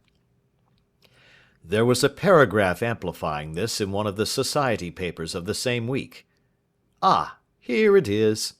"There will soon be a call for protection in the marriage market, for the present free trade principle appears to tell heavily against our home product. One by one the management of the noble houses of Great Britain is passing into the hands of our fair cousins from across the Atlantic. An important addition has been made during the last week to the list of the prizes which have been borne away by these charming invaders. Lord St. Simon, who has shown himself for over 20 years proof against the little god's arrows, has now definitely announced his approaching marriage with Miss Hattie Doran, the fascinating daughter of a California millionaire. Miss Doran, whose graceful figure and striking face attracted much attention at the Westbury House festivities, is an only child, and is currently reported that her dowry will run to considerably over the 6 figures, with expectancies for the future. As it is an open secret that the Duke of Balmoral has been compelled to sell his pictures within the last few years, and as Lord St. Simon has no property of his own save the small estate of Birchmoor, it is obvious that the Californian heiress is not the only gainer by an alliance which will enable her to make the easy and common transition from a Republican lady to a British peeress. "Anything else?" asked Holmes, yawning. "Oh, yes, plenty. Then there is another note in the Morning Post to say that the marriage would be an absolutely quiet one, that it would be at St. George's, Hanover Square, that only half a dozen intimate friends would be invited, and that the party would return to the furnished house at Lancaster Gate which has been taken by Mr. Aloysius Doran. 2 days later, that is, on Wednesday last, there is a curt announcement that the wedding had taken place, and that the honeymoon would be passed at Lord Backwater's place, near Petersfield. Those are all the notices which appeared before the disappearance of the bride." "Before the what?" asked Holmes with a start. "The vanishing of the lady." "When did she vanish, then?" "At the wedding breakfast." "Indeed! This is more interesting than it promised to be. Quite dramatic, in fact." "Yes, it struck me as being a little out of the common." "They often vanish before the ceremony, and occasionally during the honeymoon, but I cannot call to mind anything quite so prompt as this. Pray let me have the details." "I warn you that they are very incomplete." "Perhaps we might make them less so." "Such as they are set forth in a single article of a morning paper of yesterday, which I will read to you. It is headed, 'Singular Occurrence at a Fashionable Wedding.' The family of Lord Robert St. Simon has been thrown into the greatest consternation by the strange and painful episodes which have taken place in connection with his wedding. The ceremony, as shortly announced in the papers of yesterday, occurred on the previous morning, but it is only now that it has been possible to confirm the strange rumours which have been so persistently floating about. In spite of the attempts of the friends to hush the matter up, so much public attention has now been drawn to it that no good purpose can be served by affecting to disregard what is a common subject for conversation. The ceremony, which was performed at St. George's, Hanover Square, was a very quiet one, no one being present save the father of the bride, Mr. Aloysius Doran, the Duchess of Balmoral, Lord Backwater, Lord Eustace and Lady Clara St. Simon, the younger brother and sister of the bridegroom, and Lady Alicia Whittington. The whole party proceeded afterwards to the house of Mr. Aloysius Doran, at Lancaster Gate, where breakfast had been prepared. It appears that some little trouble was caused by a woman, whose name has not been ascertained, who endeavoured to force her way into the house after the bridal party, alleging that she had some claim upon Lord St. Simon. It was only after a painful and prolonged scene that she was ejected by the butler and the footman. The bride, who had fortunately entered the house before this unpleasant interruption, had sat down to breakfast with the rest, when she complained of a sudden indisposition and retired to her room. Her prolonged absence having caused some comment, her father followed her, but learned from her maid that she had only come up to her chamber for an instant, caught up an ulster and bonnet, and hurried down to the passage. One of the footmen declared that he had seen a lady leave the house thus apparelled, but had refused to credit that it was his mistress, believing her to be with the company. On ascertaining that his daughter had disappeared, Mr. Aloysius Doran, in conjunction with the bridegroom, instantly put themselves in communication with the police, and very energetic inquiries are being made, which will probably result in a speedy clearing up of this very singular business. Up to a late hour last night, however, nothing had transpired as to the whereabouts of the missing lady. There are rumours of foul play in the matter, and it is said that the police have caused the arrest of the woman who had caused the original disturbance, in the belief that, from jealousy or some other motive, she may have been concerned in the strange disappearance of the bride. And is that all? Only one little item in another of the morning papers, but it is a suggestive one. And it is? That Miss Flora Millar, the lady who had caused the disturbance, has actually been arrested. It appears that she was formerly a danseuse at the Allegro, and that she has known the bridegroom for some years. There are no further particulars, and the whole case is in your hands now, so far as it has been set forth in the public press. And an exceedingly interesting case it appears to be. I would not have missed it for worlds. But there is the ring at the bell, Watson, and as the clock makes it a few minutes after 4, I have no doubt that this will prove to be our noble client. Do not dream of going, Watson, for I very much prefer having a witness, if only as a check to my own memory. Lord Robert St. Simon, announced our page boy, throwing open the door. A gentleman entered, with a pleasant, cultured face, high-nosed and pale, with something perhaps of petulance about the mouth, and with the steady, well-opened eye of a man whose pleasant lot it had ever been to command and to be obeyed. His manner was brisk, and yet his general appearance gave an undue impression of age, for he had a slight forward stoop and a little bend of the knees as he walked. His hair, too, as he swept off his very curly-brimmed hat, was grizzled round the edges and thin upon the top. As to his dress, it was careful to the verge of foppishness, with high collar, black frock-coat, white waistcoat, yellow gloves, patent leather shoes, and light-coloured gaiters. He advanced slowly into the room, turning his head from left to right, and swinging in his right hand the cord which held his golden eyeglasses. "Good day, Lord St. Simon," said Holmes, rising and bowing. "Pray take the basket chair. This is my friend and colleague, Dr. Watson. Draw up a little to the fire, and we will talk this matter over." "A most painful matter to me, as you might most readily imagine, Mr. Holmes. I have been cut to the quick.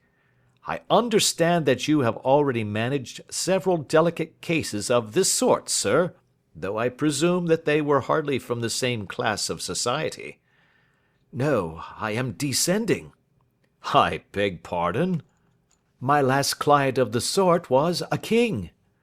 "Oh, really? I had no idea. And which king?" "The king of Scandinavia." "What? Had he lost his wife?" "You can understand," said Holmes suavely, "that I extend to the affairs of my other clients the same secrecy which I promise to you in yours."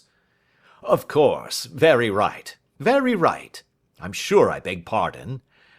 As to my own case, I am ready to give you any information which may assist you in forming an opinion.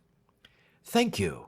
I have already learned all that is in the public prints, nothing more. I presume that I may take it as correct, this article, for example, as to the disappearance of the bride? Lord St. Simon glanced over it. Yes, it is correct, as far as it goes.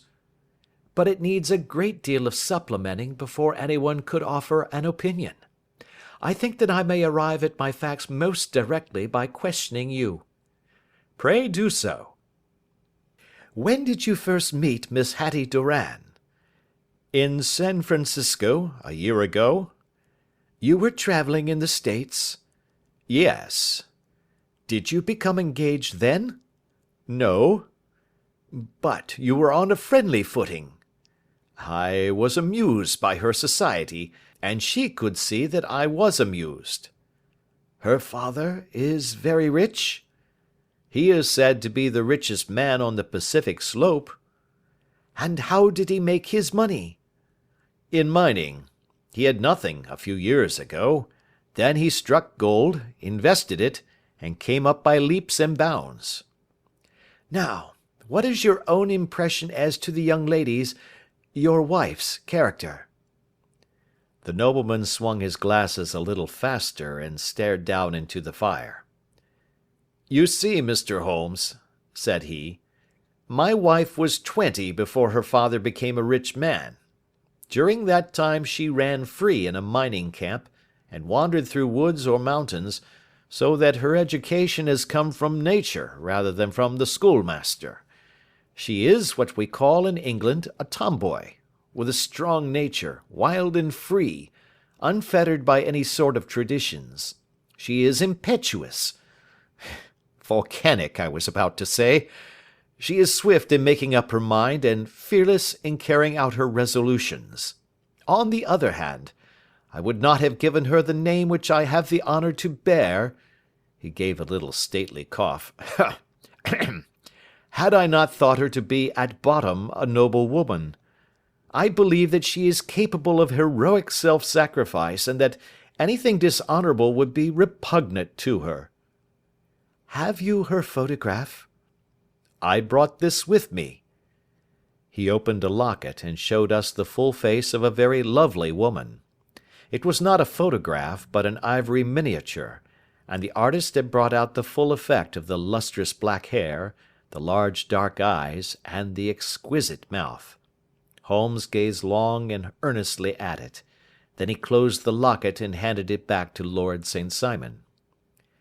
The young lady came to London, then, and you renewed your acquaintance? Yes, her father brought her over for this last London season. I met her several times, became engaged to her, and have now married her. She brought, I understand, a considerable dowry? A fair dowry, not more than is usual in my family. And this, of course, remains to you, since the marriage is a fait accompli? I really have made no inquiries on the subject. Very naturally not. Did you see Miss Doran on the day before the wedding? Yes. Was she in good spirits? Never better. She kept talking of what we should do in our future lives. Indeed, that is very interesting. And on the morning of the wedding? She was as bright as possible, at least until after the ceremony. And did you observe any change in her then? Well, to tell the truth, I saw then the first signs that I had ever seen, that her temper was just a little sharp. The incident, however, was too trivial to relate, and can have no possible bearing upon the case. Pray let us have it for all that. Oh, it is childish. She dropped her bouquet as we went towards the vestry. She was passing the front pew at the time, and it fell over into the pew.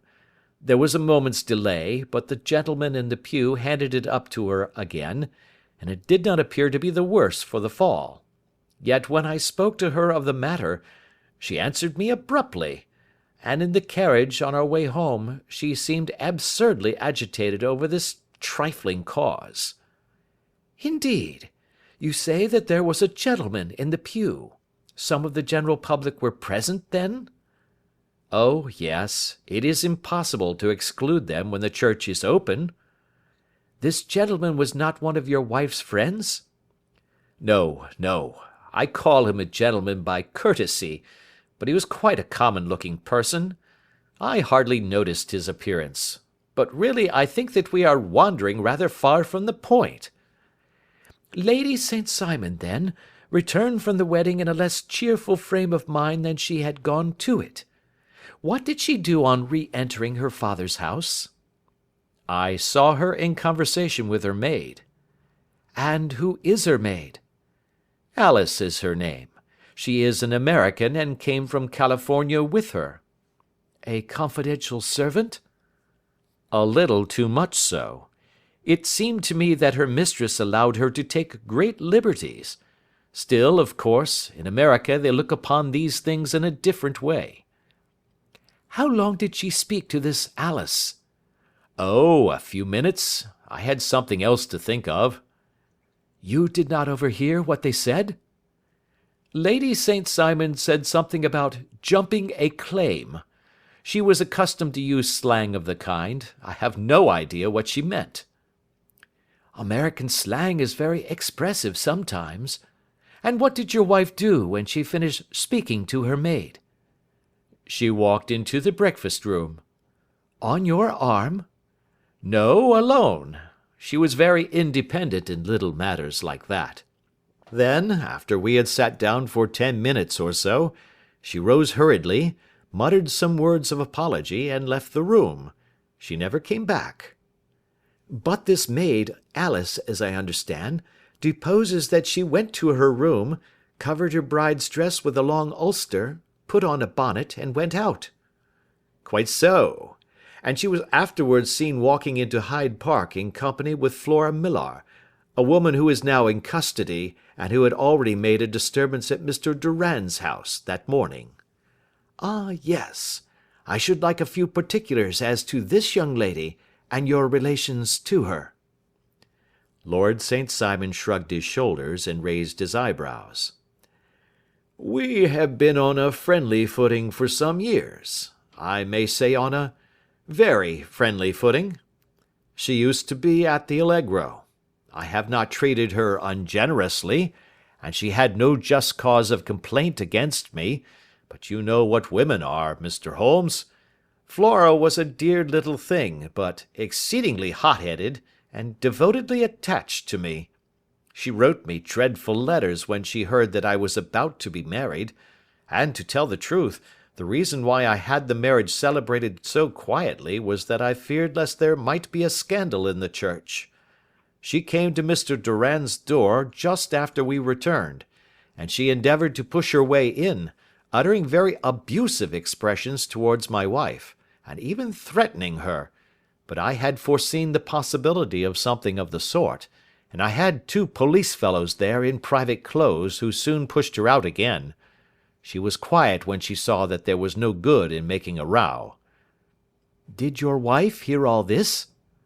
"No, thank goodness, she did not." "And she was seen walking with this very woman afterwards?"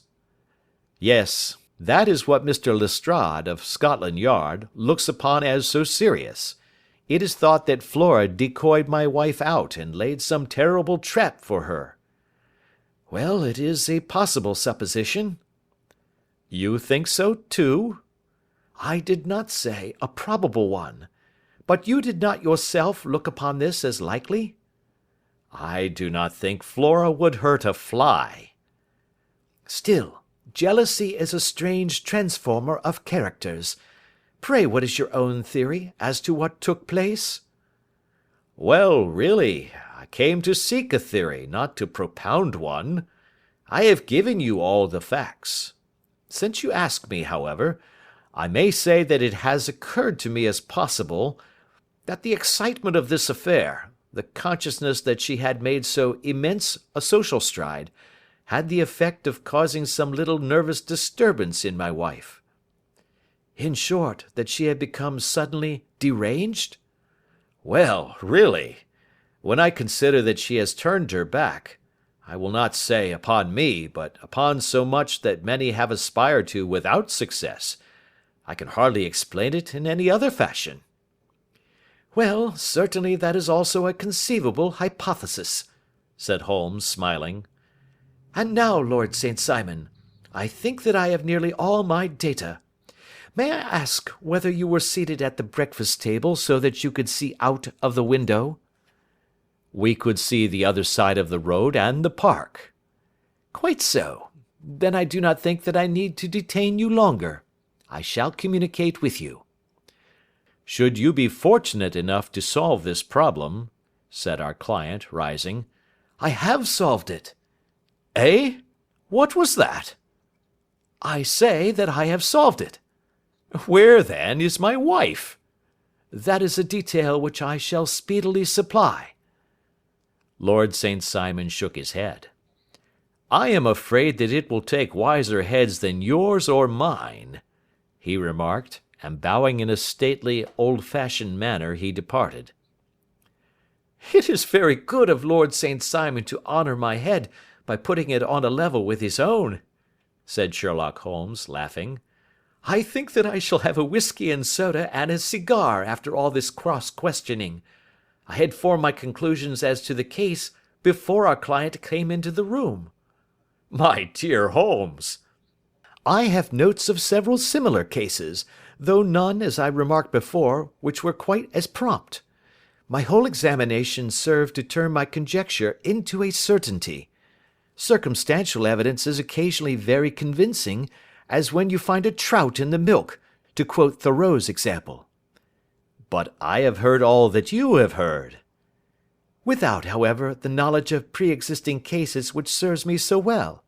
There was a parallel instance in Aberdeen some years back, and something on very much the same lines at Munich the year after the Franco-Prussian War. It is one of these cases. But hello, here is Lestrade. Good afternoon, Lestrade. You will find an extra tumbler upon the sideboard, and there are cigars in the box. The official detective was attired in a pea-jacket and cravat, which gave him a decidedly nautical appearance, and he carried a black canvas bag in his hand. With a short greeting, he seated himself and lit the cigar which had been offered to him. "What's up, then?" asked Holmes, with a twinkle in his eye. "You look dissatisfied." "And I feel dissatisfied. It is this infernal St. Simon marriage case. I can make neither head nor tail of the business." "Really, you surprise me." "Who ever heard of such a mixed affair? Every clue seems to slip through my fingers. I have been at work upon it all day." "And very wet it seems to have made you," said Holmes, laying his hand upon the arm of the pea-jacket. "Yes, I have been dragging the Serpentine." "In heaven's name, what for?" "In search of the body of Lady St. Simon." Sherlock Holmes leaned back in his chair and laughed heartily. "Have you dragged the basin of Trafalgar Square fountain?" he asked. "Why? What do you mean?" "Because you have just as good a chance of finding this lady in the one as in the other." Lestrade shot an angry glance at my companion. "I suppose you know all about it," he snarled. "Well, I have only just heard the facts, but my mind is made up." "Oh, indeed. Then you think that the Serpentine plays no part in the matter?" "I think it very unlikely." "Then perhaps you will kindly explain how it is that we found this in it?" He opened his bag as he spoke, and tumbled onto the floor a wedding dress of watered silk, a pair of white satin shoes, and a bride's wreath and veil, all discoloured and soaked in water. "There," said he, putting a new wedding ring upon the top of the pile, "there is a little nut for you to crack, Master Holmes." "Oh, indeed," said my friend, blowing blue rings into the air. "You dragged them from the Serpentine?" "No, they were found floating near the margin by a park keeper. They have been identified as her clothes, and it seemed to me that if the clothes were there, the body would not be far off." "By the same brilliant reasoning, every man's body is to be found in the neighbourhood of his wardrobe. And, pray, what did you hope to arrive at through this?" "At some evidence implicating Flora Millar in the disappearance." "I'm afraid that you will find it difficult." "Are you indeed now?" cried Lestrade with some bitterness. "I am afraid, Holmes, that you are not very practical with your deductions and your inferences. You have made 2 blunders in as many minutes. This dress does implicate Miss Flora Millar." "And how?" "In the dress is a pocket. In the pocket is a card case. In the card case is a note. And here is the very note." He slapped it down upon the table in front of him. "Listen to this. 'You will see me when all is ready. Come at once. F.H.M.' Now, my theory all along has been that Lady St. Simon was decoyed away by Flora Millar, and that she, with confederates no doubt, was responsible for her disappearance. Here, signed with her initials, is the very note which was no doubt quietly slipped into her hand at the door, and which lured her within their reach." "Very good, Lestrade," said Holmes, laughing. "You really are very fine indeed. Let me see it." He took up the paper in a listless way, but his attention instantly became riveted, and he gave a little cry of satisfaction. "This is indeed important," said he. "Ha! You find it so?" "Extremely so. I congratulate you warmly." Lestrade rose in his triumph and bent his head to look. "Why," he shrieked, "you're looking at the wrong side." "On the contrary, this is the right side." "The right side? You're mad. Here is the note written in pencil over here." "And over here is what appears to be the fragment of a hotel bill, which interests me deeply." "There's nothing in it. I looked at it before," said Lestrade. "October 4th, rooms 8 shillings, breakfast 2 shillings 6 pence, cocktail 1 shilling, lunch 2 shillings 6 pence, glass sherry 8 pence. I see nothing in that." "Very likely not. It is most important all the same. As to the note, it is important also, or at least the initials are, so I congratulate you again." "I've wasted time enough," said Lestrade, rising. "I believe in hard work and not in sitting by the fire spinning fine theories. Good day, Mr. Holmes, and we shall see which gets to the bottom of the matter first." He gathered up the garments, thrust them into the bag, and made for the door. "Just one hint to you, Lestrade," drawled Holmes before his rival vanished. "I will tell you the true solution of the matter. Lady St. Simon is a myth. There is not, and there never has been, any such person." Lestrade looked sadly at my companion. Then he turned to me, tapped his forehead 3 times, shook his head solemnly, and hurried away. He had hardly shut the door behind him when Holmes rose to put on his overcoat. "There is something in what the fellow says about outdoor work," he remarked. "So I think, Watson, that I must leave you to your papers for a little." It was after 5 o'clock when Sherlock Holmes left me, but I had no time to be lonely, for within an hour there arrived a confectioner's man with a very large flat box. This he unpacked with the help of a youth whom he had brought with him, and presently, to my very great astonishment, a quite epicurean little cold supper began to be laid out upon our humble lodging-house mahogany. There were a couple of brace of cold woodcock, a pheasant, a pâté de foie gras pie with a group of ancient and cobwebby bottles. Having laid out all these luxuries, my 2 visitors vanished away, like the genii of the Arabian Nights, with no explanation save that the things had been paid for and were ordered to this address. Just before 9 o'clock, Sherlock Holmes stepped briskly into the room. His features were gravely set, but there was a light in his eye which made me think that he had not been disappointed in his conclusions. "They have laid the supper, then," he said, rubbing his hands. "You seem to expect company. They have laid for 5. "Yes, I fancy we may have some company dropping in," said he. "I am surprised that Lord St. Simon has not already arrived. Ha!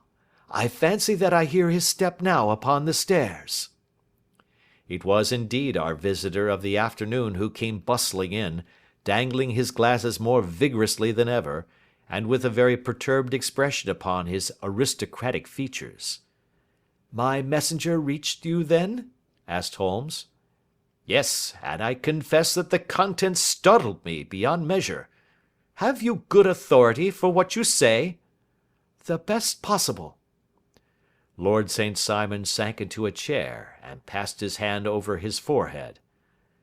"What will the duke say," he murmured, "when he hears that one of the family has been subjected to such humiliation?" "It is the purest accident. I cannot allow that there is any humiliation." "Ah, you look on these things from another standpoint." "I fail to see that anyone is to blame. I can hardly see how the lady could have acted otherwise, though her abrupt method of doing it was undoubtedly to be regretted. Having no mother, she had no one to advise her at such a crisis." "It was a slight, sir, a public slight," said Lord St. Simon, tapping his fingers upon the table. "You must make allowance for this poor girl, placed in so unprecedented a position." "I will make no allowance. I am very angry indeed, and I have been shamefully used." "I think that I heard a ring," said Holmes. "Yes, there are steps on the landing. If I cannot persuade you to take a lenient view of the matter, Lord St. Simon, I have brought an advocate here who may be more successful." He opened the door and ushered in a lady and gentleman. "Lord St. Simon," said he, "allow me to introduce you to Mr. and Mrs. Francis Hay Moulton. The lady, I think, you have already met." At the sight of these newcomers, our client had sprung from his seat and stood very erect, with his eyes cast down and his hand thrust into the breast of his frock coat, a picture of offended dignity. The lady had taken a quick step forward and had held out her hand to him, but he still refused to raise his eyes. It was as well for his resolution, perhaps, for her pleading face was one which it was hard to resist. "You're angry, Robert," said she. "Well, I guess you have every cause to be." "Pray make no apology to me," said Lord St. Simon bitterly. "Oh, yes, I know that I have treated you real bad and that I should have spoken to you before I went, but I was kind of rattled, and from the time when I saw Frank here again, I just didn't know what I was doing or saying. I only wonder I didn't fall down and do a faint right there before the altar. Perhaps, Mrs. Moulton, you would like my friend and me to leave the room while you explain this matter?" "If I may give an opinion," remarked the strange gentleman, "we've just had a little too much secrecy over this business already. For my part, I should like all Europe and America to hear the rights of it." He was a small, wiry, sunburnt man, clean-shaven, with a sharp face and alert manner. "Then I'll tell our story right away," said the lady. "Frank here and I met in '84, in McQuire's camp near the Rockies, where Pa was working a claim. We were engaged to each other, Frank and I, but then one day Father struck a rich pocket and made a pile, while poor Frank here had a claim that petered out and came to nothing. The richer Pa grew, the poorer was Frank, so at last Pa wouldn't hear of our engagement lasting any longer, and he took me away to Frisco. Frank wouldn't throw up his hand, though, so he followed me there, and he saw me without Pa knowing anything about it. It would only have made him mad to know, so we just fixed it all up for ourselves. Frank said that he would go and make his pile too, and never come back to claim me until he had as much as Pa. So then I promised to wait for him to the end of time, and pledged myself not to marry anyone else while he lived. 'Why shouldn't we be married right away then?' said he. and then I will feel sure of you, and I won't claim to be your husband until I come back." Well, we talked it over, and he had fixed it all up so nicely, with a clergyman all ready and waiting, that we just did it right there, and then Frank went off to seek his fortune, and I went back to Pa. The next I heard of Frank was that he was in Montana, and then he went prospecting in Arizona, and then I heard of him from New Mexico. After that came a long newspaper story about how a miners' camp had been attacked by Apache Indians, and there was my Frank's name among the killed. I fainted dead away, and I was very sick for months after. Pa thought I had a decline and took me to half the doctors in 'Frisco. Not a word of news came for a year and more, so that I never doubted that Frank was really dead. Then Lord St. Simon came to 'Frisco, and we came to London, and a marriage was arranged, and Pa was very pleased, but I felt all the time that no man on this earth would ever take the place in my heart that had been given to my poor Frank. Still, if I had married Lord St. Simon, of course I'd have done my duty by him. We can't command our love, but we can our actions. I went to the altar with him with the intention to make him just as good a wife as it was in me to be. But you may imagine what I felt when, just as I came to the altar rails, I glanced back and saw Frank standing and looking at me out of the first pew. I thought it was his ghost at first, but when I looked again, there he was still, with a kind of question in his eyes, as if to ask me whether I was glad or sorry to see him. I wonder I didn't drop. I know that everything was turning round, and the words of the clergyman were just like the buzz of a bee in my ear. I didn't know what to do. Should I stop the service and make a scene in the church? I glanced at him again, and he seemed to know what I was thinking, for he raised his finger to his lips to tell me to be still.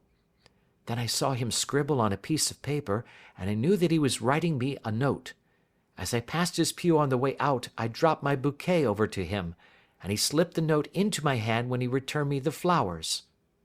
It was only a line asking me to join him when he made the sign to me to do so. Of course I never doubted for a moment that my first duty was now to him, and I determined to do just whatever he might direct. When I got back I told my maid, who had known him in California, and had always been his friend. I ordered her to say nothing but to get a few things packed and my ulster ready.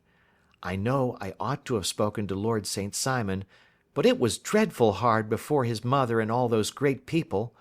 I just made up my mind to run away and explain afterwards. I hadn't been at the table 10 minutes before I saw Frank out of the window at the other side of the road. He beckoned to me and then began walking into the park. I slipped out, put on my things, and followed him. Some woman came talking something or other about Lord St. Simon to me. Seemed to me from the little I heard as if he had a little secret of his own before marriage also. But I managed to get away from her, and soon overtook Frank. We got into a cab together, and away we drove to some lodgings he had taken in Gordon Square, and that was my true wedding after all those years of waiting. Frank had been a prisoner among the Apaches, had escaped, come on to 'Frisco, found that I had given him up for dead and had gone to England, followed me there, and had come upon me at last on the very morning of my second wedding. "I saw it in a paper," explained the American. "It gave the name in the church, but not where the lady lived." Then we had a talk as to what we should do, and Frank was all for openness. But I was so ashamed of it all that I felt as if I should like to vanish away and never see any of them again. Just sending a line to Pa, perhaps, to show him that I was alive. It was awful to me to think of all those lords and ladies sitting round that breakfast table and waiting for me to come back. So Frank took my wedding clothes and things and made a bundle of them, so that I should not be traced, and dropped them away somewhere where no one could find them. It is likely that we should have gone on to Paris tomorrow, only that this good gentleman, Mr. Holmes, came round to us this evening, though how he found us is more than I can think, and he showed us very clearly and kindly that I was wrong and that Frank was right, and that we should be putting ourselves in the wrong if we were so secret.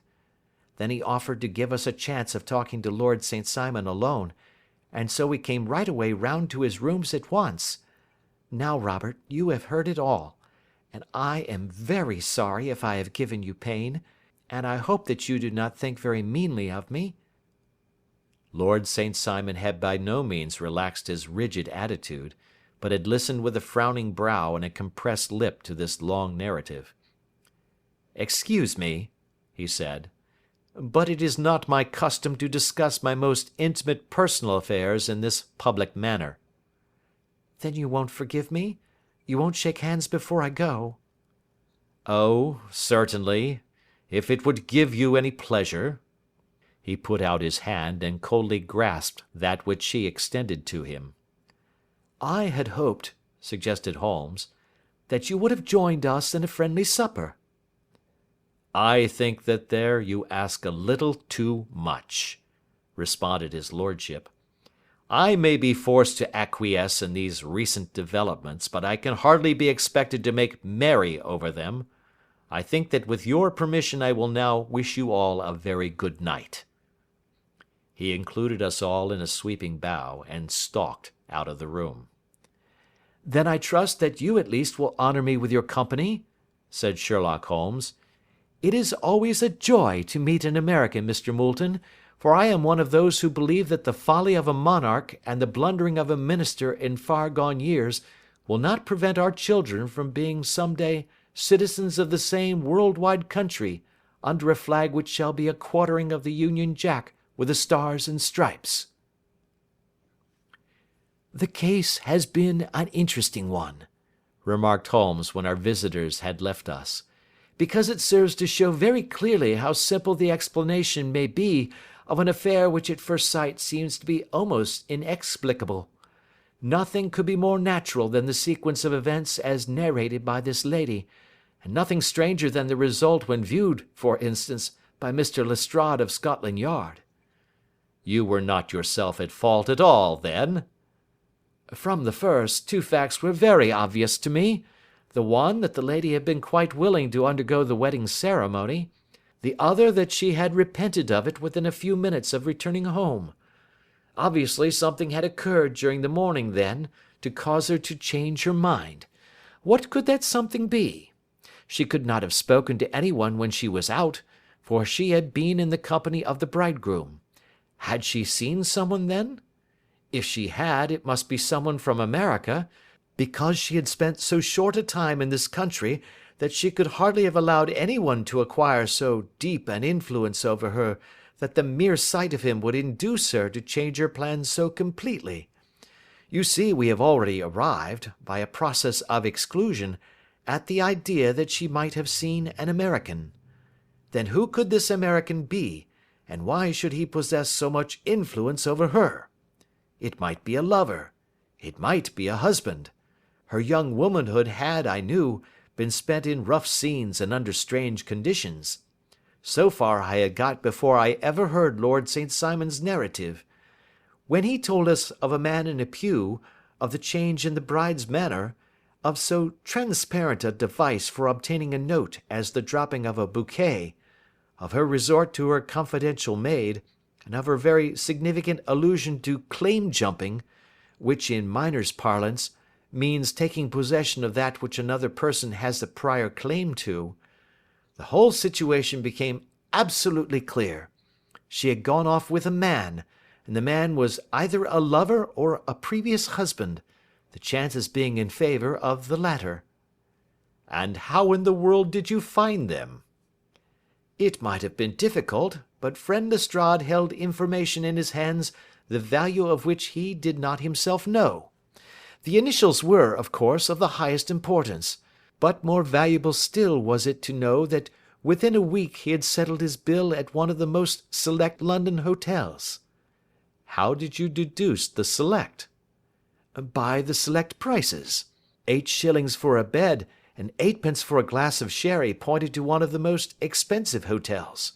There are not many in London which charge at that rate. In the second one which I visited in Northumberland Avenue, I learned by an inspection of the book that Francis H. Moulton, an American gentleman, had left only the day before, and on looking over the entries against him, I came upon the very items which I had seen in the duplicate bill. his letters were to be forwarded to 226 Gordon Square, so thither I travelled, and being fortunate enough to find the loving couple at home, I ventured to give them some paternal advice, and to point out to them that it would be better in every way that they should make their position a little clearer both to the general public and to Lord St. Simon in particular. I invited them to meet him here, and, as you see, I made him keep the appointment." "But with no very good result," I remarked. "His conduct was certainly not very gracious." "Ah, Watson," said Holmes, smiling, "perhaps you would not be very gracious either, if, after all the trouble of wooing and wedding, you found yourself deprived in an instant of wife and of fortune. I think that we may judge Lord St. Simon very mercifully, and thank our stars that we are never likely to find ourselves in the same position. Draw your chair up, and hand me my violin, for the only problem we have still to solve is how to while away these bleak autumnal evenings." End of Adventure 10. The Adventures of Sherlock Holmes, by Sir Arthur Conan Doyle. Adventure 11, The Adventure of the Beryl Coronet. "Holmes," said I, as I stood one morning in our bow window looking down the street, "here is a madman coming along. It seems rather sad that his relatives should allow him to come out alone."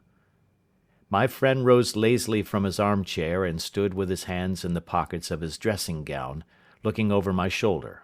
It was a bright, crisp February morning, and the snow of the day before still lay deep upon the ground, shimmering brightly in the wintry sun. Down the centre of Baker Street it had been ploughed into a brown crumbly band by the traffic, but at either side and on the heaped-up edges of the footpaths it still lay as white as when it fell. The grey pavement had been cleaned and scraped, but was still dangerously slippery, so that there were fewer passengers than usual. Indeed, from the direction of the Metropolitan Station no one was coming save the single gentleman whose eccentric conduct had drawn my attention. He was a man of about 50, tall, portly, and imposing, with a massive, strongly marked face and a commanding figure. He was dressed in a sombre yet rich style, in black frock coat, shining hat, neat brown gaiters, and well-cut pearl-grey trousers. Yet his actions were in absurd contrast to the dignity of his dress and features, for he was running hard, with occasional little springs, such as a weary man gives who is little accustomed to set any tax upon his legs. As he ran he jerked his hands up and down, waggled his head, and writhed his face into the most extraordinary contortions. "What on earth can be the matter with him?" I asked. "He is looking up at the numbers of the houses." "I believe that he is coming here," said Holmes, rubbing his hands. "Here?" "Yes. I rather think he is coming to consult me professionally. I think that I recognize the symptoms. Ha! Did I not tell you?" As he spoke, the man, puffing and blowing, rushed at our door, and pulled at our bell until the whole house resounded with the clanging. A few moments later he was in our room, still puffing, still gesticulating, but with so fixed a look of grief and despair in his eyes that our smiles were turned in an instant to horror and pity.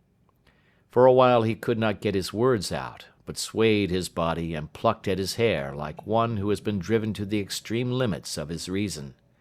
Then, suddenly springing to his feet, he beat his head against the wall with such force that we both rushed upon him and tore him away to the centre of the room. Sherlock Holmes pushed him down into the easy-chair, and sitting beside him, patted his hand and chatted with him in the easy, soothing tones which he knew so well how to employ. "You have come to tell me your story, have you not?" said he. "You are fatigued with your haste. Pray wait until you have recovered yourself, and then I shall be most happy to look into any little problem which you may submit to me." The man sat for a minute or more with a heaving chest, fighting against his emotion. Then he passed his handkerchief over his brow, set his lips tight, and turned his face towards us. No doubt you think me mad, said he. I see that you have had some great trouble, responded Holmes. God knows I have. A trouble which is enough to unseat my reason, so sudden and so terrible is it. Public disgrace I might have faced, although I am a man whose character has never yet borne a stain.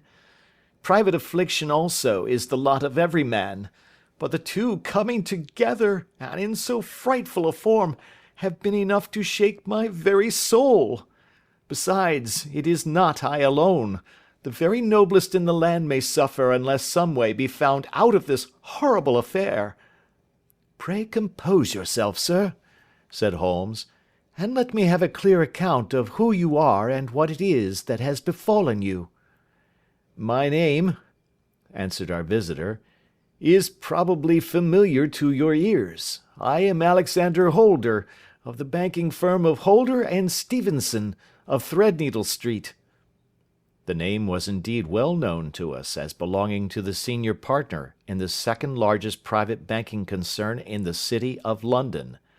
What could have happened, then, to bring one of the foremost citizens of London to this most pitiable pass? We waited, all curiosity, until with another effort he braced himself to tell his story. I feel that time is of value, said he. That is why I hastened here when the police inspector suggested that I should secure your cooperation. I came to Baker Street by the Underground and hurried from there on foot, for the cabs go slowly through the snow. That is why I was so out of breath, for I am a man who takes very little exercise. I feel better now, and I will put the facts before you as shortly and yet as clearly as I can. It is, of course, well known to you that in a successful banking business as much depends upon our being able to find remunerative investments for our funds as upon our increasing our connection and the number of our depositors. One of our most lucrative means of laying out money is in the shape of loans, where the security is unimpeachable. We have done a good deal in this direction during the last few years, and there are many noble families to whom we have advanced large sums upon the security of their pictures, libraries, or plate. Yesterday morning I was seated in my office at the bank when a card was brought in to me by one of the clerks. I started when I saw the name, for it was that of none other than, well, perhaps even to you I had better say no more than that it was a name which is a household word all over the earth, one of the highest, noblest, most exalted names in England. I was overwhelmed by the honour and attempted, when he entered, to say so, but he plunged at once into business with the air of a man who wishes to hurry quickly through a disagreeable task. Mr. Holder, said he, I have been informed that you are in the habit of advancing money. The firm does so when the security is good, I answered. It is absolutely essential to me, said he, that I should have £50,000 at once. I could, of course, borrow so trifling a sum 10 times over from my friends, but I much prefer to make it a matter of business, and to carry out that business myself. In my position you can readily understand that it is unwise to place oneself under obligations. For how long, may I ask, do you want this sum? I asked.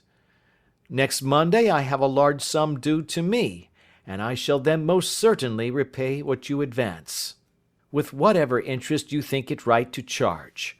But it is very essential to me that the money should be paid at once. I should be happy to advance it without further parley from my own private purse, said I, were it not that the strain would be rather more than it could bear.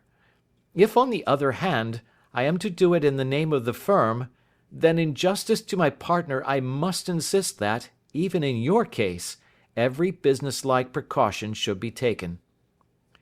I should much prefer to have it so, said he, raising up a square black morocco case which he had laid beside his chair.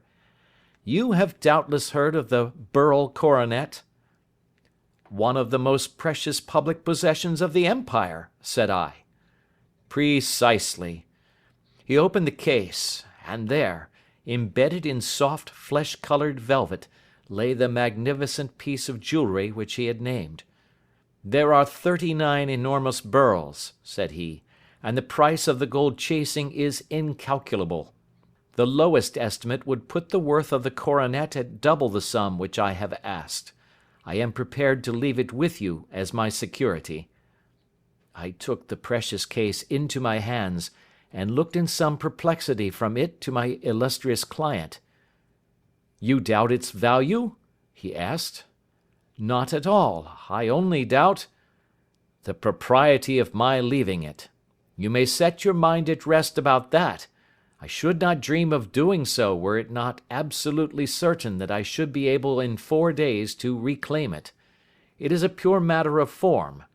Is the security sufficient?" "Ample." "You understand, Mr. Holder, that I am giving you a strong proof of the confidence which I have in you, founded upon all that I have heard of you. I rely upon you not only to be discreet and to refrain from all gossip upon the matter, but, above all, to preserve this coronet with every possible precaution, because I need not say that a great public scandal would be caused if any harm were to befall it. Any injury to it would be almost as serious as its complete loss, for there are no beryls in the world to match these, and it would be impossible to replace them. I leave it with you, however, with every confidence, and I shall call for it in person on Monday morning." Seeing that my client was anxious to leave, I said no more, but, calling for my cashier, I ordered him to pay over 50 £1,000 notes. When I was alone once more, however, with the precious case lying upon the table in front of me, I could not but think with some misgivings of the immense responsibility which it entailed upon me.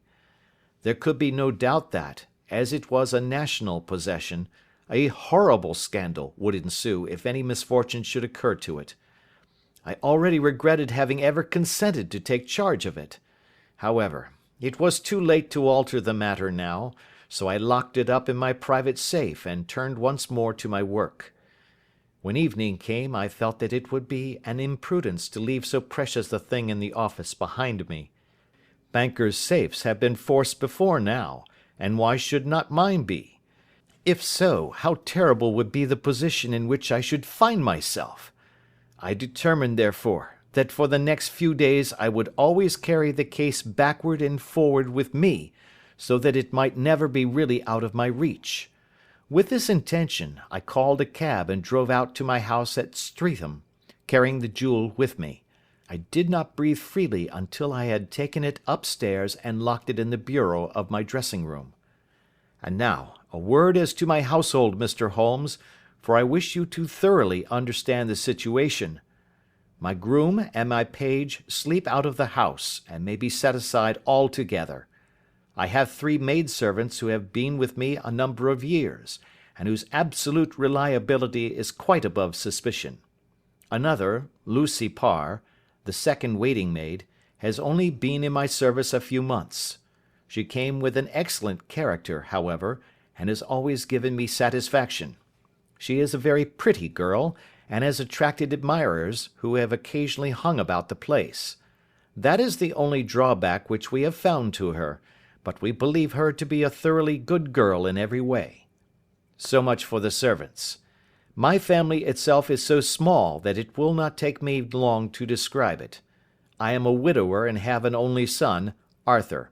He has been a disappointment to me, Mr. Holmes, a grievous disappointment.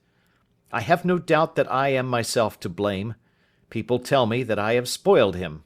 Very likely I have. When my dear wife died, I felt that he was all I had to love. I could not bear to see the smile fade even for a moment from his face. I have never denied him a wish. Perhaps it would have been better for both of us had I been sterner, but I meant it for the best. It was naturally my intention that he should succeed me in my business, but he was not of a business turn. He was wild, wayward, and, to speak the truth, I could not trust him in the handling of large sums of money. When he was young he became a member of an aristocratic club, and there, having charming manners, he was soon the intimate of a number of men with long purses and expensive habits. He learned to play heavily at cards and to squander money on the turf, until he had again and again to come to me and implore me to give him an advance upon his allowance, that he might settle his debts of honour.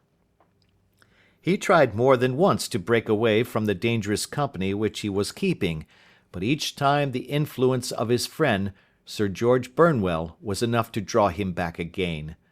And indeed, I could not wonder that such a man as Sir George Burnwell should gain an influence over him, for he has frequently brought him to my house, and I have found myself that I could hardly resist the fascination of his manner.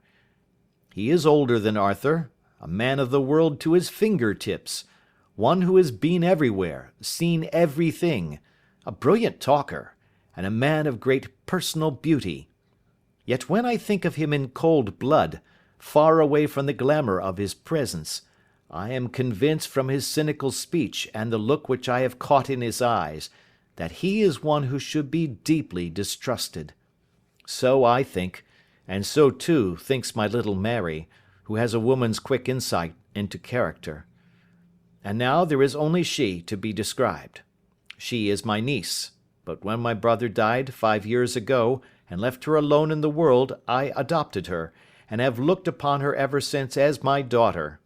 She is a sunbeam in my house, sweet, loving, beautiful, a wonderful manager and housekeeper, yet as tender and quiet and gentle as a woman could be. She is my right hand. I do not know what I could do without her. In only one matter has she ever gone against my wishes. Twice my boy has asked her to marry him, for he loves her devotedly, but each time she has refused him. I think that if anyone could have drawn him into the right path it would have been she, and that his marriage might have changed his whole life. But now, alas, it is too late, forever too late. Now, Mr. Holmes, you know the people who live under my roof, and I shall continue with my miserable story. When we were taking coffee in the drawing-room that night after dinner, I told Arthur and Mary my experience, and of the precious treasure which we had under our roof, suppressing only the name of my client. Lucy Parr, who had brought in the coffee, had, I am sure, left the room, but I cannot swear that the door was closed. Mary and Arthur were much interested and wished to see the famous coronet, but I thought it better not to disturb it. "Where have you put it?" asked Arthur. "In my own bureau." "Well, I hope to goodness the house won't be burgled during the night," said he. "It is locked up," I answered. "Oh, any old key will fit that bureau. When I was a youngster I have opened it myself with the key of the box-room cupboard." He often had a wild way of talking, so that I thought little of what he said. He followed me to my room, however, that night with a very grave face. "Look here, Dad," said he, with his eyes cast down, "can you let me have £200? "No, I cannot," I answered sharply. "I have been far too generous with you in money matters." "You have been very kind," said he, "but I must have this money, or else I can never show my face inside the club again." "And a very good thing too," I cried. "Yes, but you would not have me leave it a dishonoured man," said he. "I could not bear the disgrace. I must raise the money in some way, and if you will not let me have it, then I must try other means." I was very angry, for this was the third demand during the month. "You shall not have a farthing from me," I cried, on which he bowed and left the room without another word. When he was gone, I unlocked my bureau, made sure that my treasure was safe, and locked it again. Then I started to go round the house to see that all was secure, a duty which I usually leave to Mary, but which I thought it well to perform myself that night. As I came down the stairs, I saw Mary herself at the side window of the hall, which she closed and fastened as I approached. "Tell me, Dad," said she, looking, I thought, a little disturbed, "did you give Lucy the maid leave to go out to-night?" "Certainly not. She came in just now by the back door. I have no doubt that she has only been to the side gate to see someone, but I think that it is hardly safe and should be stopped." "You must speak to her in the morning, or I will if you prefer it. Are you sure that everything is fastened?" "Quite sure, Dad." "Then, good night." I kissed her and went up to my bedroom again, where I was soon asleep. I am endeavouring to tell you everything, Mr. Holmes, which may have any bearing upon the case, but I beg that you will question me upon any point which I do not make clear. On the contrary, your statement is singularly lucid. I come to a part of my story now in which I should wish to be particularly so. I am not a very heavy sleeper, and the anxiety in my mind tended, no doubt, to make me even less so than usual. About 2 in the morning, then, I was awakened by some sound in the house. It had ceased ere I was wide awake, but it had left an impression behind it as though a window had gently closed somewhere. I lay listening with all my ears. Suddenly, to my horror, there was a distinct sound of footsteps moving softly in the next room. I slipped out of bed, all palpitating with fear, and peeped round the corner of my dressing-room door. "Arthur!" I screamed. "You villain! You thief! How dare you touch that coronet?" The gas was half up, as I had left it, and my unhappy boy, dressed only in his shirt and trousers, was standing beside the light, holding the coronet in his hands. He appeared to be wrenching at it, or bending it with all his strength. At my cry he dropped it from his grasp and turned as pale as death. I snatched it up and examined it. One of the gold corners, with 3 of the beryls in it, was missing. "You blackguard!" I shouted, beside myself with rage. "You have destroyed it! You have dishonoured me for ever! Where are the jewels which you have stolen?" "Stolen?" he cried. "Yes, thief!" I roared, shaking him by the shoulder. "There are none missing. There cannot be any missing," said he. "There are 3 missing, and you know where they are. Must I call you a liar as well as a thief? Did I not see you trying to tear off another piece?" "You have called me names enough," said he. "I will not stand it any longer. I shall not say another word about this business, since you have chosen to insult me. I will leave your house in the morning and make my own way in the world." "You shall leave it in the hands of the police," I cried, half mad with grief and rage. "I shall have this matter probed to the bottom." "You shall learn nothing from me," said he, with a passion such as I should not have thought was in his nature. "If you choose to call the police, let the police find what they can." By this time the whole house was astir, for I had raised my voice in my anger. Mary was the first to rush into my room, and, at the sight of the coronet and of Arthur's face, she read the whole story, and, with a scream, fell down senseless on the ground. I sent the housemaid for the police, and put the investigation into their hands at once. When the inspector and a constable entered the house, Arthur, who had stood sullenly with his arms folded, asked me whether it was my intention to charge him with theft. I answered that it had ceased to be a private matter, but had become a public one, since the ruined coronet was national property. I was determined that the law should have its way in everything.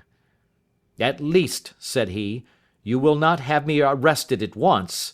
It would be to your advantage as well as mine if I might leave the house for 5 minutes." "That you may get away, and perhaps that you may conceal what you have stolen," said I. And then, realizing the dreadful position in which I was placed, I implored him to remember that not only my honour but that of one who was far greater than I was at stake, and that he threatened to raise a scandal which would convulse the nation. He might avert it all if he would but tell me what he had done with the 3 missing stones. "You may as well face the matter," said I. "You have been caught in the act, and no confession could make your guilt more heinous. If you but make such reparation as is in your power, by telling us where the beryls are, all shall be forgiven and forgotten." "Keep your forgiveness for those who ask for it," he answered, turning away from me with a sneer.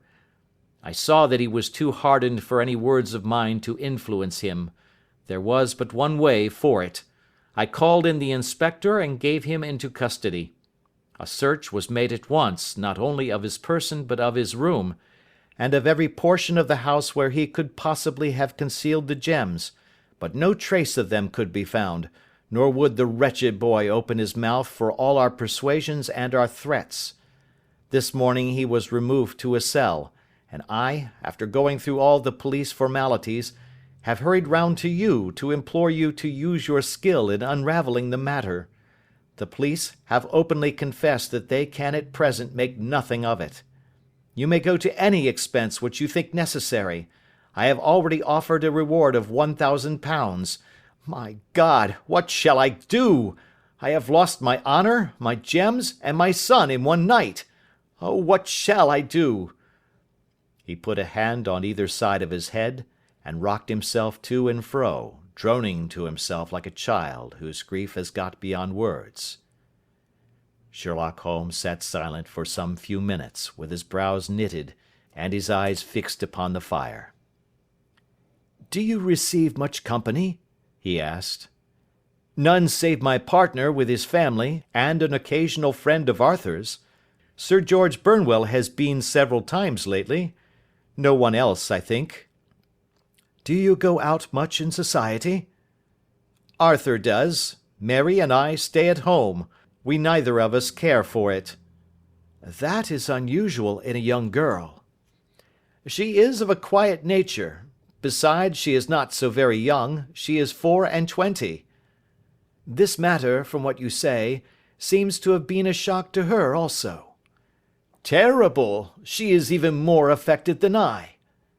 "You have neither of you any doubt as to your son's guilt?"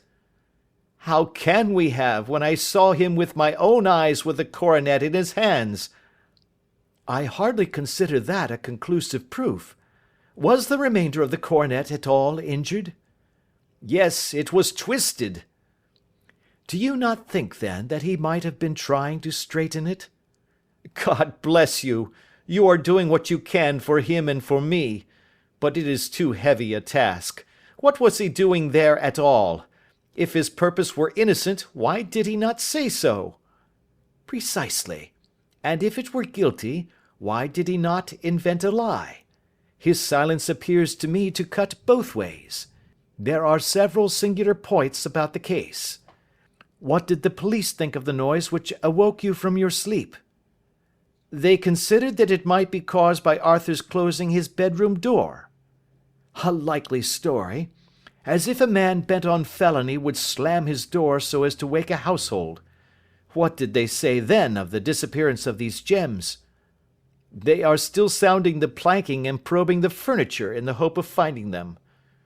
"Have they thought of looking outside the house?"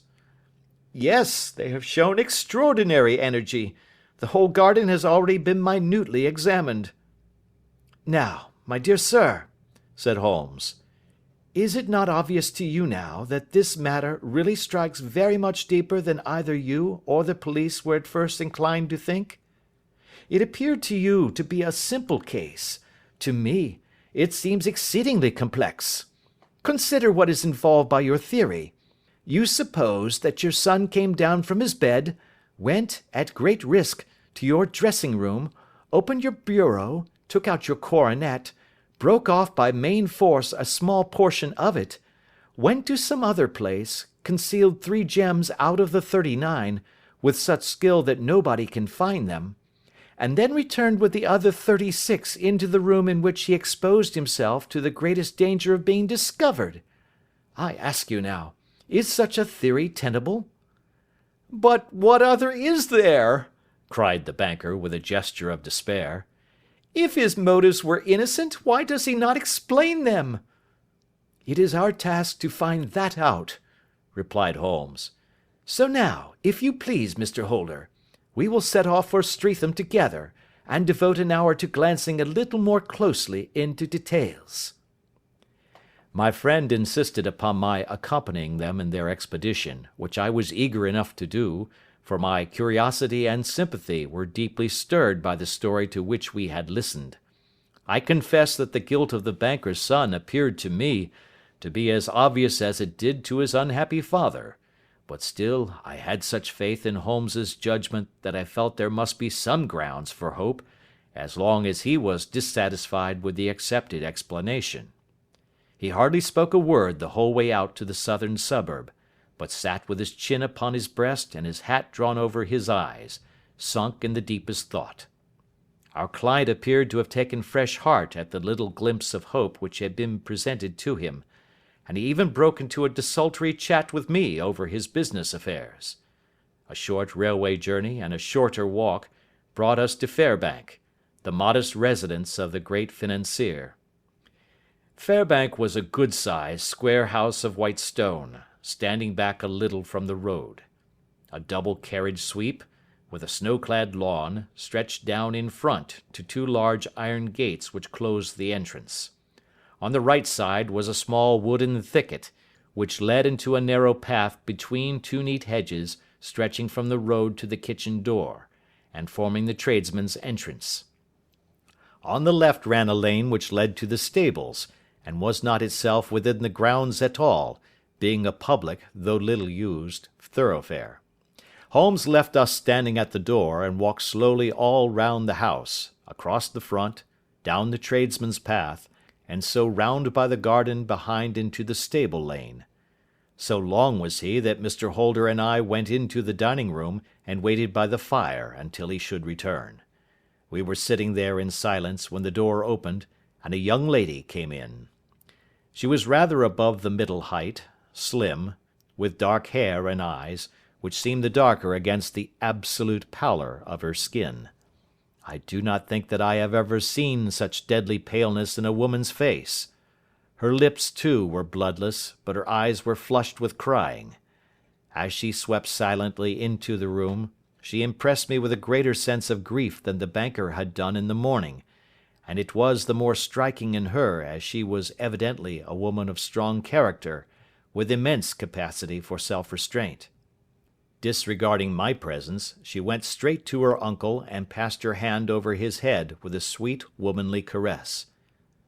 "You have given orders that Arthur should be liberated, have you not, Dad?" she asked.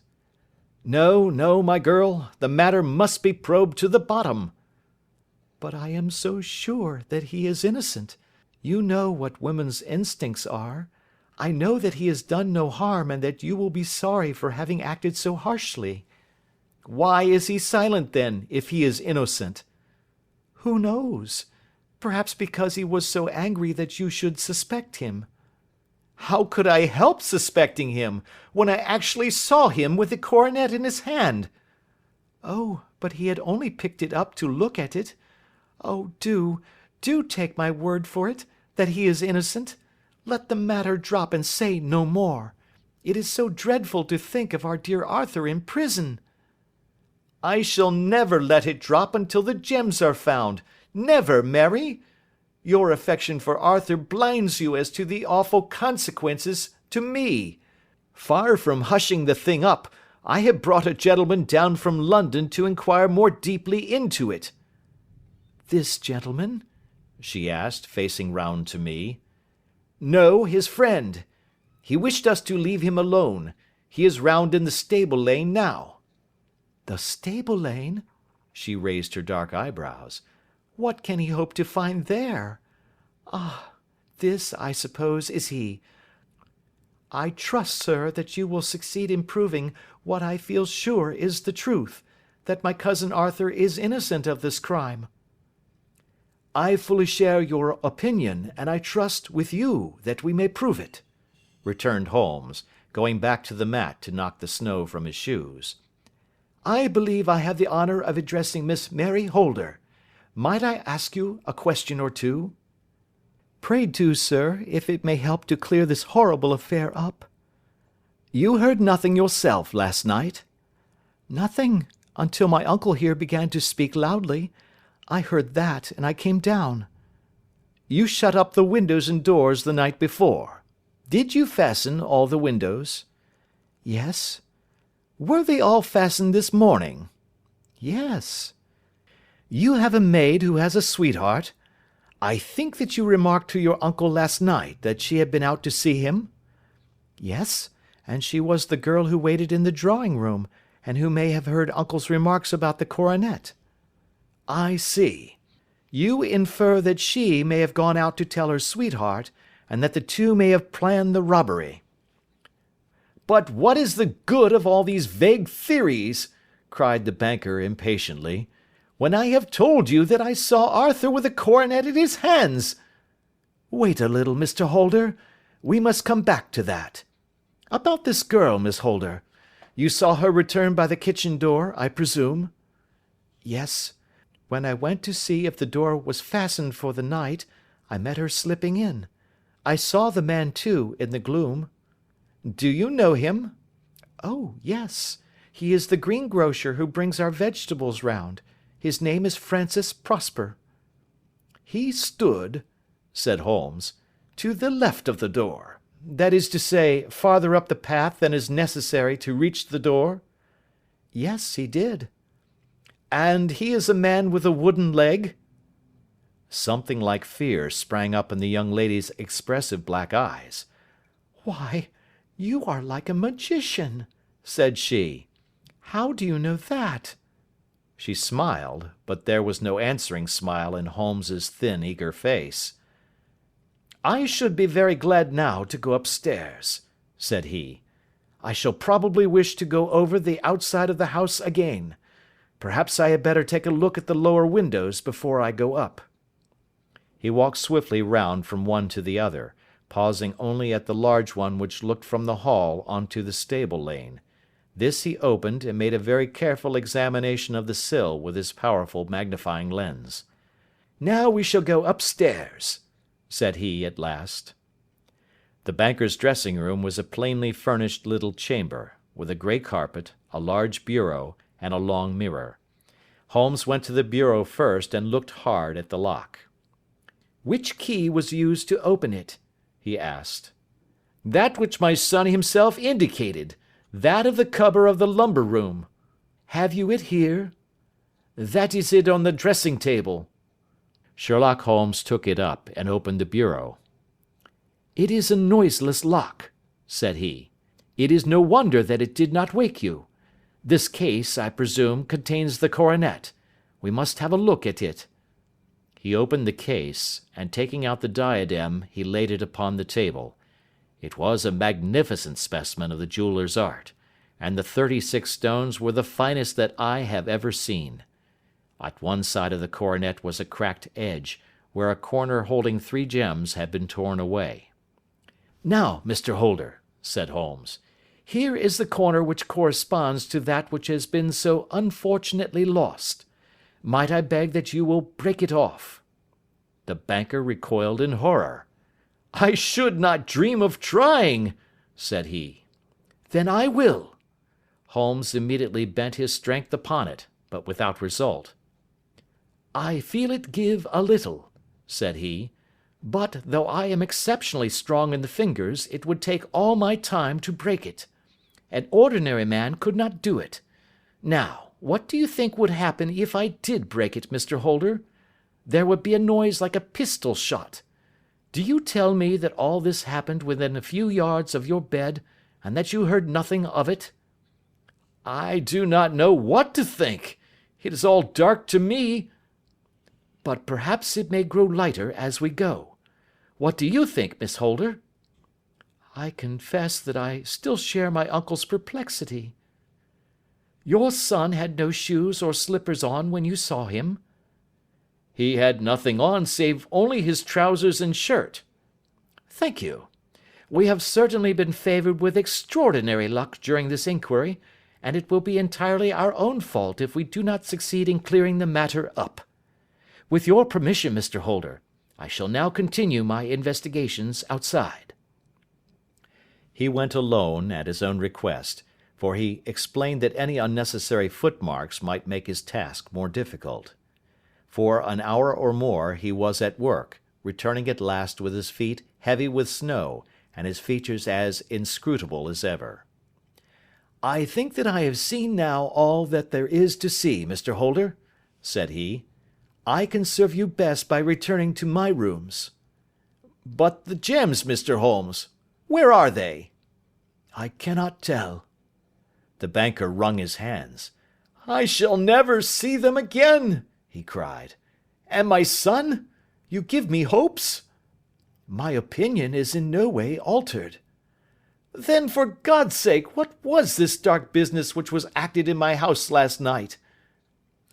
If you can call upon me at my Baker Street rooms tomorrow morning, between 9 and 10, I shall be happy to do what I can to make it clearer. I understand that you will give me carte blanche to act for you, provided only that I get back the gems, and that you place no limit on the sum I may draw. I would give my fortune to have them back. Very good. I shall look into the matter between this and then. Good-bye. It is just possible that I may have to come over here again before evening. It was obvious to me that my companion's mind was now made up about the case, although what his conclusions were was more than I could even dimly imagine. Several times during our homeward journey I endeavoured to sound him upon the point, but he always glided away to some other topic, until at last I gave it over in despair. It was not yet 3 when we found ourselves in our rooms once more. He hurried to his chamber and was down again in a few minutes, dressed as a common loafer. With his collar turned up, his shiny, seedy coat, his red cravat, and his worn boots, he was a perfect sample of the class. I think that this should do, said he, glancing into the glass above the fireplace. I only wish that you would come with me, Watson, but I fear that it won't do. I may be on the trail in this matter, or I may be following a will-o'-the-wisp, but I shall soon know which it is. I hope that I may be back in a few hours.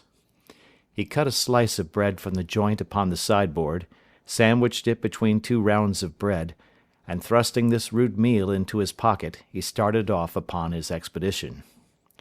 I had just finished my tea when he returned, evidently in excellent spirits, swinging an old elastic-sided boot in his hand.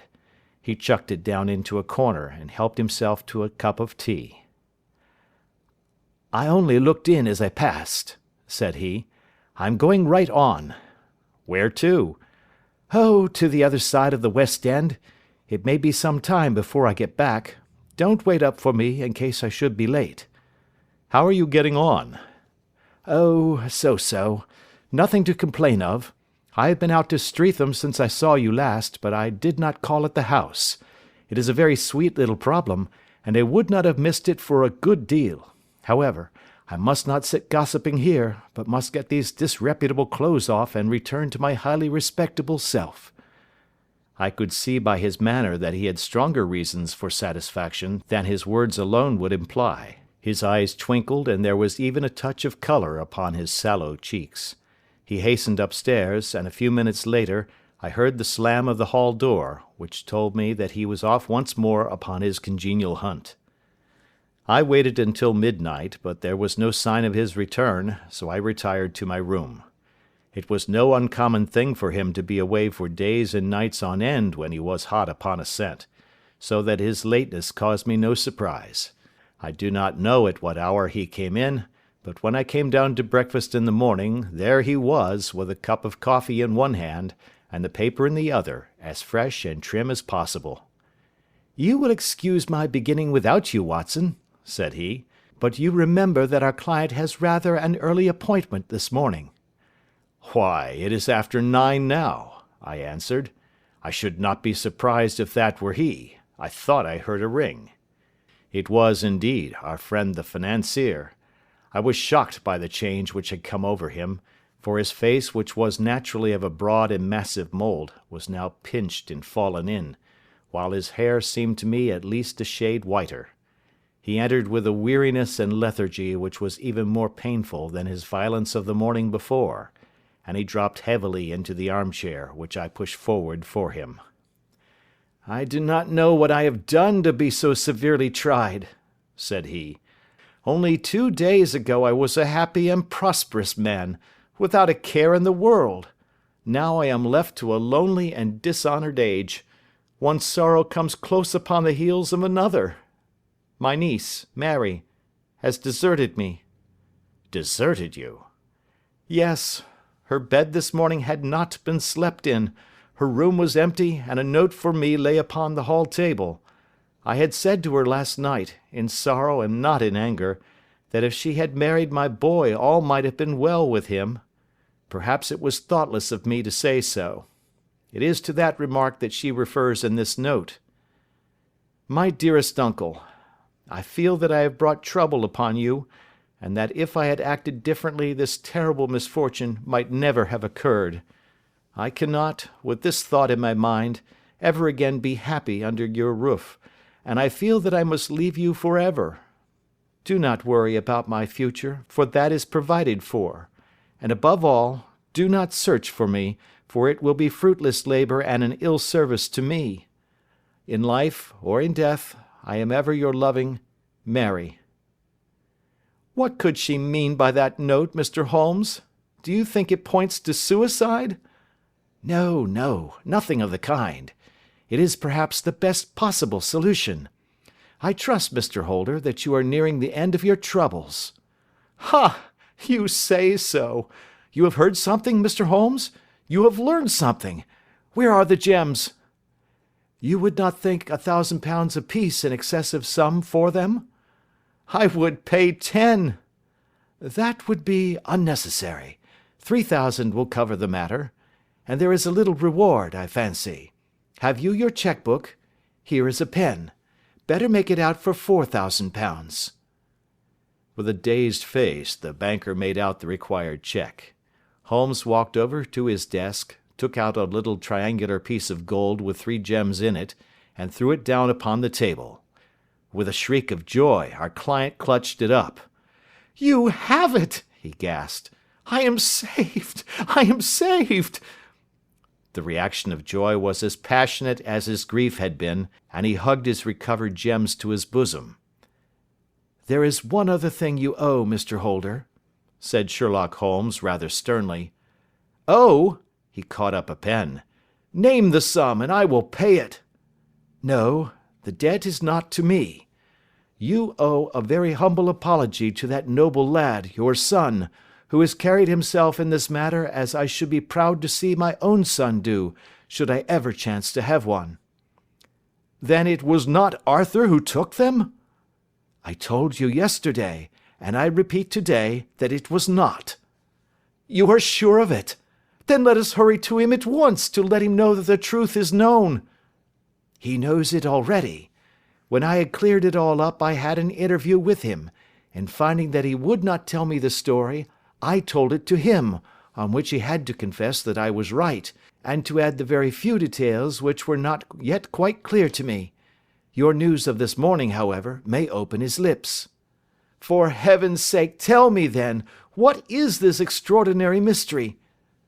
"I will do so, and I will show you the steps by which I reached it. And let me say to you first, that which is hardest for me to say, and for you to hear. There has been an understanding between Sir George Burnwell and your niece Mary. They have now fled together." "My Mary? Impossible!" "It is unfortunately more than possible, it is certain. Neither you nor your son knew the true character of this man when you admitted him into your family circle. He is one of the most dangerous men in England, a ruined gambler, an absolutely desperate villain, a man without heart or conscience. Your niece knew nothing of such men. When he breathed his vows to her, as he had done to 100 before her, she flattered herself that she alone had touched his heart. The devil knows best what he said, but at least she became his tool and was in the habit of seeing him nearly every evening." "I cannot, and I will not, believe it," cried the banker with an ashen face. "I will tell you then what occurred in your house last night. Your niece, when you had, as she thought, gone to your room, slipped down and talked to her lover through the window which leads into the stable lane. His footmarks had pressed right through the snow, so long had he stood there. She told him of the coronet. His wicked lust for gold kindled at the news, and he bent her to his will. I have no doubt that she loved you, but there are women in whom the love of a lover extinguishes all other loves, and I think that she must have been one. She had hardly listened to his instructions when she saw you coming downstairs, on which she closed the window rapidly and told you about one of the servant's escapades with her wooden-legged lover, which was all perfectly true. Your boy, Arthur, went to bed after his interview with you, but he slept badly on account of his uneasiness about his club debts. In the middle of the night, he heard a soft tread pass his door, so he rose and, looking out, was surprised to see his cousin walking very stealthily along the passage until she disappeared into your dressing-room. Petrified with astonishment, the lad slipped on some clothes and waited there in the dark to see what would come of this strange affair. Presently she emerged from the room again, and in the light of the passage lamp your son saw that she carried the precious coronet in her hands. She passed down the stairs, and he, thrilling with horror, ran along and slipped behind the curtain near your door, whence he could see what passed in the hall beneath. He saw her stealthily open the window, hand out the coronet to someone in the gloom, and then closing it once more hurry back to her room, passing quite close to where he stood hid behind the curtain. As long as she was on the scene he could not take any action without a horrible exposure of the woman whom he loved. But the instant that she was gone, he realized how crushing a misfortune this would be for you, and how all-important it was to set it right. He rushed down, just as he was, in his bare feet, opened the window, sprang out into the snow, and ran down the lane where he could see a dark figure in the moonlight. Sir George Burnwell tried to get away, but Arthur caught him, and there was a struggle between them, your lad tugging at one side of the coronet, and his opponent at the other. In the scuffle, your son struck Sir George, and cut him over the eye. Then something suddenly snapped, and your son, finding that he had the coronet in his hands, rushed back, closed the window, ascended to your room, and had just observed that the coronet had been twisted in the struggle, and was endeavouring to straighten it when you appeared upon the scene. "Is it possible?" gasped the banker. You then roused his anger by calling him names at a moment when he felt that he had deserved your warmest thanks. He could not explain the true state of affairs without betraying one who certainly deserved little enough consideration at his hands. He took the more chivalrous view, however, and preserved her secret. "And that was why she shrieked and fainted when she saw the coronet," cried Mr. Holder. "Oh, my God! What a blind fool I have been! And his asking to be allowed to go out for 5 minutes! The dear fellow wanted to see if the missing piece were at the scene of the struggle. How cruelly I have misjudged him!" "When I arrived at the house," continued Holmes, "I at once went very carefully round it to observe if there were any traces in the snow which might help me. I knew that none had fallen since the evening before, and also that there had been a strong frost to preserve impressions. I passed along the tradesman's path, but found it all trampled down and indistinguishable. Just beyond it, however, at the far side of the kitchen door, a woman had stood and talked with a man, whose round impressions on one side showed that he had a wooden leg. I could even tell that they had been disturbed, for the woman had run back swiftly to the door, as was shown by the deep toe and light heel marks, while Woodenleg had waited a little, and then had gone away. I thought at the time that this might be the maid and her sweetheart, of whom you had already spoken to me, and inquiry showed it was so. I passed round the garden without seeing anything more than random tracks, which I took to be the police. But, when I got into the stable lane, a very long and complex story was written in the snow in front of me. There was a double line of tracks of a booted man, and a second double line which I saw with delight belonged to a man with naked feet. I was at once convinced from what you had told me that the latter was your son. The first had walked both ways, but the other had run swiftly, and as his tread was marked in places over the depression of the boot, it was obvious that he had passed after the other. I followed them up, and found they led to the hall window, where Boots had worn all the snow away while waiting. Then I walked to the other end, which was 100 yards or more down the lane. I saw where Boots had faced round, where the snow was cut up as though there had been a struggle, and finally, where a few drops of blood had fallen to show me that I was not mistaken. Boots had then run down the lane, and another little smudge of blood showed that it was he who had been hurt. When he came to the high road at the other end, I found that the pavement had been cleared, so there was an end to that clue. On entering the house, however, I examined, as you remember, the sill and framework of the hall window with my lens, and I could at once see that someone had passed out. I could distinguish the outline of an instep where the wet foot had been placed in coming in.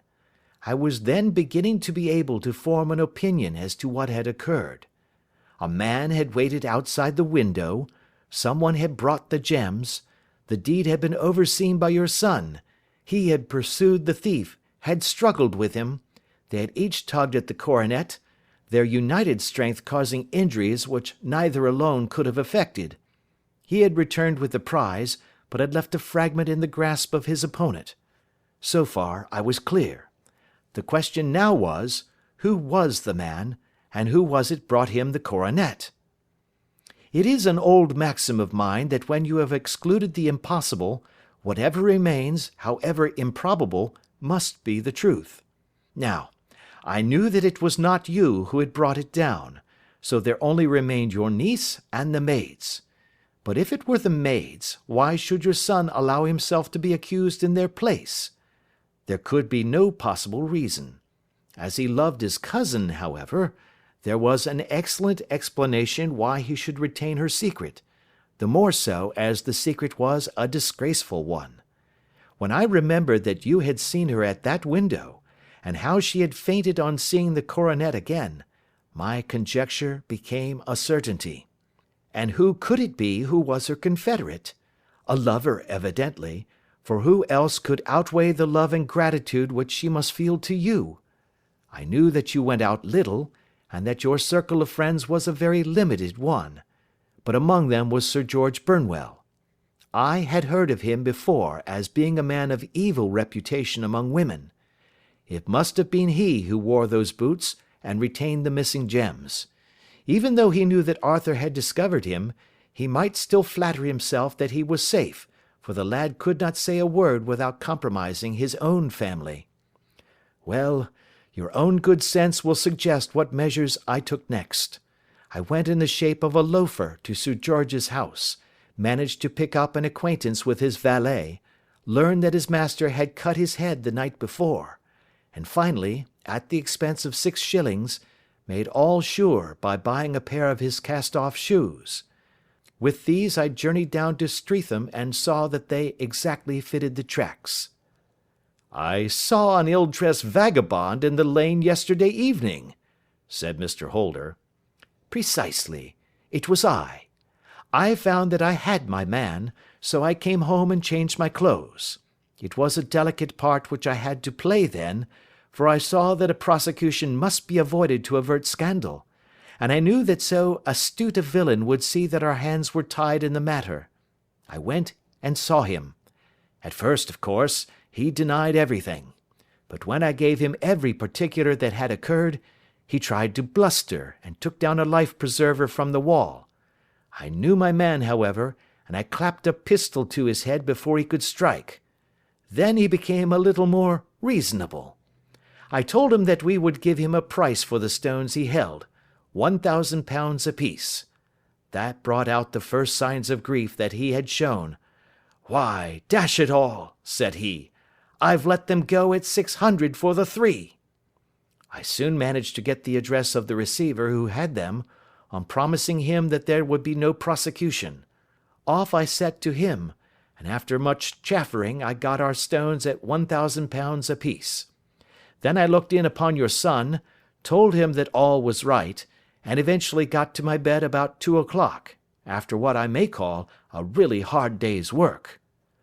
"A day which has saved England from a great public scandal," said the banker, rising. "Sir, I cannot find words to thank you, but you shall not find me ungrateful for what you have done. Your skill has indeed exceeded all that I have heard of it. And now I must fly to my dear boy to apologize to him for the wrong which I have done him. And as to what you tell me of poor Mary, it goes to my very heart. Not even your skill can inform me where she is now." "I think that we may safely say," returned Holmes, "that she is wherever Sir George Burnwell is. It is equally certain, too, that whatever her sins are, they will soon receive a more than sufficient punishment." End of Adventure 11. The Adventures of Sherlock Holmes, by Sir Arthur Conan Doyle. Adventure 12. The Adventure of the Copper Beeches.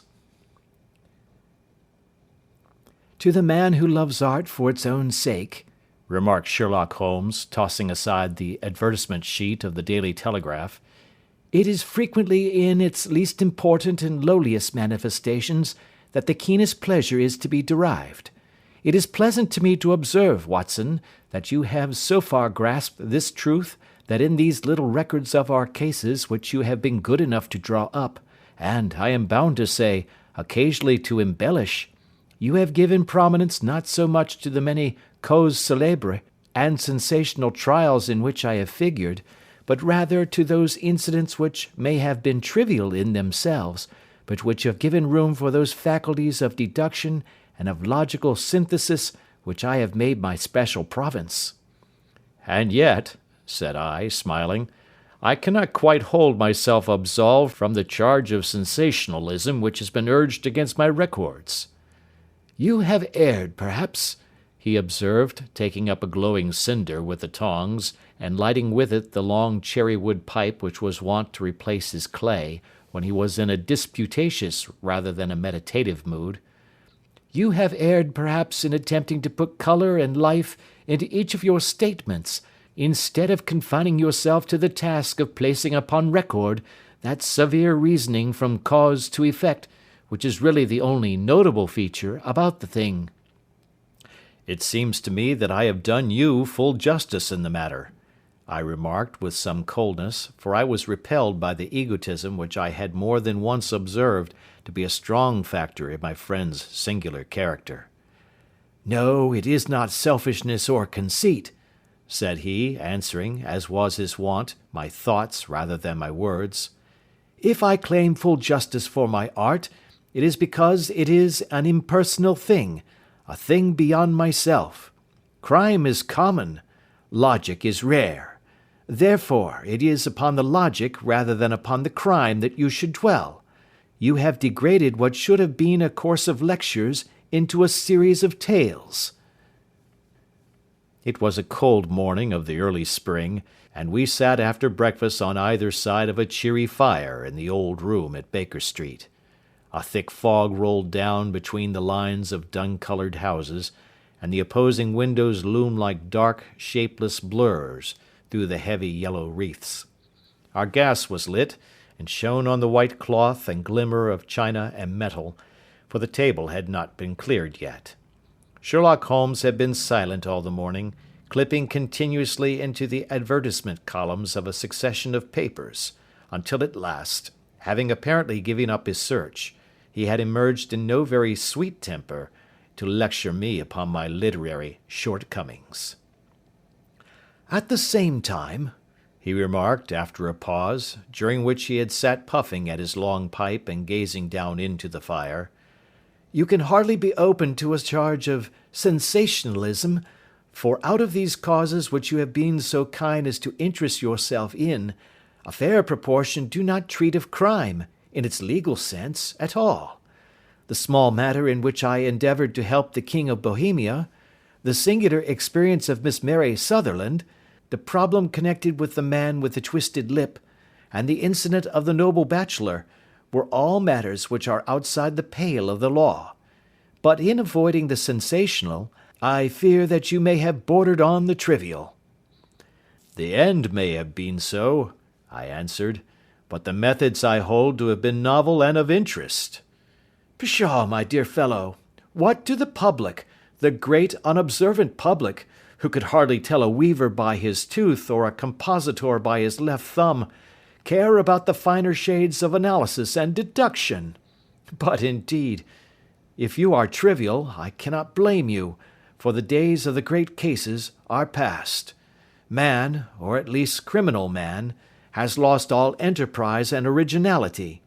As to my own little practice, it seems to be degenerating into an agency for recovering lost lead pencils and giving advice to young ladies from boarding schools. I think that I have touched bottom at last, however. This note I had this morning marks my 0 point, I fancy. Read it."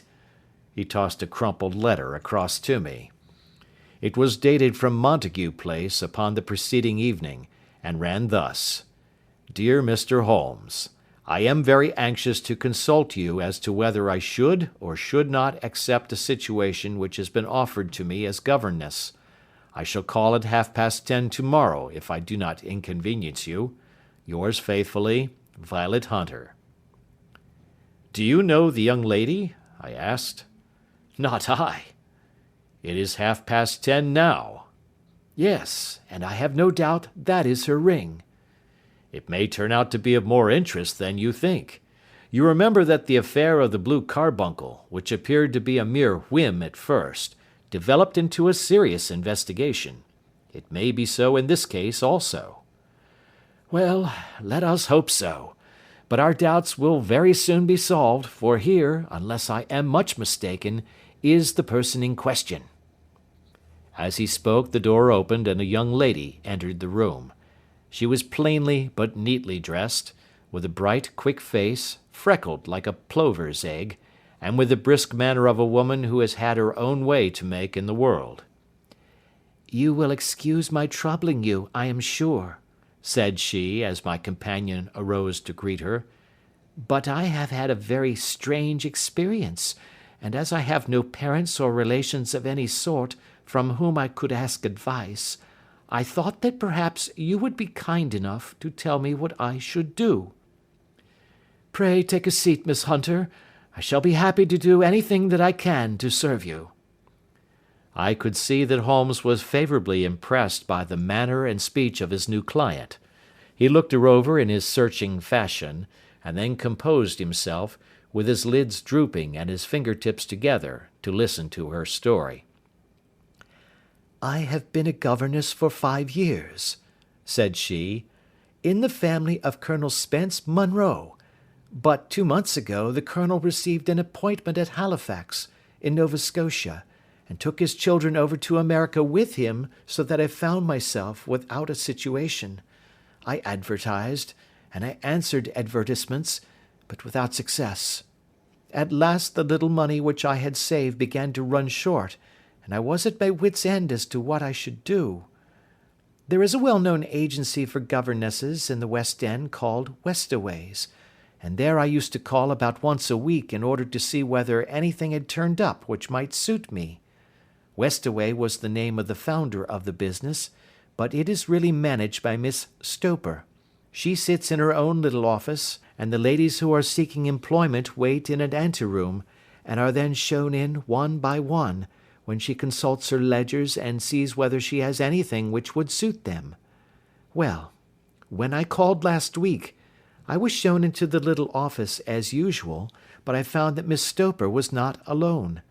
A prodigiously stout man with a very smiling face and a great heavy chin, which rolled down in fold upon fold over his throat, sat at her elbow with a pair of glasses on his nose, looking very earnestly at the ladies who entered. As I came in, he gave quite a jump in his chair, and turned quickly to Miss Stoper. "That will do," said he. "I could not ask for anything better. Capital! Capital!" He seemed quite enthusiastic, and rubbed his hands together in the most genial fashion. He was such a comfortable-looking man that it was quite a pleasure to look at him. "You are looking for a situation, miss?" he asked. "Yes, sir." "As governess?" "Yes, sir." "And what salary do you ask?" "I had £5 a month at my last place with Colonel Spence Munro." "Oh, tut, tut! Sweating! Rank sweating!" he cried, throwing his fat hands out into the air, like a man who is in a boiling passion. "How could any one offer so pitiful a sum to a lady with such attractions and accomplishments?" "My accomplishments, sir? may be less than you imagine, said I. A little French, a little German, music, and drawing. Tut, tut, he cried. This is all quite beside the question. The point is, have you or have you not the bearing and deportment of a lady? There it is in a nutshell. If you have not, you are not fitted for the rearing of a child who may some day play a considerable part in the history of the country. But if you have, why then, how could any gentleman ask you to condescend to accept anything under the 3 figures? Your salary with me, madam, would commence at £100 a year. You may imagine, Mr. Holmes, that to me, destitute as I was, such an offer seemed almost too good to be true. The gentleman, however, seeing perhaps the look of incredulity upon my face, opened a pocket-book and took out a note. It is also my custom, said he, smiling in the most pleasant fashion until his eyes were just 2 little shining slits amid the white creases of his face, to advance to my young ladies half their salary beforehand, so that they may meet any little expenses of their journey and their wardrobe. It seemed to me that I had never met so fascinating and so thoughtful a man. As I was already in debt to my tradesmen, the advance was a great convenience, and yet there was something unnatural about the whole transaction which made me wish to know a little more before I quite committed myself. May I ask where you live, sir? Said I. Hampshire. Charming rural place. The Copper Beeches, 5 miles on the far side of Winchester. It is the most lovely country, my dear young lady, and the dearest old country house. And my duties, sir? I should be glad to know what they would be. One child, one dear little romper just 6 years old. Oh, if you could see him killing cockroaches with a slipper. Smack, smack, smack. 3 gone before you could wink. He leaned back in his chair and laughed his eyes into his head again. I was a little startled at the nature of the child's amusement, but the father's laughter made me think that perhaps he was joking. My sole duties, then, I asked, are to take charge of a single child? No, no, not the sole, my dear young lady, he cried. Your duty would be, as I am sure your good sense would suggest, to obey any little commands my wife might give, provided always that they were such commands as a lady might with propriety obey. You see no difficulty, eh? I should be happy to make myself useful. Quite so. In dress now, for example. We are fatty people, you know, fatty but kind-hearted. If you were asked to wear any dress which we might give you, you would not object to our little whim, eh? No, said I, considerably astonished at his words. Or to sit here, or sit there, that would not be offensive to you? Oh, no. Or to cut your hair quite short before you come to us? I could hardly believe my ears. As you may observe, Mr. Holmes, my hair is somewhat luxuriant, and of a rather peculiar tint of chestnut. It is being considered artistic. I could not dream of sacrificing it in this off-hand fashion. I am afraid that that is quite impossible, said I. He had been watching me eagerly out of his small eyes, and I could see a shadow pass over his face as I spoke. I am afraid that it is quite essential, said he. It is a little fancy of my wife's, and ladies' fancies, you know, madam, ladies' fancies must be consulted. And so you won't cut your hair? No, sir, I really could not, I answered firmly. Ah, very well, then that quite settles the matter. It is a pity, because in other respects you would really have done very nicely. In that case, Miss Stoper, I had best inspect a few more of your young ladies. The manageress had sat all this while busy with her papers without a word to either of us, but she glanced at me now with so much annoyance upon her face that I could not help suspecting that she had lost a handsome commission through my refusal. Do you desire your name to be kept upon the books? She asked. If you please, Miss Stoper. Well, really, it seems rather useless, since you refuse the most excellent offers in this fashion, said she sharply. You can hardly expect us to exert ourselves to find another such opening for you. Good day to you, Miss Hunter. She struck a gong upon the table, and I was shown out by the page. Well, Mr. Holmes, when I got back to my lodgings, and found little enough in the cupboard, and 2 or 3 bills upon the table, I began to ask myself whether I had not done a very foolish thing. After all, if these people had strange fads and expected obedience on the most extraordinary matters, they were at least ready to pay for their eccentricity. Very few governesses in England are getting £100 a year. Besides, what use was my hair to me? Many people are improved by wearing it short, and perhaps I should be among the number. Next day I was inclined to think that I had made a mistake, and by the day after I was sure of it. I had almost overcome my pride so far as to go back to the agency and inquire whether the place was still open, when I received this letter from the gentleman himself. I have it here, and I will read it to you. The Copper Beeches, near Winchester. Dear Miss Hunter, Miss Stoper has very kindly given me your address, and I write from here to ask whether you have reconsidered your decision. My wife is very anxious that you should come, for she has been much attracted by my description of you. We are willing to give £30 a quarter, or £120 a year, so as to recompense you for any little inconvenience which our fads may cause you. They are not very exacting, after all.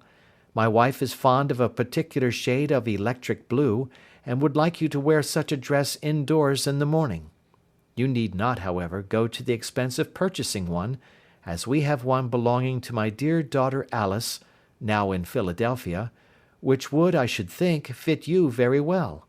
Then, as to sitting here or there, or amusing yourself in any manner indicated, that need cause you no inconvenience. As regards your hair, it is no doubt a pity, especially as I could not help remarking its beauty during our short interview, but I am afraid that I must remain firm upon this point, and I only hope that the increased salary may recompense you for the loss. Your duties, as far as the child is concerned, are very light. Now do try to come, and I shall meet you with a dog-cart at Winchester. Let me know your train. Yours faithfully, Jeffro Rucastle. That is the letter which I have just received, Mr. Holmes, and my mind is made up that I will accept it. I thought, however, that before taking the final step I should like to submit the whole matter to your consideration. Well, Miss Hunter, if your mind is made up, that settles the question, said Holmes, smiling. But you would not advise me to refuse?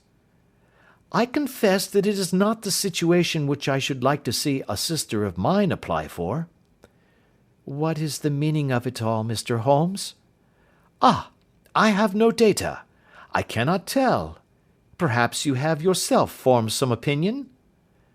Well, there seems to me to be only one possible solution. Mr. Rucastle seemed to be a very kind, good-natured man. Is it not possible that his wife is a lunatic, that he desires to keep the matter quiet for fear she should be taken to an asylum, and that he humours her fancies in every way in order to prevent an outbreak? That is a possible solution. In fact, as matters stand, it is the most probable one.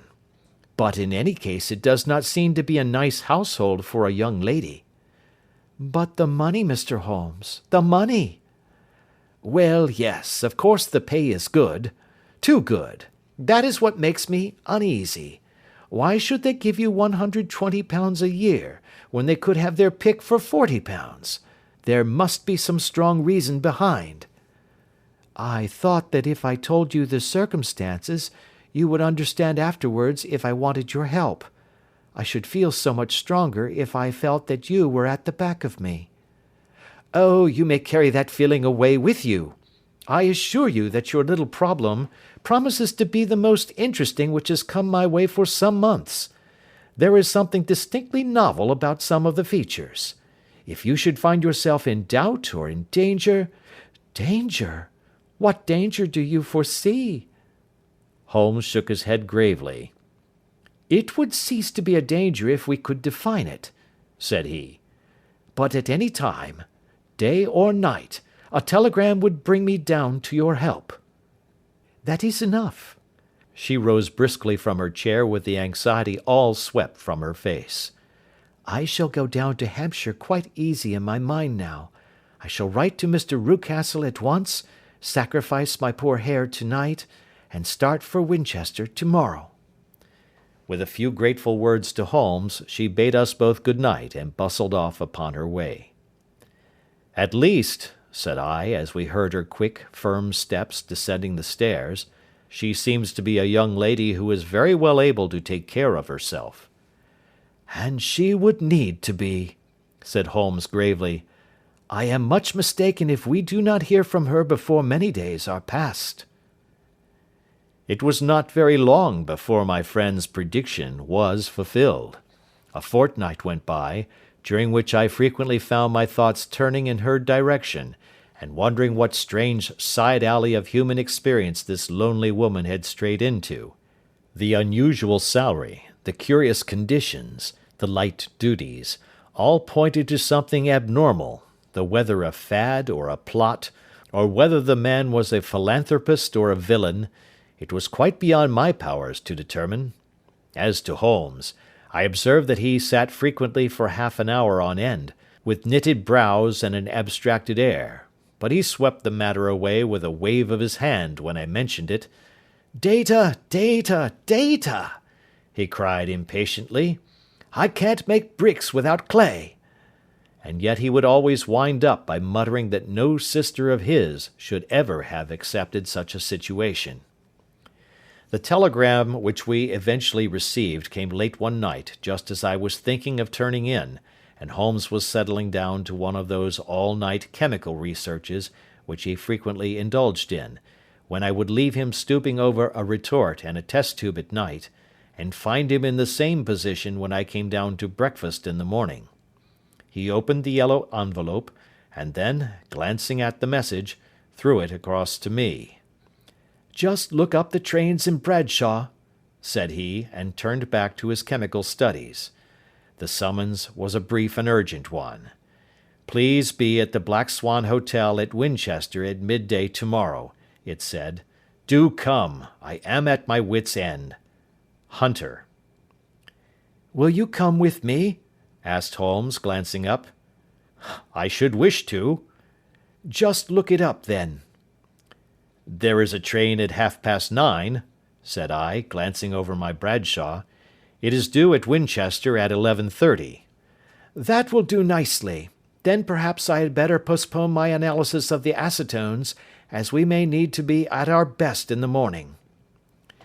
By 11 o'clock the next day we were well upon our way to the old English capital. Holmes had been buried in the morning papers all the way down, but after we had passed the Hampshire border he threw them down, and began to admire the scenery.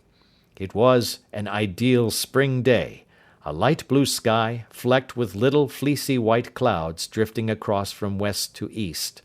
The sun was shining very brightly, and yet there was an exhilarating nip in the air, which set an edge to a man's energy. All over the countryside, away to the rolling hills around Aldershot, the little red and grey roofs of the farmsteadings peeped out from amid the light green of the new foliage. "Are they not fresh and beautiful?" I cried with all the enthusiasm of a man fresh from the fogs of Baker Street. But Holmes shook his head gravely.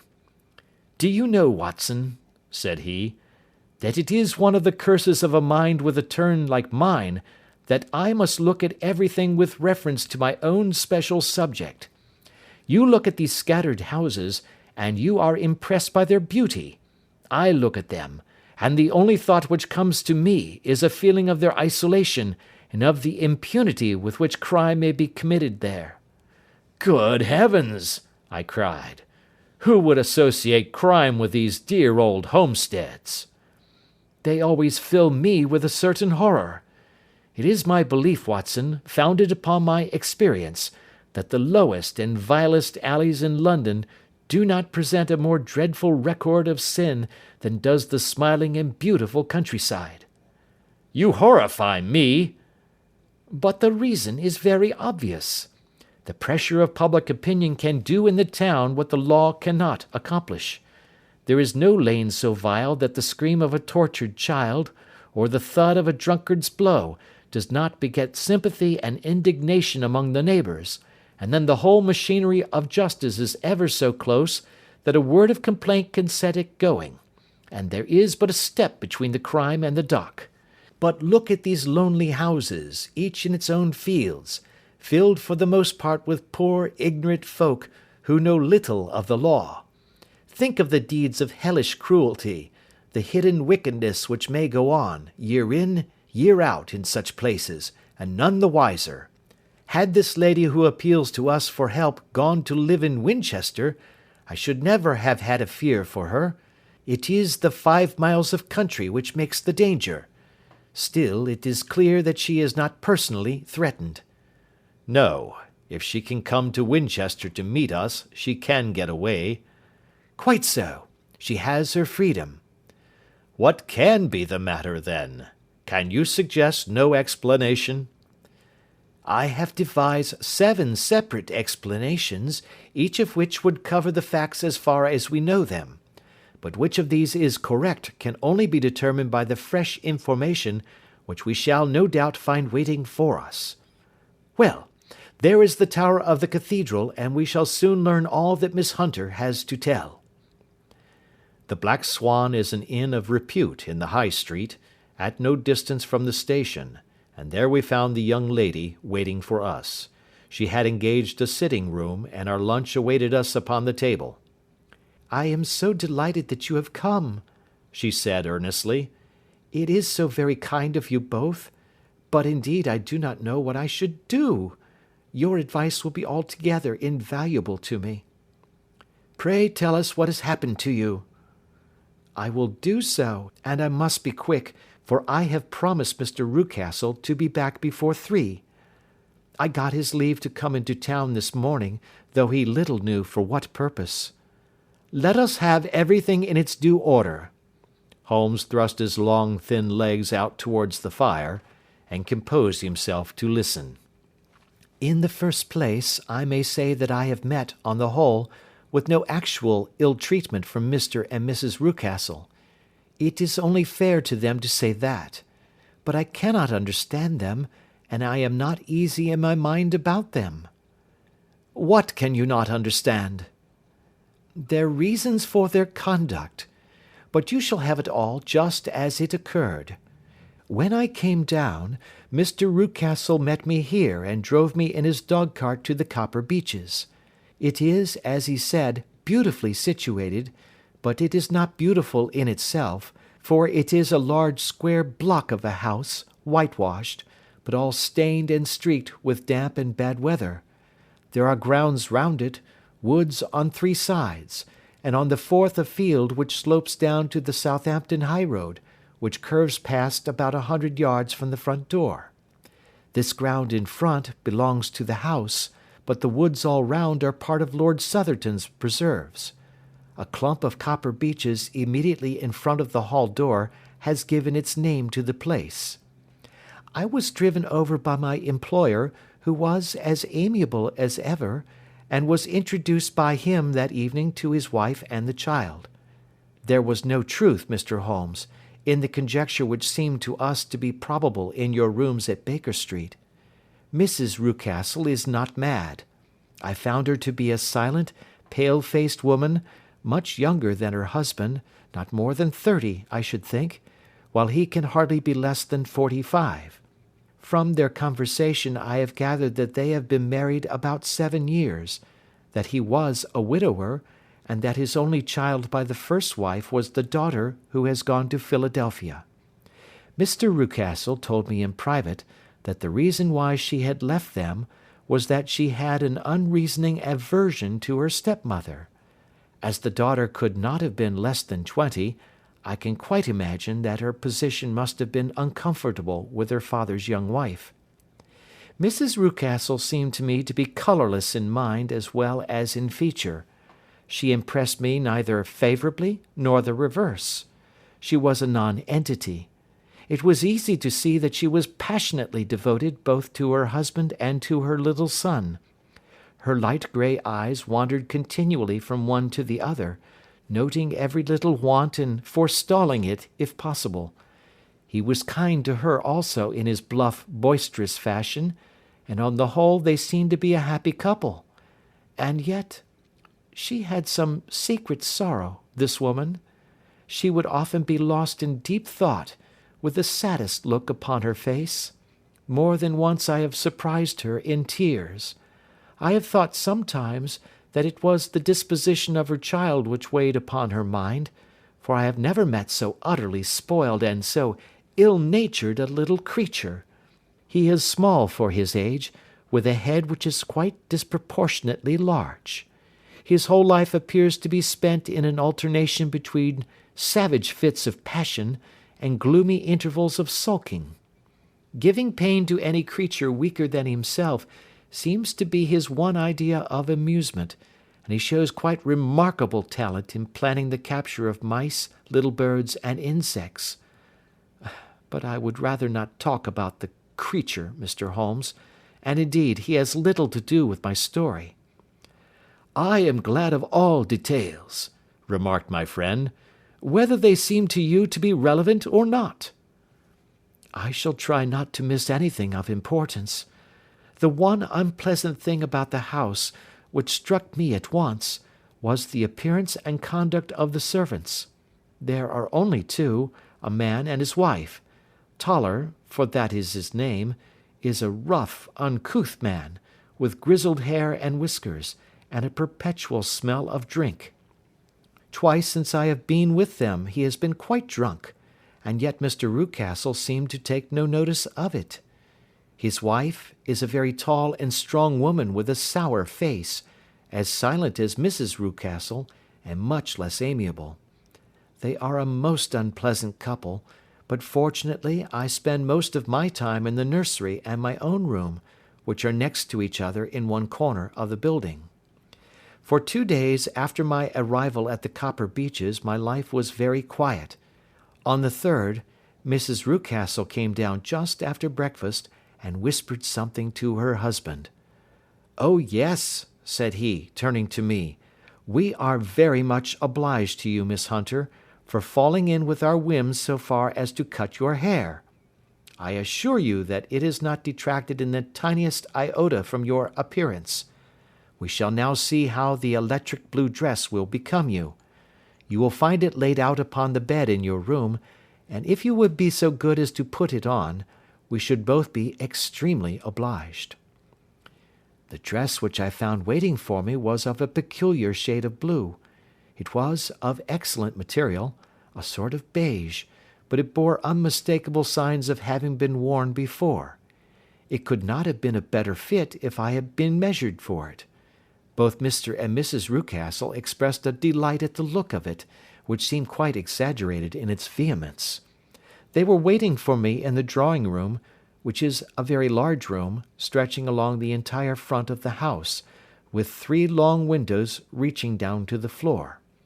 A chair had been placed close to the central window, with its back turned towards it. In this I was asked to sit, and then Mr. Rucastle, walking up and down on the other side of the room, began to tell me a series of the funniest stories that I have ever listened to. You cannot imagine how comical he was, and I laughed until I was quite weary.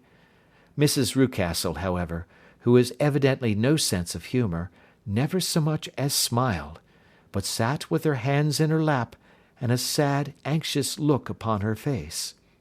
After an hour or so, Mr. Rucastle suddenly remarked that it was time to commence the duties of the day, and that I might change my dress and go to little Edward in the nursery. 2 days later the same performance was gone through under exactly similar circumstances.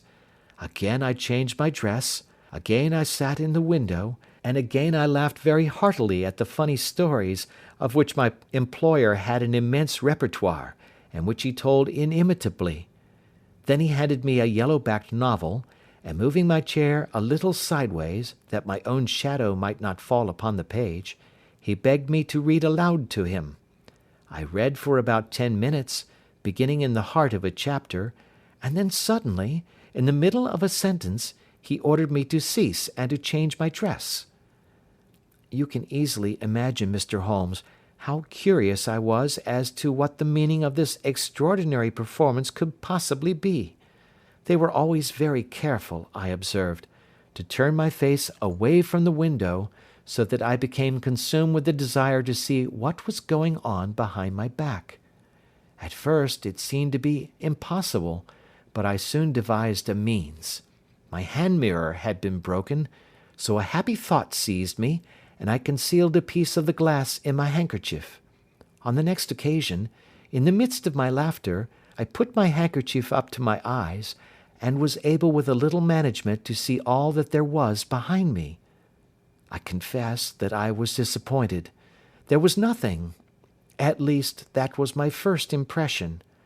At the second glance, however, I perceived that there was a man standing in the Southampton Road, a small bearded man in a grey suit, who seemed to be looking in my direction.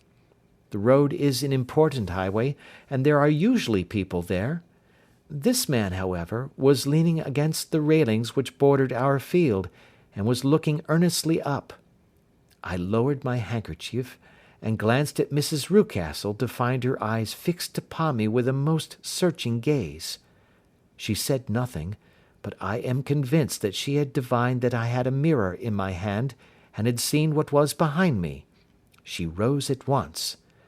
"Jethro," said she, "there is an impertinent fellow upon the road there who stares up at Miss Hunter." "No friend of yours, Miss Hunter?" he asked. "No, I know no one in these parts." "Dear me, how very impertinent! Kindly turn round and motion to him to go away."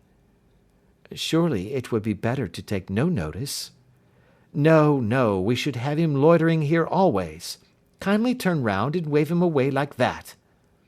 I did as I was told, and at the same instant Mrs. Rucastle drew down the blind. That was a week ago, and from that time I have not sat again in the window, nor have I worn the blue dress, nor seen the man in the road. "Pray continue," said Holmes.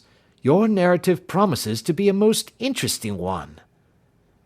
"You will find it rather disconnected, I fear, and there may prove to be little relation between the different incidents of which I speak. On the very first day that I was at the Copper Beeches, Mr. Rucastle took me to a small outhouse which stands near the kitchen door. As we approached it, I heard the sharp rattling of a chain, and the sound as of a large animal moving about. "Look in here," said Mr. Rucastle, showing me a slit between two planks. "Is he not a beauty?" I looked through and was conscious of two glowing eyes, and of a vague figure huddled up in the darkness. "Don't be frightened," said my employer, laughing at the start which I had given. "It's only Carlo, my mastiff. I call him mine, but really old Toller, my groom, is the only man who can do anything with him. We feed him once a day, and not too much then, so that he is always as keen as mustard. Toller lets him loose every night, and God help the trespasser whom he lays his fangs upon. For goodness' sake, don't you ever, on any pretext, set your foot over the threshold at night, for it's as much as your life is worth." The warning was no idle one, for 2 nights later I happened to look out of my bedroom window about 2 o'clock in the morning. It was a beautiful moonlight night, and the lawn in front of the house was silvered over and almost as bright as day. I was standing, wrapped in the peaceful beauty of the scene, when I was aware that something was moving under the shadow of the Copper Beeches. As it emerged into the moonshine, I saw what it was. It was a giant dog, as large as a calf, tawny tinted, with hanging jowl, black muzzle, and huge projecting bones. It walked slowly across the lawn and vanished into the shadow upon the other side. That dreadful sentinel sent a chill to my heart which I do not think that any burglar could have done. and now I have a very strange experience to tell you. I had, as you know, cut off my hair in London, and I had placed it in a great coil at the bottom of my trunk. One evening, after the child was in bed, I began to amuse myself by examining the furniture of my room, and by rearranging my own little things. There was an old chest of drawers in the room, the two upper ones empty and open, the lower one locked. I had filled the first two with my linen, and as I had still much to pack away, I was naturally annoyed at not having the use of the third drawer. It struck me that it might have been fastened by a mere oversight, so I took out my bunch of keys and tried to open it. The very first key fitted to perfection, and I drew the drawer open. There was only one thing in it, but I am sure that you would never guess what it was. It was my coil of hair. I took it up and examined it. It was of the same peculiar tint and the same thickness. But then the impossibility of the thing obtruded itself upon me. How could my hair have been locked in the drawer? With trembling hands I undid my trunk, turned out the contents, and drew from the bottom my own hair. I laid the two tresses together, and I assure you that they were identical. Was it not extraordinary? Puzzle as I would, I could make nothing at all of what it meant. I returned the strange hair to the drawer, and I said nothing of the matter to the Rucastles, as I felt that I had put myself in the wrong by opening a drawer which they had locked. I am naturally observant, as you may have remarked, Mr. Holmes, and I soon had a pretty good plan of the whole house in my head. There was one wing, however, which appeared not to be inhabited at all. A door which faced that which led into the quarters of the Tollers opened into this suite, but it was invariably locked. One day, however, as I ascended the stair, I met Mr. Rucastle coming out through this door, his keys in his hand, and a look on his face which made him a very different person to the round, jovial man to whom I was accustomed. His cheeks were red, his brow was all crinkled with anger, and the veins stood out at his temples with passion. He locked the door, and hurried past me without a word or a look. This aroused my curiosity, so when I went out for a walk in the grounds with my charge, I strolled round to the side from which I could see the windows of this part of the house. There were 4 of them in a row, 3 of which were simply dirty, while the 4th was shattered up. They were evidently all deserted. As I strolled up and down, glancing at them occasionally, Mr. Rucastle came out to me, looking as merry and jovial as ever. "Ah," said he, "you must not think me rude if I passed you without a word, my dear young lady." I was preoccupied with business matters. I assured him that I was not offended. "By the way," said I, "you seem to have quite a suite of spare rooms up there, and one of them has the shutters up." He looked surprised, and, as it seemed to me, a little startled at my remark. "Photography is one of my hobbies," said he. "I have made my dark room up there. But, dear me, what an observant young lady we have come upon! Who would have believed it? Who would have ever believed it?" He spoke in a jesting tone, but there was no jest in his eyes as he looked at me. I read suspicion there and annoyance, but no jest. Well, Mr. Holmes, from the moment that I understood that there was something about that suite of rooms which I was not to know, I was all on fire to go over them. It was not mere curiosity, though I have my share of that. It was more a feeling of duty, a feeling that some good might come from my penetrating to this place. They talk of woman's instinct. Perhaps it was woman's instinct which gave me that feeling. At any rate, it was there, and I was keenly on the lookout for any chance to pass the forbidden door. It was only yesterday that the chance came. I may tell you that, besides Mr. Rucastle, both Toller and his wife find something to do in these deserted rooms, and I once saw him carrying a large black linen bag with him through the door. Recently he has been drinking hard, and yesterday evening he was very drunk, and when I came upstairs there was the key in the door. I have no doubt at all that he had left it there. Mr. and Mrs. Rucastle were both downstairs, and the child was with them, so that I had an admirable opportunity. I turned the key gently in the lock, opened the door, and slipped through. There was a little passage in front of me, unpapered and uncarpeted, which turned at a right angle at the farther end. Round this corner were 3 doors in a line, the first and third of which were open. They each led into an empty room, dusty and cheerless, with 2 windows in the one and one in the other, so thick with dirt that the evening light glimmered dimly through them. The centre door was closed, and across the outside of it had been fastened one of the broad bars of an iron bed, padlocked at one end to a ring in the wall, and fastened at the other with stout cord. The door itself was locked as well, and the key was not there. This barricaded door corresponded clearly with the shuttered window outside, and yet I could see by the glimmer from beneath it that the room was not in darkness. Evidently there was a skylight which let in light from above. As I stood in the passage gazing at the sinister door and wondering what secret it might veil, I suddenly heard the sound of steps within the room, and saw a shadow pass backward and forward against the little slit of dim light which shone out from under the door. A mad, unreasoning terror rose up in me at the sight, Mr. Holmes. My overstrung nerves failed me suddenly, and I turned and ran as though some dreadful hand were behind me clutching at the skirt of my dress. I rushed down the passage, through the door, and straight into the arms of Mr. Rucastle, who was waiting outside. "So," said he, smiling, "it was you, then. I thought that it must be when I saw the door open." "Oh, I am so frightened," I panted. My dear young lady,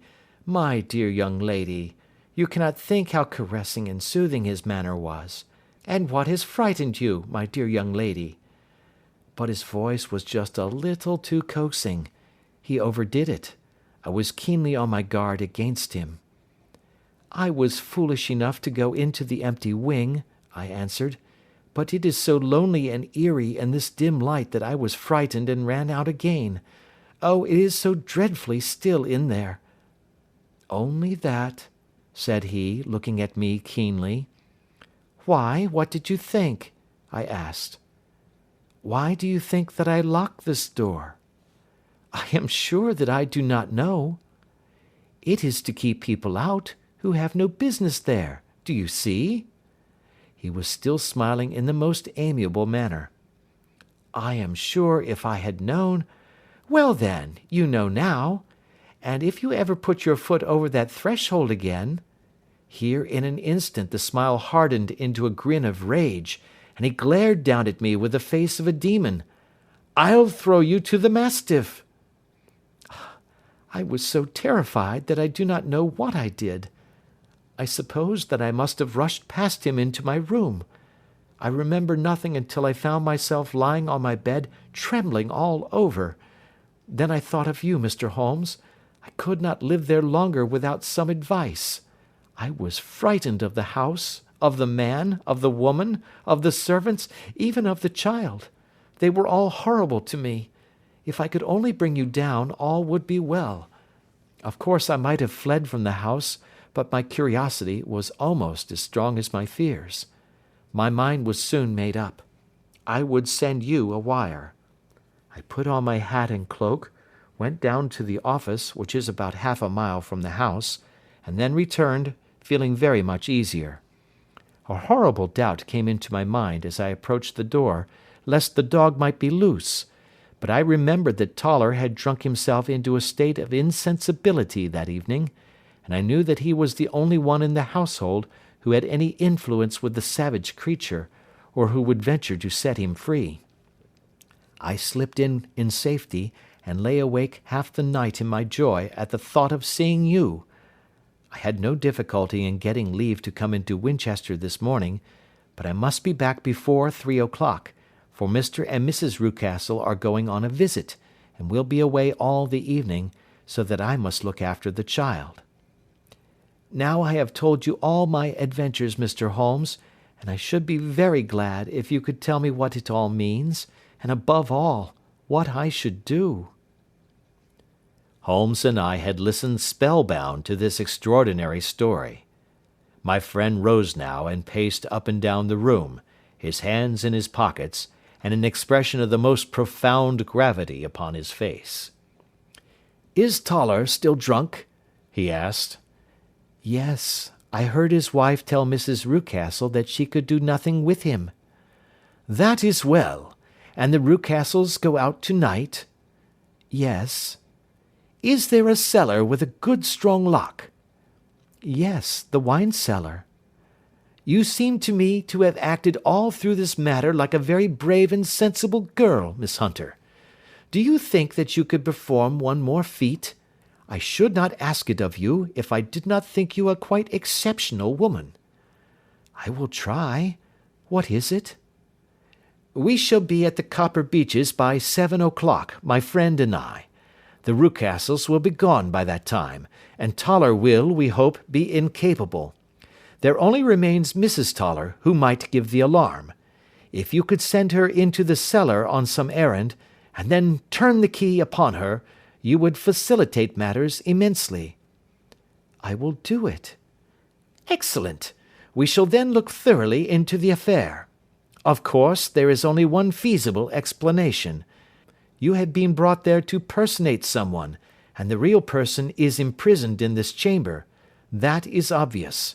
As to who this prisoner is, I have no doubt that it is the daughter, Miss Alice Rucastle, if I remember right, who was said to have gone to America. You were chosen, doubtless, as resembling her in height, figure, and the colour of your hair. Hers had been cut off, very possibly in some illness through which she has passed, and so of course yours had to be sacrificed also. By a curious chance you came upon her tresses. The man in the road was undoubtedly some friend of hers, possibly her fiancé, and no doubt, as you wore the girl's dress and were so like her, he was convinced from your laughter, whenever he saw you, and afterwards from your gesture, that Miss Rucastle was perfectly happy, and that she no longer desired his attentions. The dog is let loose at night to prevent him from endeavouring to communicate with her. So much is fairly clear. The most serious point in the case is the disposition of the child." "What on earth has that to do with it?" I ejaculated. "My dear Watson, you as a medical man are continually gaining light as to the tendencies of a child by the study of the parents. Don't you see that the converse is equally valid? I have frequently gained my first real insight into the character of parents by studying their children. This child's disposition is abnormally cruel, merely for cruelty's sake, and whether he derives this from his smiling father, as I should suspect, or from his mother, it bodes evil for the poor girl who is in their power." "I am sure that you are right, Mr. Holmes," cried our client. "A thousand things come back to me which make me certain that you have hit it. Oh, let us lose not an instant in bringing help to this poor creature." "We must be circumspect, for we are dealing with a very cunning man. We can do nothing until 7 o'clock. At that hour we shall be with you, and it will not be long before we solve the mystery." We were as good as our word, for it was just 7 when we reached the Copper Beeches, having put up our trap at a wayside public-house. The group of trees, with their dark leaves shining like burnished metal in the light of the setting sun, were sufficient to mark the house, even had Miss Hunter not been standing smiling on the doorstep. "Have you managed it?" asked Holmes. A loud thudding noise came from somewhere downstairs. "That is Mrs. Toller in the cellar," said she. "Her husband lies snoring on the kitchen rug. Here are his keys, which are the duplicates of Mr. Rucastle's." "You have done well indeed," cried Holmes with enthusiasm. "Now lead the way, and we shall soon see the end of this black business." We passed up the stair, unlocked the door, followed on down a passage, and found ourselves in front of the barricade which Miss Hunter had described. Holmes cut the cord and removed the transverse bar. Then he tried the various keys in the lock, but without success. No sound came from within, and at the silence, Holmes's face clouded over. "I trust that we are not too late," said he. "I think, Miss Hunter, that we had better go in without you. Now, Watson, put your shoulder to it, and we shall see whether we cannot make our way in." It was an old rickety door, and gave at once before our united strength. Together we rushed into the room. It was empty. There was no furniture save a little pallet bed, a small table, and a basketful of linen. The skylight above was open, and the prisoner gone. "There has been some villainy here," said Holmes. "This beauty has guessed Miss Hunter's intentions and has carried his victim off." "But how?" "Through the skylight. We shall soon see how he managed it." He swung himself up onto the roof. "Ah, yes," he cried. "Here's the end of a long light ladder against the eaves. That is how he did it." "But it is impossible," said Miss Hunter. "The ladder was not there when the Rucastles went away." "He has come back and done it. I tell you that he is a clever and dangerous man. I should not be very much surprised if this were he whose step I hear now upon the stair. I think, Watson, that it would be as well for you to have your pistol ready." The words were hardly out of his mouth before a man appeared at the door of the room, a very fat and burly man, with a heavy stick in his hand. Miss Hunter screamed and shrunk against the wall at the sight of him, but Sherlock Holmes sprang forward and confronted him. "You villain!" said he. "Where's your daughter?" The fat man cast his eyes round and then up at the open skylight. "It is for me to ask you that!" he shrieked. "You thieves! Spies and thieves! I have caught you, have I? You are in my power! I'll serve you!" He turned and clattered down the stairs as hard as he could go. "He's gone for the dog," cried Miss Hunter. "I have my revolver," said I. "Better close the front door," cried Holmes, and we all rushed down the stairs together. We had hardly reached the hall when we heard the baying of a hound, and then a scream of agony, with a horrible, worrying sound which it was dreadful to listen to. An elderly man with a red face and shaking limbs came staggering out at a side door. "My God!" he cried. "Someone has loosed the dog. It's not been fed for 2 days. Quick, quick, or it'll be too late." Holmes and I rushed out and round the angle of the house, with Toller hurrying behind us. There was the huge famished brute, its black muzzle buried in Rucastle's throat, while he writhed and screamed upon the ground. Running up, I blew its brains out, and it fell over with its keen white teeth still meeting in the great creases of his neck. With much labour, we separated them and carried him, living but horribly mangled, into the house. We laid him upon the drawing-room sofa, and having dispatched the sobered Toller to bear the news to his wife, I did what I could to relieve his pain. We were all assembled round him when the door opened, and a tall, gaunt woman entered the room. "Mrs. Toller," cried Miss Hunter. "Yes, miss. Mr. Rucastle let me out when he came back before he went up to you. Ah, miss, it is a pity you didn't let me know what you were planning, for I would have told you that your pains were wasted." "Ha!" said Holmes, looking keenly at her. "It is clear that Mrs. Toller knows more about this matter than anyone else." "Yes, sir, I do, and I am ready enough to tell what I know." "Then pray sit down, and let us hear it, for there are several points on which I must confess that I am still in the dark." "I will soon make it clear to you," said she, "and I'd have done so before now if I could have got out of the cellar. If there's police court business over this, you remember that I was the one that stood your friend, and that I was Miss Alice's friend too. She was never happy at home, Miss Alice wasn't, from the time that her father married again. She was slighted like and had no say in anything, but it never really became bad for her until after she met Mr. Fowler at a friend's house. As well as I could learn, Miss Alice had rights of her own by will, but she was so quiet and patient she was, that she never said a word about them but just left everything in Mr. Rucastle's hands. He knew he was safe with her, but when there was a chance of a husband coming forward who would ask for all that the law would give him, then her father thought it time to put a stop on it. He wanted her to sign a paper so that whether she married or not, he could use her money. When she wouldn't do it, he kept on worrying her until she got brain fever, and for 6 weeks was at death's door. Then she got better at last, all worn to a shadow, and with her beautiful hair cut off. But that didn't make no change in her young man, and he stuck to her as true as men could be."